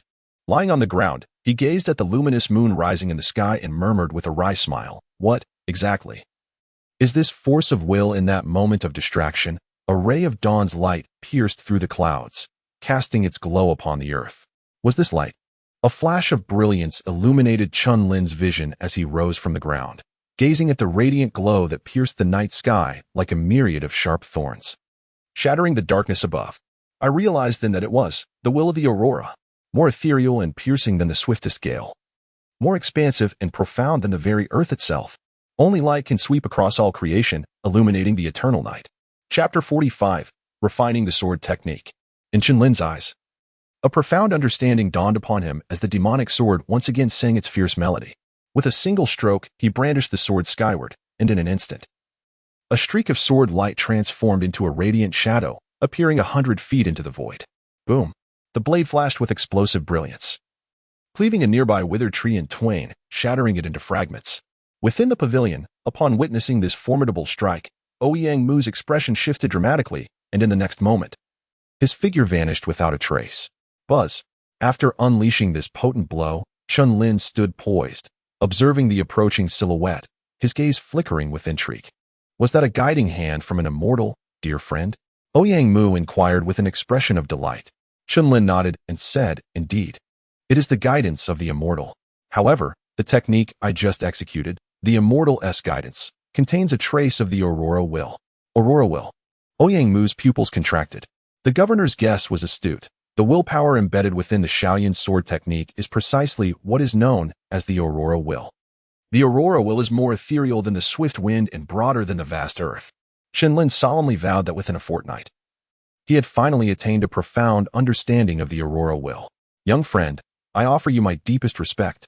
Ouyang Mu unexpectedly bent down, clasping his hands in salute. "County Lord." The elderly Hai, standing nearby, widened his eyes in astonishment, but upon recalling the secrets unveiled within the Shaoyan sword technique, he fell into a momentary daze. Chen Lin expressed his astonishment and said, "Dear Governor, please do not be so modest. As I have comprehended the cloud sword technique, it is inevitable that I will employ it in future confrontations. Haha, my young friend, there is no need for concern. As the governor of Tianyang County, I possess the magnanimity to allow you to wield the cloud sword technique freely. However, I do have one request. While I am indifferent to how you utilize it in the future, it must not be passed on to others." Ouyang Mu's expression brightened, and he smiled gently. Chen Lin nodded silently. This request was not unreasonable. After all, the Shaoyan sword technique was a treasured martial art of the Ouyang family. And had it not been for a fortuitous encounter, he might never have had the opportunity to cultivate this sword art. At that moment, a graceful figure approached, and upon seeing her, Ouyang Mu laughed heartily. "My dear Mingyue, your arrival is perfectly timed. Chen Xiaoyu has already grasped the willpower of the Shaoyan sword technique. For the time being, you shall diligently follow Chen Xiaoyu to practice the swordsmanship. As for myself, I shall swiftly seek out a treasure capable of comprehending the aurora will to aid you in your cultivation." Ouyang Mu smiled gently. Meanwhile, Ouyang Mingyue, upon hearing that Chen Lin had successfully comprehended the aurora will, displayed a look of astonishment. This fellow. Chen Lin turned to Ouyang Mingyue behind him and smiled. "Miss, you are not angry anymore, are you?" "Humph." Ouyang Mingyue let out a soft snort, aware that Chen Lin was referring to a previous incident. Realizing she was at fault, she chose not to elaborate. After Ouyang Mu left with laughter, Chen Lin's expression became serious as he stated, 2 months have passed, and nearly half of that time is already gone. Today, you shall commence your sword training." Seeing Chen Lin prepare to leave, Ouyang Mingyue quickly protested. "If I'm to practice swordplay, what will you do?" "As for me, I shall indulge in a good sleep," Chen Lin replied with a yawn. He had not rested properly in the past half-month, and all his fatigue surged forth at that moment. You dare to leave me here alone?" Ouyang Mingyue exclaimed, pointing an accusing finger at Chen Lin. "If you do not wish to practice, you may simply return," Chen Lin casually remarked. Returning means Ouyang Mingyue initially intended to turn and leave, but the thought of the upcoming competition in a month and a half caused her spirits to sag. Seeing Chen Lin genuinely enter the house, Ouyang Mingyue gritted her teeth in frustration, exclaiming, "Damn you, Chen Lin, sleep away in there." As a day passed, Chen Lin awoke. stretched his arms, glanced out the window, and smiled faintly. It seems this girl has changed a bit. Pushing open the door, he observed Ouyang Mu still practicing her swordplay in the courtyard and nodded to himself. You can stop now, Chen Lin called out loudly. Upon hearing his words, Ouyang Mu's beautiful eyes narrowed, and instead of halting, she pivoted her sword and charged towards him. Damn, Chen Lin, take this sword from your aunt. The anger from yesterday was merely suppressed in her heart, not vanished. Good disciple, the sword is not meant to be wielded in such a manner. Chen Lin shook his head, showing no intention of retreating from Ouyang Mu's direct thrust. Seeing this, Ouyang Mu smirked, confident that even though Chen Lin's swordsmanship exceeded hers, he would struggle to handle her sudden attack. Clang! In the next instant, a dull sound reverberated, and Ouyang Mu's grin froze abruptly. Chen Lin, with a mischievous smile, extended 2 fingers and effortlessly pinched the blade of her sword, rendering it immobile. Good disciple, one must face consequences for striking at your master. Chen Lin chuckled lightly, swiftly moving behind Ouyang Mu. Smack!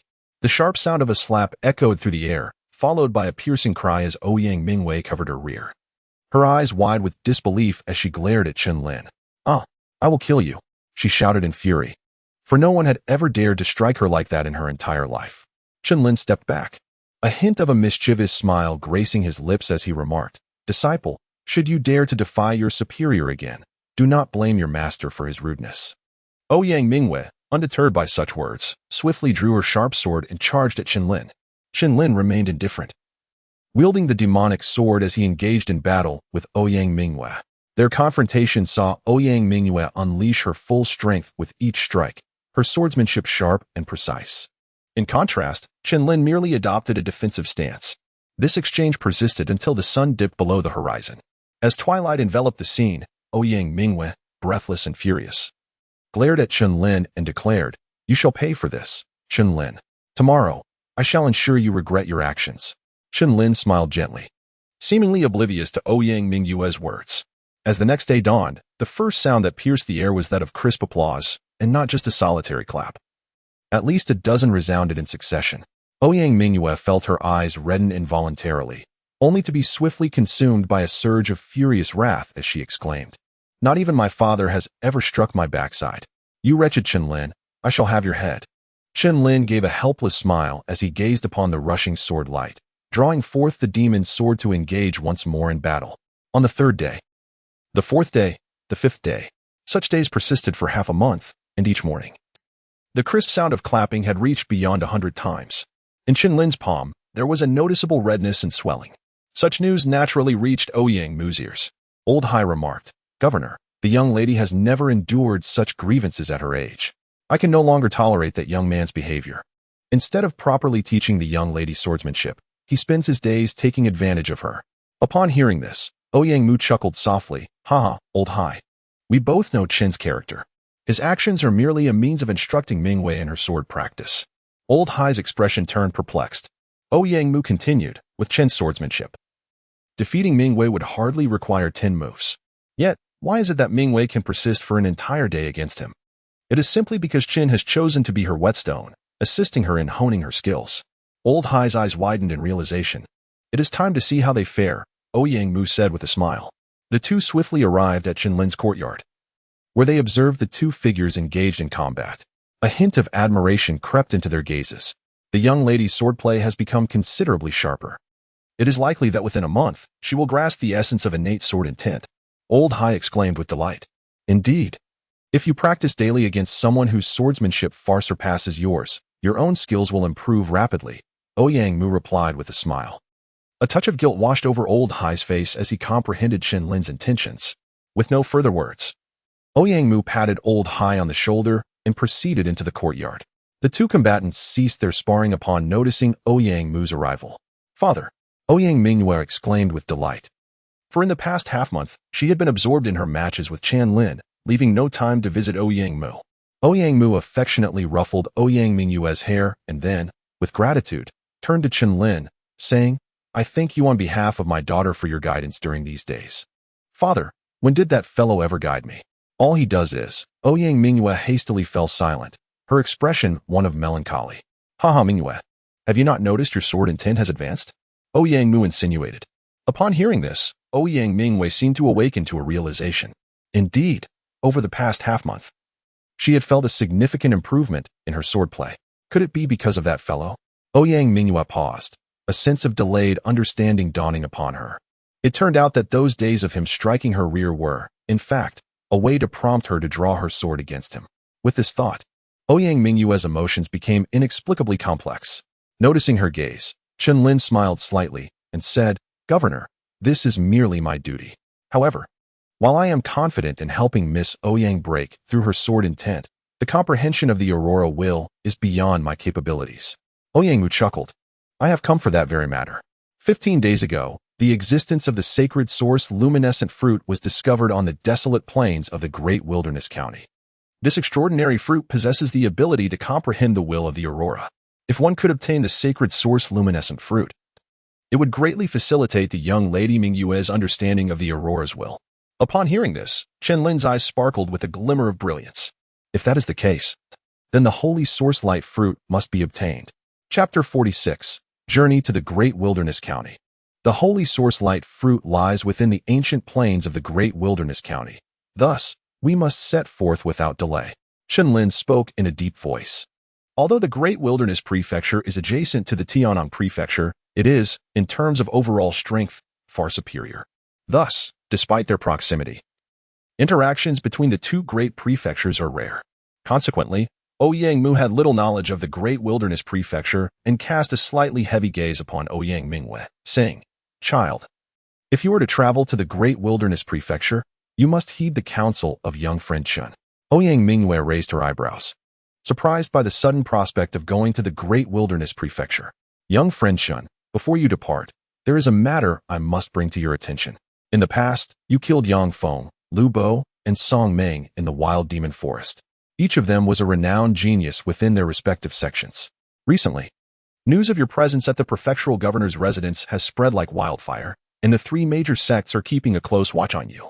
While you remain within the confines of my residence, there is little to fear. However, should you venture outside and head towards the Great Wilderness Prefecture, I anticipate that your journey will not be tranquil. Most importantly, it is the identity of Yang Feng that raises my concerns." As Ouyang Mu spoke, a flicker of anxiety appeared in his eyes. Chen Lin's gaze sharpened as he inquired, could it be that Yang Feng's background extends beyond merely the Jiang Palace? Indeed, Yang Feng's father, Yang Tong, is the leader of the Black Dragon sect in the Great Wilderness Prefecture, a formidable force within that region. Ouyang Mu sighed deeply and continued, "If we were in the Tianyang Prefecture, even Yang Tong would hesitate to act recklessly. However, should we venture into the Great Wilderness Prefecture, it is likely that..." Chen Lin was momentarily taken aback, as he had not anticipated the existence of the Black Dragon sect behind Yang Feng. However, if the Black Dragon sect were indeed to stand before him, he would harbor no fear. Upon witnessing Chen Lin's resolute demeanor, Ouyang Mu ceased his further discourse and stated, "If you do not reveal the demon sword, the Black Dragon sect is unlikely to discern your true identity." Chen Lin nodded slowly. "With merely a month remaining until the martial arts tournament in Tianyang County, you shall depart tomorrow."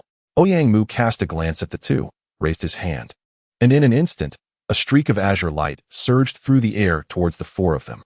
A sharp, melodious cry echoed as Chen Lin and Ouyang Mu lifted their gazes to the sky, where a griffin with azure plumage soared gracefully. A seventh-tier beast.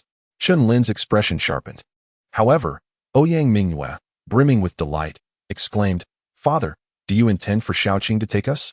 Ouyang Mu nodded slightly and replied, "Although the Great Wilderness County is not far from our Tianyang County, with Shaoqing, your journey will undoubtedly be much swifter."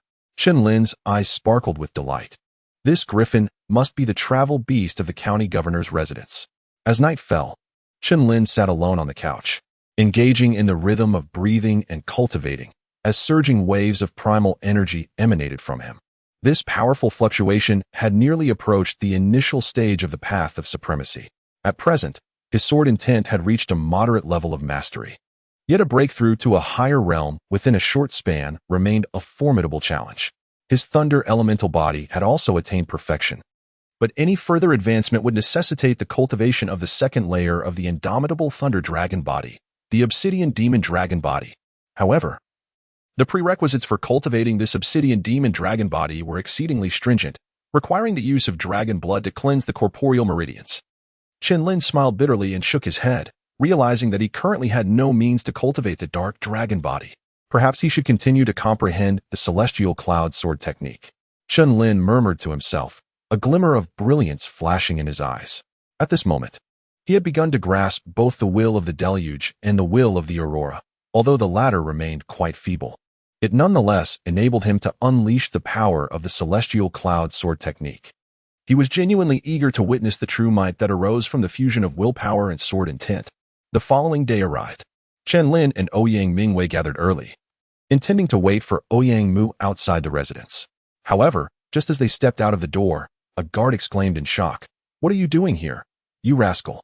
Chen Lin raised his gaze and noticed that the guard outside was indeed the same individual who had previously obstructed his entry. However, he ultimately permitted him to enter. "I am profoundly grateful to that honorable brother for allowing me passage that day. Otherwise, I would surely have been unable to encounter this master of swordsmanship." Chen Lin turned to the guard and offered a faint smile. However, to the guard, this smile appeared as unsettling as a ghostly apparition. Ouyang Mu, with clarity of thought, waved her hand and said, "You needn't linger here. The side hall is in need of a captain for the guard." The guard, momentarily taken aback, then expressed his gratitude, exclaiming, "Thank you, miss. Thank you, miss." The other guards around them cast envious glances, recognizing the stroke of fortune that had befallen this young man, who had managed to align himself with the esteemed lady. Yet, the guard understood that Ouyang Mu's actions were motivated by the presence of the young man in black beside her. As Chen Lin and Ouyang Mu departed, the guard couldn't help but sigh, reflecting on the brilliance youth ought to possess.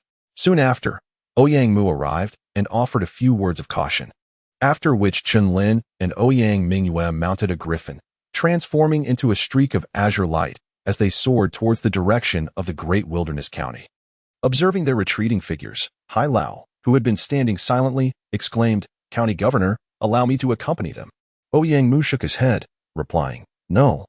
While the journey to the great wilderness county is undoubtedly perilous, I still choose to place my trust in young Chen. Moreover, compared to the great wilderness county, the Qingyan hunt is the true realm of danger." Hai Lao nodded solemnly, choosing to remain silent thereafter.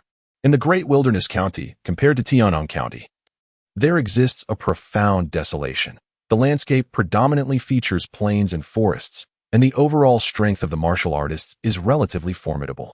In the ranking of the Empire's top 100 county cities, it occupies a central position. With a melodious cry, a streak of azure light darted through the air, slicing across the sky before vanishing into a wooded area. "Where's this?" a feminine voice inquired, delicate in features and vibrant in her gaze. It was none other than Ouyang Mu. Beside her stood Chen Lin.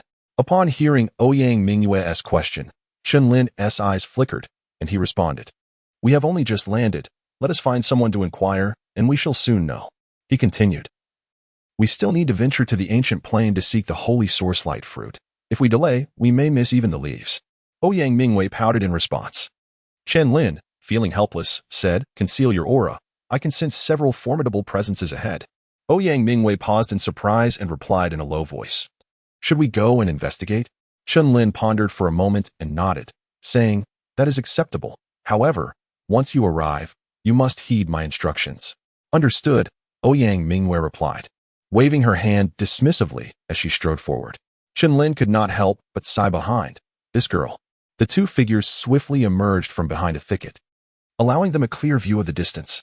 There, upon a stone bridge, a group of approximately a dozen individuals traversed its length.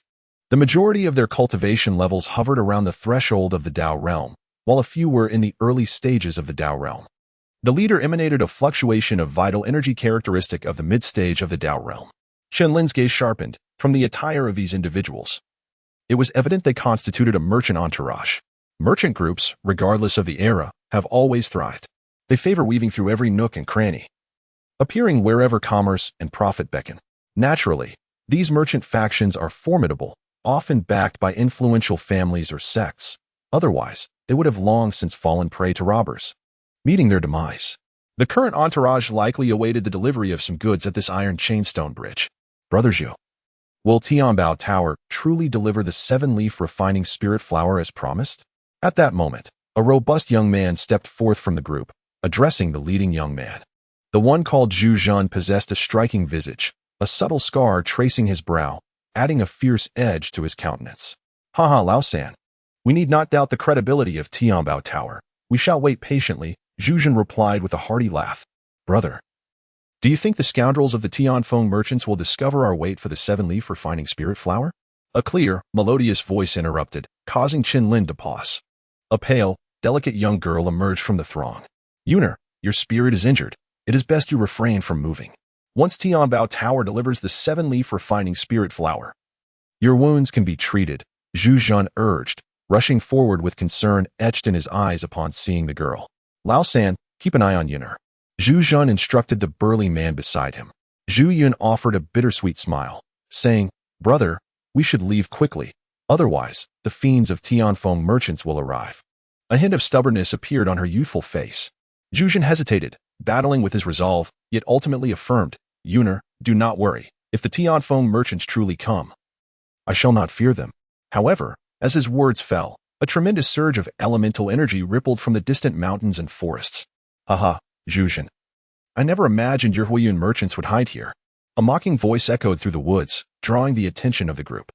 They beheld a formidable procession of over 10 individuals, their presence commanding. At the forefront stood a young man clad in a blue robe, gazing mockingly in Zhu Zhan's direction. Tang Qianhe. Zhu Zhan's eyes flared with indignation, his teeth clenched in fury. Miss Zhu Yun, I warned you long ago that following such a feckless brother would lead to hardship. You would be better off with me, Tang Qianhe. I can guarantee you lavish attire, abundant food, and nightly revelry. Tang Qianhe disregarded Zhu Zhan and directed his lewd gaze towards the petite figure. Upon hearing this, Zhu Yun's eyes reddened involuntarily, her already pale complexion now resembling that of frost and snow. Tang Qianhe, you have slain so many of my brothers. Have you come today to settle this with a fight to the death? Zhu Zhan's eyes ignited with a crimson fury as he fiercely shielded Zhu Yun behind him and shouted with great fervor. Ha, a fight to the death. You, Zhu Zhan, and the remaining worthless lot of your Firecloud Merchant Association? This is the most amusing jest I have ever heard in my life, Tang Qianhe scoffed coldly, his words laced with mockery and his expression dripping with disdain. Brother Zhu, give the order. The second one fell to these ruffians. I will risk my life to take a piece of flesh from Tang Qianhe. A brawny man, identified as the third brother by Zhu Zhan, roared with tears of blood welling in his eyes. Zhu Zhan remained silent, turning to face the remaining 10 brothers, each of whom bore an unwavering resolve, devoid of any hint of fear. Hidden in the shadows, Chen Lin nodded slightly upon witnessing this. The remaining members of the Firecloud Merchant Association were indeed men of true valor. Conflicts often arise between merchant associations over interests, and the resolution typically culminates in the complete annihilation of one side. However, at present, the Firecloud Merchant Association was teetering on the brink of collapse. Where is the Firecloud Merchant Association? A voice echoed across the stone bridge. The crowd looked up to see a celestial crane soaring above, with an enigmatic figure standing upon it. That is someone from Tianbao Tower. A member of the Firecloud Merchant Association exclaimed. Zhu Zhan stepped forward, displaying his identity credentials, and inquired, I am indeed a member of the Firecloud Merchant Association. Has the 7-leaf alchemy flower been delivered? After verifying Zhu Zhan's identity, the figure on the celestial crane tossed a brocade box towards him, stating, This is the 7-leaf alchemy flower. Having completed this task, the figure then departed on the celestial crane. Upon receiving the brocade box, Zhu Zhan's face lit up with joy. But the elation was swiftly suppressed as Tang Qianhe's silhouette rapidly approached. Zhu Zhan, hand over the 7-leaf alchemy flower. Tang Qianhe's form shifted, and a tremendous surge of elemental energy erupted, indicating he had attained the pinnacle of the mid-stage of the Supreme Realm. With a single strike, he unleashed a devastating force that bore an unfathomable weight towards Zhu Zhan. From a distance, Chen Lin's expression froze in astonishment. Tang Qianhe had evidently comprehended the will of the earth, and he had seamlessly integrated it into his martial techniques, amplifying their potency exponentially. In contrast, Zhu Zhan, already at a disadvantage due to his inferior cultivation and lingering injuries, found himself overwhelmed by Tang Qianhe's ferocious onslaught. Brother, Zhu Yun's beautiful eyes brimmed with concern at the sight, yet she could do nothing to aid Zhu Zhan, a wave of profound guilt surging within her heart. Third brother, keep a close eye on Yun. As Zhu Zhan struggled against Tang Qianhe, he anxiously shouted. The burly man, upon hearing his words, immediately trembled, instinctively shielding Zhu Yun behind him. Humph. Everyone from the Tianfeng Chamber of Commerce, kill them all. Leave no one alive. With a powerful punch, Tang Qianhe sent Zhu Zhun staggering back, and with a surge of might, he coldly declared his intent. Upon hearing Tang Qianhe's proclamation, a woman from the Tianfeng Chamber stepped forward decisively. Zhu Yun, you have repeatedly seduced my elder brother. Today, I shall teach you a lesson, you little vixen. The speaker, clad in a striking red outfit that accentuated her alluring figure, possessed eyes that radiated an icy coldness. Tang Ying, do you seek death? Zhu Laosan glared fiercely, his voice stern. With your current state, you are no match for me, Tang Ying retorted with a mocking smile, her cold gaze flashing. People of the Tianfeng Chamber, attack. Tang Ying sneered. Kill. In an instant, the two factions clashed violently, their immense spiritual energy rippling outward. Meanwhile, Tang Ying engaged in battle with Zhu Laosan. Both were at the initial stage of the Dao realm. However, the latter, hindered by previous injuries, could only muster half of his strength, gradually appearing to falter. Brother Zhu Hu, Brother Zhu Long. Zhu Yun watched helplessly as her kin fell one after another into pools of blood, tears streaming uncontrollably from her eyes. Zhu Zhun, constrained by Tang Qianhe, could only watch in despair as members of the Ouyang Chamber succumbed. Tang Qianhe, I will kill you. Zhu Zhun roared in fury, unleashing his spiritual energy without reservation, launching himself at Tang Qianhe in a desperate bid. Yet, despite his efforts, Zhu Zhun struggled to gain the upper hand. As the disparity in cultivation was insurmountably vast, Chen Lin, hurry and save them. The people of the Tianfeng Chamber are clearly nefarious if you do not intervene. I shall take matters into my own hands. Observing the scene, Ouyang Mingwei abruptly seized Chen Lin, urging him with urgency. Miss. The strength of the Tianfeng Chamber's members is formidable. Chen Lin hesitated, his expression troubled. Humph, if you refuse to act, I will. Ouyang Mingwei disregarded his concerns and prepared to step forward. Wait. Chen Lin sighed helplessly, his demonic sword emitting a resonant cry as it shifted into position. Haha. Zhu Laosan, you are about to be defeated. Tang Ying thrust her sword forward with precision, forcing Zhu Laosan to retreat, and then, without losing momentum, aimed directly at his throat. Their brother. Zhu Yun cried out, her eyes reddened. Her own spirit was injured, leaving her utterly powerless to intervene, forcing her to witness the cruel scene unfold before her. Just then, a resonant sword cry echoed, momentarily halting everyone's movements. In their line of sight, a silver-white long sword, gleaming with a purple demonic aura, soared through the air. What a formidable sword! After Tang Qianhe and Zhu Zhun exchanged a powerful strike, he staggered backward, pausing in astonishment. Zhu Zhun, equally perplexed, lifted his gaze into the distance. A mere trick. As Tang Ying observed the silvery long sword soaring towards her, she scoffed and prepared to slash it with her own blade. Bang! In an instant, a crisp sound resonated, revealing that as Tang Ying's sword met the silvery blade, it shattered upon contact. How could this be?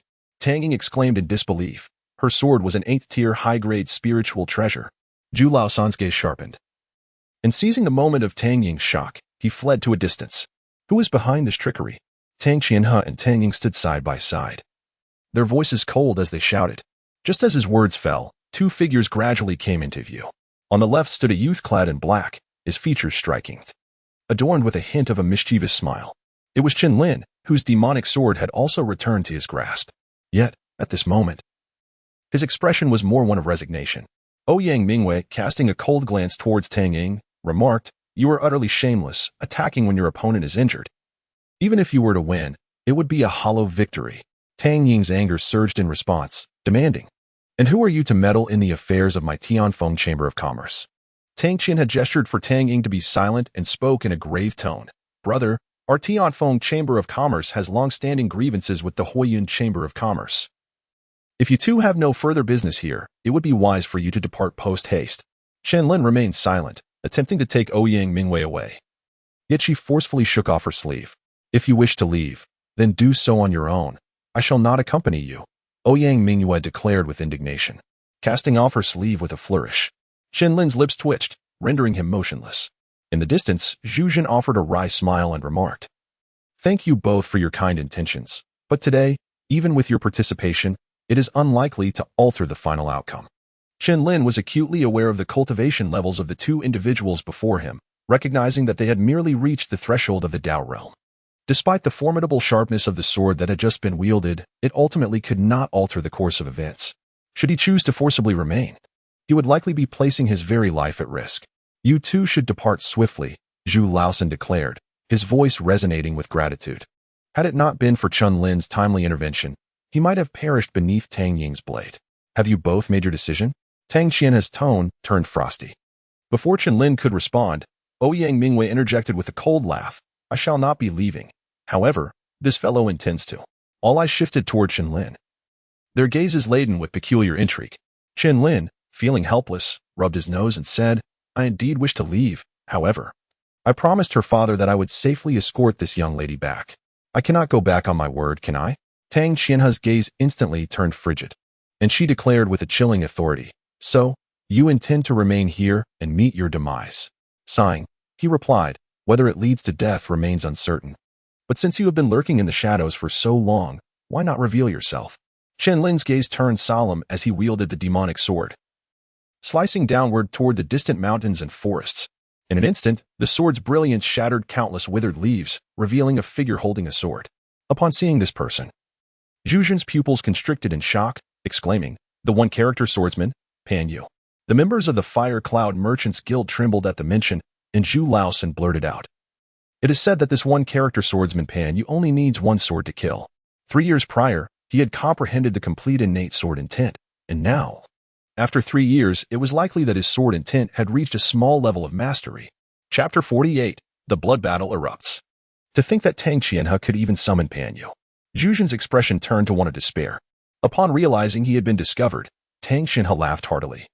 I didn't expect you to possess some strength, being able to sense Pan Yu's presence.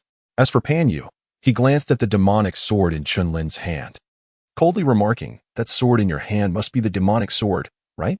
At his words, the expressions of those present shifted in surprise, and they turned their gazes toward Chen Lin. He is the rumored master of the demonic sword. Tang Ying exclaimed, her eyes wide in disbelief. The news of the demonic sword's emergence had already swept across the entire Qingyun Empire in recent days, including the great wilderness county. What astonished everyone present was that the master of the demonic sword was right before their eyes. Humph, the master of the demonic sword? What a joke. Just a mere ant at the half-step to Dao realm dares to call himself a sword master. It truly makes one laugh. Tang Qianhe scoffed, his eyes filled with mockery. The crowd was momentarily taken aback. Indeed, Chen Lin's aura indicated he was merely at the half-step to Dao realm. Zhu Jun forced a smile, saying, Brother Chen, Pan Yu's strength even surpasses that of Tang Qianhe. You should flee while you can. Haha, Zhu Jun, don't you think it's too late to say that now? Tang Qianhe cackled ominously, his laughter tinged with a hint of excitement. The master of the demonic sword had traveled from Tianyang County to the Great Wilderness County, likely drawn by the recently emerged Holy Source Light fruit. However, compared to the Holy Source Light fruit, I, Tang, may be more interested in the demonic sword in your hand. Tang Qianhe fixed his gaze on Chen Lin, akin to a predator observing its prey. His eyes filled with a fervent desire. The reputation of the demonic sword needed no elaboration. It held immense allure for any young prodigy. Those who harbor such thoughts generally meet their demise beneath my blade. Chen Lin's voice turned frigid. A surge of formidable sword intent suddenly erupted from within him, as if a chilling frost enveloped the mountains and forests. Boom. Then allow me to confront you, the master of this demonic sword. Tang Qianhe declared coldly. With Pan Yu present, he felt no need to regard Zhu Jun.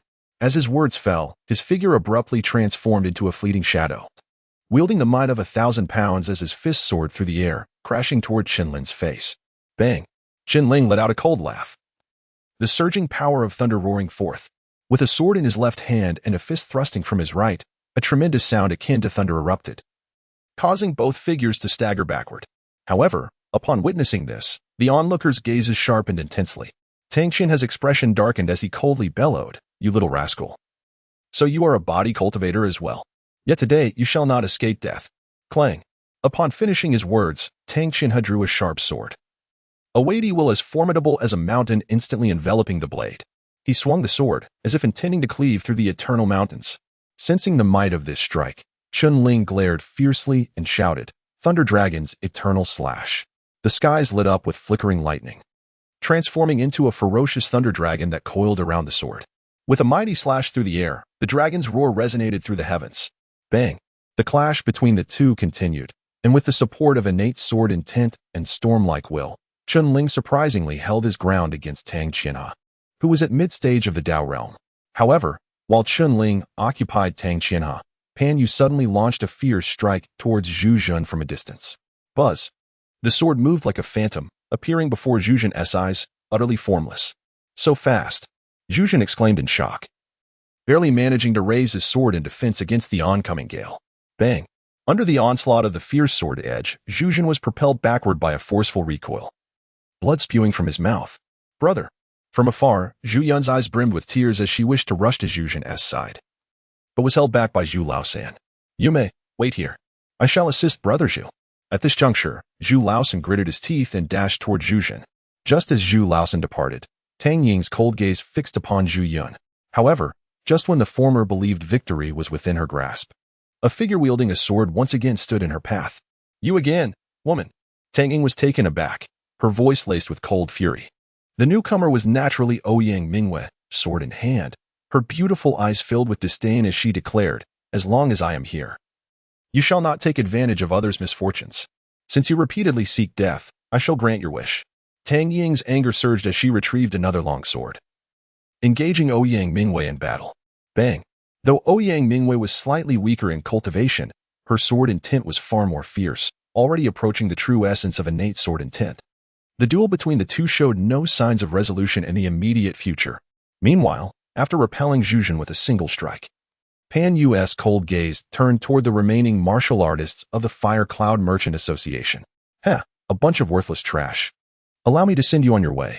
Pan Yu sneered, drawing his longsword once more, his figure transforming into a fleeting shadow as he charged toward the members of the Fire Cloud Merchant Association. In the distance, upon witnessing the fleeting silhouette of Pan Yu vanish once more, Zhu Zhen, despite his weakened state, could not suppress his exclamation, "Everyone, take cover."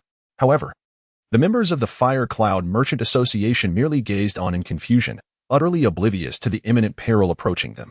Alarmingly, it was only at the moment when the sword light drew near that their expressions shifted dramatically, as an overwhelming sense of mortality enveloped them. With swift precision, Pan Yu unleashed a barrage of strikes, each sword shadow slicing through the throats of his adversaries. In an instant, the chilling sounds of blades severing flesh resonated through the air. Zhu Zhen, witnessing the cold bodies collapsing around him, felt a surge of rage and despair.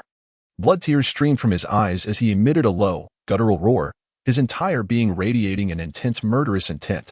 I will kill you.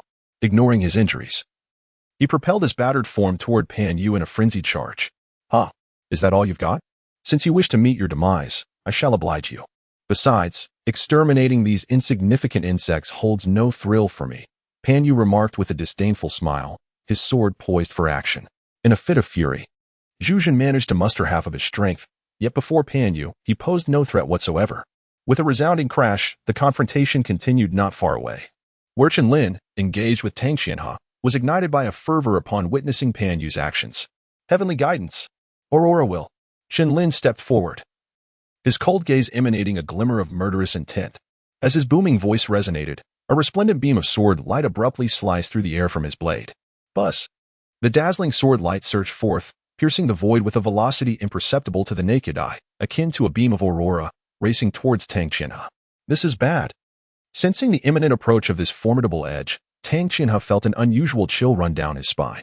With an expression contorted in rage, he too unleashed a strike of his own. Bang! However, upon the clash of their swords, Tang Qianhe's blade was instantaneously obliterated into nothingness. What? A mixture of shock and fury surged within Tang Qianhe as he hastily raised his sword to shield himself.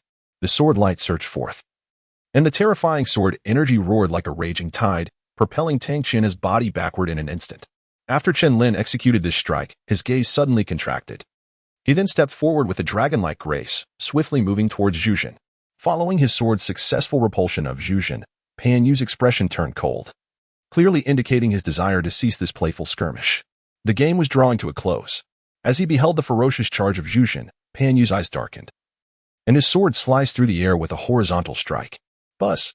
The sword's momentum shattered the stillness, causing Zhu Zhen to shudder as an inexplicable sense of impending doom surged within him. In this moment, he managed a bittersweet smile and glanced towards the distant girl. Yenair, it seems that your brother may have to break his promise.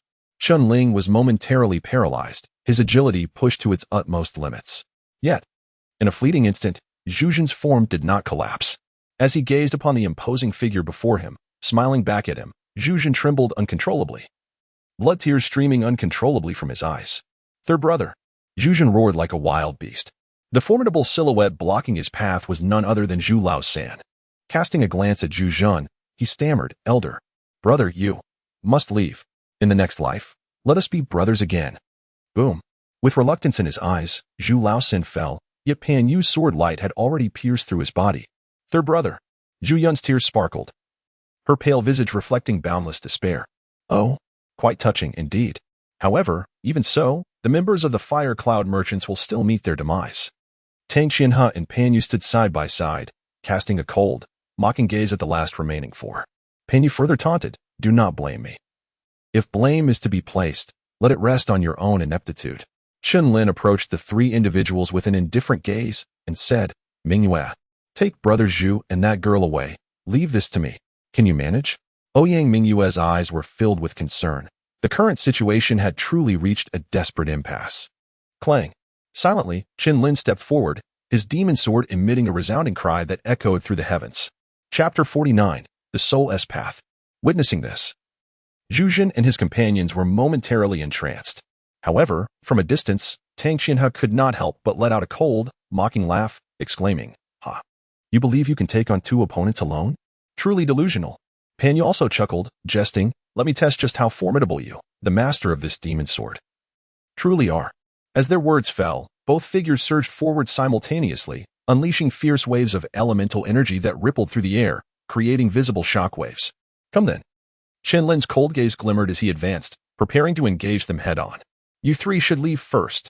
Yet, at the moment he stepped forward, he reminded Ouyang Mingyue once more, "You always insist on playing the hero."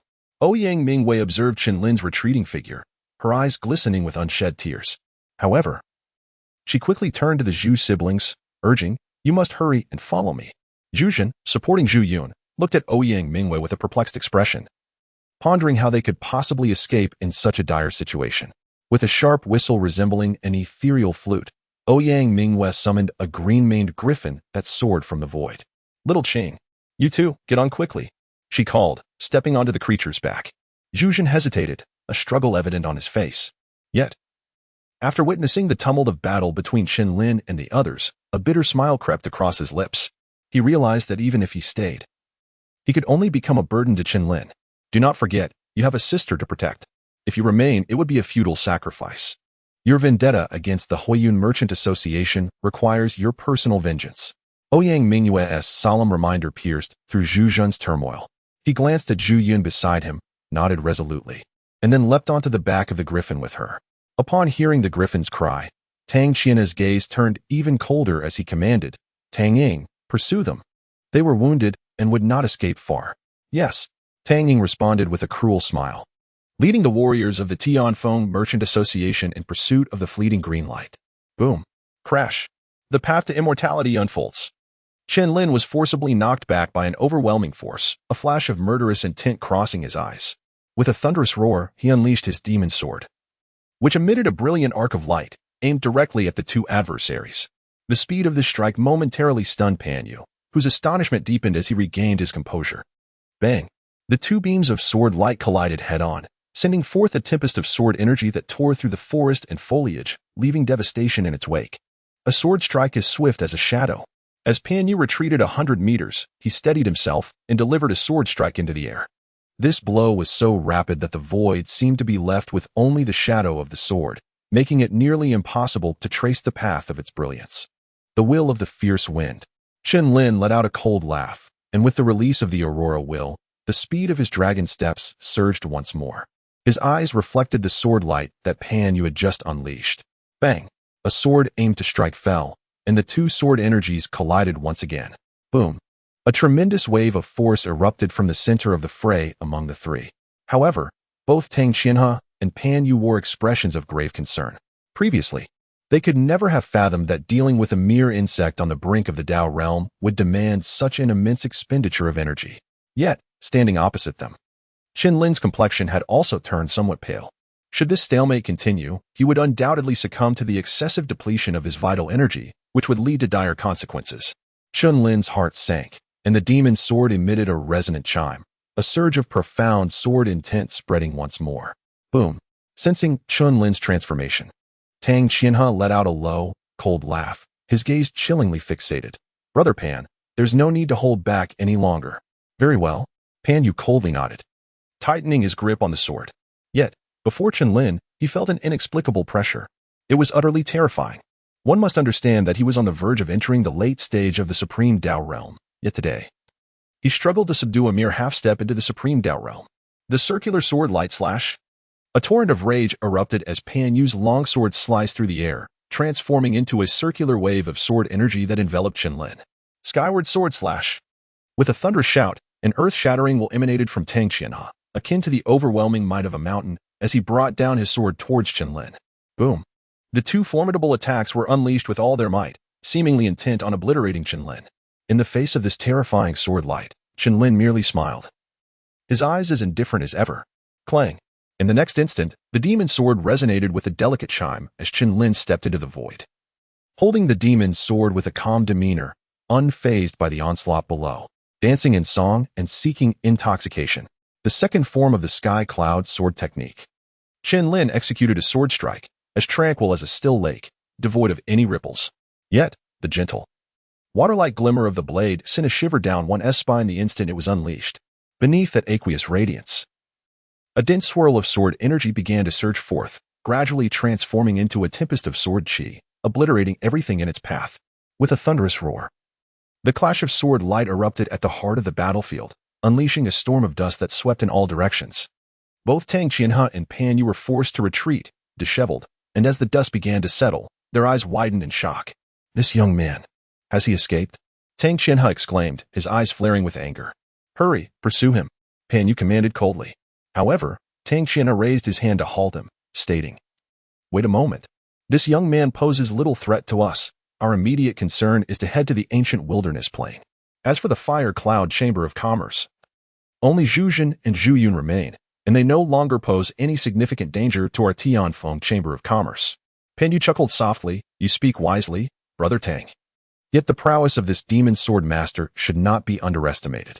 Tang Qianhe shook his head with a smile. Fear not, Brother Pan. I believe this demon sword master is also bound for the ancient wilderness plain. When that time comes, together we shall ensure that he meets only a dead end. Upon hearing this, Pan Yu smirked coldly, saying nothing further, his eyes glinting with a chilling light. In a secluded mountain gorge, a figure darted swiftly forward, glancing back intermittently. Once certain that no one was following, he slowed his pace and came to a halt. This figure was none other than Chen Lin. However, at this moment, his complexion was slightly pale, a trickle of blood escaping from the corner of his mouth, and his aura appeared somewhat waning. My cultivation is still too insufficient. Chen Lin inhaled deeply and murmured. To face two mid-stage Dao Realm powerhouses with just a half-step Dao Realm strength is indeed too strenuous. Chen Lin raised his gaze to the side, his eyes lighting up, for there was a striking sword mark on the withered tree. It must surely be the clue left by that girl. Chen Lin continued his pursuit of the sword marks, pressing forward relentlessly. After a while, he caught sight of a group of figures, among them Tang Ying and the members of the Tianfeng Merchant Association. However, Tang Ying was somewhat agitated at this moment, initially. With their abundant vitality, they could barely perceive the azure shadow of the blue-maned griffin. Yet, as their energy waned, their pace slowed. And the once visible griffin was now nowhere to be found. Chen Lin concealed himself in the shadows, filled with trepidation. The sword marks left by Ouyang Mu had vanished at this very spot, suggesting that the three of them must be hiding nearby. Yet, in his perception, there was only a haze. Could it be that they were not here after all? Chen Lin wandered in confusion. Yet Tang Ying had evidently lost her patience and intended to return with the members of the Tianfeng Chamber of Commerce. Half an hour later, Chen Lin emerged from the forest, surveying his surroundings, but he could not sense the presence of the three individuals. At that moment, a familiar voice suddenly resonated from behind him. Dead Chen Lin, I am right here. Chen Lin turned around and saw Ouyang Mu standing behind him, his eyes glistening with unshed tears. Without uttering a word, Ouyang Mu swiftly stepped forward and embraced Chen Lin, a scene that caused the Ji siblings behind them to pause in astonishment. Chen Lin felt a certain stiffness in his limbs, rendered immobile. wondering what thoughts occupied the mind of the young lady. Before long, the four of them arrived at a concealed tree hollow, where Chen Lin learned that everything that had transpired was orchestrated by Zhu Yun. Brother Chen, my sister is a soul cultivator. It was she who established a barrier outside the tree hollow, severing our connection to the outside world, which is why you were oblivious to it. Zhu Zhan explained with gratitude glimmering in his eyes. Upon hearing this, Zhu Yun's pale visage was graced by a faint blush as she softly interjected. I am not yet a soul cultivator. I am merely a soul practitioner. Chen Lin, suddenly enlightened, gazed at the frail and delicate girl before him, his eyes reflecting a hint of astonishment. A soul cultivator. As the name suggests, it pertains to the cultivation of one's spirit. This is particularly crucial for alchemists and artifact smiths, who have exceptionally high demands for their spiritual essence. However, due to the arduous nature of soul cultivation, the majority of individuals opt for martial cultivation instead. The initial stage of soul cultivation is known as a soul seeker, which corresponds to the martial initiate in martial arts. Following this is the soul master, paralleling the supreme path in martial disciplines. Beyond the soul master, there exists the esteemed great soul master. Chapter 50. Breaking through to soul master within the expansive tree hollow. The four individuals sat cross-legged, maintaining this posture for 3 consecutive days. Zhu Zhan had partially recovered from his injuries and retrieved a brocade box. Upon opening it, he revealed a purple 7-leaf flower, exuding a faint, intoxicating fragrance that captivated the senses. Chen Lin's eyes widened in astonishment as a moment of clarity washed over his consciousness. Is this a divine soul elixir? He inquired. Zhu Zhan nodded emphatically, stating, Indeed, this is it. My younger sister previously faltered in her attempt to break through to the soul master realm due to insufficient soul power, resulting in damage to her essence. This precious item is known as the 7-leaf spirit flower, which our Fire Cloud Merchant Association expended considerable effort to procure from the Heavenly Treasure Tower. Zhu Zhan's voice turned solemn. Yet a shadow of melancholy crossed his face at the mention of the Fire Cloud Merchant Association. Beside him, Zhu Yun's eyes glistened with unshed tears, and she gently tugged at Zhu Zhan's sleeve, murmuring, Brother, I miss third brother and the others. Zhu Zhan's body trembled slightly as he affectionately ruffled Zhu Yun's soft hair, reassuring her, Do not grieve, Yuner. One day, I shall personally ascend to the Tianfeng Merchant Association and avenge our third brother and the others. Chen Lin remained silent. Yet within him surged a conflagration of emotions as he contemplated the machinations of Tang Qianhe and Pan Yu. Yuner, hasten to refine this 7-leaf spirit flower, otherwise, your soul's affliction will only intensify, Zhu Zhan cautioned. With a heavy heart, Zhu Yun resolutely accepted the 7-leaf spirit flower and commenced its refinement, while Zhu Zhan sat quietly beside her, vigilantly safeguarding her. Both Chen Lin and the others sat with their eyes closed, continuing to recuperate from their internal injuries. Time passed silently, and on the following day, a suppressed groan gradually resonated within the hollow of the tree. Soon after, Zhu Zhan was taken aback with alarm. He beheld Zhu Yun, who had been refining the 7-leaf divine flower, now writhing on the ground in agony, as if seized by convulsions. Yuner, what is wrong with you? Zhu Zhan rushed forward to support Zhu Yun, but the young girl's complexion was alarmingly pale, clearly enduring immense suffering. Brother, am I going to die? The girl spoke weakly, her eyes filled with an unwillingness as they gazed at Zhu Zhan. Yuner, do not speak such nonsense. That will not happen. Trust me. With me here, I will not allow anything to happen to you, Zhu Zhan replied, helplessness evident in his voice, tears streaming down his face. Meanwhile, Chen Lin and Ouyang Mu, who had been awakened early, were equally perplexed by Zhu Yun's condition. Chen Lin, you must think of a way, Ouyang Mu urged anxiously. However, Chen Lin also felt somewhat at a loss.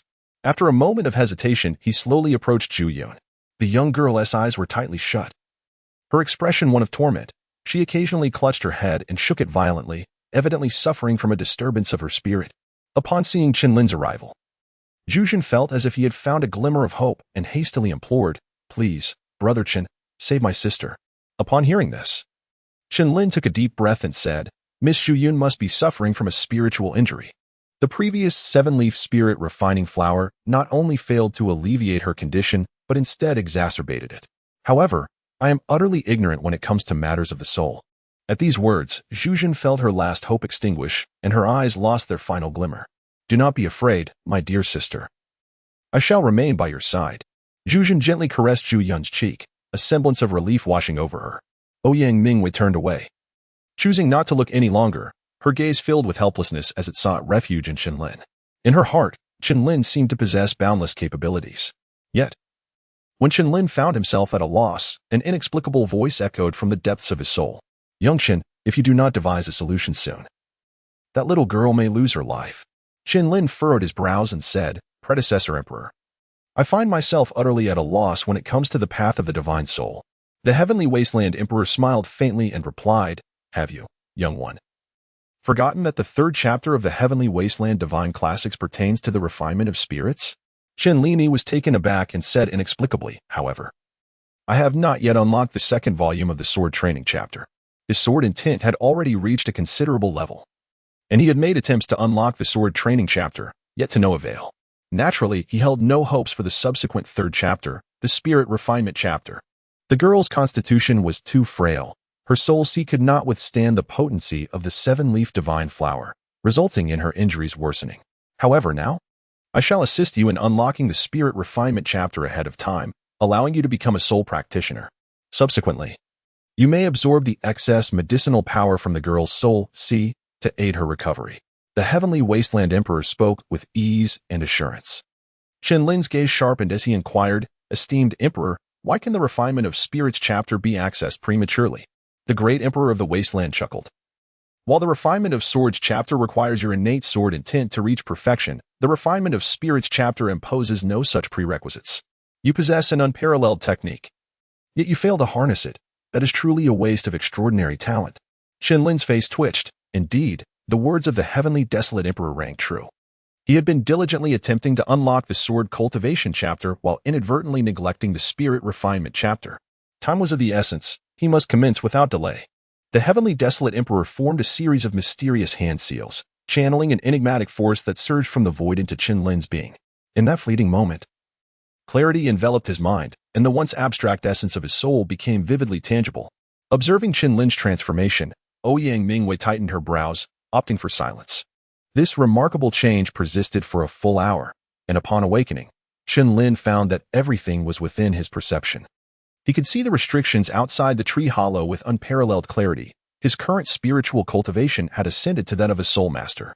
Quickly absorbed the excess medicinal power from that girl's soul sea, the Heavenly Desolate Emperor chuckled softly before his voice faded into the ether.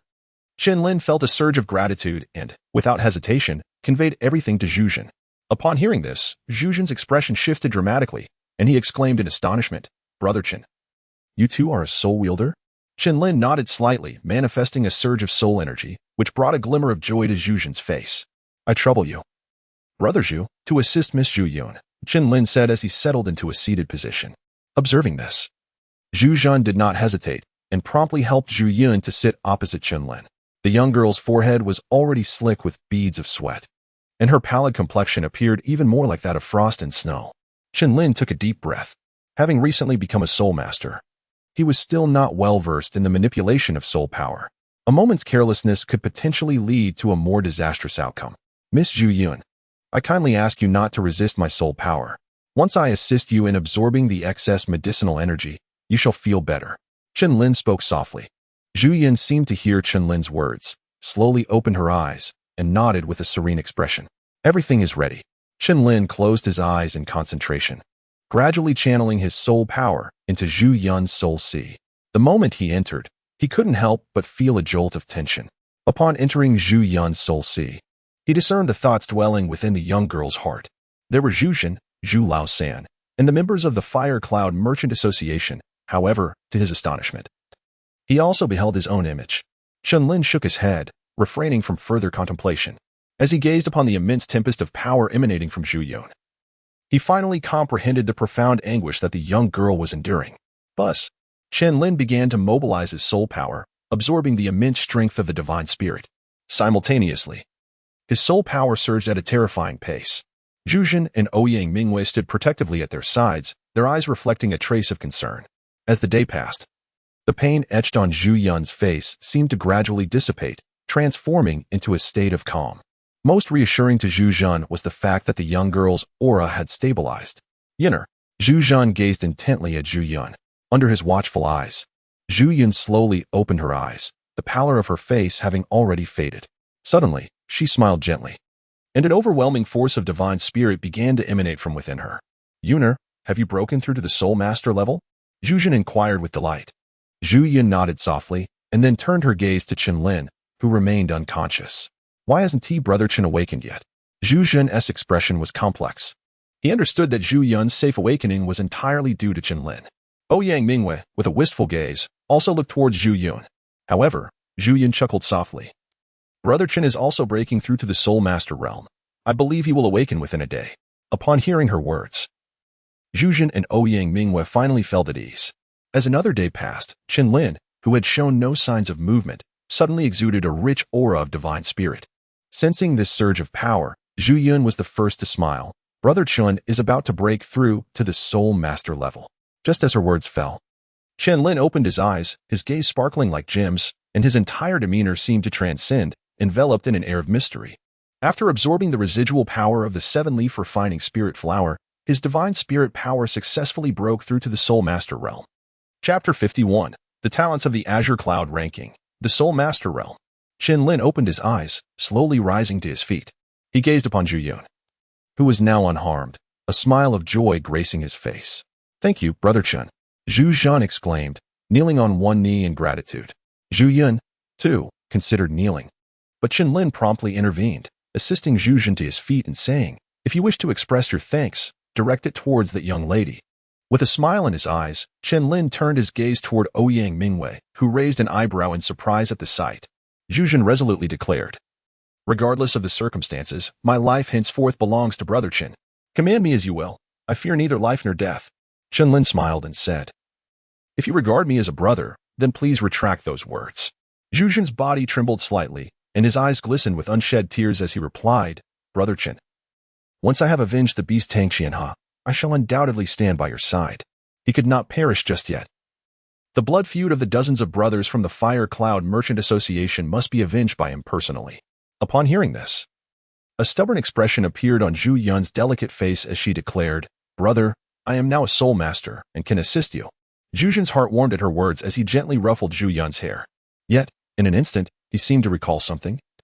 Turning his gaze towards Chen Lin and inquiring, Brother Chen, have you come from Tianyang for the sake of the sacred source light fruit? Chen Lin slightly nodded. Ouyang Mu, standing nearby, inquired, Brother Zhu, are you aware of the existence of the sacred source light fruit? Zhu Zhan replied with a smile. The sacred source light fruit is indeed located within the ancient wilderness plains. Prior to this, our Fire Cloud merchants had also received news regarding its emergence. At this point, Zhu Zhan's gaze grew cold as he continued, it is not solely our Fire Cloud merchants. The Tianfeng merchants and various influential families will undoubtedly converge upon the ancient wilderness plains. The sacred source light fruit has the potential to aid martial artists in comprehending the rumored aurora intent. Such temptation is utterly irresistible for us martial artists of the Dao realm. Ouyang Mu's beautiful eyes became solemn. Realizing that seizing the sacred source light fruit would not be as effortless as she had imagined, Chen Lin smiled and said, do not let your thoughts wander, my dear. Time is of the essence. We must set forth towards the ancient plains at once.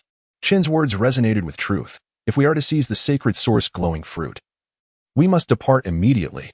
Zhu Zhan's expression also shifted, for they had already lingered here for quite some time.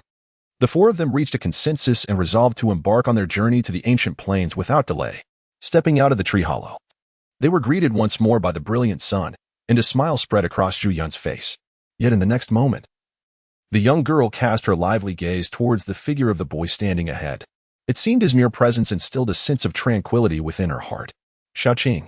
The whistle of Ouyang Mu echoed, and the azure-maned griffin transformed into a streak of light, soaring towards the four. Let us go. Chen Lin took the lead, and the remaining three exchanged glances before following suit onto the creature's back. With a powerful flap of its wings, the azure-maned griffin propelled them towards the ancient plains.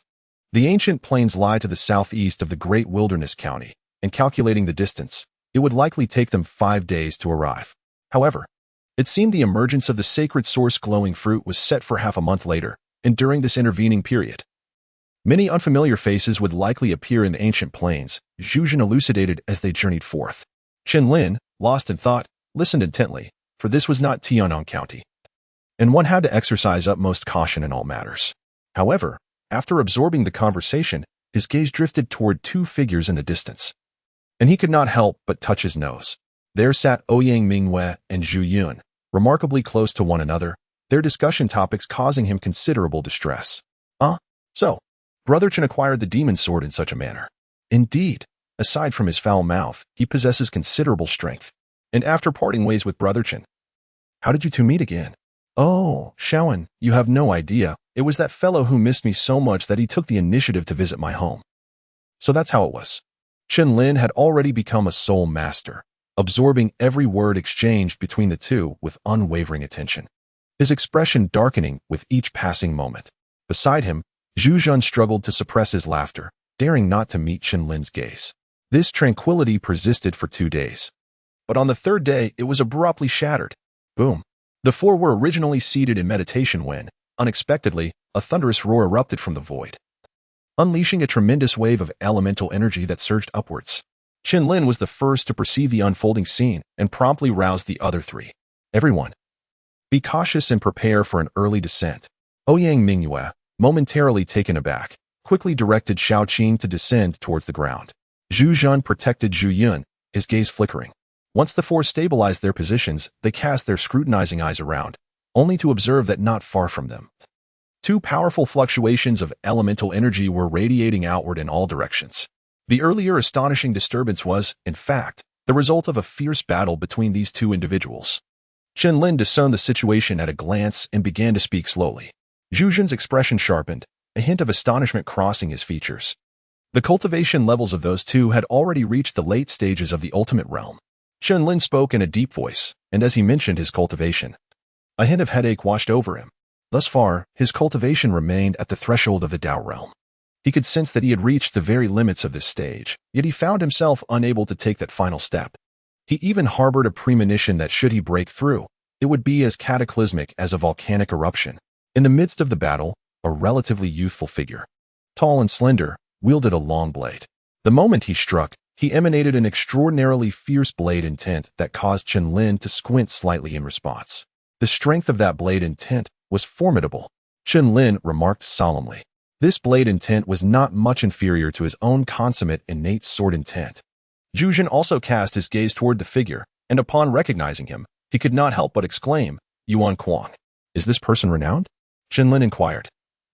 Noticing Zhu Jun's momentary loss of composure, Zhu Jun took a deep breath, suppressing the astonishment within him, and replied, Brother Chen, have you ever heard of the Qingyun ranking?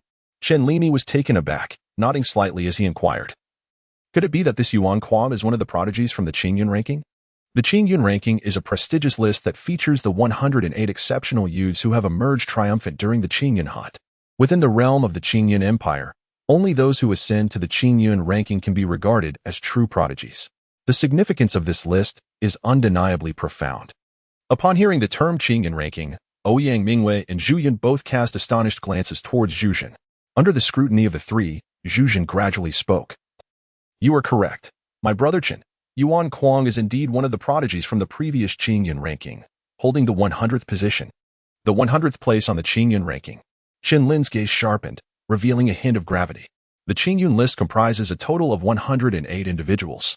Although Yuan Kuang occupies a lower rank, his strength has ascended to the late stage of the supreme Tao realm. Moreover, the blade intent he wields is exceptionally fierce, underscoring the terrifying nature of this list. One can only wonder what level of prowess the current top contender of the Qingyun list possesses. He may have already transcended into the third stage of innate mastery, entering the realm of the void. Chen Lin's gaze lowered slightly, but he soon broke into a smile. No matter how far ahead Mo Xiuhan might be, he was determined to avenge the blood feud, pursuing it to the very end. The sudden shift in Chen Lin's demeanor caused Zhu Jun to pause momentarily, leaving him at a loss for words.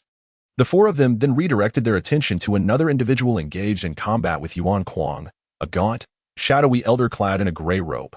Behind the elder loomed no fewer than 10 formidable presences, presumably his companions. Brother Chen, they belong to the Black Dragon sect, Zhu Jun spoke slowly. Upon hearing this, Chen Lin furrowed his brow. That elder, if my conjecture holds true, is none other than Chang Xiong, the Grand Elder of the Black Dragon sect. Behind him, one can only surmise that the disciples of the sect, all formidable in their own right, follow closely.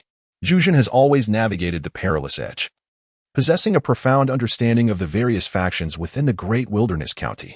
It is said that years ago, the Black Dragon sect laid waste to a village, mercilessly slaughtering all 500 households within. Unbeknownst to them, one of those households belonged to Yuan Kuang's parents. In a tragic twist of fate, the Black Dragon sect inadvertently executed Yuan Kuang's parents, sowing the seeds of a blood feud that Yuan Kuang could not ignore. Subsequently, Yuan Kuang ascended the Qingyan rankings, and the Black Dragon sect, wary of his innate talent, sought to make amends. However, how could Yuan Kuang relinquish the desire for vengeance against those who took his father and mother?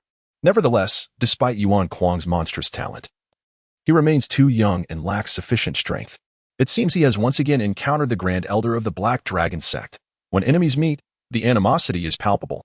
Zhu Jin contemplated this rumor and spoke in a low voice. So it is. Chen Lin silently nodded. Both Yuan Kuang and the Grand Elder of the Black Dragon sect possess strength at the late stage of the Dao realm, and it is unlikely that a victor would emerge in the short term. We should leave quickly. He has not forgotten the enmity that intertwines his fate with the Black Dragon sect. Upon hearing this, Zhu Jin and the others prepared to turn and depart. Yet at that moment, all four sensed an overwhelmingly potent surge of Yuan power rushing toward them, creating a powerful shockwave. Chen Lin raised his gaze, his expression instantly turning frosty, for Yuan Kuang was approaching them with fierce intent. Chapter 52. The water of calamity drawn east. A sharp sound of slicing air suddenly pierced the atmosphere, and upon witnessing the formidable figure hurtling towards them, Chen Ling's countenance hardened as he unleashed a fierce beam of light from his demonic sword. With a resounding clash, the sword light collided with the figure, producing a tremendous roar, and visible shockwaves radiated outward. As the turbulence subsided, a cold, indifferent figure wielding a blade gradually came into view before Chen Ling and his companions. Yuan Kuang. Zhu Jin stepped forward, his voice icy as he addressed the figure. Upon hearing this, the sword-wielding figure seemed to chuckle lightly, raising his mocking gaze toward the four, saying, "I did not expect you to recognize me. Naturally, Zhu from the Azure Cloud ranking is well aware of you. Yet we bear no grudges against you. What is the purpose of your actions?" Zhu Jin inquired solemnly, his cold eyes flashing. Upon hearing this, Yuan Kuang shifted his indifferent gaze away, instead focusing on the demonic sword in Chen Ling's hand, remarking, "Your sword is quite sharp." Chen Lin's smile, however, had turned exceedingly indifferent. Before the others could speak again, a series of powerful auras emerged from the distance, and upon witnessing such commotion, Yuan Kuang's lips curled into a hint of arrogance. Boom. Yuan Kuang, today you shall not escape from me. Accompanied by a thunderous roar that reverberated through the heavens and the earth, a gaunt elder clad in a gray robe rushed in from afar. Changxiong. Today the five of us have gathered here. How could we fear your insignificant Black Dragon sect? Yuan Kuang suddenly chuckled lightly, addressing Chen Lin and the others with an unexpected remark. Upon hearing this, Chen Lin and Zhu Jun's expressions drastically changed, a glint of coldness flashing in their eyes. Yet before they could utter an explanation, the members of the Black Dragon sect had already surrounded the five individuals, including Yuan Kuang. Haha. It seems we can capture you all in one fell swoop. Shang Xiang fixed his gaze on Yuan Kuang, his eyes filled with murderous intent. The Black Dragon sect had suffered tremendous losses in dealing with him. Yuan Kuang sneered, "Old dog Chang Xiong, you lack the ability to kill me. Unless Yangting intervenes. It is impossible." With that, Yuan Kuang's figure shot forth like an arrow, a chilling blade intent quietly surging through the air. Buzz. A knife-like force cleaved through the void, heading straight for Chang Xiong's face. The latter, upon realizing the urgency, gripped his hands tightly, unleashing a tremendous surge of primal energy that roared forth. Boom. The collision between the two erupted with a resounding blast, as two immense waves of primal energy collided violently, sweeping across the surroundings like a furious tide. While engaging Yuan Kuang directly, Chang Xiong leveraged the force to step back, casting a stern glance at Chen Lin and the others. As for the rest, eliminate these four. Zhu Jin hurriedly interjected, "Elder Chang, we have no prior acquaintance with Yuan Kuang." Haha, this elder is well aware of that. Yet, in order to deal with that little beast Yuan Kuang, my Black Dragon sect has suffered countless casualties. Now, I would rather mistakenly kill than let a single one escape. As he spoke, Chang Xiang's eyes blazed with hatred. In the past, they had mistakenly killed Yuan Kuang's parents, and the Black Dragon sect had paid a heavy price for it. Who knows how many sacrifices they had made to deal with Yuan Kuang. After Chang Xiong's proclamation, more than 10 members of the Black Dragon sect turned their cold gazes toward Chen Lin and his companions. Brother. Under such scrutiny, Zhu Yun felt a twinge of fear in her heart. This old man is truly unreasonable, and that Yuan Kuang is no good either. Ouyang Mu snorted disdainfully. Chen Lin spoke with an air of indifference. Yuan Kuang was acutely aware that he could only contend with Chang Xiong alone. Should he face the members of the Black Dragon sect as well, he would surely be overwhelmed. Thus, he had lured Chang Xiong into the fray, fully cognizant that, despite Chang Xiong's disbelief in our alliance with Yuan Kuang, he would not spare us. Zhu Jun interjected solemnly, stating, Chang Xiong dares not gamble against a prodigy from the Qinyan ranking, which is enough to instill trepidation in anyone. Boom. As Zhu Jun's words echoed, over a dozen members of the Black Dragon sect surged towards the four. Each figure radiated a formidable wave of primordial energy, the weakest among them being at the threshold of the Dao realm. Among them were two individuals at the mid-stage of the Dao realm. Causing Zhu Jun's brow to furrow deeply, his injuries had yet to fully heal, making it exceedingly arduous to confront even one. Ouyang Mu was merely at the half-step Dao realm, and against an opponent in the early Dao realm, she could only hope to avoid defeat. As for Zhu Yun, her situation was even more precarious. Having just ascended to the Soul Master realm, she struggled to wield her soul power competently. Among the four, only Chen Lin maintained a relatively calm demeanor in the face of the charging Black Dragon sect members. However, this tranquility was soon to dissipate. Chen Lin's expression momentarily froze, and with a heavy footfall, he transformed into a bolt of thunder, charging towards the members of the Black Dragon sect. With a single sweeping punch, he obliterated one of them. The prowess of a half-step to the Dao realm was indeed formidable. No wonder he was an ally of that little wretch, Yuan Kuang. The leader, a mid-stage Dao realm expert, furrowed his brow upon witnessing Chen Lin's strength and advanced towards him through the throng. Chen Lin's face revealed a cold smile as he continued to raise his fist. However, at this moment, Zhu Jun appeared somewhat pale. Facing not only a mid-stage opponent from the realm of Ultimate Path but also several figures charging towards Zhu Yun. In such a critical moment, Zhu Yun unleashed her soul power, managing to restrain only one adversary. Before Ouyang Mu, two initial stage opponents from the realm of Ultimate Path confronted her. And under this relentless assault, she had already brought the Shaoyan sword technique to its utmost limit. Boom. A surging thunder roared forth as Chen Lin's ferocious fist struck with incredible speed. Upon sensing the immense force surging from this fist, the Black Dragon cult member could not help but stiffen, a profound weight appearing on his face. With a fierce gust of wind, he unleashed a punch infused with all his vital energy, simultaneously countering. Bang! A tremendous roar erupted from their clash, and a bloodied, disheveled figure was sent flying backward. The figure of Chen Lin emerged from the swirling dust, gazing upon the dire state of Zhu Jun and Ouyang Mu. His cold eyes lifted, revealing a captivating purple glimmer. In the next instant, the sound of the demonic sword resonated, a surge of sword intent soaring to the heavens, enveloping the remaining members of the Black Dragon sect. This sword intent, such a terrifying sharpness. As the sword intent enveloped them, the followers of the Black Dragon sect raised their eyes towards the sword-wielding figure. Their gazes filled with trepidation. That sword, could it be the legendary demonic sword, Zihuang? Some narrowed their eyes, their throats dry as they spoke. Zhu Jun and Ouyang Mu also directed their gaze towards it, a hint of astonishment flickering in their eyes. Thunder Dragon's eternal slash. Chen Lin raised his sword and moved, as if a colossal sword of thunder emerged from the void, its intent racing through the vast sky, striking directly towards the crowd. Under the overwhelming surge of this sword intent, the members of the Black Dragon sect could only grit their teeth, their faces contorted in a final act of defiance. With a resounding boom that echoed through the heavens like thunder, a sudden wave of energy surged forth, continuously spreading outward. As the dust settled, a cold, indifferent figure wielding a sword emerged, none other than Chen Lin himself. Zhu Jun and his companions felt a surge of joy, but their elation was short-lived. The battle between Chang Xiong and Yuan Kuang came to an abrupt halt at the moment the colossal sword descended.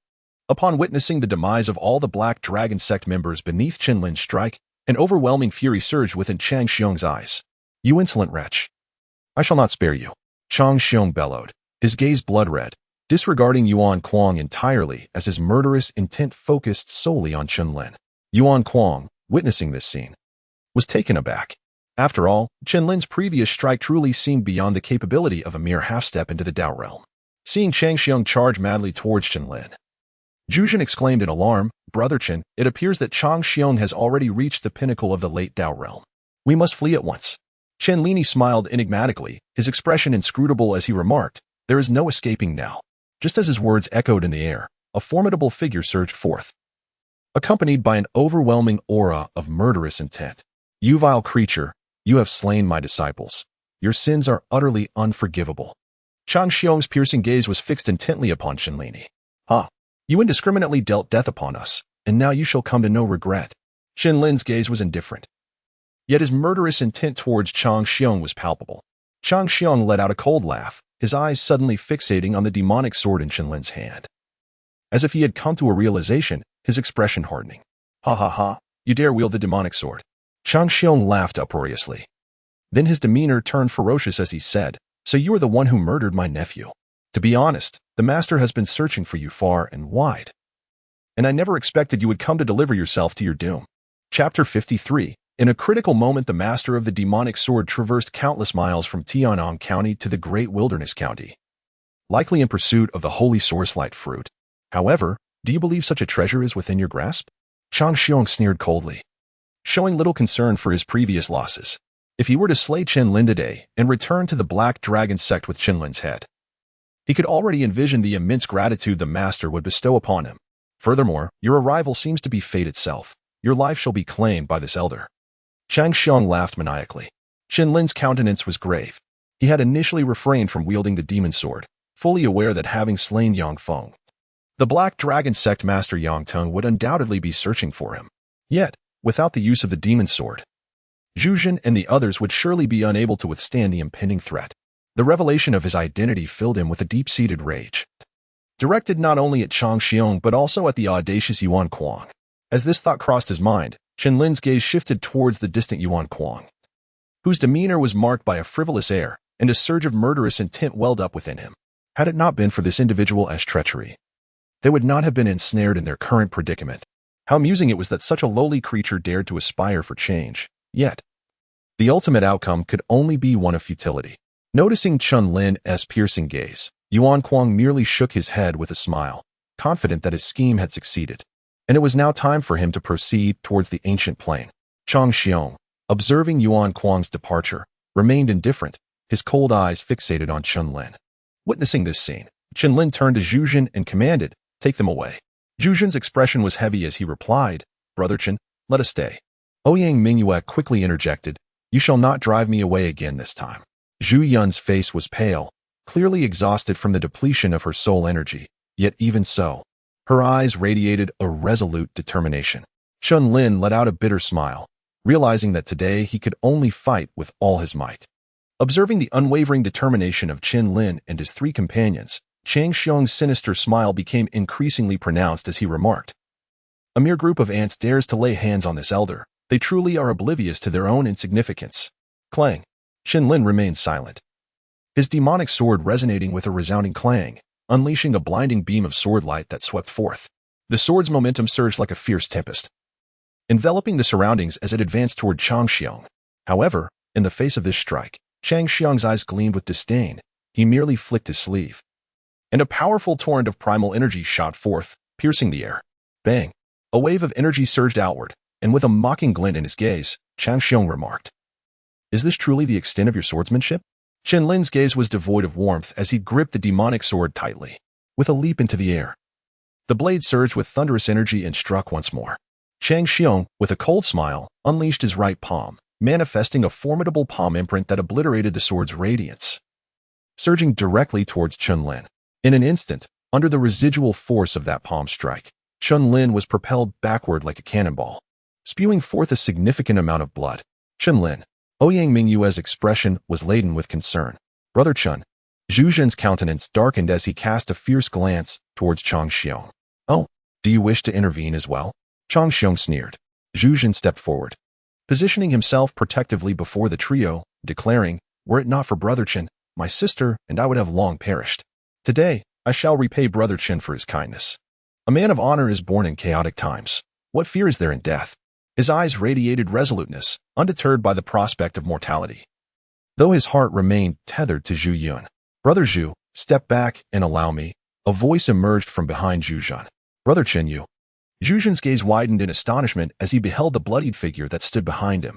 Chen Lin smiled gently, wiping the blood from the corner of his mouth, cast a faint smile at Zhu Jun, and then turned his gaze towards Chang Xiong, declaring, Old fool, it is not so simple to take my life. A deep voice resonated from Chen Lin's lips, and in an instant, a fierce sword intent surged skyward. This sword aura seemed to solidify into a tangible form, causing even Chang Xiong to raise an eyebrow in surprise. With a decisive step, Chen Lin unleashed a radiant sword strike, a brilliance akin to the aurora, nearly imperceptible to the naked eye. This single stroke compelled Chang Xiong to exercise utmost caution. He swiftly brought his palms together, conjuring a formidable cyan palm imprint that he subsequently thrust forth. The impact resounded like thunder. As Chen Lin's blade descended, he stepped into the void, channeling his entire essence into this singular strike, his countenance contorting into a fierce visage. Step forth, seek intoxication. The moment those words escaped his lips, to the eyes of Zhu Zhen and the others, Chen Lin's sword appeared remarkably gentle and serene, seemingly capable of entrancing the very soul. Yet, to Chang Xiong, the sword evoked a shiver down his spine, his gaze rarefied with an unusual gravity. Azure Void handprint. With a thunderous exclamation, Chang Xiong's eyes flared with fury as a colossal azure hand materialized from the ether, crashing into the sword light. The resulting clash reverberated with a tremendous force, sending powerful shockwaves that rendered Zhu Zhen and his companions pale. Brother Zhu, let us disperse. Amidst the swirling dust and chaos, Chen Lin stepped forward with a dragon stride, solemnly addressing the trio. Disperse? Zhu Zhen's expression tightened.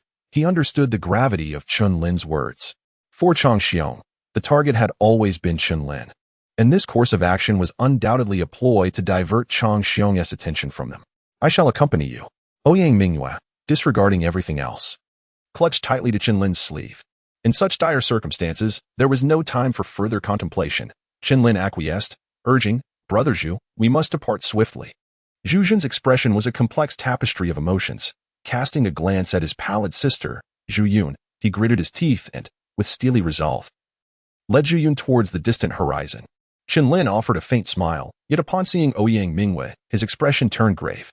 Without further hesitation, the two hastened away into the distance. You insolent wretch, do not even think of escaping. A thunderous roar echoed through the air as Chang Xiong pursued them from not far behind, unleashing a formidable surge of elemental energy that relentlessly shot forth. With each blast of energy, Chen Lin, bearing Ouyang Mu, found their pace increasingly hindered. Moreover, his internal injuries worsened amidst the chaos of battle. Cough, cough. Chen Lin's vitality surged, and he coughed up another mouthful of blood, his complexion paling to a ghostly hue. Don't scare me like this, Chen Lin, Ouyang Mu exclaimed, her expression laced with concern, witnessing Chen Lin in such a dire state for the first time. Head southeast. Chen Lin's spirit surged as he spoke slowly. Ouyang Mu, sensing the urgency in his words, channeled her elemental energy and shifted her direction accordingly. No matter how many tricks you employ, you shall not escape my grasp. A self-satisfied smirk curled upon Chang Xiong's lips as he propelled his energy, accelerating his pursuit once more. Boom, bang. A barrage of fierce energy blasts rained down upon them, and Ouyang Mu, unable to evade entirely, felt one strike her back, creating a gaping wound. Nevertheless, her speed did not falter. She pressed on in the direction dictated by Chen Lin. We've arrived. Chen Lin gestured for Ouyang Mu to halt, his voice weak. However, Ouyang Mu appeared perplexed. For before them lay an ice lake, strikingly conspicuous amidst the forested landscape. Jump in. Chen Lin's startling command met Ouyang Mu's incredulous gaze. This ice lake is frigid. If we jump in, will we not perish? Ouyang Mu trembled, her eyes wide with astonishment. Whether we live or die after jumping, I cannot say, but remaining here guarantees our demise. Chen Lin's spirit soared, only then perceiving the existence of the icy lake. At this moment, plunging into the frigid waters was their sole opportunity for survival.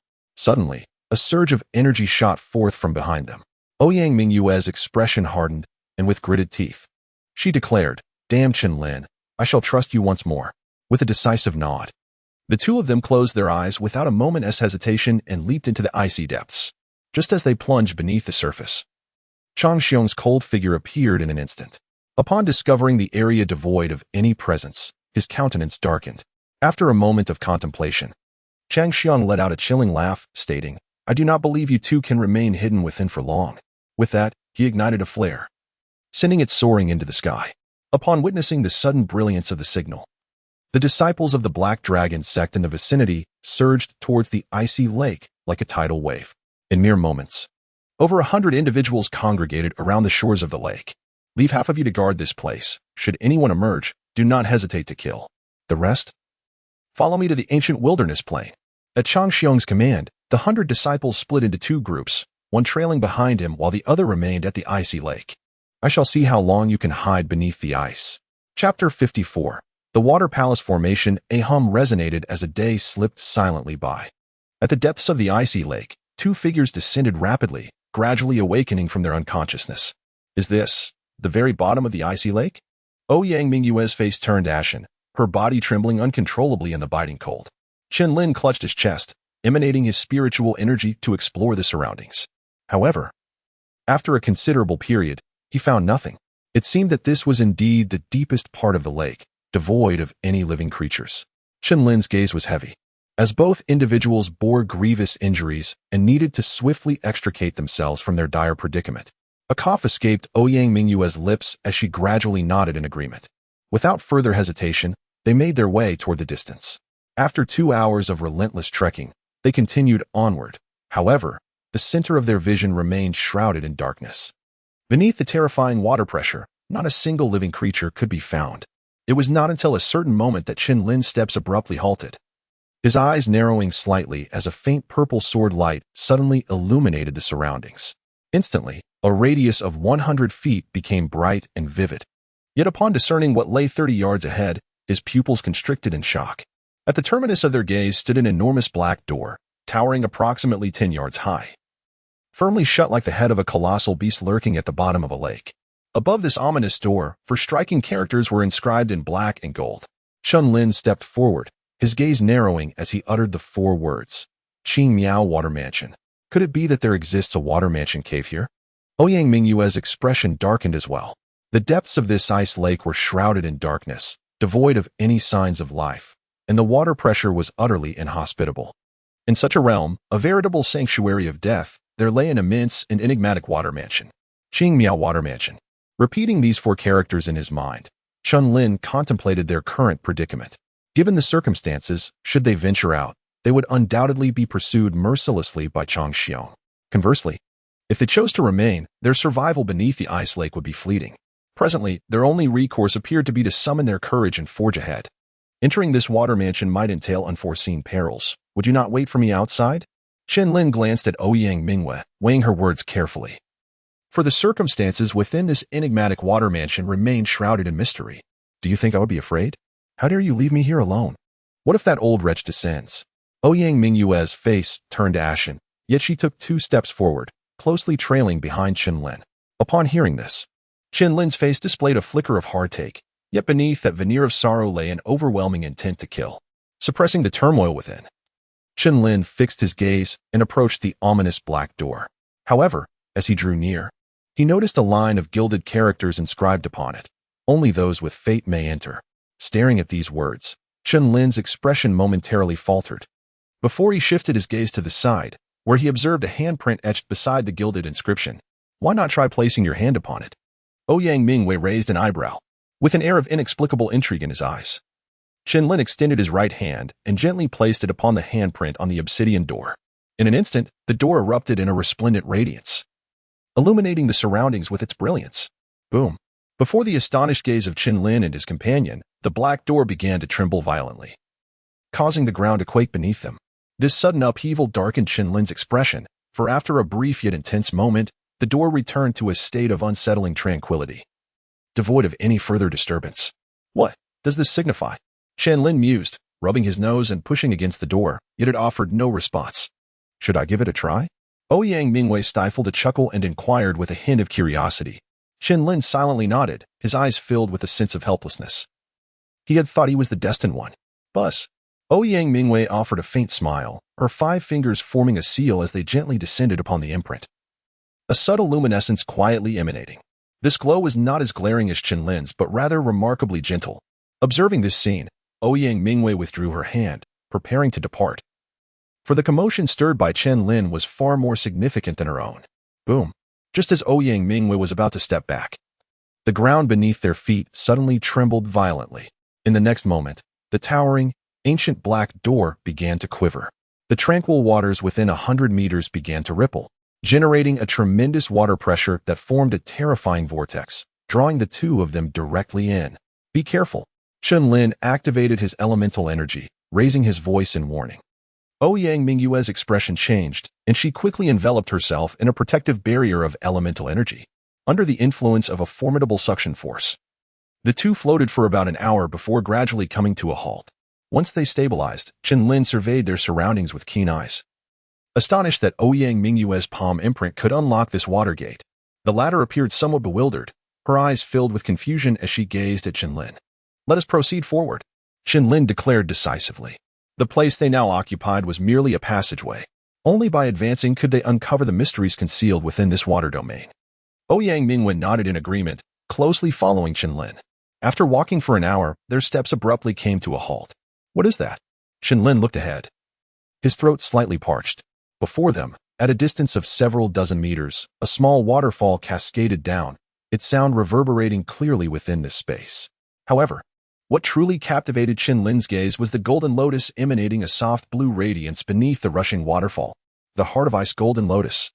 This was a 6th-grade spiritual herb, rumored to appear only in the coldest of places. Ouyang Mu was taken aback, her expression one of sheer astonishment.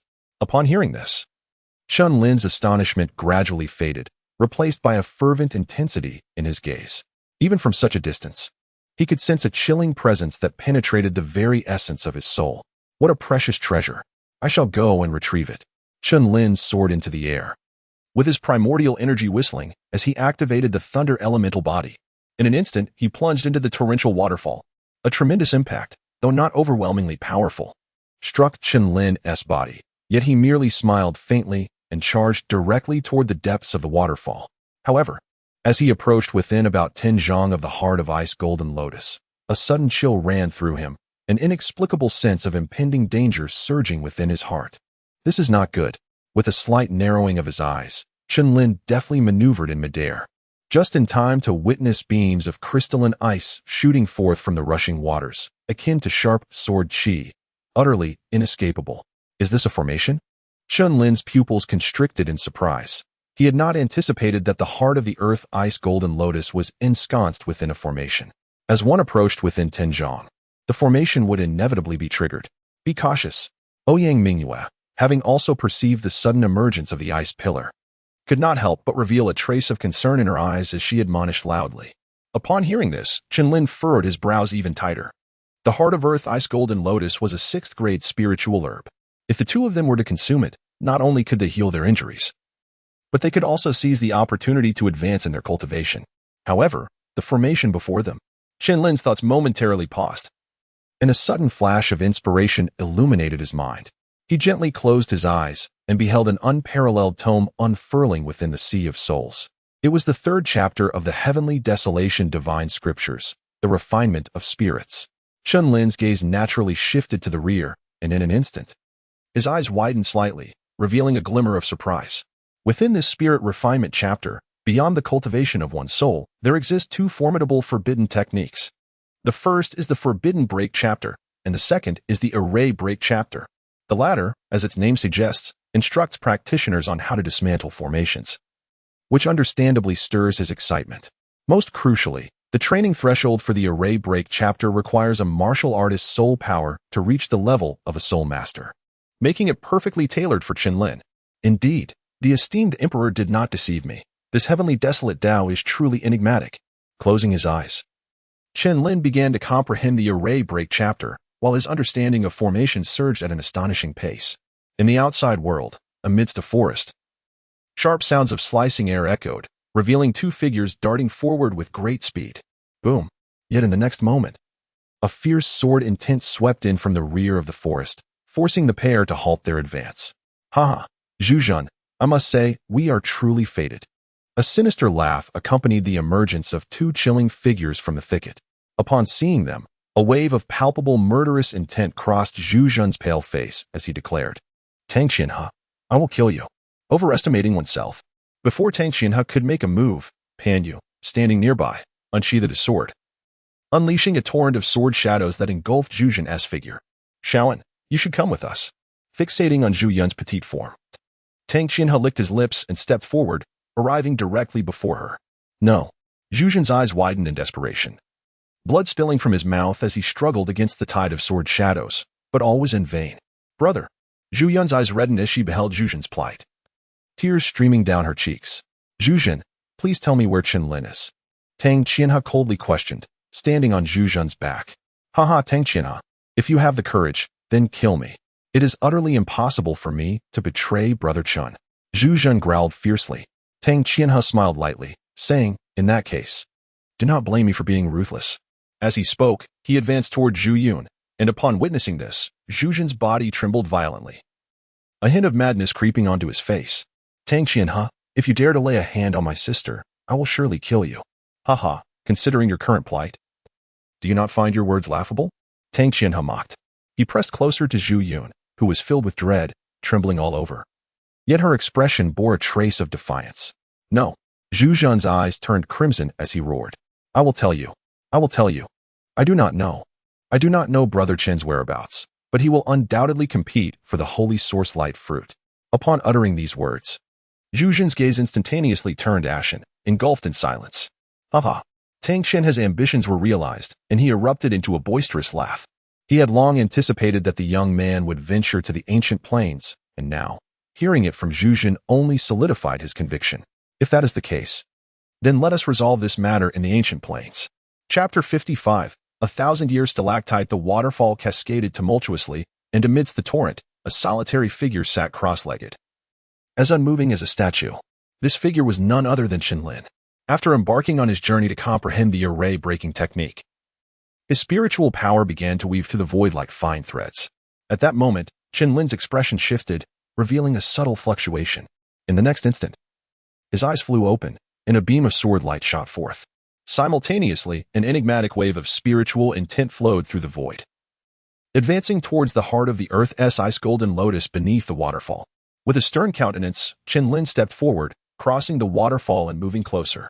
Yet, in that fleeting moment of proximity, countless ice pillars erupted once more, launching towards him like sharp sword energy. However, a cold smile appeared on Chen Lin's face as he bellowed, Spirit soul, break the array. A dense surge of spiritual power enveloped the heart of the Earth's ice golden lotus. In the instant they made contact, an intangible wave of spiritual light radiated outward. Chen Lin's expression brightened, and with a powerful stride, his speed surged once more. The Earth core ice golden lotus, gazing at the 6th-grade spiritual herb so near at hand. Chen Lin's eyes blazed with fervor. Instantly, he channeled his yuan force and plucked the radiant lotus enveloped in golden light. The moment he grasped the Earth core ice golden lotus, he felt a profound clarity enveloping his spirit, revealing the extraordinary nature of this 6th-tier herb. Thus, as he took a step forward, his figure began to move away into the distance. But just as he was about to turn and depart, a dazzling glimmer of glass-like light suddenly captured his attention. What could that be? Chen Lin's gaze momentarily faltered, yet he did not hesitate. With a leap into the air, he swiftly made his way towards the ground.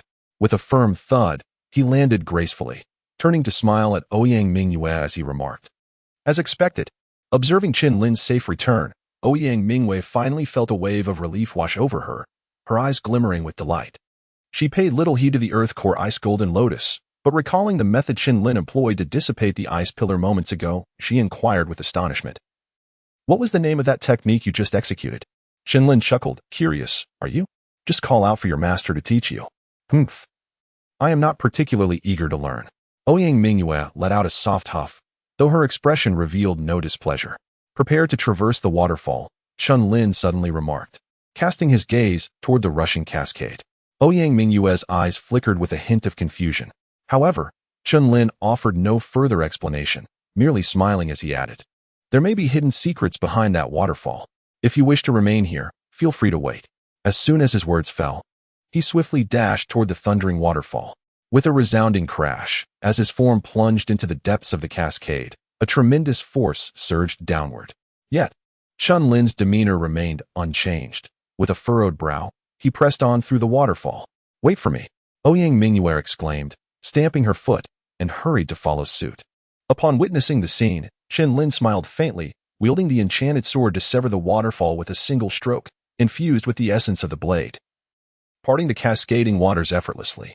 Ouyang Mu, observing this spectacle, gradually relaxed her furrowed brows, a warm sensation blossoming within her heart. As the pair successfully traversed through the waterfall, their gazes swept across the surroundings, only to be met with a moment of astonishment as their pupils constricted.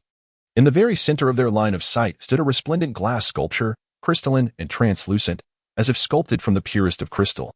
Despite the passage of countless years, it radiated an enchanting brilliance, exuding an aura of the divine and the mysterious.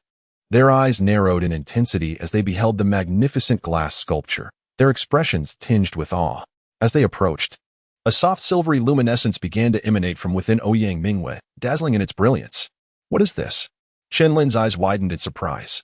Ouyang Mu, enveloped by this radiance, bore an expression of inexplicable trepidation. Observing the luminous glow surrounding her, Chen Lin paused, realizing that this light was remarkably akin to that which had emerged when the gate was opened earlier. Moreover, the most crucial detail was that the glass sculpture bore the likeness of a woman. In terms of appearance, this woman was exceptionally graceful and captivating, her features imbued with a serene and profound sacred presence. Recalling the moment when the gate had opened, Chen Lin felt a certainty arise within him, and he surmised, Mingwes, there is no need for alarm. This is a sign of the Water Palace's master choosing you. No sooner had he spoken than the Water Palace trembled violently, an inexplicable force surging forth from the glass sculpture before them.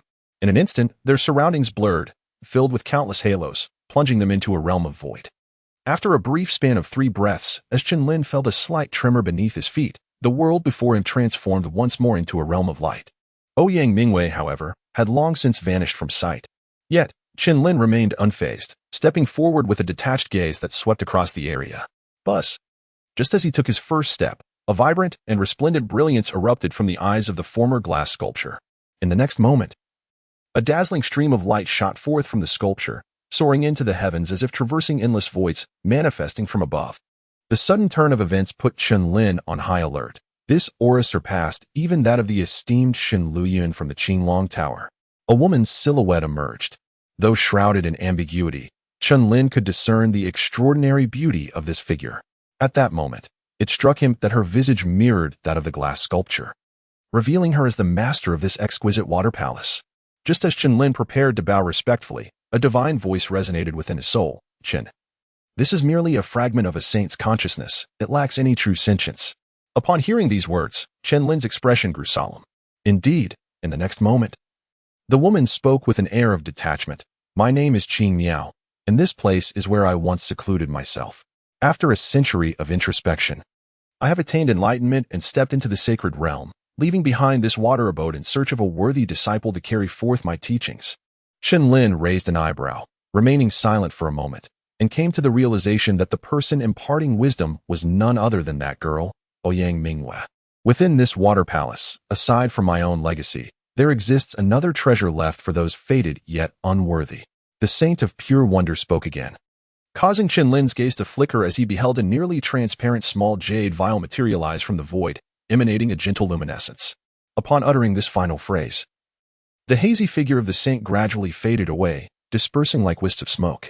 However, a perplexing expression crossed Chen Lin's face. Could it be that he was indeed one of those fated yet unworthy? The eyes of the Emperor of the Desolate looked as if they could see through everything, and he spoke softly. Merely possessing the realm of a saint is insufficient qualification to inherit from you. Chen Lin was taken aback, his gaze filled with bewilderment. Had not the earlier examination of the palm imprint sufficiently demonstrated the truth? The heavenly desolation emperor chuckled softly. Surely, the disciple he favored was not one who could be matched with a mere saint realm in terms of legacy. Chen Lin remained silent, yet within his heart a certainty blossomed. His gaze once again shimmered with a piercing intensity as he lifted his eyes towards the jade vial. In an instant, he discerned that the vial appeared to harbor an extraordinarily pure essence of power, seemingly imbued with a vast vitality. Chen Lin hesitated not for a moment, reaching forth to grasp the jade bottle firmly in his hand. The bottle felt smooth and warm to the touch, radiating a subtle warmth. After a prolonged contemplation, Chen Lin uncorked the jade vial and instantly his gaze sharpened. From within the small jade bottle erupted a dazzling brilliance, enveloping an area of tinjiang around him. Simultaneously, a delicate fragrance wafted forth from the vial, and with merely a gentle inhalation, Chen Lin felt as though every pore of his body had opened wide, his spirit becoming exceptionally clear.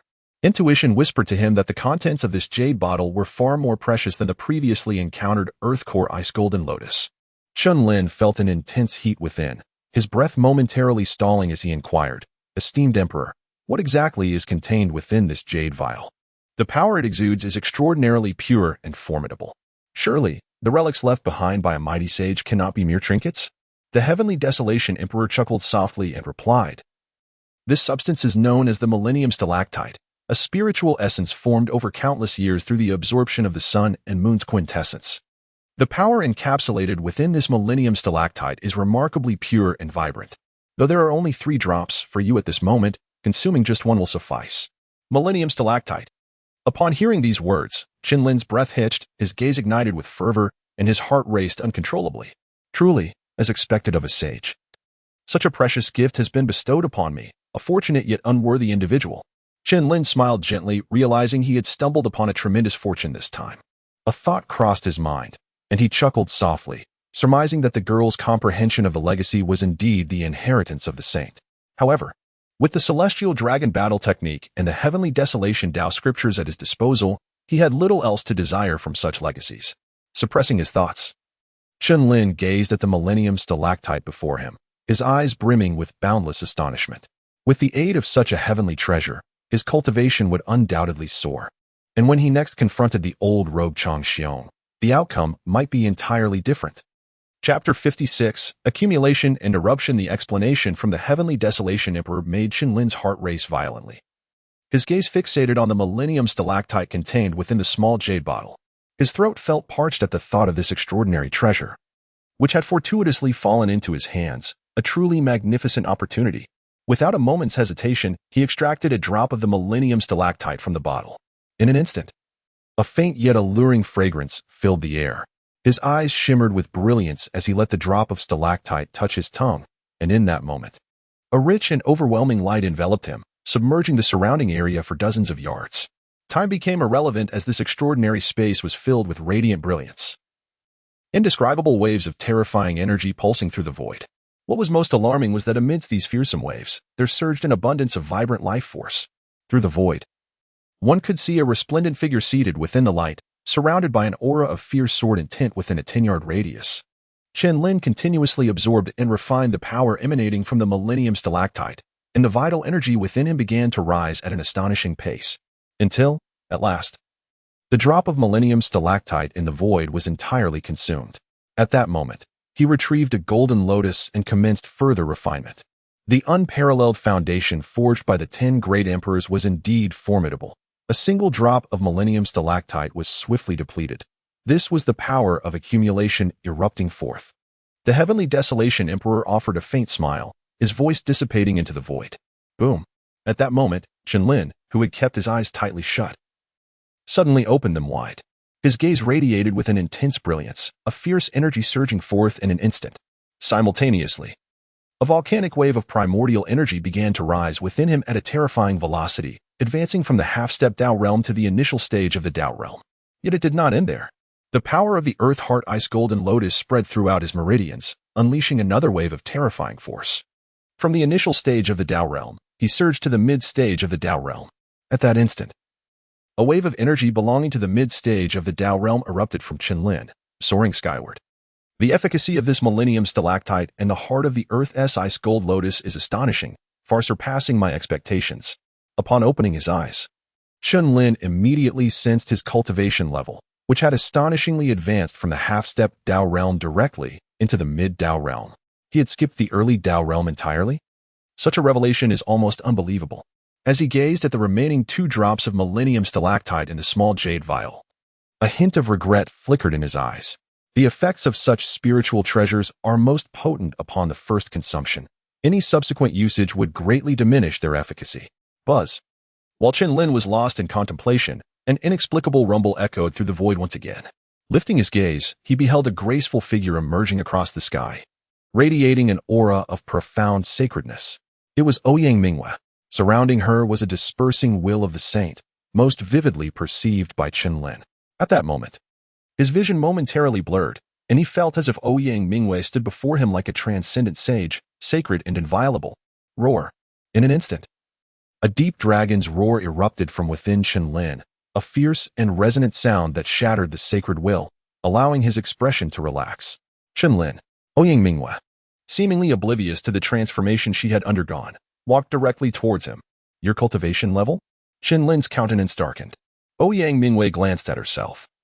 A powerful wave of primordial energy radiating from her, rivaling Chen Lin's own. She too had ascended to the mid-Dao realm. This revelation caused Chen Lin's face to twitch. He had expended a drop of Millennium Stalactite in the heart of the Earth's ice gold lotus to achieve this same breakthrough. It was evident that Ouyang Mu's inheritance was no ordinary gift. Otherwise, such a leap in cultivation would not have been possible. This object, known as the Millennium Stalactite, contains an extraordinarily pure essence of power and vitality. When you are on the verge of breaking through to the late Dao realm, it can lend you significant assistance. After pondering for a moment, Chen Lin took out a drop of Millennium Stalactite from the small jade vial and offered it to Ouyang Mu. As she accepted the drop, a flicker of astonishment crossed Ouyang Mu's delicate face. The power contained within this Millennium Stalactite was something she had never encountered before. It is time for us to leave, Chen Lin declared sternly, a wave of murderous intent surging in his eyes. Upon hearing this, Ouyang Mu coldly retorted that old rogue Chang Xiong must not be spared easily. The two of them had been driven to the brink by Chang Xiong before they entered the bottom of the ice lake. However, neither could have anticipated the existence of such a mysterious water palace at the lake's depths. The sights and experiences within the water palace had illuminated the path of her future cultivation. A cold smirk flickered across Chen Lin's lips as he remarked, "Let us depart. I believe there are still many awaiting us outside the ice lake. This young lady intends to make an impression on them." Ouyang Mu let out a delicate huff, her form akin to the wind as she darted towards the waterfall's exit. Beneath the ice lake lay a realm devoid of life, shrouded in darkness, utterly lifeless. Boom. In that instant, the previously still waters of the lake erupted into a tumultuous frenzy. The ebony door of the Qingsu Water Pavilion creaked open, and in the next moment, a tall figure radiating a resplendent violet sword aura gracefully emerged. Clad in black, with piercing eyes, it was none other than Chen Lin. Trailing closely behind him was a figure in green, her luminous eyes sparkling with a chilling brilliance. They exchanged a glance before charging upwards in unison. Above the ice lake, several figures stood silently within a Tinjiang radius, seemingly awaiting something. At the forefront was a scar-faced man, brimming with potent energy, his cultivation having reached the pinnacle of the mid-stage of the Supreme Realm. The others exuded formidable auras, the weakest among them being at the half-step Supreme Realm. While most were in the early stages of the Supreme Realm, their identities were rooted in the Black Dragon sect, stationed here under the command of the sect's elder. Chang Xiong, brother, what exactly is the elder expecting us to wait for? One of the Black Dragon sect's disciples inquired impatiently. Indeed, we have waited nearly 10 days without sight of a single soul. The scar-faced man chuckled softly in response. I have heard that beneath this ice lake lies the target sought by our esteemed leader, the infamous sword master of the demon sword. What? The perpetrator who murdered the young master resides within? A pair of eyes widened in shock. Precisely. Thus, we must remain vigilant. Once this individual emerges, we shall strike as one and eliminate him, the scar-faced man commanded coldly. Upon hearing this, the crowd's expressions hardened, and they nodded in unison. Clang. Yet, in the next second, a resounding sword chant echoed through the heavens and the earth, causing many of their swords to become uncontrollable. What is happening? Such formidable sword intent. The scar-faced man was taken aback, as the members of the Black Dragon sect turned their astonished gazes towards the ice lake. They beheld an eerie silver longsword, as if summoned from the depths of hell, soaring forth to claim their lives. Crack, crack. Under the dazzling purple aura of the sword, their blades shattered effortlessly. The sword's rank surged significantly in that moment. Thud, thud, thud. In the blink of an eye, the sounds of blades slicing through flesh rang out incessantly, and the scar-faced man's expression shifted to one of panic as he attempted to flee. Die, you scoundrel. Ouyang Mu unleashed a frigid beam of sword light, sweeping mercilessly towards the scar-faced man. Swoosh. In the blink of an eye, a lifeless body collapsed in an instant. Until the very moment of his demise, the scar-faced man could not comprehend why they, who were meant to be the hunters, had become the prey. Buzz. The figure of Chen Lin emerged from the icy lake, retracting his demon sword, observing the ground strewn with corpses and rivers of blood. His heart remained imbued with a murderous intent. Calculating the time, we ought to make our way to the ancient plains. A low, somber whisper gradually escaped his lips, his gaze sharp and a trace of arrogant disdain gracing his countenance. Chapter 57. The Holy Source Heavenly Pool. Buzz, buzz, buzz. A myriad of figures radiating robust energy surged forth like flowing light, all converging towards the same destination. Clearly, such a commotion typically heralded the emergence of a rare treasure. Upon closer inspection, one could discern the faces of the 100 warriors, each adorned with expressions of anticipation and fervor. The Holy Source Heavenly Pool is already boiling. We must hasten to the ancient plains, for today marks the final day. Indeed, the Holy Source Heavenly Pool has boiled thrice thus far, yielding 4 Holy Source light fruits in the previous 2 occurrences. One cannot help but wonder how many will manifest in this final instance. One warrior, his eyes ablaze with eagerness, spoke with fervent anticipation. The Holy Source light fruit is classified as a 6th-tier spirit herb. Consuming it could not only catalyze a breakthrough in cultivation but may also bestow insight into the fabled Aurora Will. The Aurora Will is an exceedingly formidable and rare essence. Even with the Holy Source light fruit, grasping it remains a daunting challenge. Your words ring true. Even the prodigious Yuan Kuang, listed on the Azure Cloud ranking, merely achieved a modest breakthrough after consuming the Holy Source light fruit, and the Aurora Will eludes him still. Apart from Yuan Kuang, it is rumored that Tang Qianhe of the Tianfeng merchants possesses extraordinary talents, having vowed to comprehend the Aurora Will within 3 days. I wonder how his progress fares today? A warrior, with a slight smile, expressed skepticism, clearly unconvinced. After all, could Tang Qianhe's gifts surpass those of Yuan Kuang atop the Azure Cloud ranking? However, such thoughts were kept concealed within the hearts of many. Time is of the essence. We must depart swiftly. Someone spoke solemnly. Alas, the Holy Source Heavenly Pool is now surrounded by Yuan Kuang, the Black Dragon sect, and those from the Tianfeng merchants. Unless one possesses strength at the late stage of the path to supreme, the chance to approach the Holy Source Heavenly Pool is virtually non-existent. Upon hearing these words, many present wore expressions of despondency, their faces tinged with melancholy. The Holy Source light fruit, it seems, is ultimately beyond our reach. A sigh escaped from one among them. Not necessarily. A chilling voice suddenly resonated from behind the crowd. Everyone turned their gaze, only to behold a cool, ethereal youth, a slight smile gracing his lips as he walked forward. Following him was a maiden clad in green, her bright eyes and radiant smile emanating a refreshing aura. As the pair appeared, the onlookers narrowed their eyes slightly. Such an air of elegance is seldom found among ordinary folk. Pray tell, what is this Holy Source Heavenly Pool you speak of? Chen Lin smiled faintly. One of the warriors was momentarily taken aback, then continued, the desolate ancient plains were once barren, yet 3 years ago, a divine omen descended, transforming it into a pool of water. Within this pool, ethereal light shimmered and celestial energy swirled, giving rise to the fabled 6th-tier spiritual artifact, the Holy Source light fruit. Recently, the Holy Source Heavenly Pool has begun to boil every 3 days, each time yielding a Holy Source light fruit. To date, the pool has erupted thrice, and today marks the 4th and perhaps final boiling. Thus, seizing the Holy Source light fruit may very well be our last opportunity. Upon finishing, a trace of bitterness escaped the corners of his mouth. We must hurry.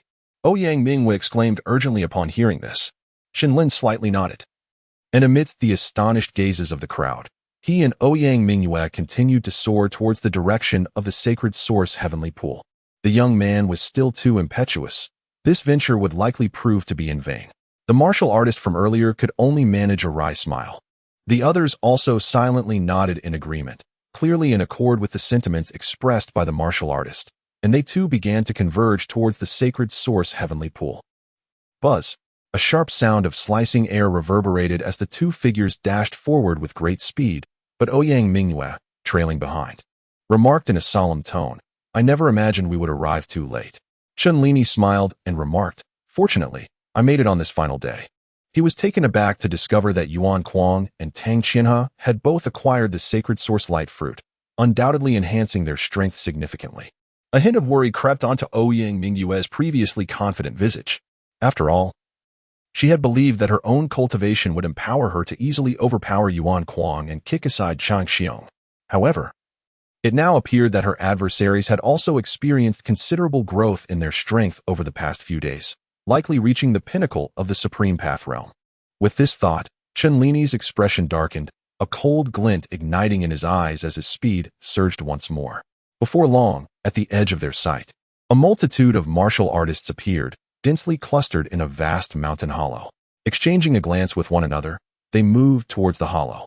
Upon halting, Chen Lin cast a frigid gaze around, and in an instant, a glimmer of icy light flickered in his eyes. Within the hollow lay a massive pool of water, radiant light shimmering above it, with tendrils of mist resembling ethereal clouds enveloping the surroundings. This was indeed the sacred source heavenly pool. However, what astonished Chen Lin was the sight of 3 formidable factions warriors stationed around the pool, seemingly guarding it fiercely, preventing any outsiders from approaching. On the far right stood a solitary figure wielding a sword, emanating a chilling aura of lethal intent, with bloodthirsty light swirling in his eyes. The onlookers regarded this figure with a mix of reverence and trepidation. It was none other than Yuan Kuang, the prodigy ranked 100 on the Qingyun list. In the center, dozens of figures were arrayed, led by a gray-clad elder whose eyes were slightly closed, bearing an indifferent expression that was hard to overlook. It was Chang Xiong, the Grand Elder of the Black Dragon sect. The surrounding martial artists, upon spotting the elder, exchanged astonished glances, turning their gaze to the far left. They beheld a dozen figures standing quietly, at the forefront of which were 2 individuals, Tang Qianhe of the Tianfeng Merchant Guild and the Sword Master Pan Yu. It was surprising to see Pan Yu joining the Tianfeng Merchant Guild, which likely positioned the guild within the top 3 in the Great Wilderness County. As the crowd withdrew their gaze, the light in their eyes dimmed when they looked towards the sacred source heavenly pool. With these 3 powerful factions present, they could only witness the emergence of the sacred source light fruit from afar. These individuals had all unexpectedly gathered at the sacred source heavenly pool.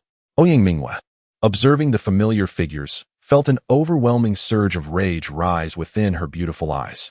I will not spare them. With this declaration, she trembled with resolve, preparing to charge down with her sword drawn.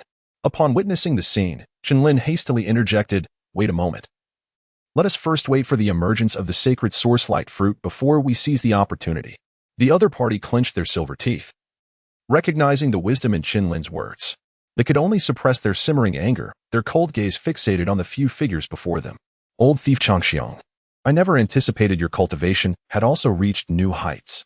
At that moment, Yuan Kuang, who had remained silent until now, suddenly perceived something, his eyes narrowing in a cold smile as he regarded Chang Xiong's figure. After all these years of cultivation, a breakthrough was only to be expected. Yet it appears your realm is somewhat illusory. Chang Xiong retorted with a sneer. There is no need for you, old thief, to concern yourself with that. Yuan Kuang's expression darkened. He too had only just reached the pinnacle of the true Dao realm after consuming the sacred source light fruit yesterday. However, with the fruit set to appear once more today, he had not yet stabilized his cultivation before hastening here. Such a spiritual treasure is indeed a rare find. Naturally, Yuan Kuang was unwilling to let Chang Xiong, the old thief, claim the entirety of the sacred source light fruit today. If it weren't for that little beast, do you truly believe you would still have the chance to contend against this elder? Chang Xiong's eyes flickered, his words laced with mockery. Hearing this, Yuan Kuang's mind conjured the image of a cold, dark-clad figure, but he merely chuckled, saying, "That lad possesses decent strength, however, his cultivation is far too low." As the two conversed, a series of chilling laughter suddenly erupted from the location of the Tianfeng Chamber of Commerce. The crowd was initially taken aback, then turned their gazes toward the source, including Chen Lin and Ouyang Mu. However, upon the first glance, their expressions hardened, and an uncontrollable surge of murderous intent erupted from Chen Lin. Beneath Tang Qianhe and Pan Yu's feet lay 2 figures, bloodied and barely clinging to life. "Brother, do you think Chen Dage will come to rescue us?" The girl's face was as pale as frost. Despair reflected in her eyes as she envisioned a youthful figure. Zhu, covered in blood, his meridians a gruesome mess, gritted his teeth through the pain and smiled. "Silly girl, I'm sorry for you." Upon hearing this, Zhu Yun's tears streamed down her cheeks, her desolation stark against the dire circumstances. The onlookers, witnessing this scene, were momentarily stunned, murmuring in astonishment that is Zhu from the Huiyin Chamber of Commerce. They were taken aback that Tang Qianhe had managed to capture the entire Huiyin Chamber of Commerce. Should this news spread, the Tianfeng Chamber of Commerce's reputation in the Great Wilderness County would surely instill fear in other factions. Amidst the chorus of exclamations, Tang Qianhe's mocking gaze swept across the crowd as he called out, "Chen Lin, I know you have arrived. If you cower in the shadows, unwilling to reveal yourself. Then do not blame Tang for being merciless. Chapter 58. Fear not the battle. Tang Qianhe stood with one foot planted upon the back of Zhu Zhan, whose chest caved in as he coughed forth a mouthful of blood, mingled with the grime of his own teeth. Zhu Yun, her eyes ablaze with desperation, pleaded. I beg you, spare my brother. Ha, spare this worthless fool? That is not entirely out of the question. Just let that little bastard come forth now. And I shall agree not to take his life. Tang Qianhe laughed unrestrainedly, his gaze scanning the surroundings as if in search of something. Beside him, Pan Yu chuckled, remarking, that lad must be terrified. If he dares to show himself, only death awaits him. Ha. Tang Qianhe sneered, choosing not to elaborate further as he turned his attention to the shimmering Saint Source heavenly pool. Their primary purpose for being here today remained the Saint Source light fruit. Amid such circumstances, the crowd anxiously awaited. After the passage of approximately an hour, the previously tranquil Saint Source heavenly pool finally exhibited signs of disturbance. Buzz. Sensing this change, Yuan Kuang, Chang Xiong, and Tang Qianhe stepped forward, their fervent gazes riveted upon the pool. It is coming. The Saint Source heavenly pool surged one last time. How many Saint Source light fruits would emerge? Some individuals bore expressions of fervor, their hearts racing wildly. Buzz. At that moment, a warrior, unable to suppress his inner desires, clenched his teeth and hurried toward a vacant space. Seeking death, Pan Yu chuckled coldly, his long sword shimmering slightly, unleashing a sharp beam of light that glinted with a crimson hue. Thud. A bloodied head flew out like a sandbag, causing the bodies of those present to tremble in shock. It was worth noting that this warrior had been at the pinnacle of the mid-path realm. How could he not withstand a single strike from Pan Yu? The others shared bitter smiles, the fervor in their eyes gradually waning. In comparison to the Saint Source light fruit, they cherished their own lives far more. A group of mere clowns, daring to covet the Saint Source light fruit. How foolishly deluded they were. As he sheathed his sword, Pan Yu spoke mockingly, his voice deliberately unsoftened, clearly reaching the ears of all present. The crowd's faces flushed, their fists clenched tightly, yet none dared to act further. His strength. In the midst of the crowd, Ouyang Mu stared in astonishment. Chen Lin's complexion remained unchanged as he remarked, it is no surprise that one in the later stage of the Supreme Realm can slay a warrior at the pinnacle of the mid-stage with the enhancement of sword intent. At your current strength, you are still not their match. It is best to wait here. Ouyang Mu bit her silver teeth in defiance, retorting, I am not afraid. Upon hearing this, Chen Lin's gaze shifted, as if he had perceived something, and he remarked indifferently, I shall divert Tang Qianhe and his companion shortly. You must go to rescue Zhu Zhan and Zhu Yun. Ouyang Mu's eyes sparkled momentarily as she inquired, how do you intend to distract them? Chen Lin remained silent. Yet a glimmer of coldness flickered in his gaze. Following Chen Lin's line of sight, Ouyang Mu's expression momentarily froze, her thoughts racing, and her jade fingers involuntarily clenched, revealing a hint of complexity in her demeanor. As the fervent attention of the crowd converged, the spring water within the sacred source heavenly pool suddenly began to ripple in concentric circles. Brilliant rays of light refracted from the water, and an extraordinarily pure force surged forth continuously. In an instant, an overwhelmingly dazzling radiance enveloped the area, completely submerging the valley in its brilliance. Gurgle, gurgle. The sound echoed like boiling magma from the sacred source heavenly pool, with mist spilling into the air, scattering light in all directions. Buzz. At that moment, a torrent of light erupted within the sacred source heavenly pool, with indescribable spiritual fluctuations radiating from the water. In the center of the pool, 3 resplendent beams of light surged forth, and as the luminosity dissipated, the crowd gasped in astonishment. Someone's pupils widened, their throat dry as they stammered. 3 sacred source light fruits have appeared simultaneously. Hovering above the sacred source heavenly pool were 3 ethereal, palm-sized, crystalline fruits, the sacred source light fruits. The water in the pool had begun to churn wildly, its energy rolling and pulsating. Witnessing this scene, Yuan Kuang, Chang Xiong, and Tang Qianhe all bore expressions of fervor and madness. However, their countenances soon returned to normal as they exchanged glances, seemingly deliberating on something. At that moment, Chang Xiong suddenly chuckled, Gentlemen, today marks the last boiling of the sacred source heavenly pool, and these 3 sacred source light fruits are the final ones. Does Elder Chang have something to convey? Tang Qianhe's gaze sharpened, remaining cautious. Among the 3 of us, only my Black Dragon sect possesses the greatest power, and thus, we ought to claim 2 of these sacred source light fruits. Chang Xiong spoke indifferently, a hint of coldness in his tone. However, before he could finish, Yuan Kuang retorted disdainfully, "Old thief Chang Xiong, if you wish to claim 2 sacred source-light fruits, you should first inquire whether my blade agrees." Buzz. A sharp intent emanated fiercely, causing Tang Qianhe's expression to change, for among the three, his cultivation was the only one still in the late stage of the supreme path. At that moment, Pan Yu swiftly arrived beside Tang Qianhe, and the four stood in a tense standoff, with Chang Xiang's face dark as water. Given his current strength, it would be exceedingly difficult for him to contend with both the Tianfeng Chamber of Commerce and Yuan Kuang simultaneously. Buzz. Just as the four faced off, a sudden sound of something tearing through the air echoed, revealing a figure in black gliding through the void, as elusive as a dragon in water. This is bad. Chang Xiong was the first to react, turning to gaze at the sacred source heavenly pool, his pupils abruptly constricting. Tang Qianhe and Yuan Kuan also directed their gazes towards the sacred source heavenly pool. Upon spotting the familiar figure clad in black, an overwhelming sense of murderous intent surged forth. "Chen Lin, cease your actions." Tang Qianhe gritted his teeth, his expression fierce. In the air above the sacred source heavenly pool, Chen Lin had already approached the sacred source light fruit. Upon witnessing such a spiritual entity, his breath quickened. Truly, it was the sacred source light fruit. Without a moment's hesitation, Chen Lin gathered all 3 sacred source light fruits before him into his storage ring. The onlookers, upon witnessing the sudden appearance of this young man in black, wore expressions of incredulity. This lad had the audacity to pocket the sacred source light fruits right in front of Tang Qianhe and his companions. He likely had no inkling of the terrifying array that awaited him next. Some spectators wore inscrutable expressions, sneering as they spoke. They too coveted the sacred source light fruit. However, in the face of Yuan Kuan and Tang Qianhe, they lacked the courage to act. Seeing Chen Lin's audacious move ignited a glimmer of mockery in their eyes. After hearing the chorus of gasps, Zhu Zhan, whose eyes had been previously lifeless, slowly raised his gaze.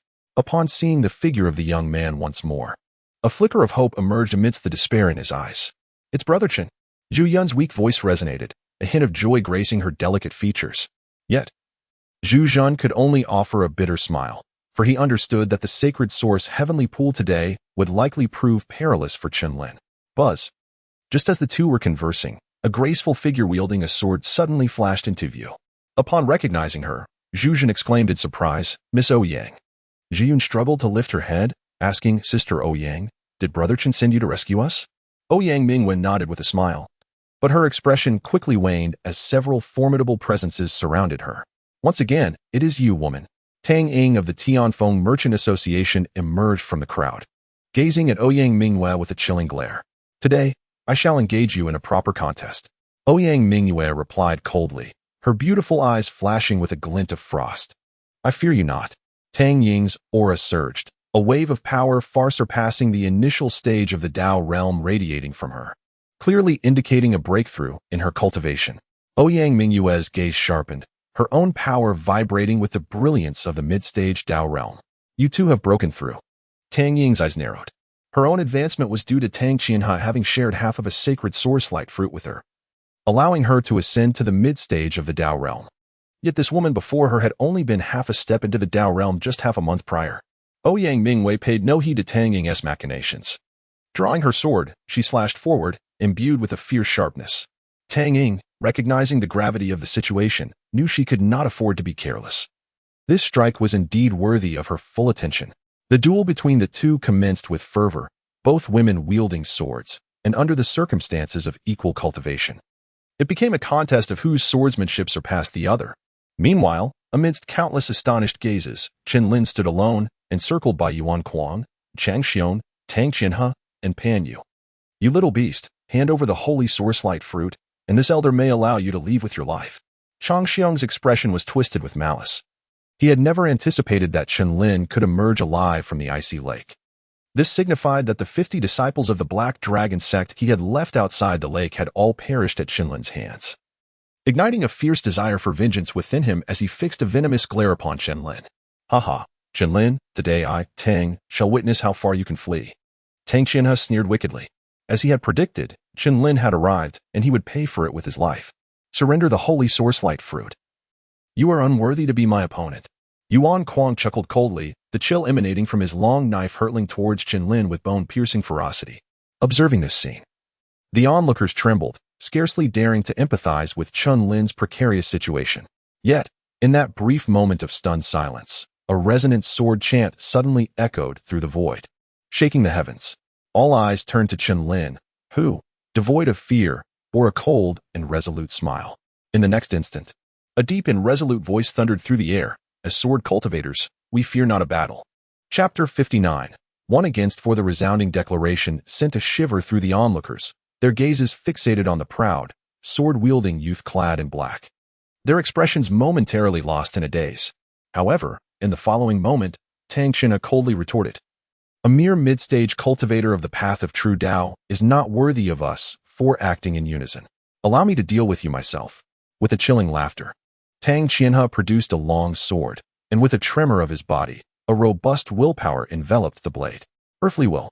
Noticing the surge of this earthly will, Yuan Quan and Chang Xiong exchanged glances, their eyes flickering.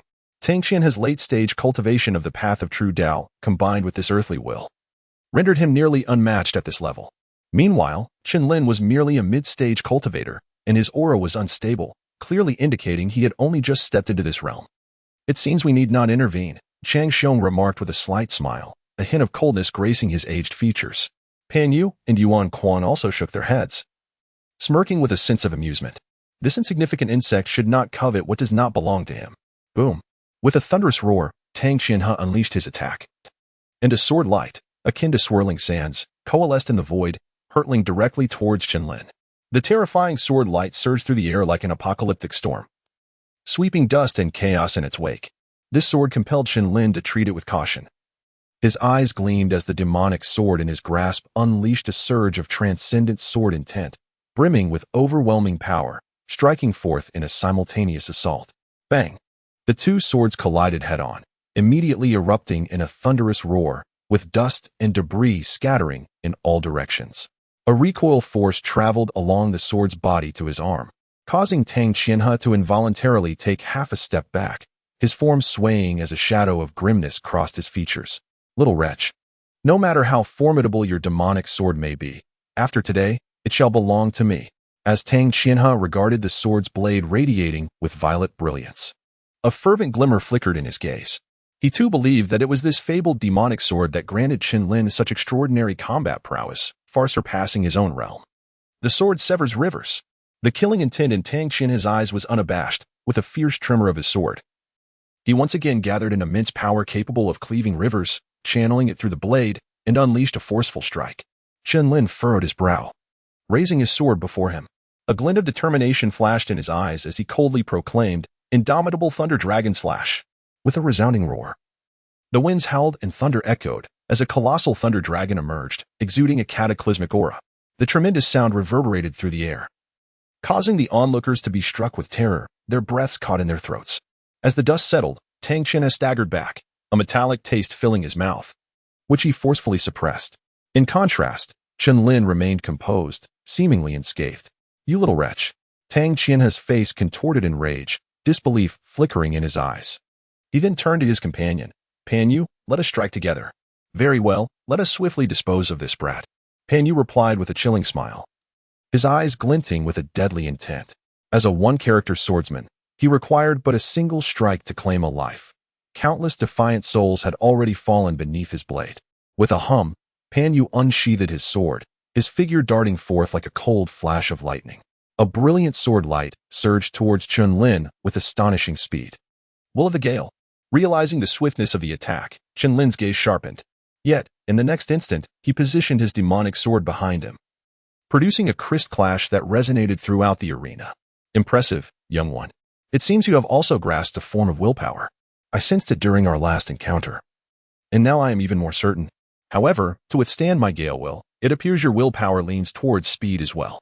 Seeing his initial strike blocked by Chen Lin, Pan Yu's expression hardened as he spoke slowly. After comprehending the gale will, few in the same realm could withstand his strike. Even those who would not do so as effortlessly as Chen Lin. "If you wish to know, come and test it." Chen Lin retorted with a cold laugh, boldly taking the initiative against both Tang Qianhe and Pan Yu. "You little wretch, you seek death."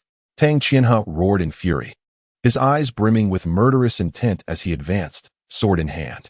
Pan Yu, his gaze cold and fierce, also charged towards Chen Lin. In an instant, the clash of the three erupted, torrents of elemental energy surging forth like a howling tempest. Lightning danced, and sword light flickered as their blades met. One sword like a shadow, a sword that cleaves rivers. Indomitable thunder dragon slash. The air was filled with shouts that echoed through the void, leaving the onlookers astonished. This young man could actually contend with Tang Qianhe and Pan Yu despite being at the mid-stage of the true path realm. The legendary master of the demonic sword truly lived up to his reputation. Have you forgotten that Yuan Kuang and Elder Chong have yet to make their move? A derisive snicker escaped from someone, who then spoke slowly. The others, upon hearing this, felt a weight settle in their gazes. For they knew that the two who had yet to make a move were both at the pinnacle of the path of truth. Boom! A thunderous sound erupted as three figures simultaneously retreated, stabilizing their stances. Only then did a chill wash over Tang Qianhe's face. Pan Yu's expression also darkened. He had not anticipated that this mid-stage practitioner of the path of truth before him could unleash such terrifying combat prowess, which truly caught him off guard. Brother Pan, eliminate him. Tang Qianhe sensed the peculiar gazes of those behind him, and a fiery rage surged within him. If they could not subdue this youth, the Tianfeng Merchant Association would surely become a laughingstock. Understood, Pan Yu shouted coldly. In the next moment, a formidable wave of elemental power enveloped the two of them. And amidst the violent fluctuations, two thunderous battle cries reverberated through the air. Burial of the Yellow Sands. Ghostly slaughter of the Netherworld. With fierce expressions, Tang Qianhe and Pan Yu shouted in unison. A profound force of earth's will surged forth, and a colossal yellow sand dragon, 100 feet in size, materialized in the void, roaring fiercely as it charged towards Chen Lin. Simultaneously, a tempestuous will burst forth from Pan Yu's sword as a gray sword light, seemingly emerging from the depths of the abyss, flickered ominously, instilling dread in all who beheld it. The two assaults approached Chen Lin from opposite sides with deadly intent. In the face of this scene, Chen Lin's countenance remained icy. He brandished his long sword, and an astonishing brilliance radiated from his being. Observers, including Chang Xiong and Yuan Kuang, were taken aback, their gazes fixating in shock. Is that the will of the Aurora? Tang Qianhe trembled, disbelief etched on his face. He had clearly not consumed the sacred source-light fruit. Pan Yu was equally stunned, astonished as he spoke. Who said that one must consume the sacred source-light fruit to comprehend the will of the Aurora? Chen Lin's words echoed like thunder in the ears of the crowd. Upon hearing this, their gazes trembled further, and some shook their heads in dismay, muttering, "This young master of the demon sword possesses martial talent that may well rival the foremost prodigies on the Azure Cloud rankings." As this statement lingered in the air, an unusual silence fell, with no one daring to refute it.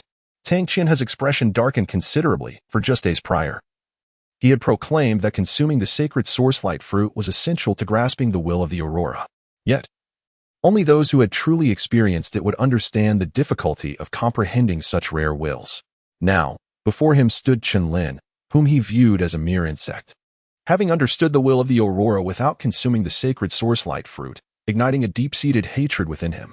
Kill. The yellow sand dragon and the ghostly sword light surged toward Chen Lin at an astonishing speed, a torrent of murderous intent sweeping through the arena as they roared fiercely. In the very next moment, Chen Lin's eyes flashed coldly, and he softly murmured, "Guidance of the immortals." As the voice fell, a brilliant and boundless sword light erupted from the demonic sword. For a fleeting moment, the surroundings dimmed, and a tremendous wave surged through the void. Boom! The clash of sword light howled like a tempest, dragging the ground where the three combatants stood into a scar hundreds of feet long, creating an overwhelming visual impact. Even Yuan Kuang and Chang Xiong, observing from a distance, were momentarily stunned by the sight. As the tumultuous dust began to settle, three figures slowly emerged. Two were kneeling on the ground, spitting blood, while one, clad in black and stained with blood, stood defiantly holding a sword. "This little beast," Chang Xiong growled. For the figure standing with the sword was none other than Chen Lin. Yuan Kuang's gaze sharpened, and in the next moment, he turned to Chang Xiong, saying, "Let us eliminate this brat first, and then discuss the rightful ownership of the sacred source-light fruit."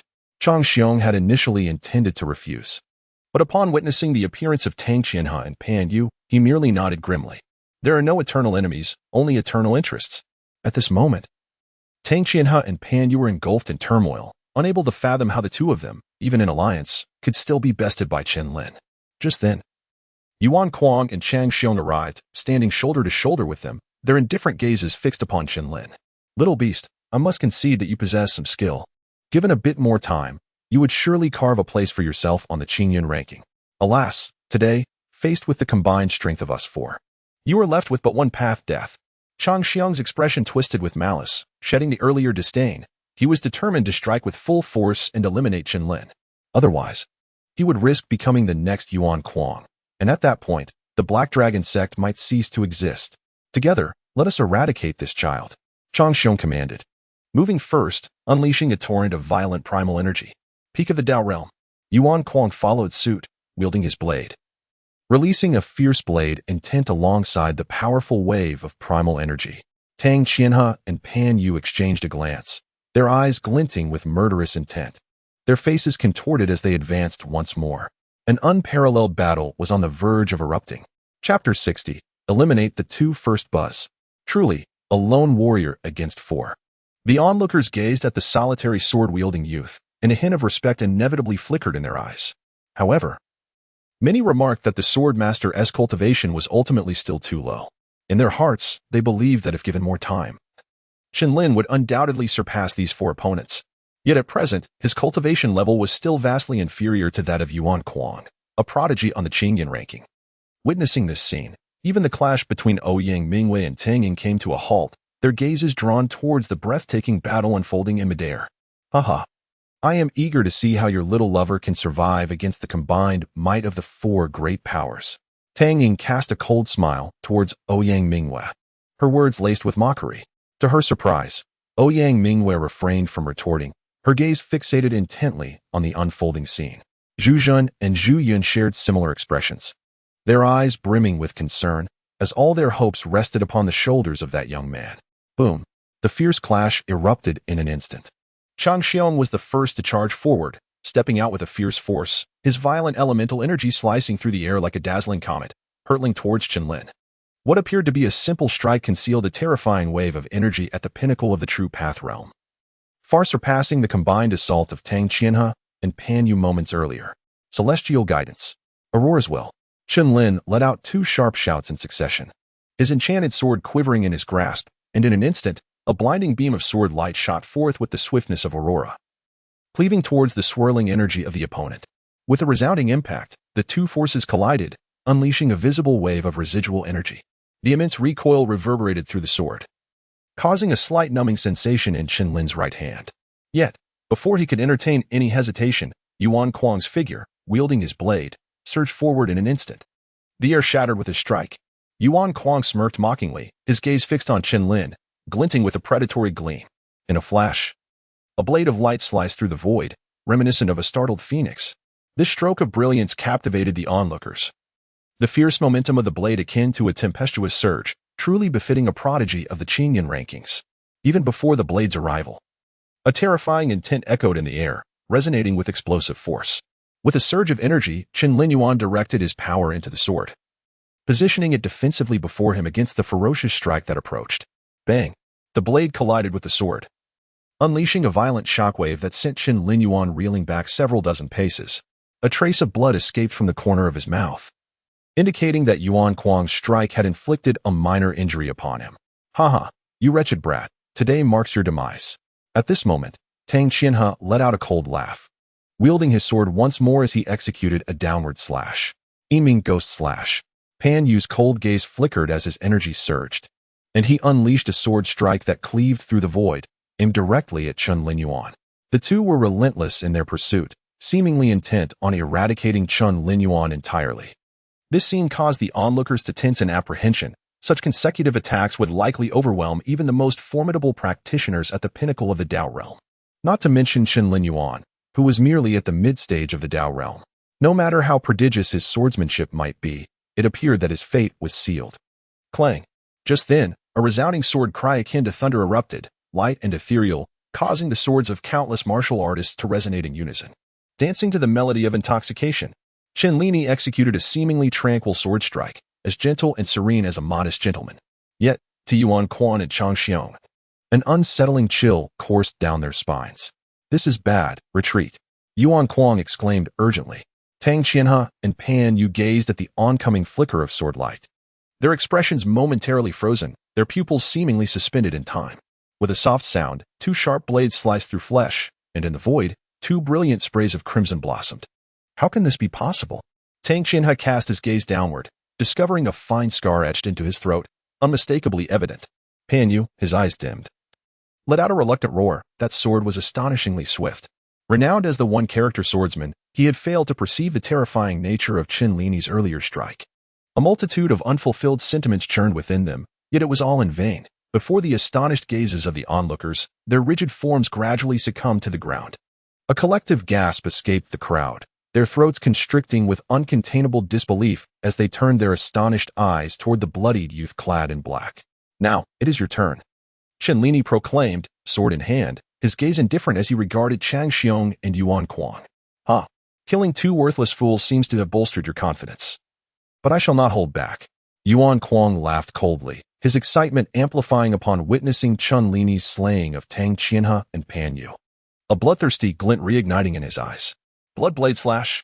With a chilling shout, Yuan Kuang's figure surged forth from his position. A fierce blade light slicing directly toward Chen Lin. In the void, the sanguine glow surged, conjuring a tempest of ferocious blade energy. A crimson hue marked by savagery and coldness. In an instant, the heavens and earth darkened, consumed by the shadow of the blood-colored blade. As it loomed ominously toward Chen Lin. Step forth and seek intoxication. Chen Lin once again wielded his sword in a sweeping arc. A strike imbued with the essence of the aurora, colliding head-on with the crimson blade's radiance. Boom. The moment they met, a tempest of residual energy surged forth from the heart of their clash. Chen Lin's lips once again oozed a trickle of blood. Yet a more pronounced cold smile adorned his face. In this moment, a glint of icy determination flickered in his eyes, and he unleashed a dragon-like stride. Charging directly towards Yuan Kuang and his companion. Seeking death, Yuan Kuang brandished his blade, a formidable surge of primordial energy emanating from his being. Clashing fiercely with Chen Lin's sword. Chang Xiong smirked coldly, a flicker of murderous intent swirling in his gaze as he beheld Chen Lin's ability to withstand Yuan Kuang's onslaught.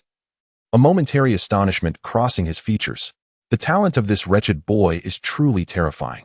If he is not eliminated today, he will undoubtedly become a significant threat in the future.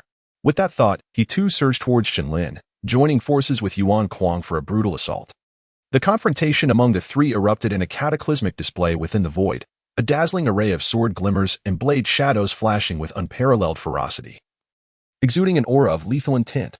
To the spectators, all they could perceive were the fleeting afterimages darting before their eyes, while the residual waves unleashed by their clash sent tremors through their very souls. Among the onlookers, some, captivated by this earth-shattering battle, could not help but shake their heads in disbelief. After all, Chen Lin's cultivation was merely at the mid-stage of the transcendental realm. Yet he was capable of contending simultaneously with two peak transcendental realm fighters. Even if he were to ultimately fall, his name would resonate throughout the vast expanse of the great wilderness. Boom. Bang.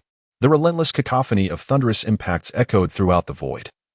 As the clash of the three unfolded, with Chen Lin finding himself at a disadvantage. Moreover, due to Yuan Kuang's ferocious blade strikes, several gruesome gashes had already manifested upon his body, blood gushing forth uncontrollably. Under such circumstances, even Chang Xiong chuckled, "Wretched beast. Surrender the holy source-light fruit and this demonic sword in your possession, and this elder may yet allow you to retain your corpse intact. You old fool.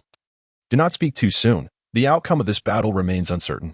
Chen Lin retorted, wielding his sword to deflect the incoming blade light.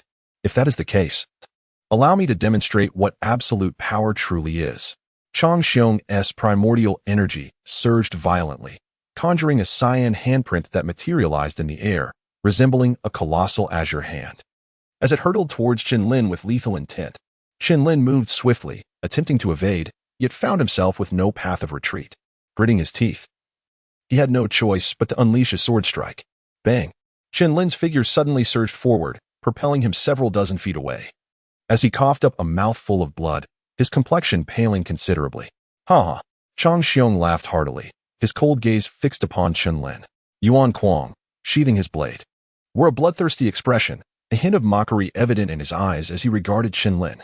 Coughing again, Chen Lin expelled more blood, propping himself up with the sword, his eyes glinting with boundless killing intent as he stared at Yuan Kuang and Chang Xiong. "Since you both wish to take my life, let us settle this today." His icy shout reverberated like thunder, and suddenly, a brilliant light emanated from Chen Lin. Within that radiance flowed an extraordinarily pure force and vitality, drawing the attention of onlookers. "What is that?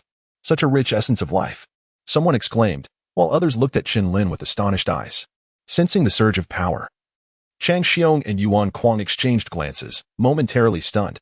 The former seemed to recall a certain legend, saying, "Could this be the fabled earthly spirit treasure, a millennium stalactite?" Only a millennium stalactite could possess such pure power and vitality. This little wretch has indeed been bestowed with such fortune.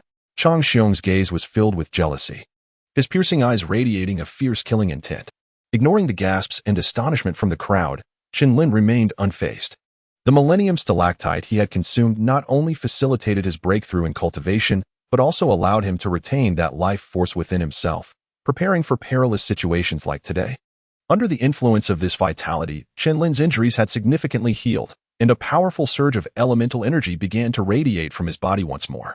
Chapter 61. The ghostly rain of the Yellow Springs. With a resolute shout, Chen Lin brandished his demonic sword, the blade quivering as he unleashed a sword light as serene as water.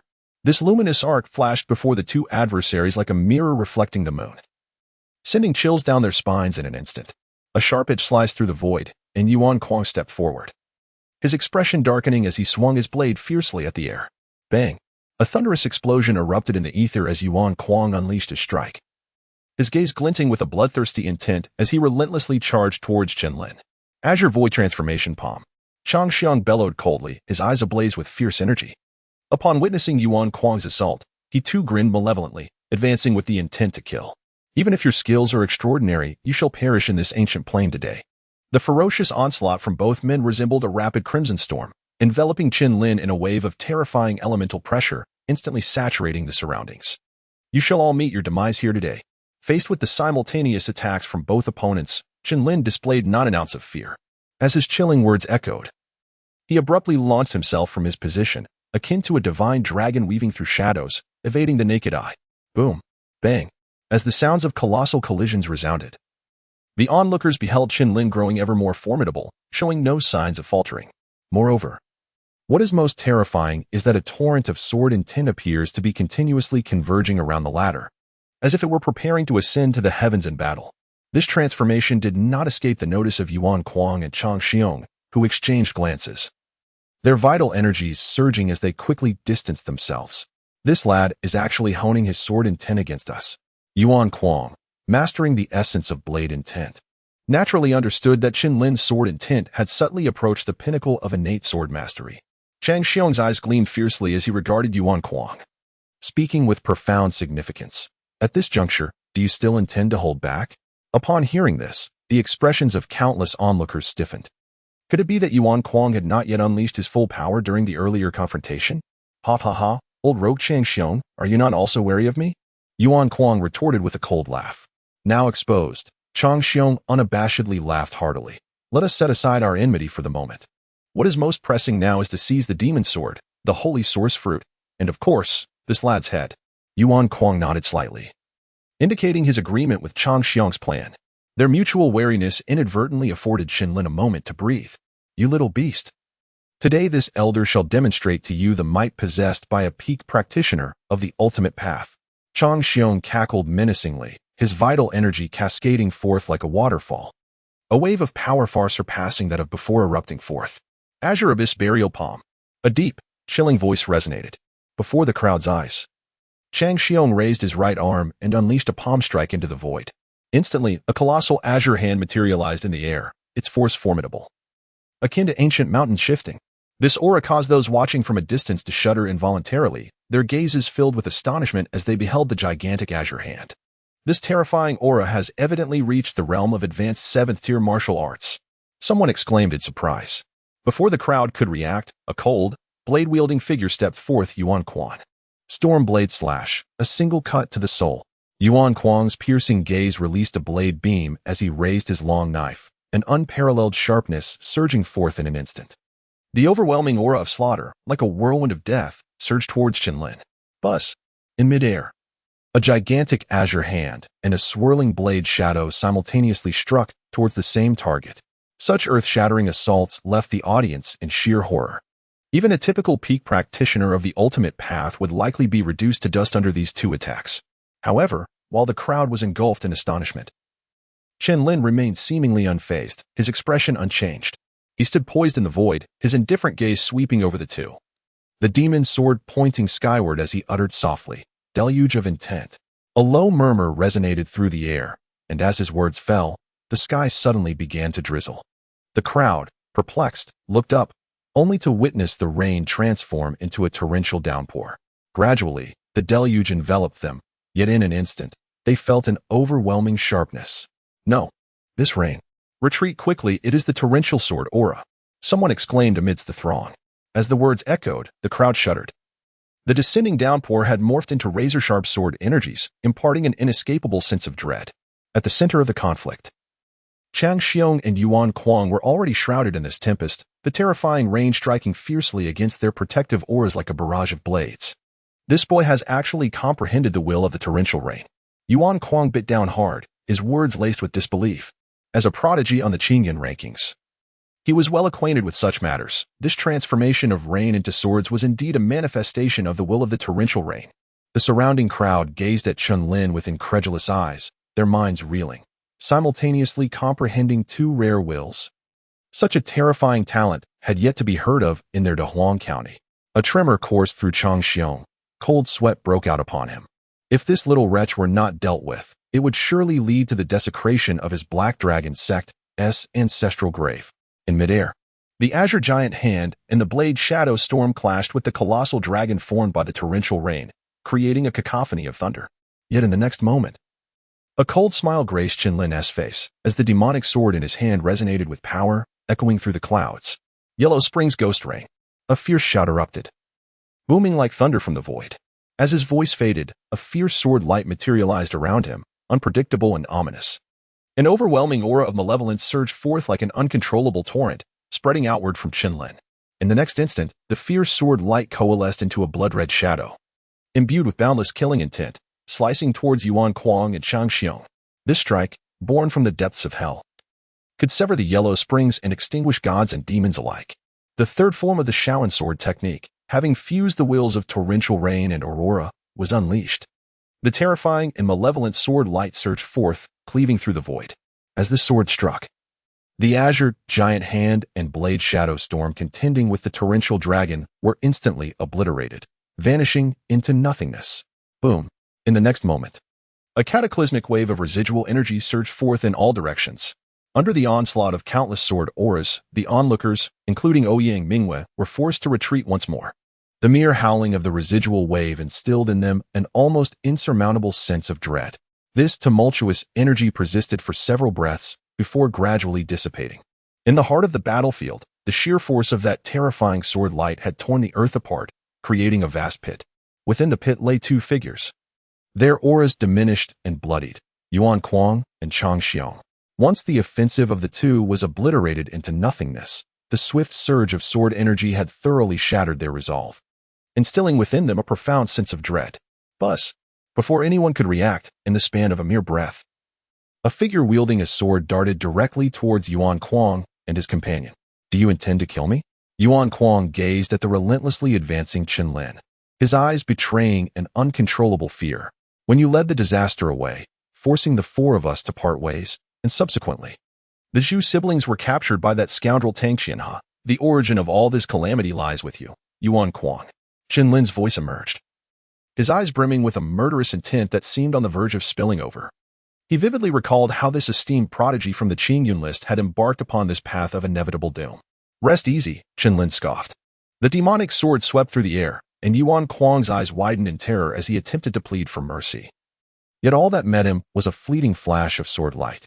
With a sickening thud, a bloodied head spun through the air, landing squarely before Chang Xiong, whose eyes reflected the unyielding defiance of Yuan Kuang, still fixated ahead.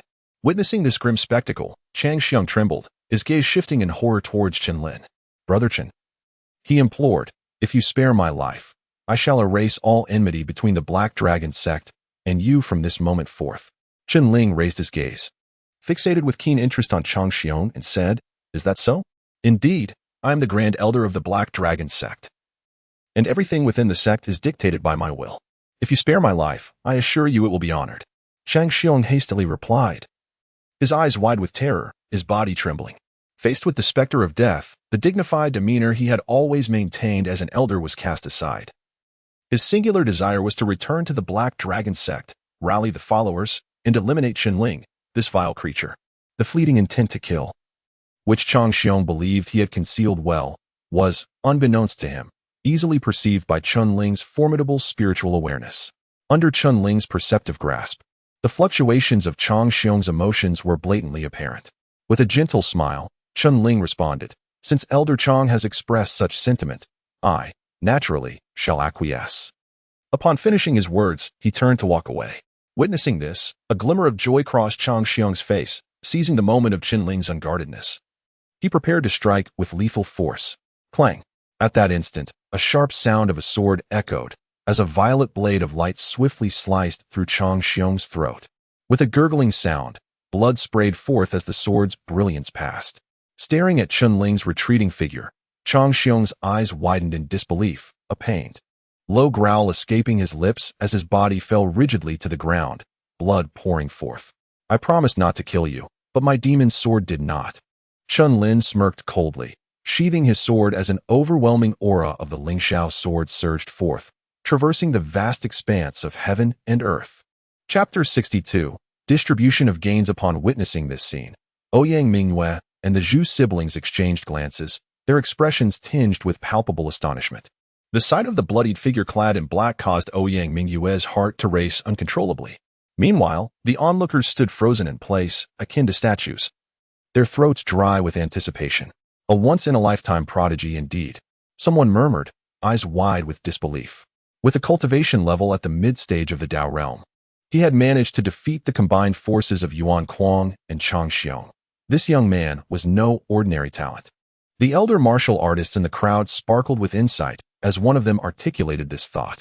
Remarkably, no one dared to counter this assertion. The events of this battle would undoubtedly ripple swiftly through the vast wilderness county and even the Qingyun Empire.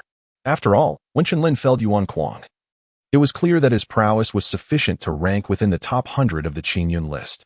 The crowd wore expressions of melancholy. Every young warrior who ascended the Qingyun list was undeniably a genius of exceptional talent. Those who ranked at the forefront were hailed as true dragons among men.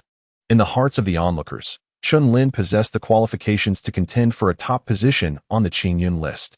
Oblivious to the astonished and fearful gazes directed at him, Chen Lin simply retracted his sword, shifting his attention to another fierce battle in the distance. Boom! The clash of sharp sword lights erupted, albeit on a significantly smaller scale. As he raised his gaze, he beheld Ouyang Mu unleashing her long sword, which shot forth with piercing brilliance, slicing through the air. Buzz! The sword light shattered the void, reverberating through the atmosphere. The intent of this strike had evidently reached the pinnacle of half-step innate sword intent. Facing this attack was Tang Ying, who trembled, a chill spreading down her spine. Huan Yu slash. An advanced 8th grade martial technique. Tang Ying called out coldly, and a crescent-shaped sword light arced from her blade. Bang! The two streams of sword light collided head-on, unleashing a visible wave of energy that forced both combatants to stagger backward. Today, I shall teach you the prowess of my Shaoyan sword technique. With a glint in her cold eyes, Ouyang Mu shouted, brandishing her sword, unleashing a dazzling streak of light that shot forth like a meteor. The brilliance of the sword illuminated the void, casting its glow across the heavens. Sensing the sharpness of this strike, Tang Ying bit her silver teeth, unleashing her inner energy without reservation as she swung her sword. Boom!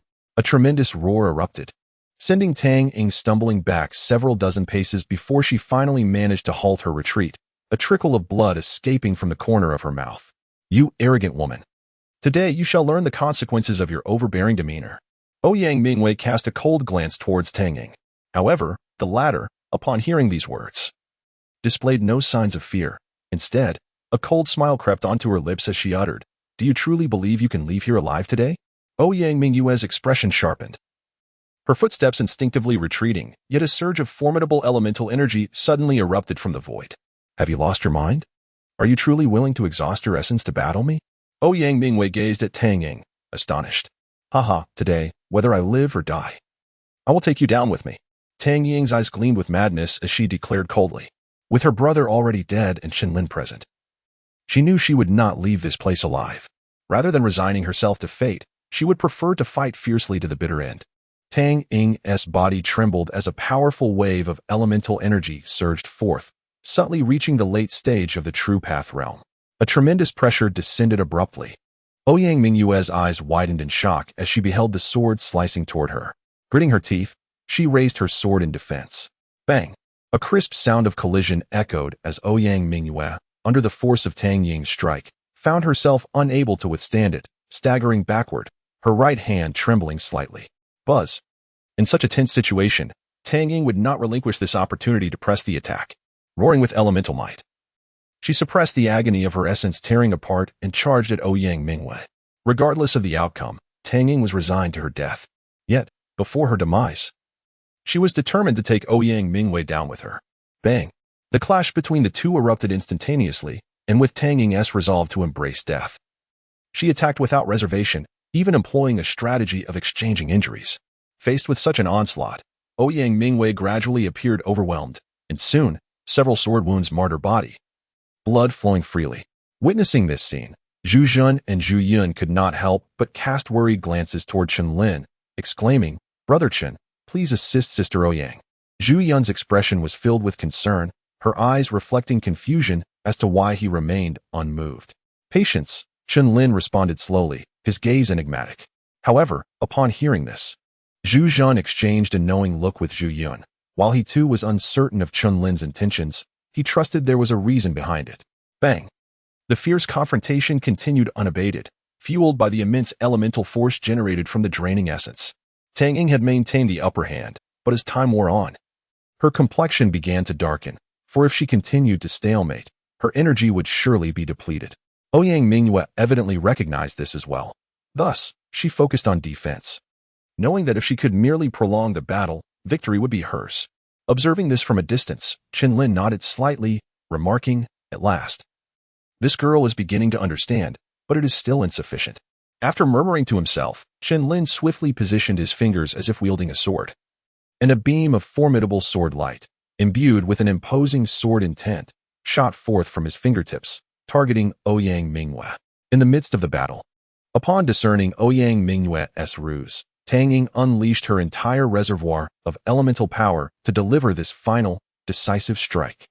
A terrifying tempest of sword energy surged through the air, the potency of this strike nearly reaching the peak of the Dao realm.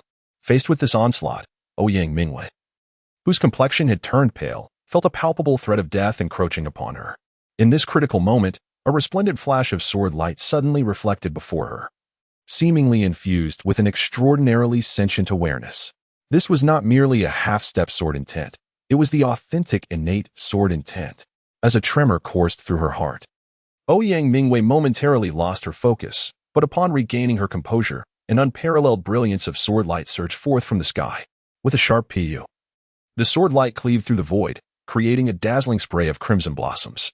Tang Ying, filled with disbelief and trepidation, glanced at her throat, where a conspicuous sword mark was starkly visible. Under the influence of genuine innate sword intent, nothing was deemed impossible. Ouyang Mu shook her head and smiled, choosing not to dwell on the past. In that fleeting instant, she comprehended the profound intricacies of complete innate sword intent from that beam of sword light, transforming the formless into form, rendering the intangible into a sentient essence.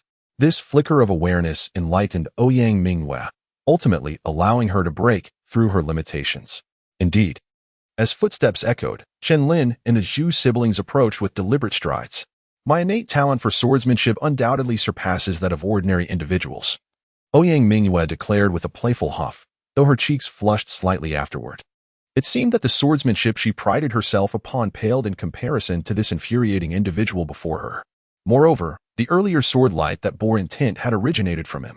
Reflecting upon this, a warmth spread within her heart, and her expression subtly shifted. Noticing the change in her gaze, Chen Lin promptly shifted the conversation, stating, "There are less than a few days remaining until the martial arts competition in Tianyang County. You must hasten to comprehend the Aurora intent." With that, Chen Lin retrieved a sacred source light fruit from his storage ring and presented it to Ouyang Mu. Upon hearing this, her expression took on a serious tone. Despite her current strength enabling her to contend against those at the peak of the Dao realm, She was acutely aware that Ling Yimo from the Jiuyang Palace and Luo Feng from the Slaughter Blade Alliance would not remain stagnant over the course of these 2 months. Confronting these 2 formidable opponents, she possessed no absolute confidence in victory and could only rely on the sacred source light fruit to grasp the essence of the aurora intent. Brother Zhu, this is a drop of millennium stalactite. It will aid in healing your injuries. After a moment of contemplation, Chen Lin produced the last drop of the millennium stalactite and presented it to Zhu Zhen. Upon hearing this, Zhu Zhen's body jolted with surprise. As a prominent figure in the Fire Cloud Chamber of Commerce, he was certainly well acquainted with the esteemed reputation of the millennium stalactite, which could be said to be worth its weight in gold. To Chen Lin's astonishment, he willingly bestowed such a precious spiritual artifact, with tears welling in his eyes. Zhu Zhen half knelt on the ground and said, "Brother Chen, there is no need for further words. Is not the present outcome the most favorable?" Chen Lin understood well that Zhu Zhen's actions were heavily influenced by Zhu Yun. "From this day forth, my life belongs to you, Brother Chen. Regardless of the trials I must face, be it mountains of blades or seas of fire, I shall heed your command." Having avenged his deep-seated grievances, Zhu Zhen now sought nothing further. Moments later, Chen Lin approached Zhu Yun, presenting her with a sacred source light fruit. "Miss Zhu, this fruit holds considerable benefits for the soul." Zhu Yun's beautiful eyes sparkled with alarm as she hastily responded, "Brother Chen, you have rescued both me and my brother. We are already indebted to you. I cannot accept this sacred source light fruit." Chen Lin smiled, saying, "It seems that Miss Zhu does not regard me as a friend." "No, Brother Chen." Zhu Yun hurriedly waved her hand, her eyes filled with panic. "Yuner, since Brother Chen has said so, you should accept it," Zhu Zhen remarked, his gaze complex. Upon hearing Zhu Zhen's words, Zhu Yun slowly extended her hand to accept the sacred source light fruit. Witnessing this scene, Chen Lin smiled faintly and said, "Everyone needs to recover from their injuries as swiftly as possible, for we must return to Tianyang County. After all, the martial arts competition is less than a few days away." Chapter 63, The Black Dragon Sect Within a Secluded Cave. 4 figures sat cross-legged, the fluctuations of their elemental energy surging like a torrential flood. Suddenly, a radiant figure among them shone brightly, her brilliance piercing as if she were a glimpse of aurora in the dark night. However, after a brief moment, the light gradually subsided. This figure was, of course, Ouyang Mu. Yet, upon awakening from her comprehension, a trace of disappointment graced her face. She had consumed an entire sacred source light fruit over the past 3 days. Yet she still failed to grasp the essence of the Aurora Will. Chen Lin, observing this moment, gently remarked, "The Aurora Will is even more elusive than the Sword Will, making it exceedingly difficult to comprehend. Although you have not fully grasped it, I believe you have understood its significance, and I am confident that you will achieve comprehension soon." As Chen Lin spoke, a surge of formidable elemental energy flickered and vanished, indicating yet another enhancement in his cultivation. The sacred source light fruit had propelled him from the mid-stage of the supreme path realm to the pinnacle of the mid-stage. Moreover, his understanding of the Aurora Will had also progressed further. This meant his combat prowess had increased once more. Should he encounter someone like Yuan Kuang, who was at the pinnacle of the supreme path realm, victory would likely come with even greater ease. Seeing this, Ouyang Mu offered a bitter smile, then cast an unusual glance at Chen Lin, finally grasping the feeling of Tangqianhe. In terms of talent, she felt utterly overshadowed. Boom. At that moment, both turned their attention to Zhu Zhen, who had been diligently cultivating. His body trembled slightly, and the elemental energy within him surged ominously. In Chen Lin's and Ouyang Mu's eyes, Zhu Zhen's injuries had long since healed, and they could sense him suppressing the turbulent elemental energy within. Boom. In the next instant, Zhu Zhen's eyes flew open, a glimmer of brilliance flashing through them. His body shook, releasing a powerful, dragon-like aura of elemental energy. Late stage of the Supreme Path Realm. Zhu Zhen clenched his fists, astonished by the sudden surge of power. "Brother Chen, I am immensely grateful for your great kindness. I have no way to repay you." Zhu Zhen expressed with heartfelt gratitude as he looked at Chen Lin. Chen Lin shook his head with a smile, acknowledging Zhu Zhen's breakthrough. Although the efficacy of the 1,000-year stalactite played a role, the majority of his profound foundation was attributed to his own efforts. It seems that Zhu Zhen had lingered in the mid-stage of the ultimate path for quite some time. However, as Chen Lin pondered for a moment, a surging wave of soul power suddenly rippled through the cave. Zhu Yun. The 3 turned their gazes in unison, witnessing the petite girl who, in this moment, radiated a brilliant white light, an emanation belonging to the manifestation of soul power. After consuming the sacred source light fruit, Her level of soul power had advanced yet again. The classification of soul power differs from that of martial arts. It is divided only into minor success, major success, and perfection. Chen Lin discerned at a glance that Zhu Yun had indeed transcended to the pinnacle of a soul master. Brother, Chen de Gu, Zhu Yun, emerging from her meditative state, opened her eyes to find the gaze of Chen Lin and the others upon her, causing her cheeks to flush slightly as she spoke. Zhu Yun could easily perceive his sister's sentiments, yet he inwardly sighed. Were it anyone else, he might deem them unworthy of his sister. However, in the case of Chen Lin, his thoughts took a different turn. With this realization, Zhu Yun displayed a wry smile. Since we have all achieved something, it is time for us to return to Tianyang County. Chen Lin slowly spoke, acknowledging the conclusion of the month. If all went according to expectations, the time for the martial arts competition in Tianyang County had arrived. However, since the host was the county governor Ouyang, it was likely that the event could be postponed a few days. Therefore, he and Ouyang Mu must promptly return to Tianyang County. Upon hearing this, Zhu Zhan's expression grew serious as he said, Brother Chen, only my sister and I remain in the Huiyun Merchant Association. Previously, my sole motivation for living was revenge. However, now that Tang Qinhe has fallen at your hands, and our lives have been saved by you, if you do not mind, allow my sister and me to accompany you. Zhu Zhan's gaze was earnest, and beside him, Zhu Yun stepped forward, her eyes filled with gratitude as she looked towards Chen Lin. This scene caught Chen Lin somewhat off guard, prompting Ouyang Mu to smile and say, Why would you refuse? Let Brother Zhu and Little Yun come with us back to Tianyang County. Noticing Chen Lin's continued silence, Ouyang Mu disregarded his hesitation and declared, You will return home with me, and in Tianyang County, I will look after you both. Upon witnessing the scene, Chen Lin shook his head with a smile, choosing not to elaborate further. However, just before his departure, he called out to Zhu Zhan, and the two engaged in a brief conversation. After a moment, Zhu Zhan nodded slightly, his expression contemplative. What were you discussing? Ouyang Mu inquired, raising an eyebrow. Chen Lin smiled faintly and said, I shall not divulge that.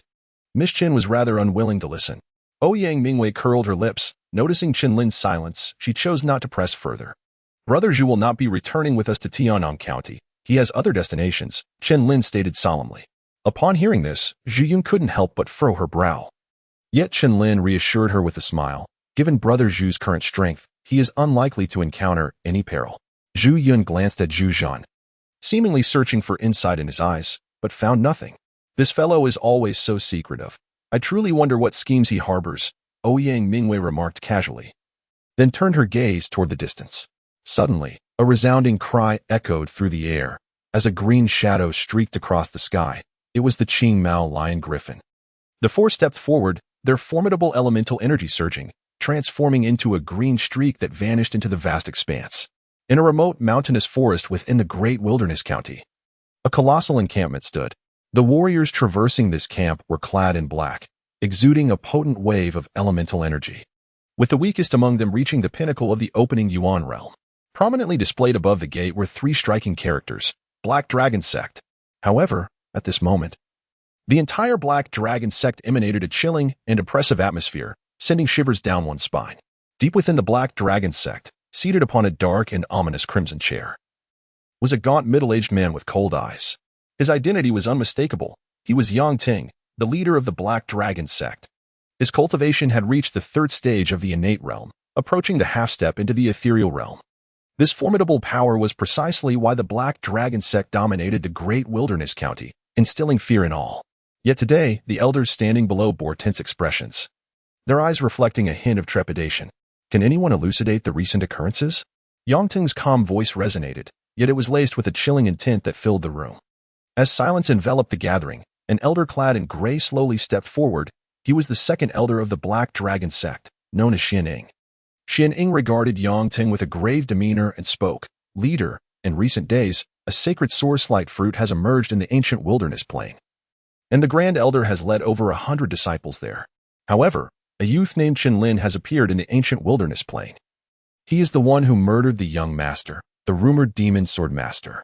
What is most terrifying is that this youth single-handedly fought against 4 individuals, slaying them all.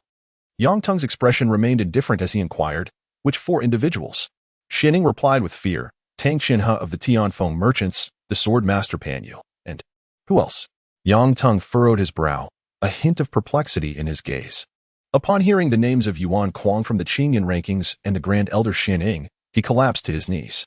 The other elders of the Black Dragon sect, though astonished by the first two names, managed to accept them. However, the last two names plunged them into a frigid abyss of fear. Boom. A torrent of murderous intent erupted, enveloping the surroundings. All present trembled, paralyzed by fear. What a formidable swordmaster! What a Chen Lin! Having slain my Fenger and relentlessly opposed my Black Dragon sect, I vow to eliminate this child. Yang Ting's cold eyes brimmed with a chilling malice as he thundered fiercely. You are to investigate this child's origins and background immediately. Yang Ting's gaze was frigid as he commanded. Hearing this, Chen Ying hastily produced a dossier regarding Chen Lin and presented it to Yang Ting. After a while, Yang Ting finished reading, a frosty smile appearing on his face as he remarked, so, the old coot, Ouyang Mu, is behind him. However, even so, this child is destined for a dead end. With that, Yang Ting's eyes flickered with a bloodthirsty malice, piercingly cold. Chapter 64. The Martial Arts Tournament, Tianyang County. The usually tranquil residence of the county governor appeared unusually bustling today, as martial artists gathered en masse towards the governor's estate. Each warrior's eyes bore a mix of curiosity and scrutiny, as if a significant discussion were underway within the governor's halls. It was rumored that the previously scheduled martial arts tournament had been postponed by 3 days, leaving many to wonder about the governor's intentions. The members of the Butcher's Alliance and the Nine Sun Palace have been restless for 3 days, eagerly awaiting today. Representatives from these two major sects have arrived early at the governor's estate.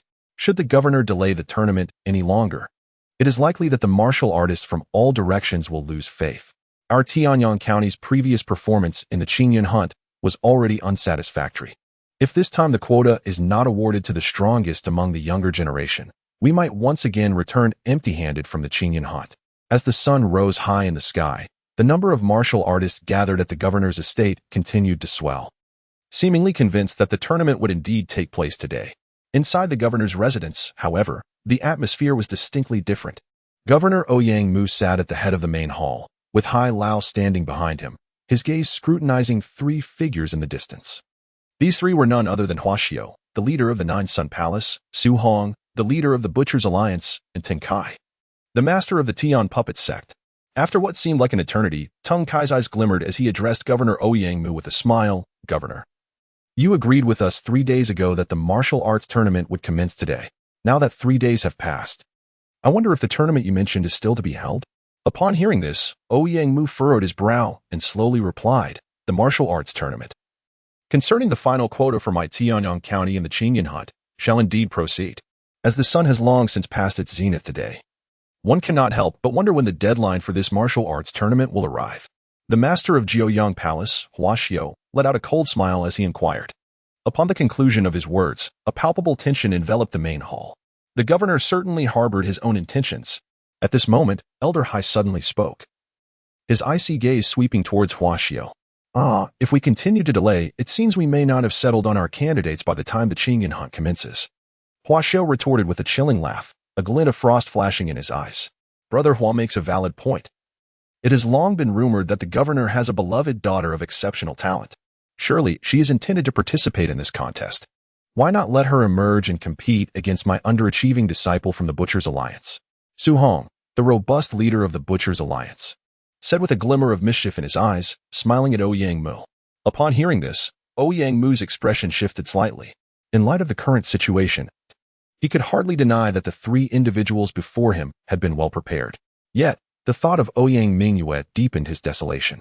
The events on the archaic plains had reached Tianyang County a fortnight ago. At that time, Chen Lin and Ouyang Mingyue had been forced into the icy lake by the elder of the Black Dragon sect, Chang Xiong, and the subsequent news had yet to arrive, leaving much to be concerned about. Moreover, he felt particularly helpless, for both Ling Mo of Jiang Palace and Luo Feng of the Butcher's Alliance had recently made significant breakthroughs, reaching the late stages of the ultimate path. Even if Mingyue were to come, the necessity for her to battle had already diminished. Contemplating this, a trace of bitterness crept onto Ouyang Mu's lips as he gestured behind him. Elder Hai, upon witnessing this, could hardly misinterpret his governor's intent, his eyes widening in disbelief. Give the order.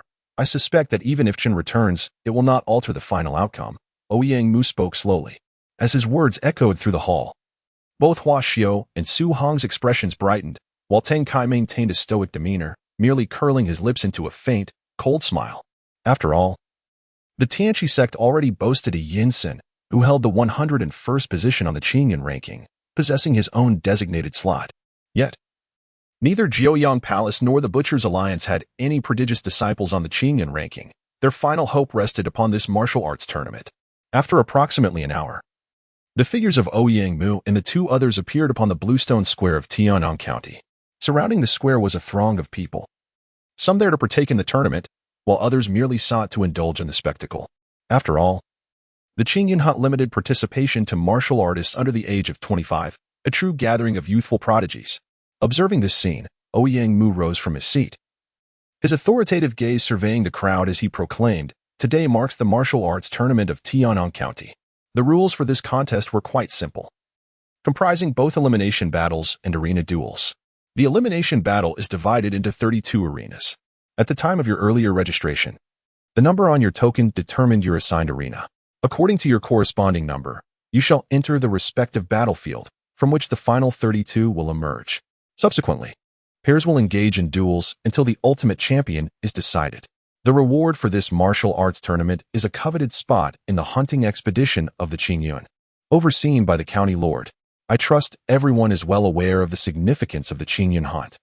It is a realm where the true prodigies of the Qingyun Empire showcase their talents.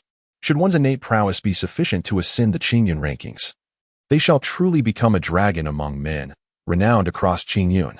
Therefore, I implore all of you to exhibit your strength and talent without reservation during this tournament. Youth is imbued with pride. Who would willingly settle for the role of a mere supporting character? Ouyang Mu's words resonated like the striking of a bell, echoing powerfully in the void, causing the audience's eardrums to tremble slightly. A surge of passionate fervor swelled within their hearts like a tidal wave. Following this exhortation, many clenched their fists, their vital energies surging as they glanced at the numbers on their tokens before soaring towards their designated arenas. With swiftness akin to a swarm of locusts, figures imbued with vital energy erupted from their positions. This scene prompted Ouyang Mu to nod in approval, though his gaze dimmed slightly at the thought of Ouyang Mingwei. Just then, the ever-indifferent Hai Lao suddenly directed his attention to the distance, as though he had spotted a familiar azure silhouette. "County Lord," Hai Lao exclaimed, and upon confirming the figure in the void, he joyfully declared, "The young lady and Chen Xiaoyu have returned." As the words left his lips, Ouyang Mu's body trembled, and he followed Hai Lao's gaze to see a figure he had longed for descending from the back of a blue-maned griffin. Mingwei. The figure before him was indeed Ouyang Mingwei, accompanied by two others, Chen Lin and Zhu Yun. As for Zhu Yun, after receiving Chen Lin's instructions, he had parted ways with the trio along the journey. Ouyang Mingwei, reflecting on the experiences of the past month, could not help but feel her eyes redden as she leaped into Ouyang Mu's embrace. Feeling the warmth of her presence, Ouyang Mu affectionately ruffled her hair, smiling gently. "It's good to see you safe." He then raised his eyes to Chen Lin, expressing his gratitude. "Thank you, Chen Xiaoyu."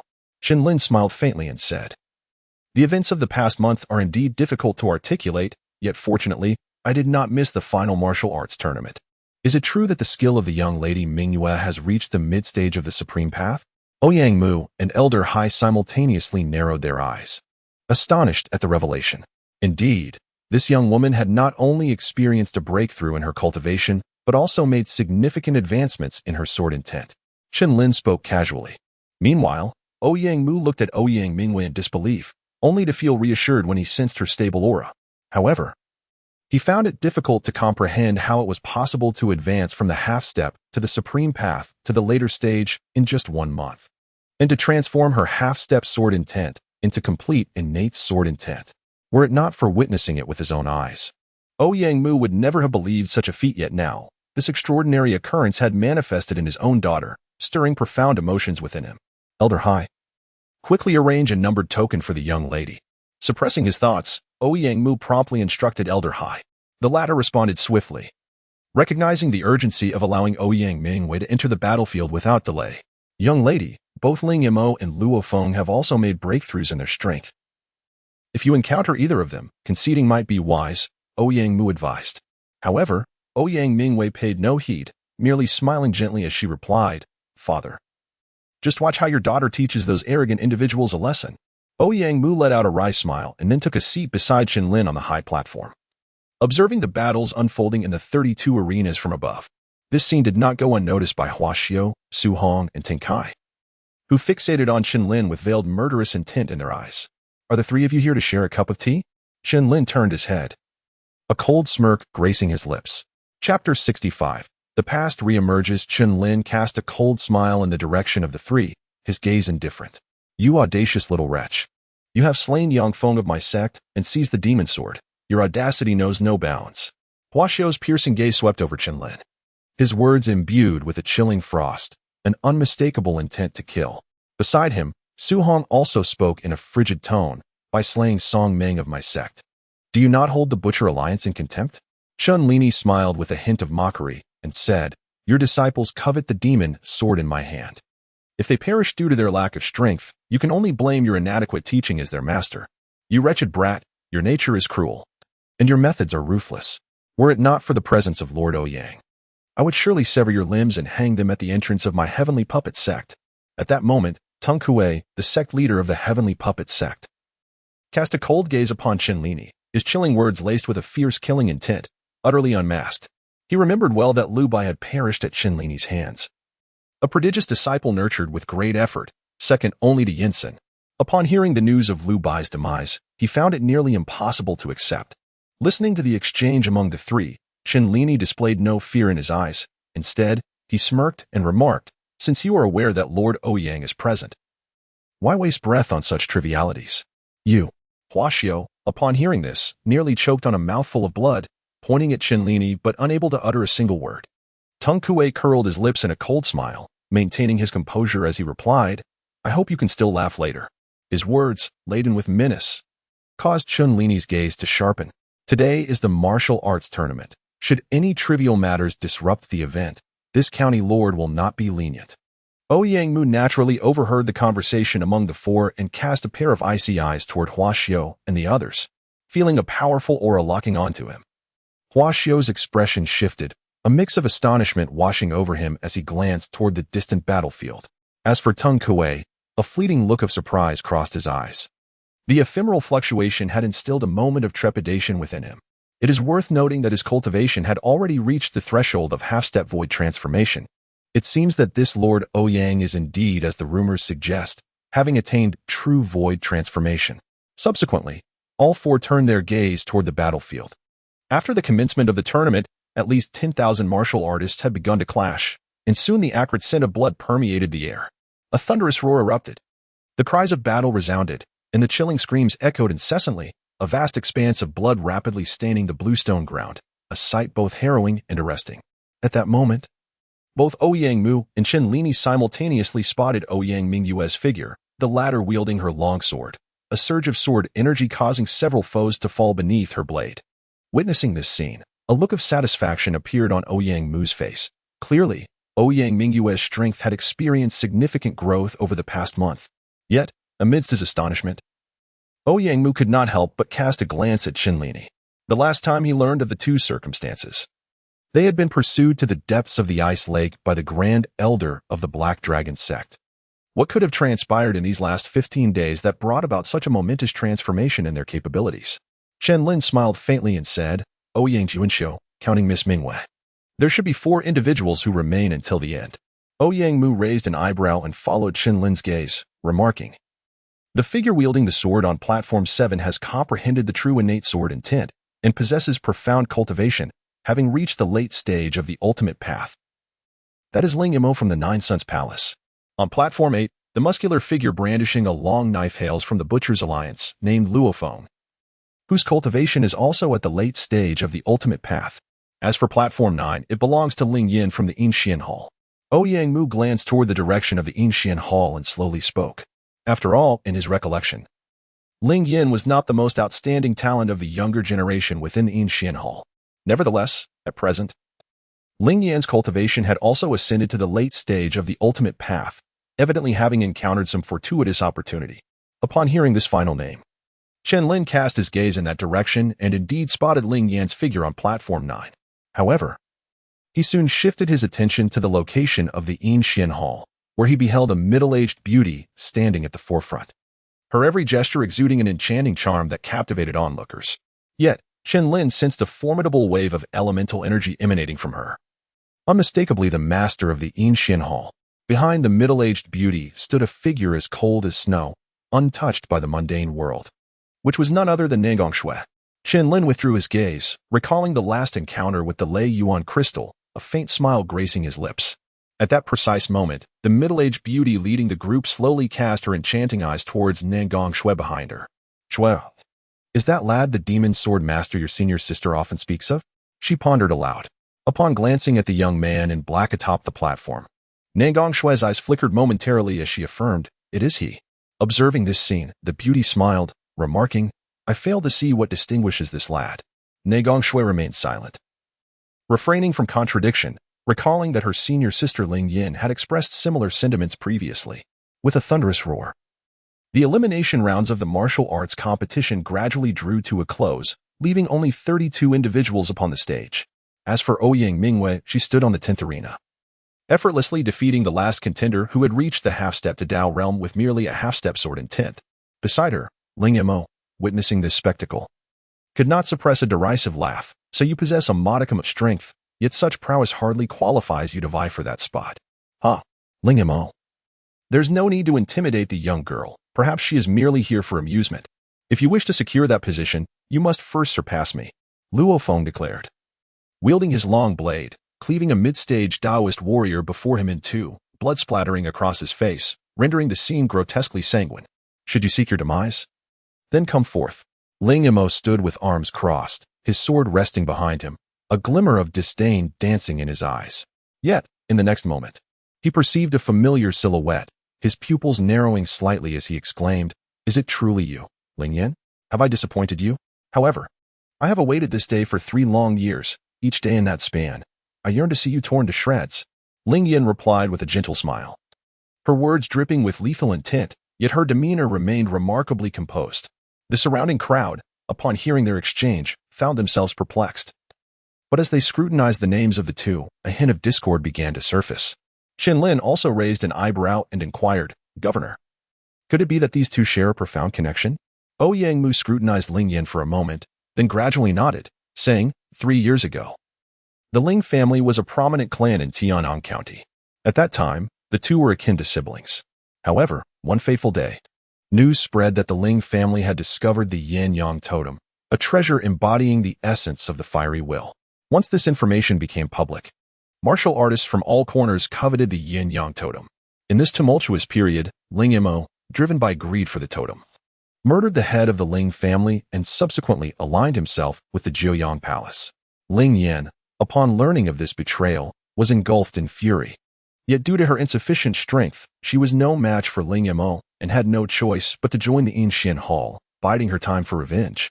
Unexpectedly, 3 years later, they have crossed paths once more at this martial arts tournament.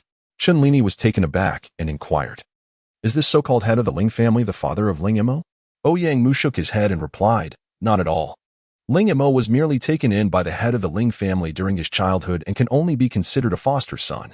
Nevertheless, it is truly astonishing that Ling Mo could so ruthlessly turn against the head of the Ling family for the sake of a yin-yang totem, revealing the depths of his merciless and callous nature." Chen Lin secretly clicked his tongue. By such reasoning, Ling Mo truly was a beast.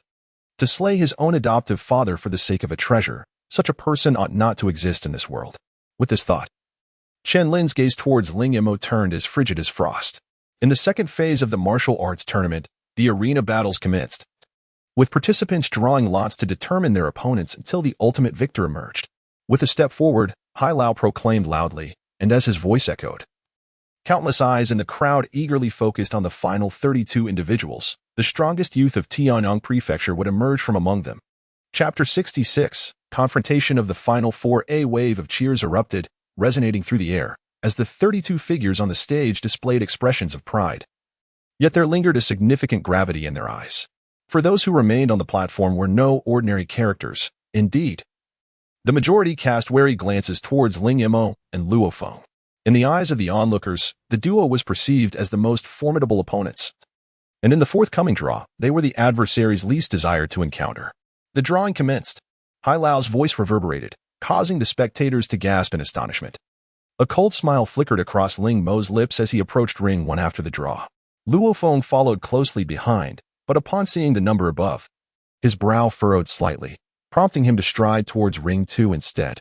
"Looks like your fortune is still holding," Ling Mo remarked, standing with his hands clasped behind his back, a sneer playing upon his lips. Luo Feng, his garments stained with blood, felt a surge of bloodthirsty madness rise within him upon hearing Ling Mo's disdainful words. "I hope you can maintain that confidence when the time comes." Upon witnessing the allocation of the 2 to rings 1 and 2, the remaining participants trembled, gritting their teeth as they approached to draw lots. On the high platform, Ouyang Mu observed this scene with quiet concern, wishing fervently that the young girl Mingyue would not encounter either of them too soon. Chen Lin appeared completely at ease, unconcerned as he remarked, "It is only a matter of time before we encounter it, and it will undoubtedly be a fierce battle." Ouyang Mu turned to Chen Lin and inquired, "Might you discern something, young friend?" Chen Lin smiled and said, "The strength of Ling Mo should be even greater than what has been displayed thus far." Ouyang Mu's expression changed slightly as he cast a deep glance at Ling Mo and inquired, "What leads you to say such a thing, my young friend?" Chen Lin chuckled softly, "Perception is paramount." Hearing this, Hai Lao's lips twitched slightly as he inquired, "Then if Ling Mo were to face the young lady, who would emerge victorious?" Ouyang Mu also turned his gaze toward Chen Lin, a glimmer of inquiry in his eyes. If Chen Lin's assertion held true, a confrontation between Ouyang Mingwei and Ling Mo was inevitable. Under their watchful stares, Chen Lin smirked and replied, "I believe Miss Mingwei will prevail." Both Ouyang Mu and Hai Lao were taken aback, yet deep down, they harbored doubts. Despite Ouyang Mingyue's significant improvement in strength, her odds against Ling Mo, who had reached the late stage of the supreme path, seemed exceedingly bleak. Boom. Just as the 3 engaged in conversation, the ultimate battle on the arena commenced. On the first stage, Ling Mo regarded his opponent with a cold smile. Clang. The sound of a sword echoed, and with a swift stroke of his blade, a dazzling spray of crimson erupted in the air. One sword. Another sword. The spectators were momentarily stunned, their eyes wide with astonishment. Remarkably, no one had yet managed to compel Ling Mo to draw a second sword. Witnessing this scene, Luo Feng on the second stage felt a surge of power coursing through him, his blade infused with energy as he executed a fierce horizontal slash. Boom. The ferocious strike descended, showering the arena with blood, limbs flying in disarray. Another decisive move. Observing Luo Feng's battle, the crowd gasped anew. On the high platform, Hua Xiao and Su Hong, upon witnessing this, stroked their beards with evident satisfaction. On the third stage, Ling Yan's swordplay dazzled as she engaged in a fierce exchange of blows. Seizing the moment, she unleashed a chilling arc of light, sending her adversary crashing backward. "Thank you." The defeated warrior, bleeding slightly, cast a grateful glance at Ling Yan before departing, fully aware that had she not shown mercy, his life would have been in grave danger. On the fourth stage, Ouyang Mingwei triumphed. On the first stage, Ling Mo emerged victorious. On the second stage, Luo Feng claimed victory. On the third stage, Ling Yan prevailed. In this series of encounters, all 4 had vanquished their opponents, successfully reaching the final round. Hiss. The spectators gazed in awe at the quartet remaining on the stage, their eyes reflecting a blend of astonishment and fervor. After all, the ultimate victor would emerge from among these 4. "Let us draw lots," Hai Lao announced, eyeing Ouyang Mingwei.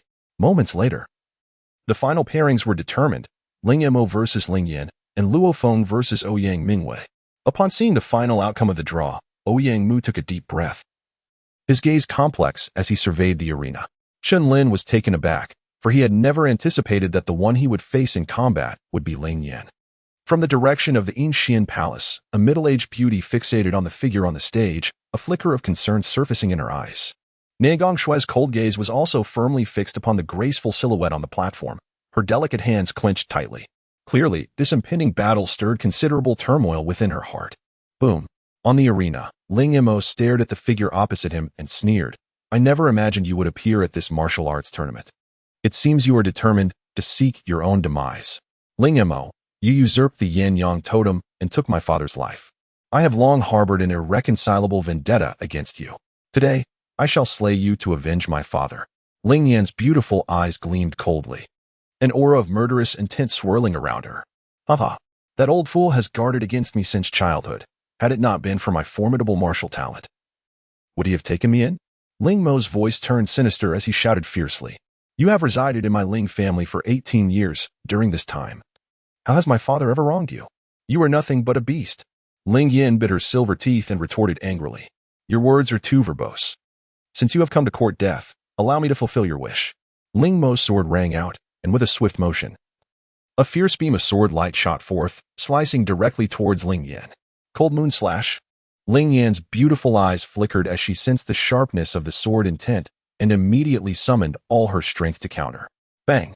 The two beams of sword light clashed head-on, and amidst the tumultuous aftermath, their figures intertwined, with waves of sword light continuously colliding.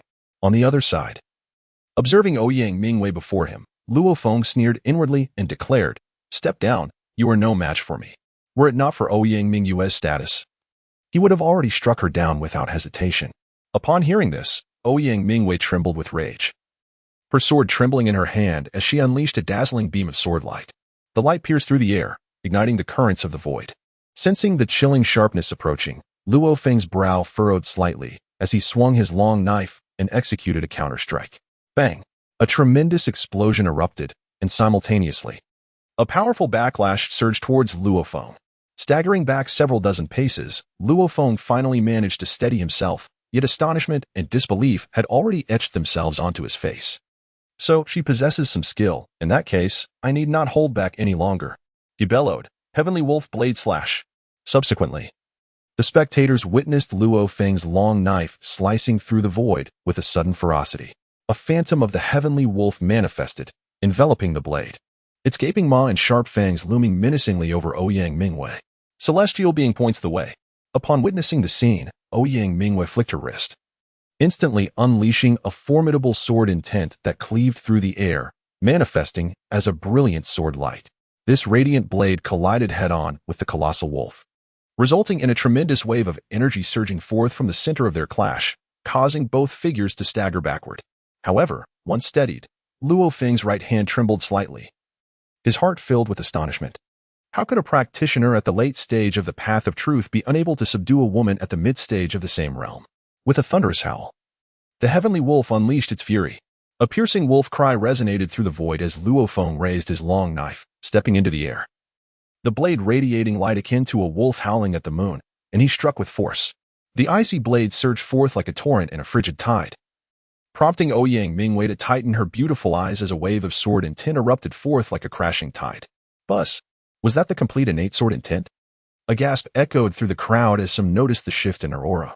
Upon sensing the sharpness of this sword intent, Luo Feng's expression changed dramatically. In the next moment, the sweeping sword light shattered his heavenly wolf, reducing it to mere illusion. As the illusion dissipated, the sword light continued its furious advance toward Luo Feng. Reacting swiftly, he mobilized his inner strength, conjuring a layer of pale yellow armor upon his body. Golden sand armor. Luo Feng roared ferociously, yet he still underestimated the might of the innate sword intent. Crack! The sword light collided violently with the armor, quickly forming a hairline fracture, through which the sword energy continued to tear, ultimately reducing the armor to fragments. This is impossible. Luo Feng's voice, filled with unwillingness, echoed as his body was sent flying, blood spilling from his wounds. How dare you be so arrogant before me? Truly ignorant, Ouyang Mingwei remarked disdainfully. With that, the proud Luo Feng spat a mouthful of blood and fainted. Meanwhile, Ouyang Mingwei cast a heavy gaze toward the first arena, where two figures continued to engage fiercely, their attacks brutal and rife with murderous intent. Chapter 67. The Will of Flames. Observing this spectacle, Su Hong on the high platform, who had initially worn a joyful expression, now bore a countenance as dark as water. Ouyang Mu exhaled a sigh of relief, casting a grateful glance at Chen Lin beside him, acknowledging that Ouyang Mingyue's victory was largely due to Chen Lin's influence. After all, prior to her departure, Ouyang Mingyue's sword intent had merely been at the threshold of completion. Chen Lin maintained a stoic expression, as if he had anticipated Ouyang Mingyue's victory all along. The atmosphere crackled with tension, and before the spectators could fully absorb the shock, the battle on the first arena gradually settled into silence. A vibrant aura erupted forth, causing the crowd to gasp in astonishment. It appeared that Ling Yimou had comprehended the complete innate sword intent, achieving a preliminary stage of mastery. Meanwhile, Chen Lin's brow furrowed. He understood that Ling Yin was destined for defeat. As this sword intent unfolded, within moments, a graceful figure was forcefully ejected from the arena, spitting blood and exuding a feeble aura. Sister Ling. Ne Gongshui trembled at the sight of the battered Ling Yin, her body marred with wounds.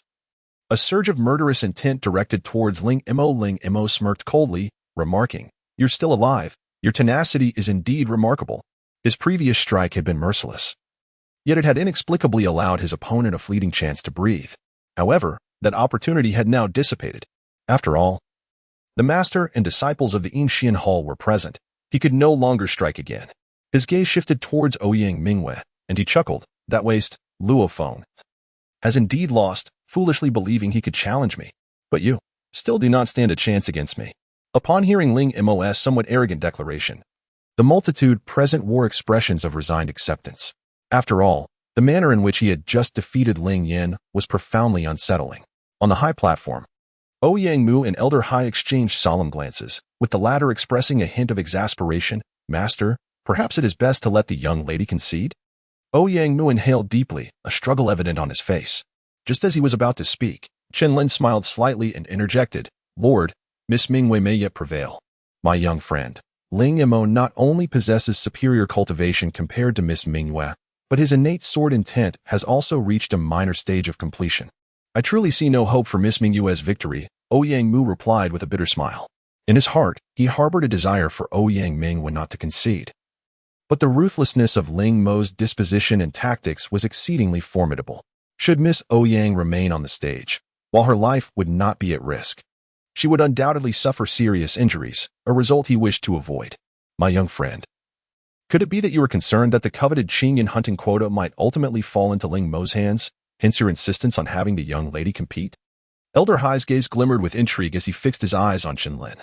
Before Chen Lin could respond, Ouyang Mu's voice turned cold.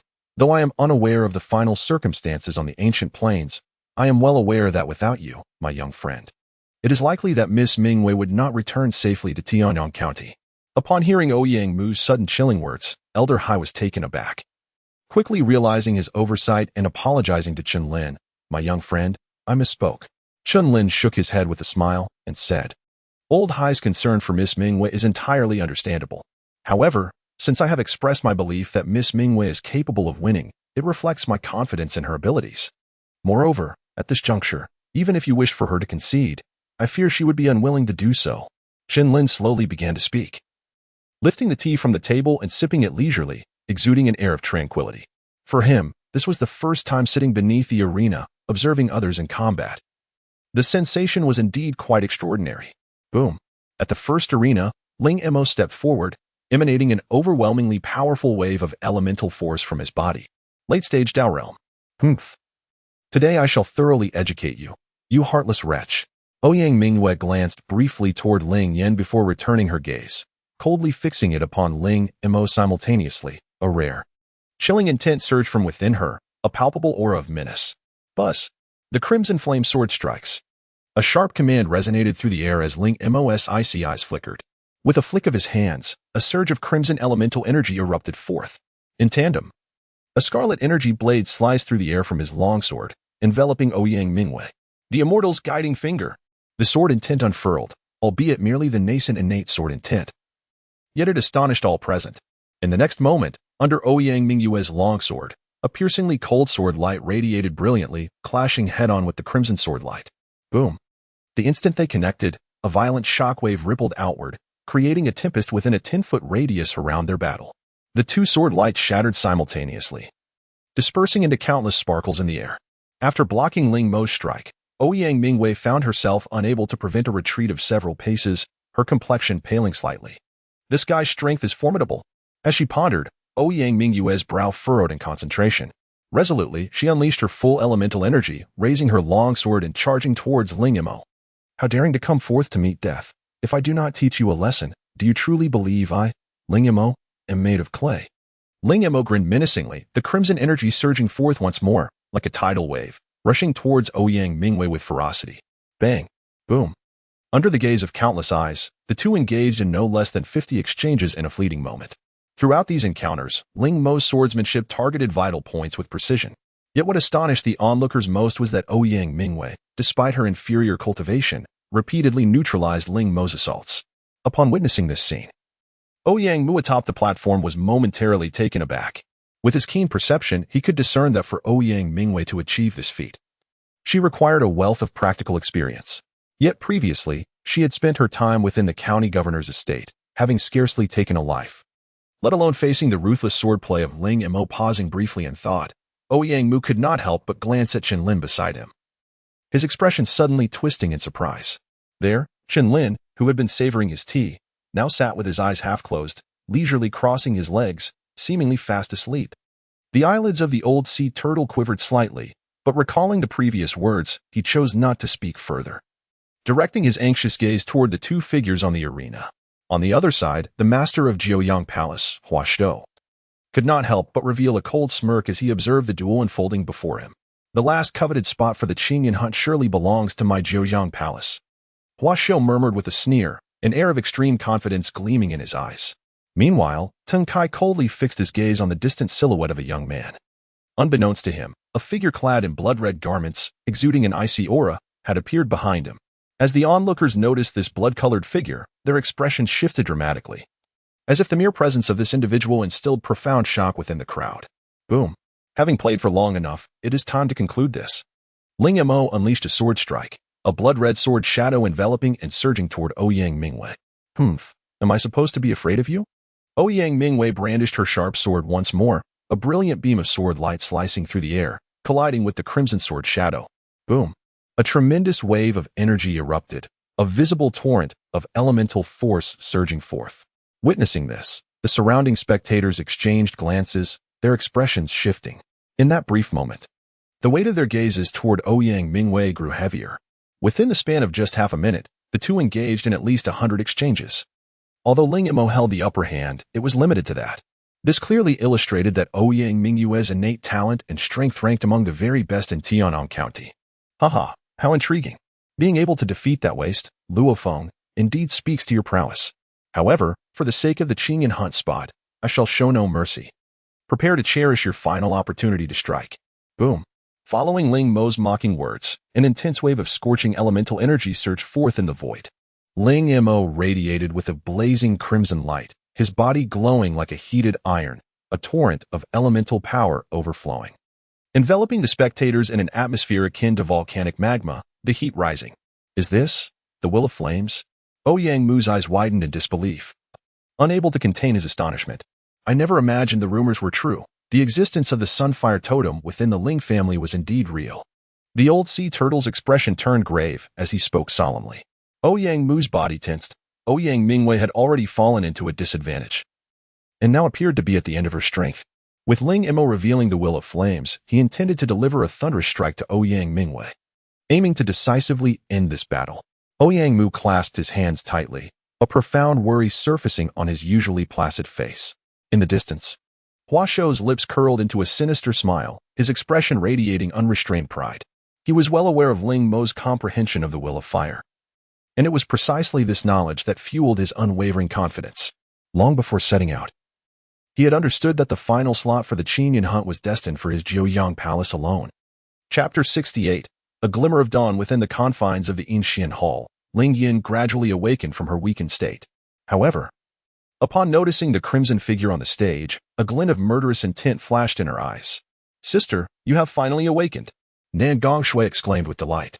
The middle-aged woman beside her sighed in relief at Ling Yan's revival, saying, Yinner, Ling Mo's strength surpasses all in Tianyang County, save for Yin Senator you may seek vengeance.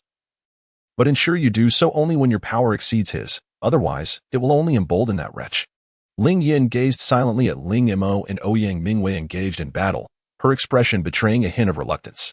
As if recalling something, her eyes swept around the vicinity.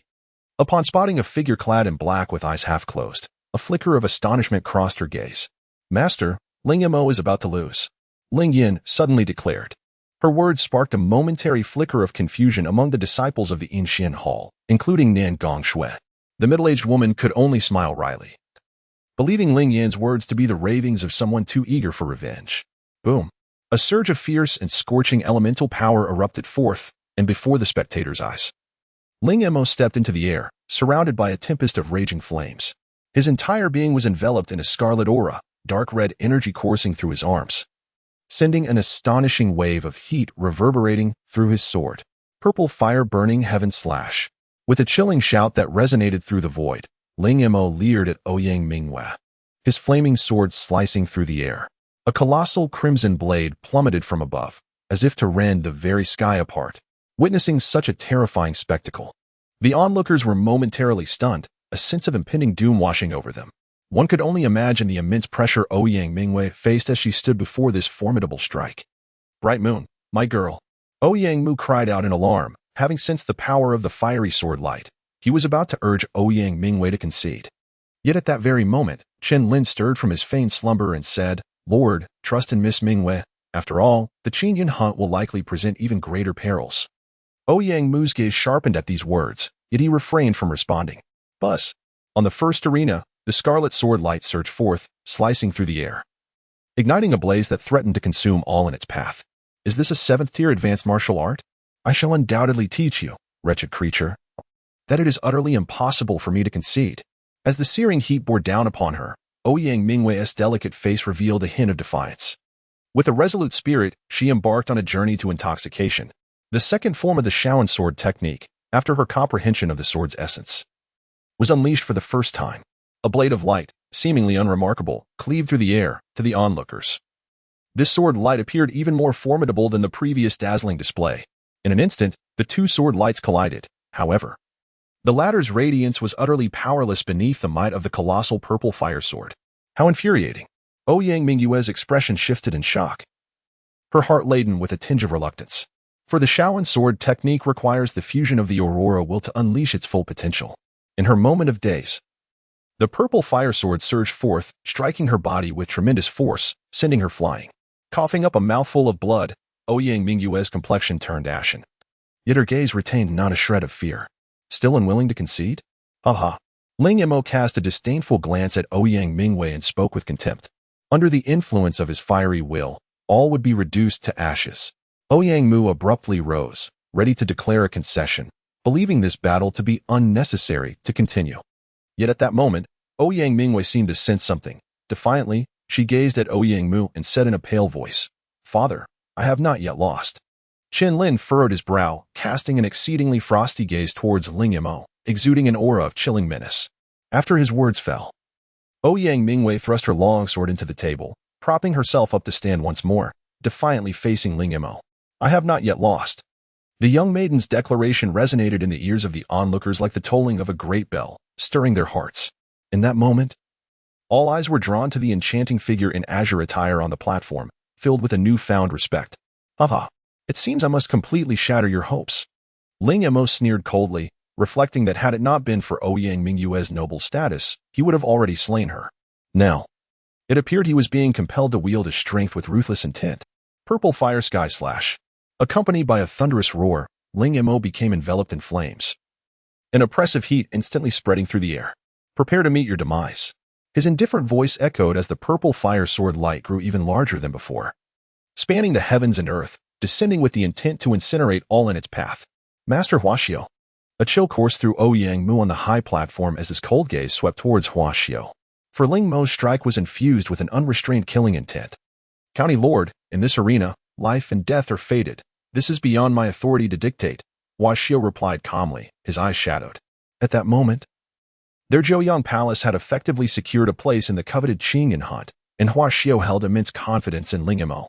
If he were to ascend the Qingyun rankings in the future, he would no longer need to heed the whims of a mere county lord. Meanwhile, Chen Lin felt the surge of his own energy, the earlier tranquility replaced by a weighty seriousness. Yet beneath this gravity lay a glimmer of unwavering trust. Zhiyun, who had sat beside Chen Lin in silence since Zhijin's departure, found herself at a loss for words, especially in Chen Lin's presence. But witnessing the unfolding scene on the platform, her heart ached as she pleaded, "Brother Chen, please help Sister Mingwei." Chen Lin slowly shook his head, directing his gaze toward the arena. Zhiyun, contemplative, followed Chen Lin's line of sight, her pupils suddenly constricting. Before her stood Ouyang Mingwei, who, beneath the immense purple flame sword, did not retreat but instead advanced with her blade. The Aurora Will. What truly is the Aurora Will? Ouyang Mingwei's eyes shone with determination as she meticulously dissected her understanding of the Aurora Will. Yet, in an instant, The purple flame sword descended upon her like a wrathful tempest. Cloaked in the shadow of death, Ouyang Mu trembled.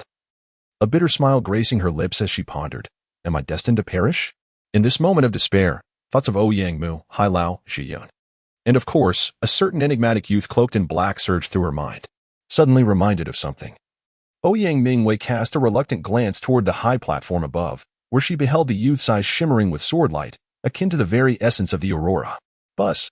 At that moment, Ouyang Mu's spirit jolted, her gaze returning to the purple flame sword. Everything around her seemed to dissolve into an abyss of darkness. The purple flame sword vanishing from sight. Yet, amidst this nocturnal void, a piercing dawn of light suddenly broke forth. The confusion that had once clouded Ouyang Mu's eyes vanished, replaced by an unwavering clarity and resolve. The aurora will. With a soft exclamation, Ouyang Mu's long sword quivered in her hand, unleashing a radiant beam of sword light that swept down from above the arena like a resplendent rainbow. Boom! The purple flame sword was instantly shattered into fragments of fire, dissipating into the vast expanse. What? Ling Mo's pupils widened in disbelief as he screamed in astonishment. Yet, the sword light surged forth, its speed akin to that of the aurora, rendering him utterly defenseless. Splash! Blood rained down from the sky as Ling Mo's body was flung backward, akin to a kite severed from its string, crashing heavily to the ground. Hiss! Upon witnessing the figure sprawled on the ground, resembling a lifeless dog, the crowd collectively gasped in shock. That earlier beam of swordlight, was it truly the aurora will? Someone exclaimed in astonishment. To think it was the fabled aurora will, a rare and elusive essence, so arduous to comprehend. Who would have imagined that the martial prowess of the governor's daughter would be so formidable? The spectators exchanged incredulous glances, their expressions turning awestruck as they confirmed the duel's conclusion, their gazes fixated on Ouyang Mu. Huaxiao stood frozen in place, trembling, his face a mask of disbelief as he muttered, how could Ling Mo possibly lose? After a long pause, his expression morphed into one of desolation, akin to ashes. The moment Ling Mo succumbed to Ouyang Mu, it signified the total failure of his previous schemes and strategies, sealing the fate of Ouyang Mu in the process. A mouthful of blood spewed forth, causing Huaxiao's cultivation to plummet a realm in an instant. This scene elicited a raised brow from Su Hong, who, upon closer inspection, could discern a hint of relief concealed beneath his furrowed brow. Fortunately, Luo Feng lost swiftly. Otherwise, the greater the hope, the more profound the disappointment. On the high platform, upon witnessing Ouyang Mu grasp the essence of the aurora will in her desperate situation, Ouyang Mu slowly relaxed his tightly clenched fingers, a blood mark already surfacing. Mingwei. Gazing at the graceful figure left alone on the arena, Ouyang Mu's eyes glistened with unshed tears, the joy in his heart beyond words. Old Hai, what are you waiting for? Announce the final results. Ouyang Mu urged with enthusiasm. Old Hai promptly complied, stepping to the center of the arena, under the watchful gaze of countless admiring eyes, and proclaimed, in this Tianyang County Martial Arts Tournament, the first place is awarded to Ouyang Mu. Chapter 69, Confronting Yin's and Big Sister Mingwei has won. Zhu Yun exclaimed, her face aglow with surprise as she gazed at the scene on the stage. Chen Lin smiled faintly and remarked, I had foretold that this young lady would undoubtedly prevail. His demeanor remained as calm as a tranquil sky, evoking great astonishment in the eyes of Ouyang Mu and Elder Hai. As Elder Hai's final announcement echoed through the air, a thunderous cheer erupted around the stone square. Ouyang Mu's victory in the contest was truly well-deserved. Reveling in the adulation of the crowd, Ouyang Mu merely smiled before approaching the disheveled figure below the stage. Cough. Crashing to the ground, Ling Mo coughed up another mouthful of blood, his eyes wild with disbelief as he gazed at Ouyang Mu. This is impossible. I have comprehended the will of the blazing fire. How could I possibly be defeated? How could this happen? Ling Mo's voice was filled with bitter outrage, his eyes aflame with a crimson hue. Just moments ago, I comprehended the will of the aurora. You have fallen at my hands. What is there to contest? Ouyang Mu replied coolly, her eyes shimmering with a brilliant sword light, advancing steadily towards him, sensing an icy wave of murderous intent approaching, enveloped in the shadow of death. Ling Mo trembled in terror. You intend to kill me? Ling Mo, your heart is cruel and devoid of humanity. Yet I do not plan to take your life, Ouyang Mu responded with a frigid gaze, her voice steady. Upon hearing this, Ling Mo exhaled with relief. And as Ouyang Mu turned to leave, he contemplated fleeing. Buzz. At that moment, a chilling figure wielding a sword suddenly appeared before him, an overwhelming aura of death surging forth. It is you, Ling Yan. Ling Mo stammered, his body shuddering as he gritted his teeth. Thud. The next instant, Ling Yemo fell to his knees, pleading, "Sister Ling Yan, spare me. Everything I have done was under the duress of that old dog, Hua Xiu." The crowd exchanged bewildered glances at Hua Xiu, whose realm had plummeted, his face flushed as he spat out another mouthful of blood. This beast. Hua Xiu cursed bitterly before losing consciousness entirely. However, Ling Yan remained unmoved. Ling Mo's gaze shifted, and he continued, "Sister Ling Yan, I have never forgotten the kindness of my adoptive father. All my previous actions were forced upon me." His expression was one of anguish, his tone laced with resentment. Yet beneath it lurked a chilling, murderous intent. Ling Yan felt a pang of melancholy. The words Ling Mo spoke were ones she had never heard before.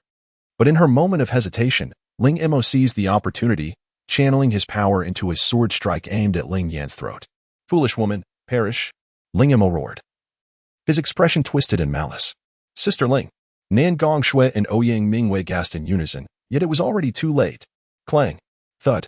In a moment of dire urgency, a violet sword light sliced through the air, trailing a magnificent bloom of blood, rendering the scene utterly mesmerizing. Ling Yan's body trembled as she beheld the longsword hovering just 3 inches from her throat, gradually coming to a halt. When she turned her gaze back to Ling Mo, she discovered that his pupils had lost their luster, and his body collapsed straight down. "Chen Lin."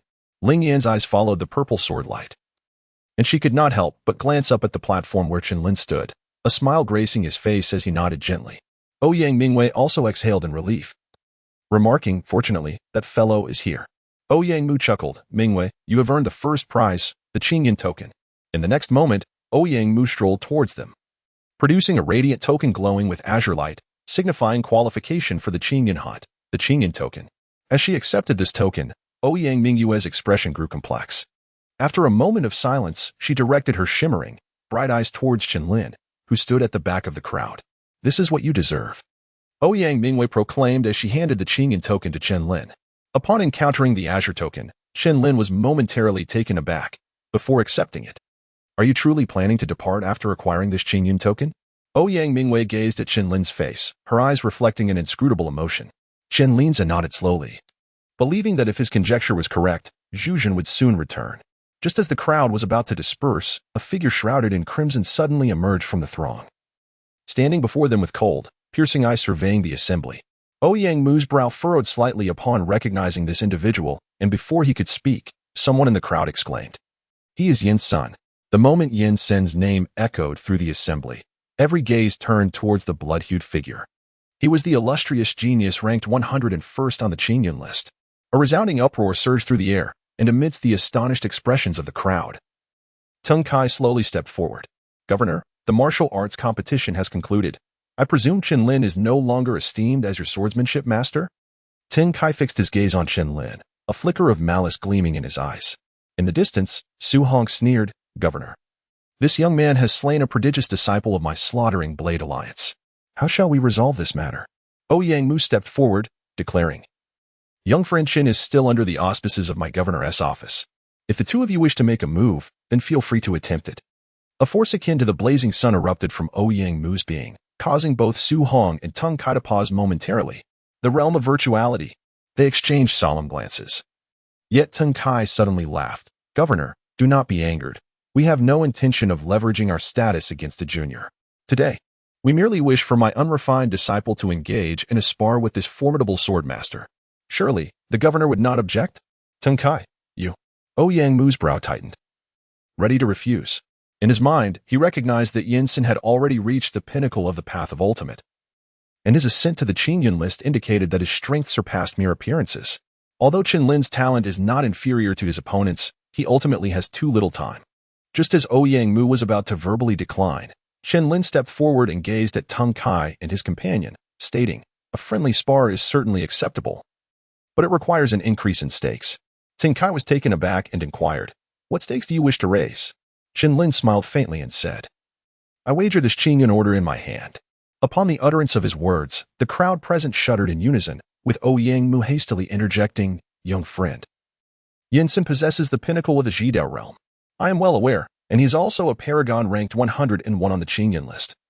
Making him extraordinarily formidable," Chen Lin replied nonchalantly.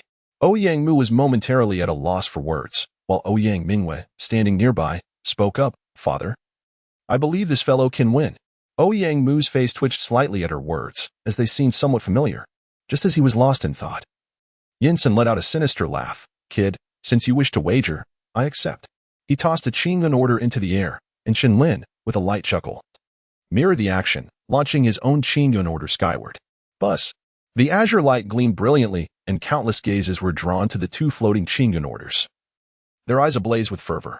Yet, it was clear to all that, despite their proximity, the Qingyun orders were beyond their reach. Haha. This little brat dares to accept the wager. It seems the heavens favor our own puppet sect. Tung Kuei laughed triumphantly, his heart elated at the prospect of acquiring yet another Qingyun order for his sect. In the direction of the Yingxian Hall, a middle-aged beauty, who intended to escort Ling Yin and Nangong Shui back to the sect, found herself halting to observe upon hearing the wager. Did this demon sword master possess such confidence in his abilities? After all, his opponent was Yinsen, a figure on the Qingyun list. She shook her head slightly, deeming Chen Lin's proposal of a wager as exceedingly unwise. With his mid-stage Jidao realm cultivation, how could he possibly contend with Yinsen? The middle-aged beauty glanced at Ling Yin and Nangong Shui, only to find their eyes radiating trust. You both believe that lad can win? The middle-aged woman furrowed her brow in confusion. The two nodded simultaneously, disregarding her further. May that young man withstand 3 moves from Yinsen, she thought inwardly, a hint of disdain flickering in her gaze. Boom. A tremendous aura erupted, reverberating through the void. Under the astonished gazes of the crowd, Yinsen stepped forward, his vital energy surging around him like a tumultuous tide, overwhelming and majestic. Pinnacle of the Jidao realm. The crowd's expressions turned grave. This momentum alone dwarfed that of Ling Imo by an unfathomable margin, rendering them incomparable.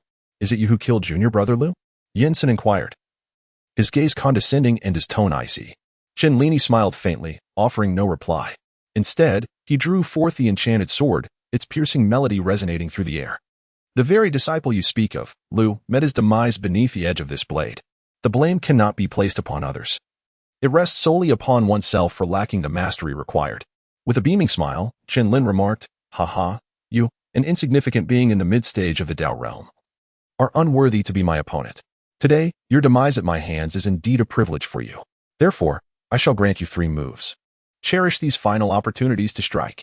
Yinsen, with his hands clasped behind his back, let out a booming laugh, his cold gaze mockingly sweeping over Chen Lin, speaking indifferently.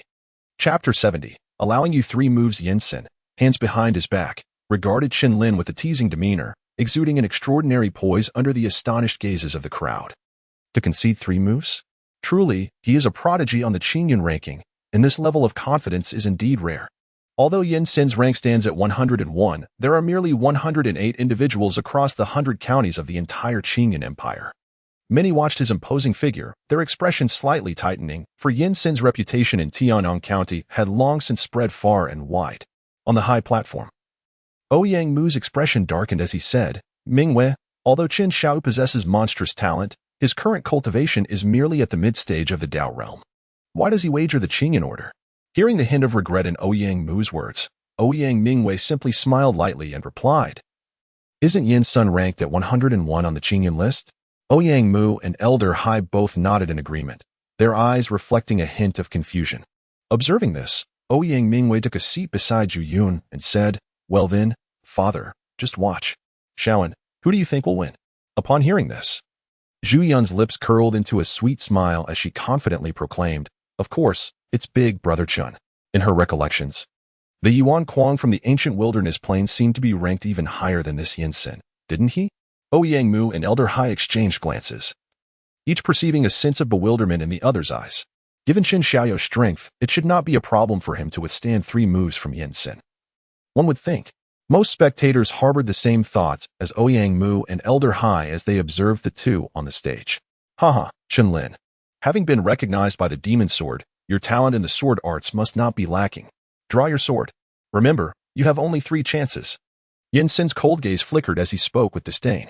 As his words fell, all eyes in the arena turned to Chen Lin, eager to witness how the rumored master of the demon sword would respond. After all, Yinsen's derision was unmasked and brazen. Under the multitude of scrutinizing gazes, Chen Lin merely smiled in response to Yinsen's contempt, extending his right index finger to signal 1. What do you mean? Yinsen's cold gaze sharpened as he questioned. Chen Lin chuckled softly and declared, No need for 3 moves. A single strike shall suffice to defeat you. Upon hearing these words, an uproar erupted throughout the crowd. Some gasped in disbelief, their jaws trembling as they cast incredulous glances at Chen Lin. Could this lad possibly be mad? To claim he could vanquish Yen-Sin with a mere blow? Such audacity was nothing short of fanciful delusion. Ouyang Mu and Elder Hai exchanged bewildered looks, their expressions tinged with confusion. When did Chen, the young friend, become so brazenly arrogant? Meanwhile, the middle-aged beauty from the Yin Hall shook her head with a sigh. Lamenting, I had thought this Chen Lin to be a promising young talent, but it appears he is merely a figure of hollow reputation. Casting a glance at Nangong Shui and Ling Yan, the middle-aged woman felt a twinge of exasperation. This lad possessed a remarkable talent for deception. Having thoroughly bewildered the two most outstanding disciples of the Yin Hall, on the arena, Yen-Sin's laughter boomed, his incredulity evident as if he had just heard the most amusing joke of the past 20 years. My dear boy, I truly wonder who instilled such audacity in you to utter such arrogant words. Even Yuan Kuang, ranked 100 on the Qingyan list, would not dare to make such claims. Yen-Sin sneered, well aware that although he was no match for Yuan Kuang, defeating him was no simple feat either. Each ranking on the Qingyan list represented a significant disparity in strength. He had previously ventured to the Great Wilderness County multiple times to challenge Yuan Kuang, but had met with narrow defeats on each occasion. Chen Lin's smile widened as he calmly remarked, Then, make your move. I shall allow you 3 strikes. The crowd's expressions shifted, their eyes now devoid of hope as they regarded Chen Lin. In the distance, Tung Kai could hardly contain his laughter. He had initially perceived Chen Lin as a patient individual, a prodigy of remarkable talent, but it seemed he had overestimated him. Since you insist on courting death, it would be remiss of me not to oblige. I shall send you on your way. Yen-Sin's voice grew cold as a smirk crossed his face. And with a shudder, a surge of crimson energy erupted forth like a magnificent rainbow. Blood Demon Hand Seal. With a chilling cry, the terrifying energy of the peak of the Path of Truth bore down upon Chen Lin, while a massive blood-red hand materialized, exuding an aura of formidable slaughter as it loomed menacingly. This move from Yen-Sun was something that even the average peak practitioner of the Path of Truth would struggle to withstand, instilling fear in the hearts of the onlookers. As the blood-red hand descended, it created explosive echoes in the void, and under the astonished gazes of many, Chen Lin remained utterly unmoved. Could it be that this lad has been frightened into a stupor? Someone scoffed. Has he given up the struggle? Gasps of disbelief resonated through the crowd. Yet, just as the blood-red hand approached within 10 paces of Chen Lin, he suddenly sprang into action, with a movement as fluid as a dragon. He executed the 9 transformations of the Dragon Shadow. Chen Lin's figure surged with astonishing speed, appearing to the onlookers like a phantom dragon soaring through the heavens. Elusive and difficult to trace, this was the manifestation of the Dragon Shadow 9 transformations, a profound understanding he gleaned from the second form of the heavenly dragon steps, known as the Dragon Transformation. Once unleashed, he could transform into 9 afterimages, gliding through the air like a dragon navigating a river. As the blood hand descended, Chen Lin effortlessly evaded it, casting a light-hearted glance towards Yen-Sin, and remarked, that was the first move. Yen-Sin, filled with rage, seemed utterly unprepared for the possibility that Chen Lin could evade his blood demon hand seal. Without a moment's pause, he coldly declared, Demon Suppression Earth Seal. Boom. As his words echoed, a shadowy palm imprint materialized from the void, causing the air to tremble and ripple in waves, expanding outward. Intrigued, Chen Lin regarded the shadowy palm imprint in the void and silently acknowledged its merit. In terms of this single technique, Yen-Sin truly lived up to his reputation as a prodigy of the Qingyan rankings. Prepare to meet your end. Yen-Sin's murderous intent surged as he thrust his palm downward, causing the void to erupt with a thunderous roar. The force of his strike tore through the air, as if seeking to suppress the 5 mountains and obliterate the verdant hills. As Chen Lin took a step forward, thunder surged around him, and a colossal thunder dragon manifested behind him, roaring ferociously. With a cold gaze, Chen Lin unleashed a punch, causing the thunder dragon to strike fiercely against the ghostly palm imprint. The sound of a tremendous explosion echoed through the air, with terrifying shockwaves radiating from the point where the two clashed, expanding outward for dozens of yards. However, as the dust settled, a figure cloaked in black gradually emerged, causing the onlookers' pupils to constrict slightly. Chen Lin remained poised, standing with his arms crossed, his right arm extended, though his once pristine attire was now specked with traces of dust. Another move, yet one more to go, Chen Lin remarked indifferently, casting a faint glance at Yen Sr. Upon hearing this, Yen-Sin could no longer maintain his composure. With the previous strike, He had believed he could easily annihilate any opponent at the pinnacle of the path of truth, yet he found himself unable to subdue this mere mid-stage practitioner. Seal of demon suppression. Yinsen roared with ferocity, his blood surging with intensity, unleashing a chilling aura of murderous intent. The void trembled violently, and a gigantic hand, seemingly drawn from the depths of the void, emerged like a colossal palm of heaven, descending to crush Chen Lin. The enormous hand swept through the air as if it were an ancient mountain, and anything caught beneath its shadow was destined to be obliterated. Sensing the shift in energy, Ouyang Mu and Zhu Yun felt a shiver run through them, their hands instinctively clenching tightly. Underneath the immense hand, Chen Lin's expression remained unchanged.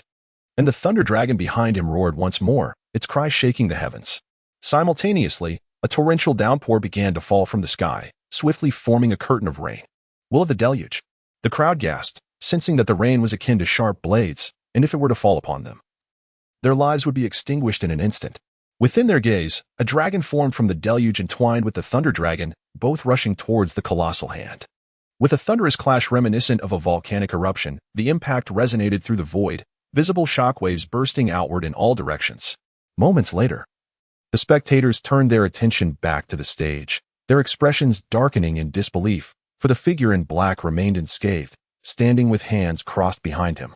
How can this be possible? Under my seal of demon suppression, he remains utterly unharmed. Yinsen exclaimed, his voice filled with incredulity. 3 strikes have passed. Now, it is time for you to receive my sword, Chen Lin declared coldly as he drew forth his enchanted sword. He hadn't even wielded his sword until now. A swordsman had managed to withstand Yinsen's full force 3 strikes without drawing his weapon. At that moment, the onlookers realized something profound, their bodies trembling as they gasped in astonishment. With a resounding clang, a flash of purple light streaked across the sky. The resonant sound of the sword ringing out with majestic clarity. With a swift stroke of his sword, Chen Lin unleashed a dazzling beam of light, akin to the brilliance of the aurora, slicing through the void towards Yin's Senator, the demon suppression seal. Sensing the formidable intent of the sword, Yinsen's expression twisted into a grimace as he roared, summoning once more a colossal hand to ascend towards the heavens. However, at the moment the giant hand made contact with the sword's radiance, it shattered as easily as tofu, dispersing into starlight across the vast sky. With a sharp gasp, the sword light surged forward, causing Yinsen to violently expel a mouthful of blood, his body propelled backward like a lifeless dog crashing onto the stage. Gulp.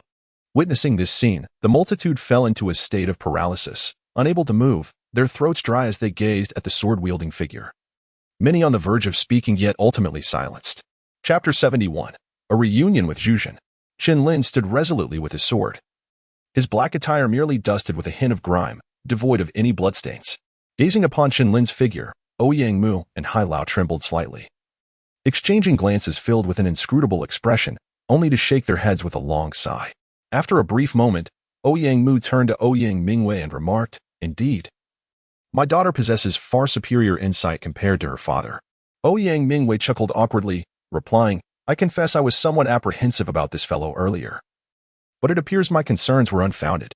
Zhu Yun, too, breathed a sigh of relief, while she had faith in Chen Lin's victory. She was astonished by the manner in which he achieved it. In the direction of the Yinxian Hall, Ling Yin and Nagong Shui, upon witnessing Chen Lin's triumph, nodded in mild astonishment. Victory was assured, yet to vanquish Yinsen with a single strike was indeed surprising. As they turned, they noticed the middle-aged beauty wearing an expression of disbelief, prompting their speculation. "Master, what occupies your thoughts?" Ling Yin inquired with a smile. The middle-aged woman, recovering from her shock, stammered, "This young man actually defeated Yinsen, who was ranked 101st on the Qingyun list, with a single sword." Ling Yin and Nangong Shui exchanged glances and responded, "Did you not witness it yourself?" The middle-aged woman, grappling with disbelief, found the earlier scene profoundly life-altering. The most tormented of all was Tung Kai, who had initially believed victory was within his grasp. However, at the moment Yin Sun fell into a pool of blood, the smile on his face froze completely. How could this little beast possibly achieve such a feat? Tung Kai's heart shattered, his composure crumbling as he regressed from half-step into the void realm back to the pinnacle of the true path realm, aging visibly in an instant. Witnessing this, Su Hong's eyelid twitched. Fortunately, he had never harbored any hopes regarding Luo Feng. Sensing Su Hong's gaze, Luo Feng, amidst the gathered disciples of the Butcher Alliance, adopted an air of superiority. Though he faced defeat, he remained the most trusted disciple of the alliance leader. The crowd stood as if petrified, and after a moment of stunned silence, they struggled to accept the reality of Yinsen's defeat by a single sword strike. At that moment, a messenger galloped forth from the crowd, delivering a confidential letter to Ouyang Mu. Observing this, Ouyang Mu commanded solemnly, "Hai Lao, read it aloud." Upon hearing this, Hai Lao fixed his gaze upon the letter and declared, "Governor, this concerns the events involving the young lady and the others in the ancient plains." Upon hearing this, the entire assembly, including the middle-aged beauty, Teng Kai, and Yinsen, fell silent. After all, everyone was eager to learn what Chen Lin and his companions had accomplished in the ancient plains to warrant such a terrifying enhancement of power. With a sharp focus, Hai Lao began. In the ancient plains, at the sacred source Heavenly Pool, the demon sword master Chen Lin single-handedly confronted Tang Qianhe of the Tianfeng merchants. The sword master Pan Yu, the grand elder of the Black Dragon cult, and the prodigy Yuan Kuang, ranked 100 on the Qingyan list. Upon hearing this, the crowd was utterly astounded. The Feng Merchant Association in the Great Wilderness County possessed formidable strength, and at that time, Tang Qianhe had already entered the late stage of the Supreme Path Realm. Moreover, the one-sword swordsman Pan Yu had comprehended the will of the Gale, able to kill with a single stroke. The Grand Elder of the Black Dragon cult was a renowned powerhouse, likely having reached the Supreme Path Realm, while Yuan Kuang ranked 100th on the Qingyan list, surpassing Yinsen by a single position. Among the crowd, someone gradually recounted the backgrounds of these four individuals, causing everyone to tremble in astonishment. However, Elder Hai continued, recounting a cataclysmic battle that transpired at the sacred source Heavenly Pool, where ultimately, Chen Lin, with sheer determination, single-handedly slew all four, embodying the grace of the sword master. After reading this confidential letter, Elder Hai's heart was tumultuous. To face four alone and slay them all? Ouyang Mu exclaimed in disbelief, his face reflecting incredulity. The middle-aged beauty and Teng Kai also shuddered, questioning whether this young man was mortal or supernatural. Upon hearing this, Yinsen's rage erupted, bellowing, "You actually killed Yuan Kuan. This is impossible." The crowd looked on in shock, their expressions filled with horror. Chen Lin, however, appeared remarkably composed, merely taking a step into the void and effortlessly collecting the 2 Qingyan tokens into his storage ring. "How dare you?" Yinsen exclaimed, his eyes bloodshot as he witnessed his Qingyan tokens being taken by Chen Lin. Consumed by rage, he spat out another mouthful of blood.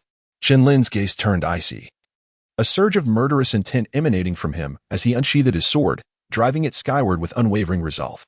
Yinsen, filled with astonishment and fury, could scarcely believe that Chen Lin intended to take his life. No. Yinsen bellowed in rage, yet under the brilliance of the sword's light, all his efforts were in vain. With a soft thud, a vivid spray of crimson erupted as a severed head tumbled to the ground.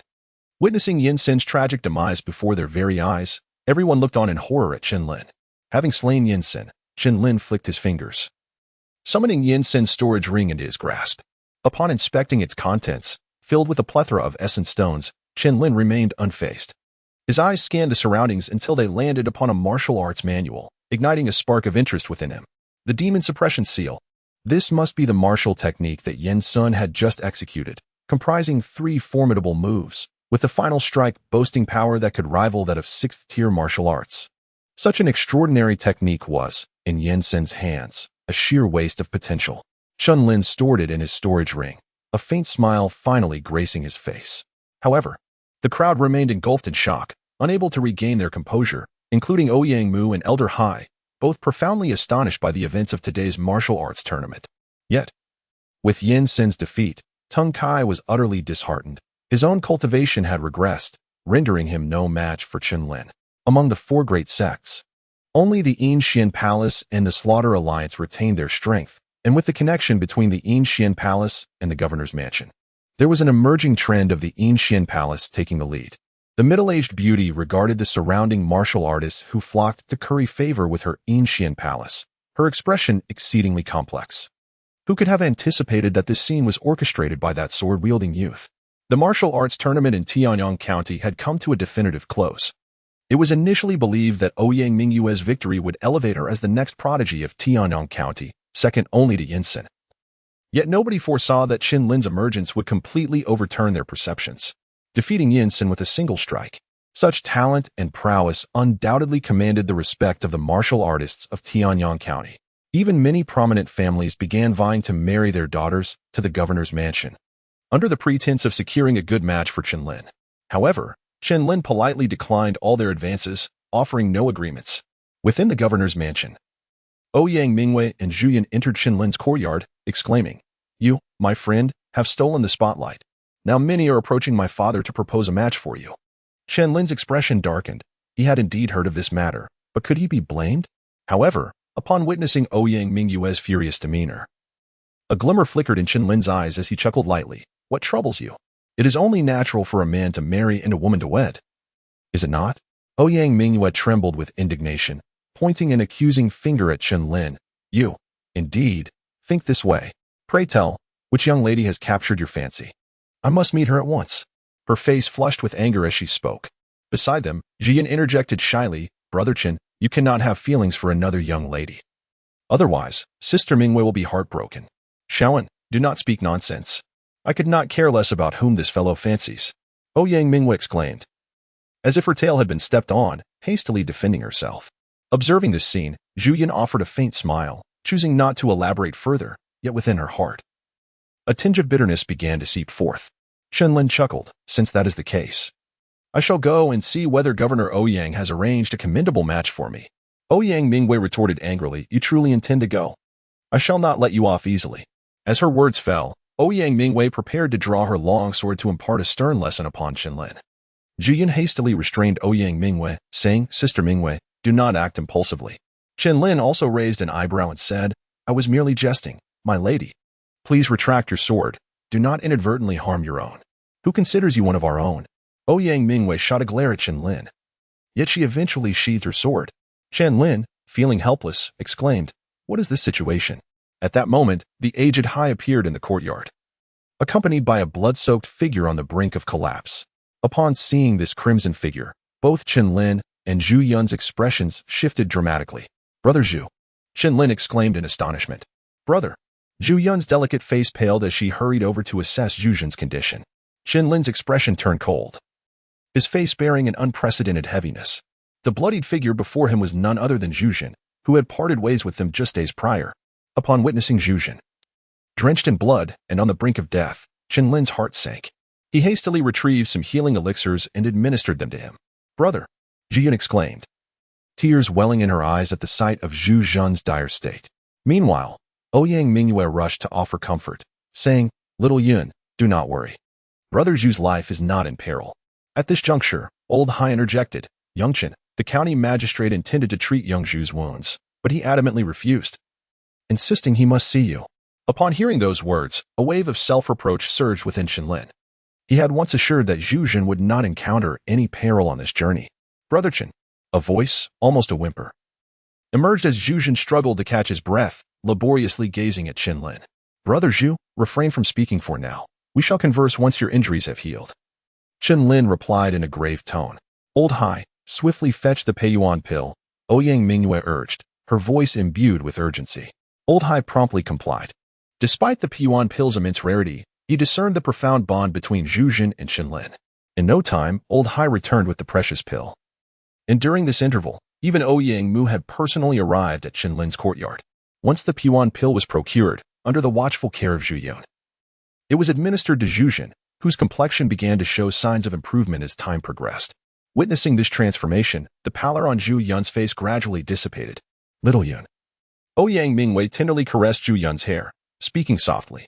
Zhu Yan, fully aware of her good intentions, managed a faint smile, albeit one that still bore the weight of anxiety. After all, Zhu Yan had yet to awaken. As the minutes stretched into 2 agonizing hours, Zhu Yan finally exhibited signs of consciousness. Upon noticing this, Zhu Yan's eyes sparkled with hope as she rushed forward to embrace him, exclaiming, "Brother!" "Sister!" Zhu Yan's gaze immediately fell upon Zhu Yan's anxious expression, warming his heart. In the next instant, he noticed Chen Lin, Ouyang Mu, and Old Hai surrounding him. "Brother Chen," Zhu Yan, recalling something, attempted to rise. However, Chen Lin quickly interjected, "Brother Zhu, do not move yet. Has something occurred in Flamefire City?" At these words, the others exchanged startled glances, save for Ouyang Mu, whose eyes glinted with a mysterious light. Under Chen Lin's scrutiny, Zhu Yan solemnly nodded. Observing this, Ouyang Mu suddenly proposed, "Shall we all step outside?" Ouyang Mu cast a questioning look at Chen Lin, seemingly seeking an answer, but none was forthcoming. Zhu Yun appeared bewildered. However, upon seeing Zhu Jin's nod, she followed Ouyang Mu out of the room. Once the four had exited completely, Chen Lin turned his attention back to Zhu Jin, earnestly inquiring, "Brother Zhu, has something happened to the Chen family?" Previously, when they had parted ways in the Great Wilderness County, it was under Chen Lin's directive that Zhu Jin ventured to Flamefire City. The purpose of this journey was to investigate the circumstances surrounding the Chen family. It was not long ago that, due to the Qinglong Tower incident, he had been expelled from the Chen family by the old dog Chen Song. While the rest of the family remained under strict surveillance, their every move tightly controlled by Chen Song. Now, with his strength sufficient to contend with the ordinary pinnacle of the Dao realm, he was naturally prepared to return to the Chen family and settle the score with the old dog Chen Song. At that moment, within his understanding, with Zhu Jun having attained the late stage of the Dao realm, there seemed to be no one in the Chen family, aside from the elder Chen, who could possibly rival him. However, the current developments made Chen Lin's heart sink heavily. Upon hearing Chen Lin's words, Zhu Jin responded with a tone of gravity, "Brother Chen, I initially infiltrated the Chen family as you suggested with relative ease. Yet, within the confines of the Chen family, I discovered that the reality was far from what you described. The Chen family harbors not merely a dozen peak Dao realm experts, but within the main hall, there resides an elder whose cultivation is as profound as the depths of the sea. Based on my conjecture, you may have even approached the void transformation realm. It was this elder who detected my presence and dispatched 3 peak Dao realm experts to hunt me down. Had it not been for my previous experiences of honing my skills in life and death situations, I might have found it exceedingly difficult to return." Zhu Jin wore a bitter smile. "The elder you speak of must surely be the elder Chen." Chen Lin interjected decisively, his gaze sharp and penetrating. To his astonishment, the elder Chen had only possessed peak Dao realm cultivation at that time. Yet now, he had seemingly reached the void transformation realm. Zhu Jin's expression paused momentarily before he continued, "Brother Chen, the present state of the Chen family imparts upon me an eerily strange sensation." Chen Lin, perplexed, raised his gaze towards Zhu Jin. Zhu Jin, reminiscing about that moment, slowly began to speak. "Within the Chen residence, I seem to have found no trace of the individuals you mentioned." Chen Lin's expression shifted abruptly, his body trembling slightly as he inquired, "Have you encountered a woman?" Zhu Jin shook her head and replied, "The young lady you speak of, named Chen Xiao, is someone I have not seen." Upon hearing these words, Chen Lin lowered his gaze, enveloped in melancholy. Had Xiao departed? Was she disappointed in him? What was the current plight of his father, uncle, and Chen Gang? With these thoughts swirling in his mind, a wave of self-reproach and guilt washed over Chen Lin, compelling him to suppress his negative emotions. He chose silence and exited the room. The 4 individuals waiting outside exchanged glances as Chen Lin emerged, their expressions momentarily flickering. Ouyang Mu stepped forward, intent on inquiring. But Chen Lin appeared lost and despondent. Noticing his pallor and the emptiness in his eyes, Ouyang Mu hesitated, a hint of confusion crossing her features. Ouyang Mu gently restrained her, meeting her bewildered gaze with a subtle shake of his head, whispering, "Give Yongchen some time." From Ouyang Mu's words, it was evident that he possessed knowledge of certain undisclosed matters. Zhu Yun entered the room, sitting beside Zhu Jun, her own expression heavy as she regarded her brother, her eyes filled with uncertainty. Thus, in this oppressive atmosphere, 3 days passed. Throughout this time, Chen Lin sat alone in the courtyard. The once vibrant spirit that characterized him seemed to have vanished completely.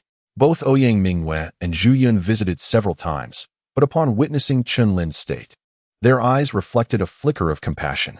Determined, on the 3rd day, Ouyang Mu approached Ouyang Mu, asking, "Father, do you know what has happened to that fellow?" Ouyang Mu paused, his gaze solemn as he replied, "Yongchen hails from the Chen family of Yanhua City. Yet the current circumstances of the Chen family are far from optimistic." After this brief statement, Ouyang Mu began to grasp the situation, saying, "So, he has been cast out from the Chen family?" Ouyang Mu shook his head with a bitter smile. "The new head of the Chen family is someone whose background even I am unaware of. The specifics of the Chen family's condition remain a mystery to all." Ouyang Mu's beautiful eyes lowered, her hands clenched tightly, a glimmer of resolve flashing within them as she dashed out. Witnessing this scene, Ouyang Mu sighed and shook his head, while the elder high behind him appeared bewildered, asking, "Lord, are you not aware of the current state of Yanhua City?" Ouyang Mu shook his head, producing an envelope that detailed all matters concerning Chen Lin. The city lord, Sun Ling, had allied with the Chen family head, Chen Song, to exert control over Yinhua City. Moreover, within the Chen family, there was a formidable group of shadow guards, suggesting a hidden connection to the imperial family.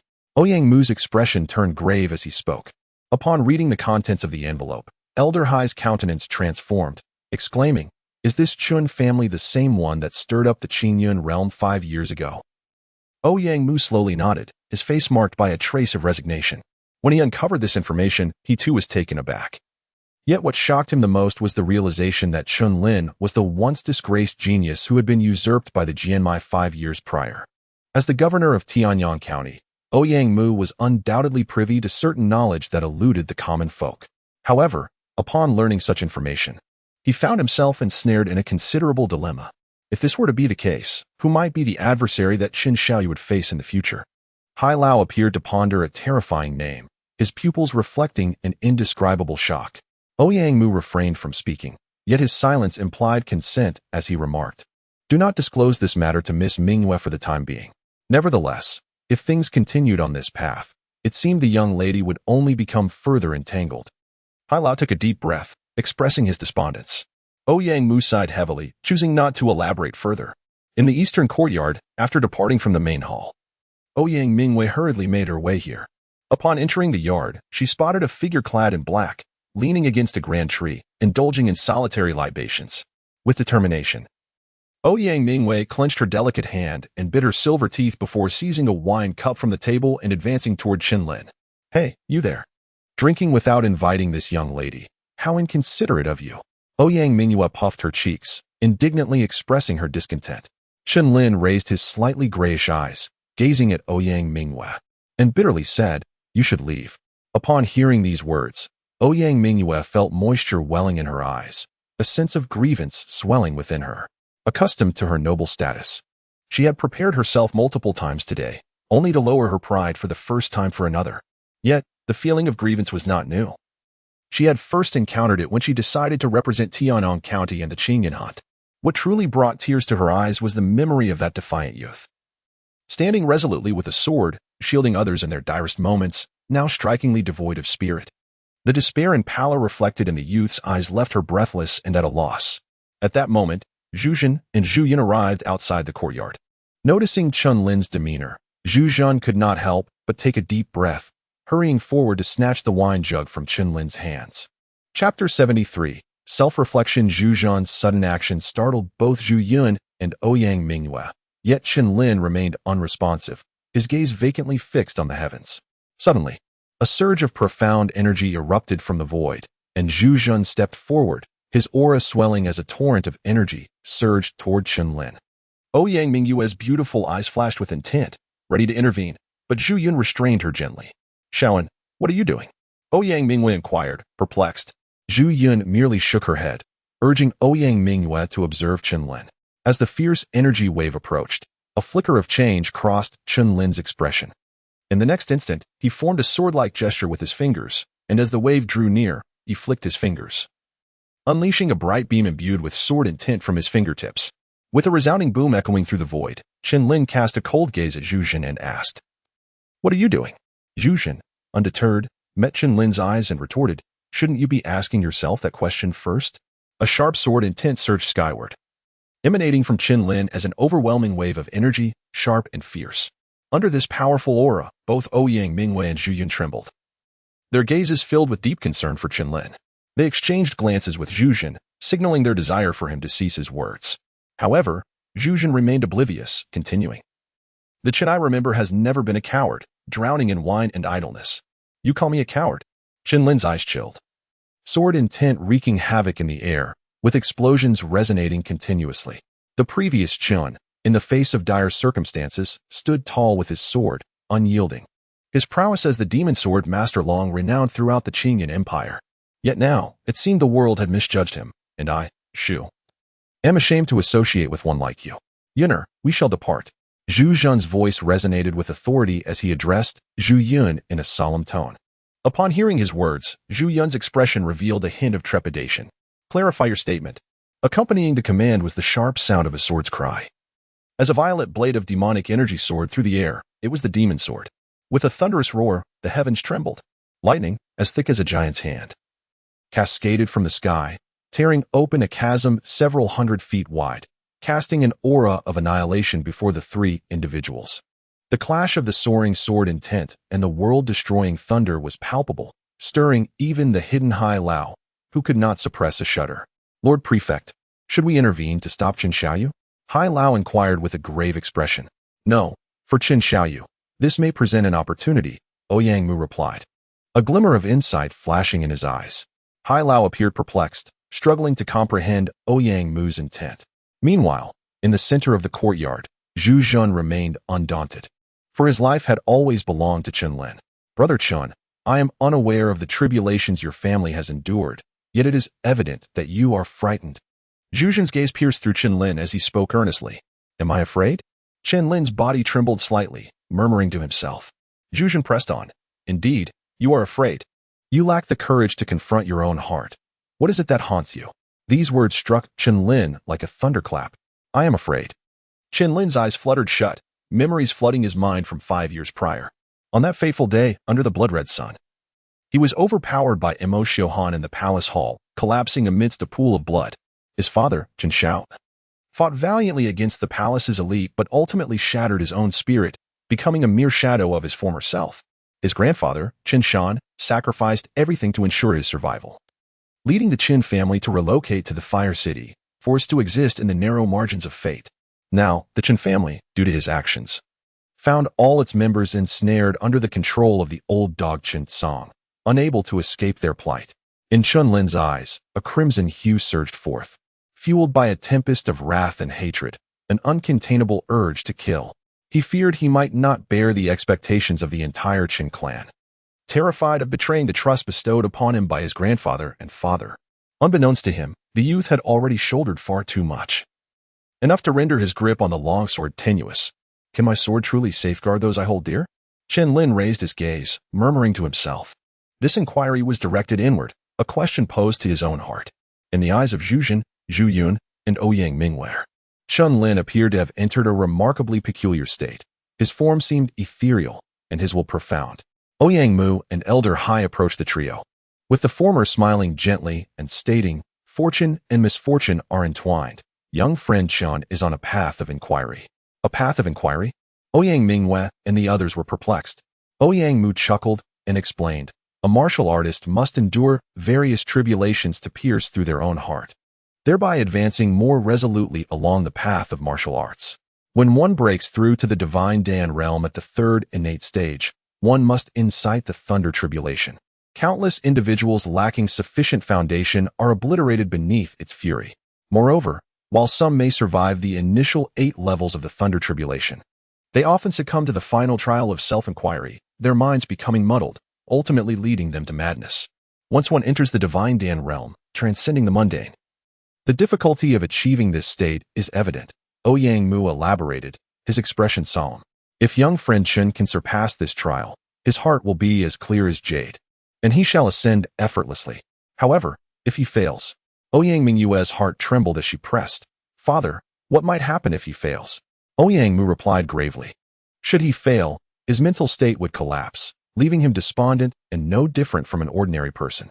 Upon hearing this, the 3 present exchanged concerned glances. Ouyang Mu clenched her delicate hands, her fingertips turning pale. After this revelation, she refrained from saying more, her gaze fixed intently on Chen Lin. Zhu Zhun and Zhu Yun also displayed traces of worry. In their hearts, they had long since placed Chen Lin above themselves. Boom! In the heavens above, thunder roared. The demon sword emitted a continuous, resonant clang, as if sensing Chen Lin's plight, urging him to navigate through the fog of his heart. In this agonizing wait, an entire day and night passed. Ouyang Mu's complexion had grown pale, prompting Ouyang Mu to tenderly suggest, my dear, go rest for a while. I shall keep watch here. The young woman stubbornly shook her head. She wished to remain close, desiring to be the first sight he beheld upon awakening. Meanwhile, unlike the crowd outside, Chen Lin found himself ensnared in a realm of chaos. Before him unfolded the bloody scene from 5 years prior, filled with his father's disappointment and the lifeless gazes of the Chun clan. Time lost its meaning as Chen Lin gradually succumbed to numbness. At that moment, a delicate sound of a sword resonated, as if it traversed through the fabric of time and space. Though faint, it was impossible to overlook. It was the sound of an ethereal sword. Chen Lin lifted his gaze, his eyes gleaming with a radiant sword light. When he looked around once more, a cold smile involuntarily crept across his lips as he remarked, "A mere illusion dares to disturb my Tao heart." With a swift motion, a brilliant beam of sword light sliced through the void. Thunderous echoes reverberated as the immense sound resonated, transforming Chen Xiao, Chen Shan, and all the members of the Chen family into mere shards of mirror, dissipating into the vast expanse. In that instant, a profound, thunderous voice echoed through the ocean of souls. "Young Chen, congratulations are in order." Upon hearing this, Chen Lin's expression turned respectful as he replied, "Esteemed Emperor, what brings about this congratulations?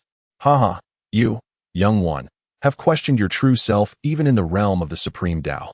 With your Tao heart established, I recall that I, too, reached this juncture only upon entering the void transformation realm," the heavenly desolation emperor expressed with satisfaction. Chen Lin was momentarily taken aback and inquired, "Was that the sound of the sword just now?" "This sword, once wielded by the mighty holy emperor of Ur, bears the essence of divine blood from a demon god. It possesses not only sentience, but also a trace of divinity. It is precisely for this reason that you were able to hear the sword's resonance, awakening you.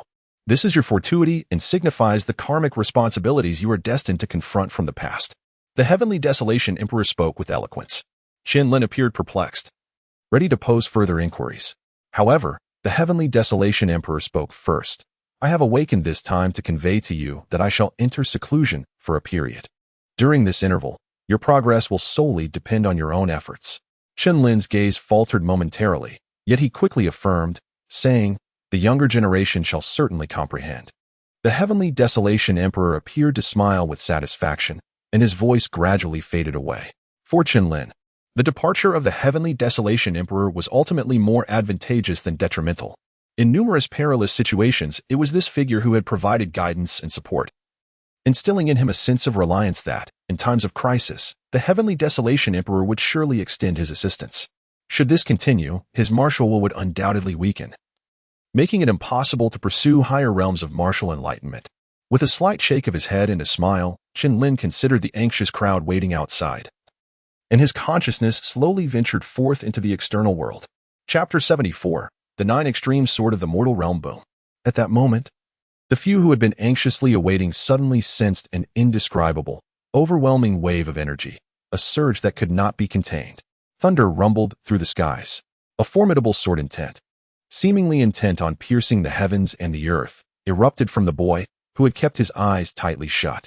It was Brother Chen, Zhu, whose spiritual energy surpassed that of ordinary individuals, was the first to discern that this surge originated from Chen Lin.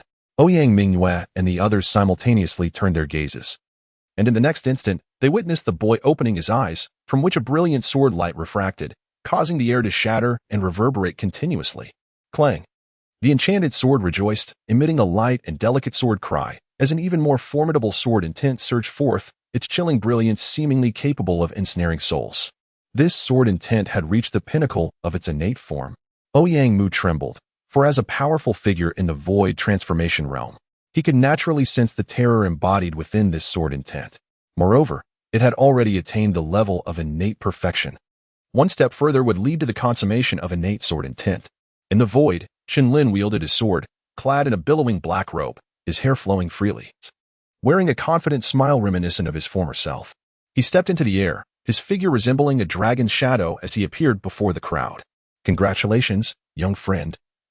Your sword heart has become enlightened, and your sword intent has broken through," Ouyang Mu said, clasping his fists in greeting. This scene caused the elder Hai's eyes to narrow in surprise. It is known that within the entirety of Tianyang County, there are no more than 5 individuals deserving of such a salute from Ouyang Mu. Thus, the elder's actions signified that Chen Lin was regarded as an equal to himself. The elder Hai slightly bowed, offering a respectful gesture. He understood that although Chen Lin's cultivation was merely at the mid-stage of the Tao realm, his true strength had long since surpassed his own. Ouyang Mu gazed at the young man before her, her eyes unwittingly reddening as she exclaimed, "You, rascal." The myriad of words she had intended to convey suddenly eluded her grasp.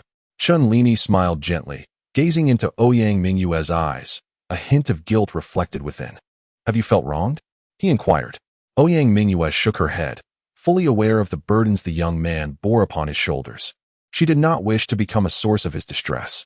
Zhu Zhen appeared somewhat troubled, attempting to pull Zhu Yun away, but just as he turned, Chen Lin reached out and grasped his arm.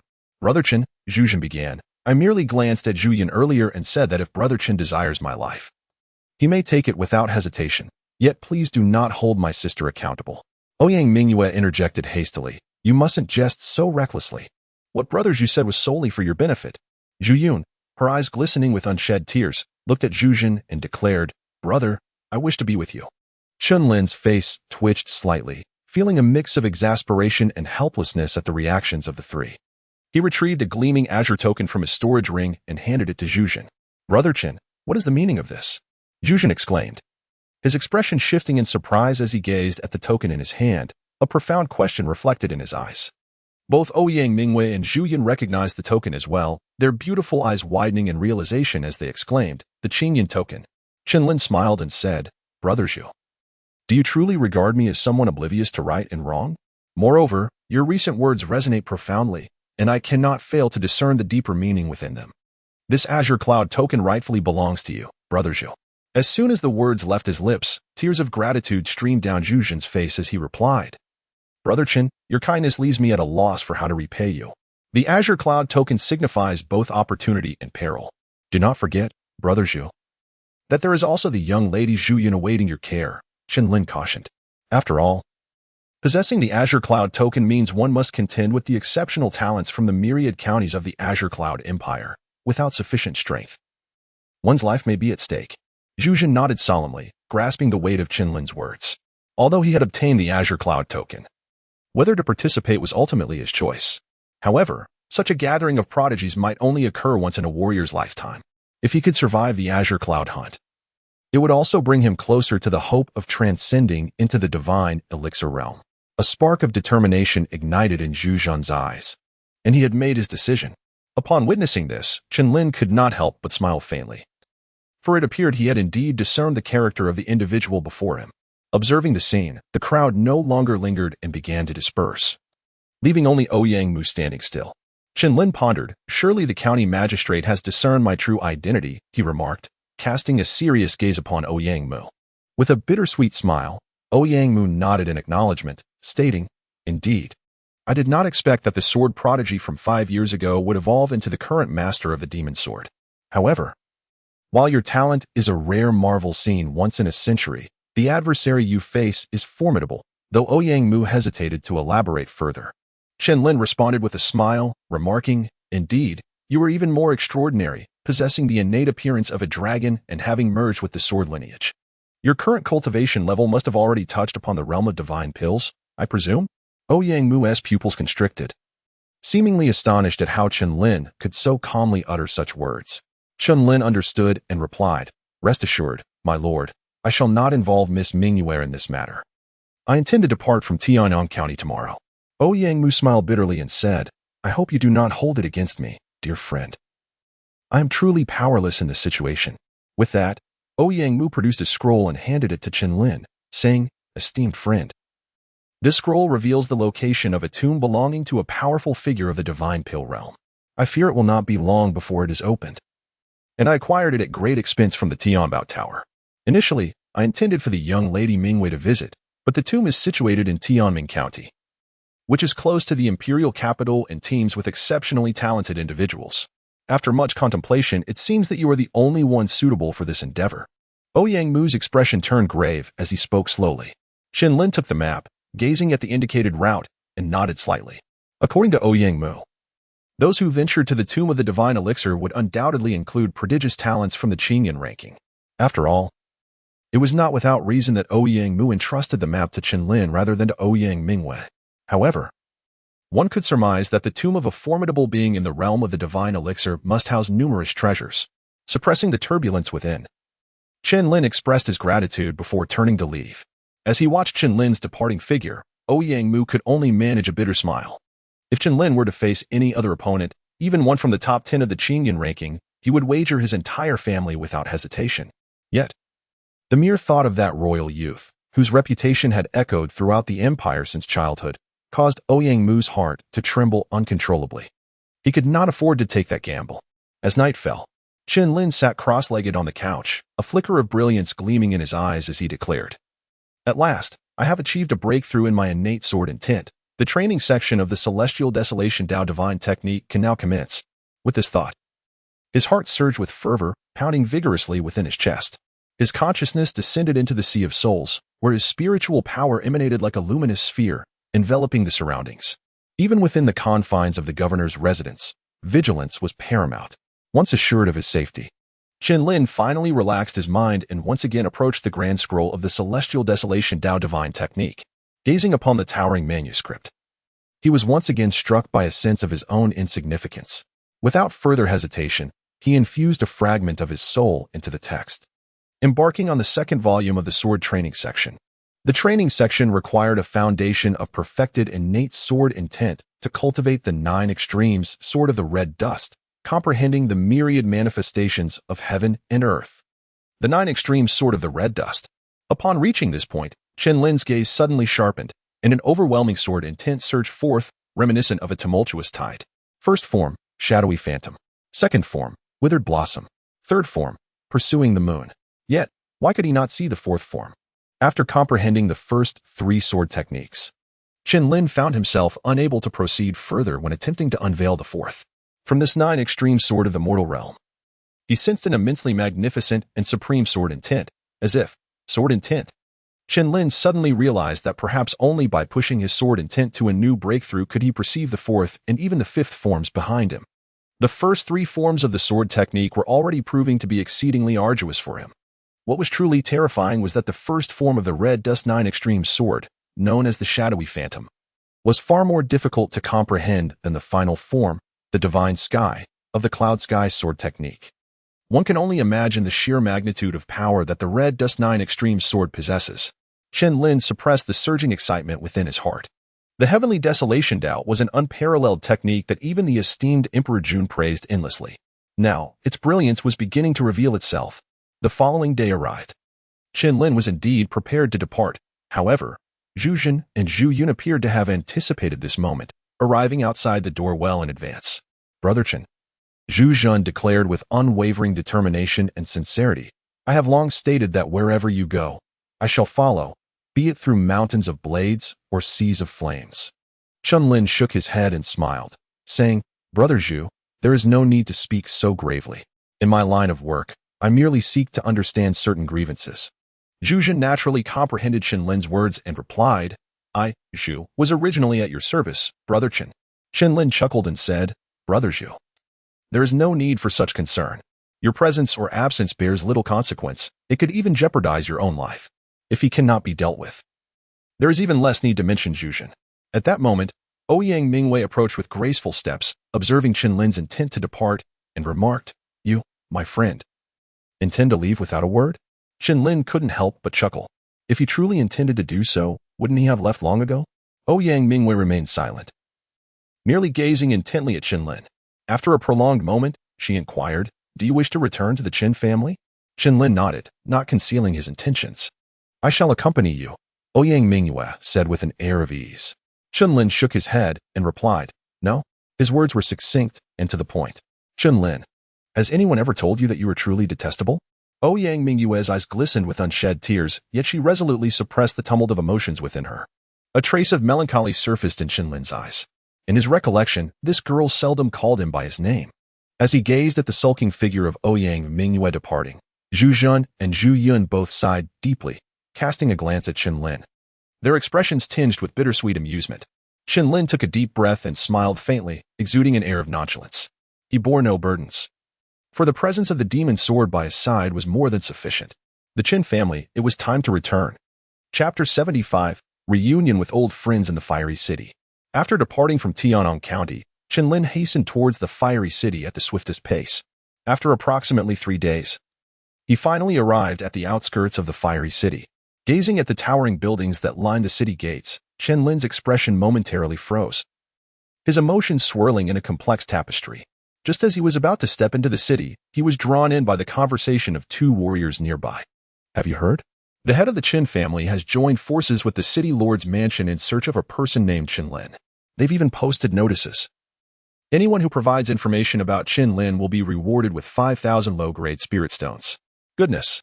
5,000 low-grade spirit stones would be enough to ensure my livelihood for a lifetime. Who exactly is this Chen Lin to be worth such a bounty? My dear brother, you are rather uninformed. Chen Lin is the only prodigy from our fiery city to have conquered the 9th level of the Qinglong Tower. What? Could he be the same individual who defeated Nangong Tian and Sun Qi from the City Lord's mansion on that fateful day? Indeed, it is he. However, since then, news of this young man has vanished from the fiery city, leaving us in uncertainty about his fate. As they conversed, they stepped through the city gates. Chen Lin stood still, his gaze enigmatic. So, it seems his portrait has already circulated in the Flame City? With a subtle shake of his head and a faint smile. Chen Lin's spirit stirred. With his modest mastery as a soul master, he could envelop his soul power within a radius of 10 miles. After a thorough investigation, a cold smirk crept upon his lips. He then lowered his eyes for a moment before setting off in the opposite direction of the city. Given the bustling crowds during the day, he decided to wait until nightfall to seek information. Finding a tavern, Chen Lin slightly veiled his face with a black cloth and began to drink, remaining there until the sun dipped below the horizon and the moon ascended into the branches. As the night air turned cool and the flow of warriors diminished, Chen Lin remained unfazed. With a single step, he seemed to shrink the distance, entering Flame City seamlessly. The moment he crossed the threshold, he advanced swiftly, though his path did not lead to the Chen residence. Before long, a grand estate came into view, the Lord's mansion. Suppressing his aura, Chen Lin's gaze turned frosty as he surveyed the mansion, recalling how Sun Ling had once dispatched assassins after him. It was time to settle this score. With that thought, his energy surged, and he vanished from his spot, slipping into the Lord's mansion. Once inside, he extended his spirit, keenly perceiving his surroundings. To the south, a presence emanated that made even him cautious, undoubtedly Sun Ling. In the southwest, he recognized a familiar figure, causing a hint of indifference to flicker in his eyes. Without a moment's hesitation, he raced toward the southwest. After approximately a quarter of an hour, he arrived outside a window, concealing his form to listen intently to the voices within. Brother Sun, the Flame City is now our domain. A voice laced with flattery resonated slowly. Haha. No matter how stubborn Nangong Tian may be, he has ultimately fallen into our grasp. It is a pity, however, that the brat Chen Lin has remained elusive. Spoke a young man dressed in lavish attire, his expression sinister. It was Sun Qi, the young master of the Lord's mansion. Brother Sun, Chen Lin possesses exceptional talent. Now that the rest of the Chen family has been captured, only Chen Lin's whereabouts remain unknown. If we allow this brat to grow outside, he may well become a significant threat, interjected a man with a flattering demeanor, holding a feather fan. It was Li Zhe. Once defeated by Chen Lin, he had even lost the Qinglong order of the Li family, yet now he found himself within the Lord's mansion. Brotherly. Chen Lin is but a relic of the past. The Flame City of today is no longer within his control. Moreover, with you, Brother Sun, even if Chen Lin returns, he shall not possess the title of the city's foremost genius. The first flattering voice chimed in again, causing Li Zhe's expression to darken. Zhao Nua. I merely say this as a precaution. After all, you two were defeated by Chen Lin back then. Li Zhe spoke coldly. Zhao Nua chuckled mockingly and replied, by your reasoning, we were no match for Nangong Tian back then. How is it that he has now become our captive? It seems to me that someone has been utterly frightened. If you're afraid, you might as well go back to sleep. Zhao Nua, you. Li Zhe retorted angrily. Enough. At that moment, Sun Qi, who had remained silent until now, interjected. He waved his hand, prompting the two to step back. Observing the scene, he then coldly remarked, Chen Lin has become a thing of the past. If he dares to show his face, I shall make him experience what it truly means to wish for death. Is that so? Just as Sun Qi's words faded, a voice laced with mockery echoed in the ears of the three. Who is it? Sun Qi stepped forward, his cold gaze scanning the surroundings. Zhao Nua and Li Zhe also turned to look, recognizing the voice as eerily familiar. Buzz. At that moment, the door was gently pushed open, revealing a tall, handsome youth clad in black slowly entering the room. Greetings, gentlemen. It has been a while. The youth smiled upon seeing the trio, revealing his pearly white teeth. Chen Lin. Li Zhe was the first to react, his voice trembling as he spoke. Eyes wide in disbelief. Sun Qi and Zhao Nua were equally stunned upon hearing the name. Sun Qi's previously sullen expression suddenly brightened with a look of surprise upon seeing Chen Lin. Chen Lin, you have come to deliver yourself to me. Zhao Nua exclaimed with delight, his excitement palpable. Haha, Chen Lin, do you have any idea how difficult it has been for me to find you? I never imagined you would be so considerate as to come knocking at this hour to seek your demise. Sun Chi's eyes sparkled with joy as he spoke. The reactions of the three did not escape Chen Lin's notice. He merely smiled and turned to Sun Chi, saying, I didn't expect your cultivation to have recovered. And you have even stepped into the late stage of the path of truth. Sun Chi grinned wickedly. Chen Lin, did you not see this coming? Not only have I regained my strength, but I have also successfully advanced to the late stage of the path of truth. Oh? You have also reached the mid-stage of the path of truth. It appears you are not entirely useless after all, Sun Chi remarked with a raised eyebrow, a teasing tone in his voice. As for Zhao Nua, he too was shaken, a surge of spiritual energy emanating from him, revealing that he had also attained the mid-stage of the path of truth. Chen Lin, in the past, I was defeated by you. Today, you have come to seek death. Let me send you on your way. Zhao Nua sneered coldly, knowing full well the exhilaration that accompanied his recent breakthroughs after consuming elixirs. The thought of trampling Chen Lin beneath his feet caused a cruel smile to creep across his lips. With a fierce roar, Zhao Nua unleashed all his spiritual energy, launching a powerful punch that shattered the air and cracked stone. This strike was fueled by his full strength, clearly intent on obliterating Chen Lin in one blow. Prepare to die, brat. The air was thick with tension as Zhao Nua's fist loomed larger in Chen Lin's eyes, yet the latter remained utterly unfazed. Was this lad truly so intimidated that he had lost his wits? Sun Chi shook his head with a cold smirk, his expression dripping with disdain. However, upon witnessing the scene unfold, Li Zhe's brow furrowed in concern. Boom. In the next instant, a deep rumble echoed through the arena. Sun Chi, still wearing a sneer, turned his gaze toward the spectacle before him. Yet, in a fleeting moment, the smile vanished from his lips, and the mockery in his eyes transformed into sheer astonishment. Before them, Zhao Nua unleashed a powerful punch, but Chen Lin merely lifted his right hand and extended his index finger, effortlessly countering the fierce blow. How could this be possible? Zhao Nua exclaimed in horror, his eyes wide with disbelief. Your speed is commendable, but your strength pales in comparison.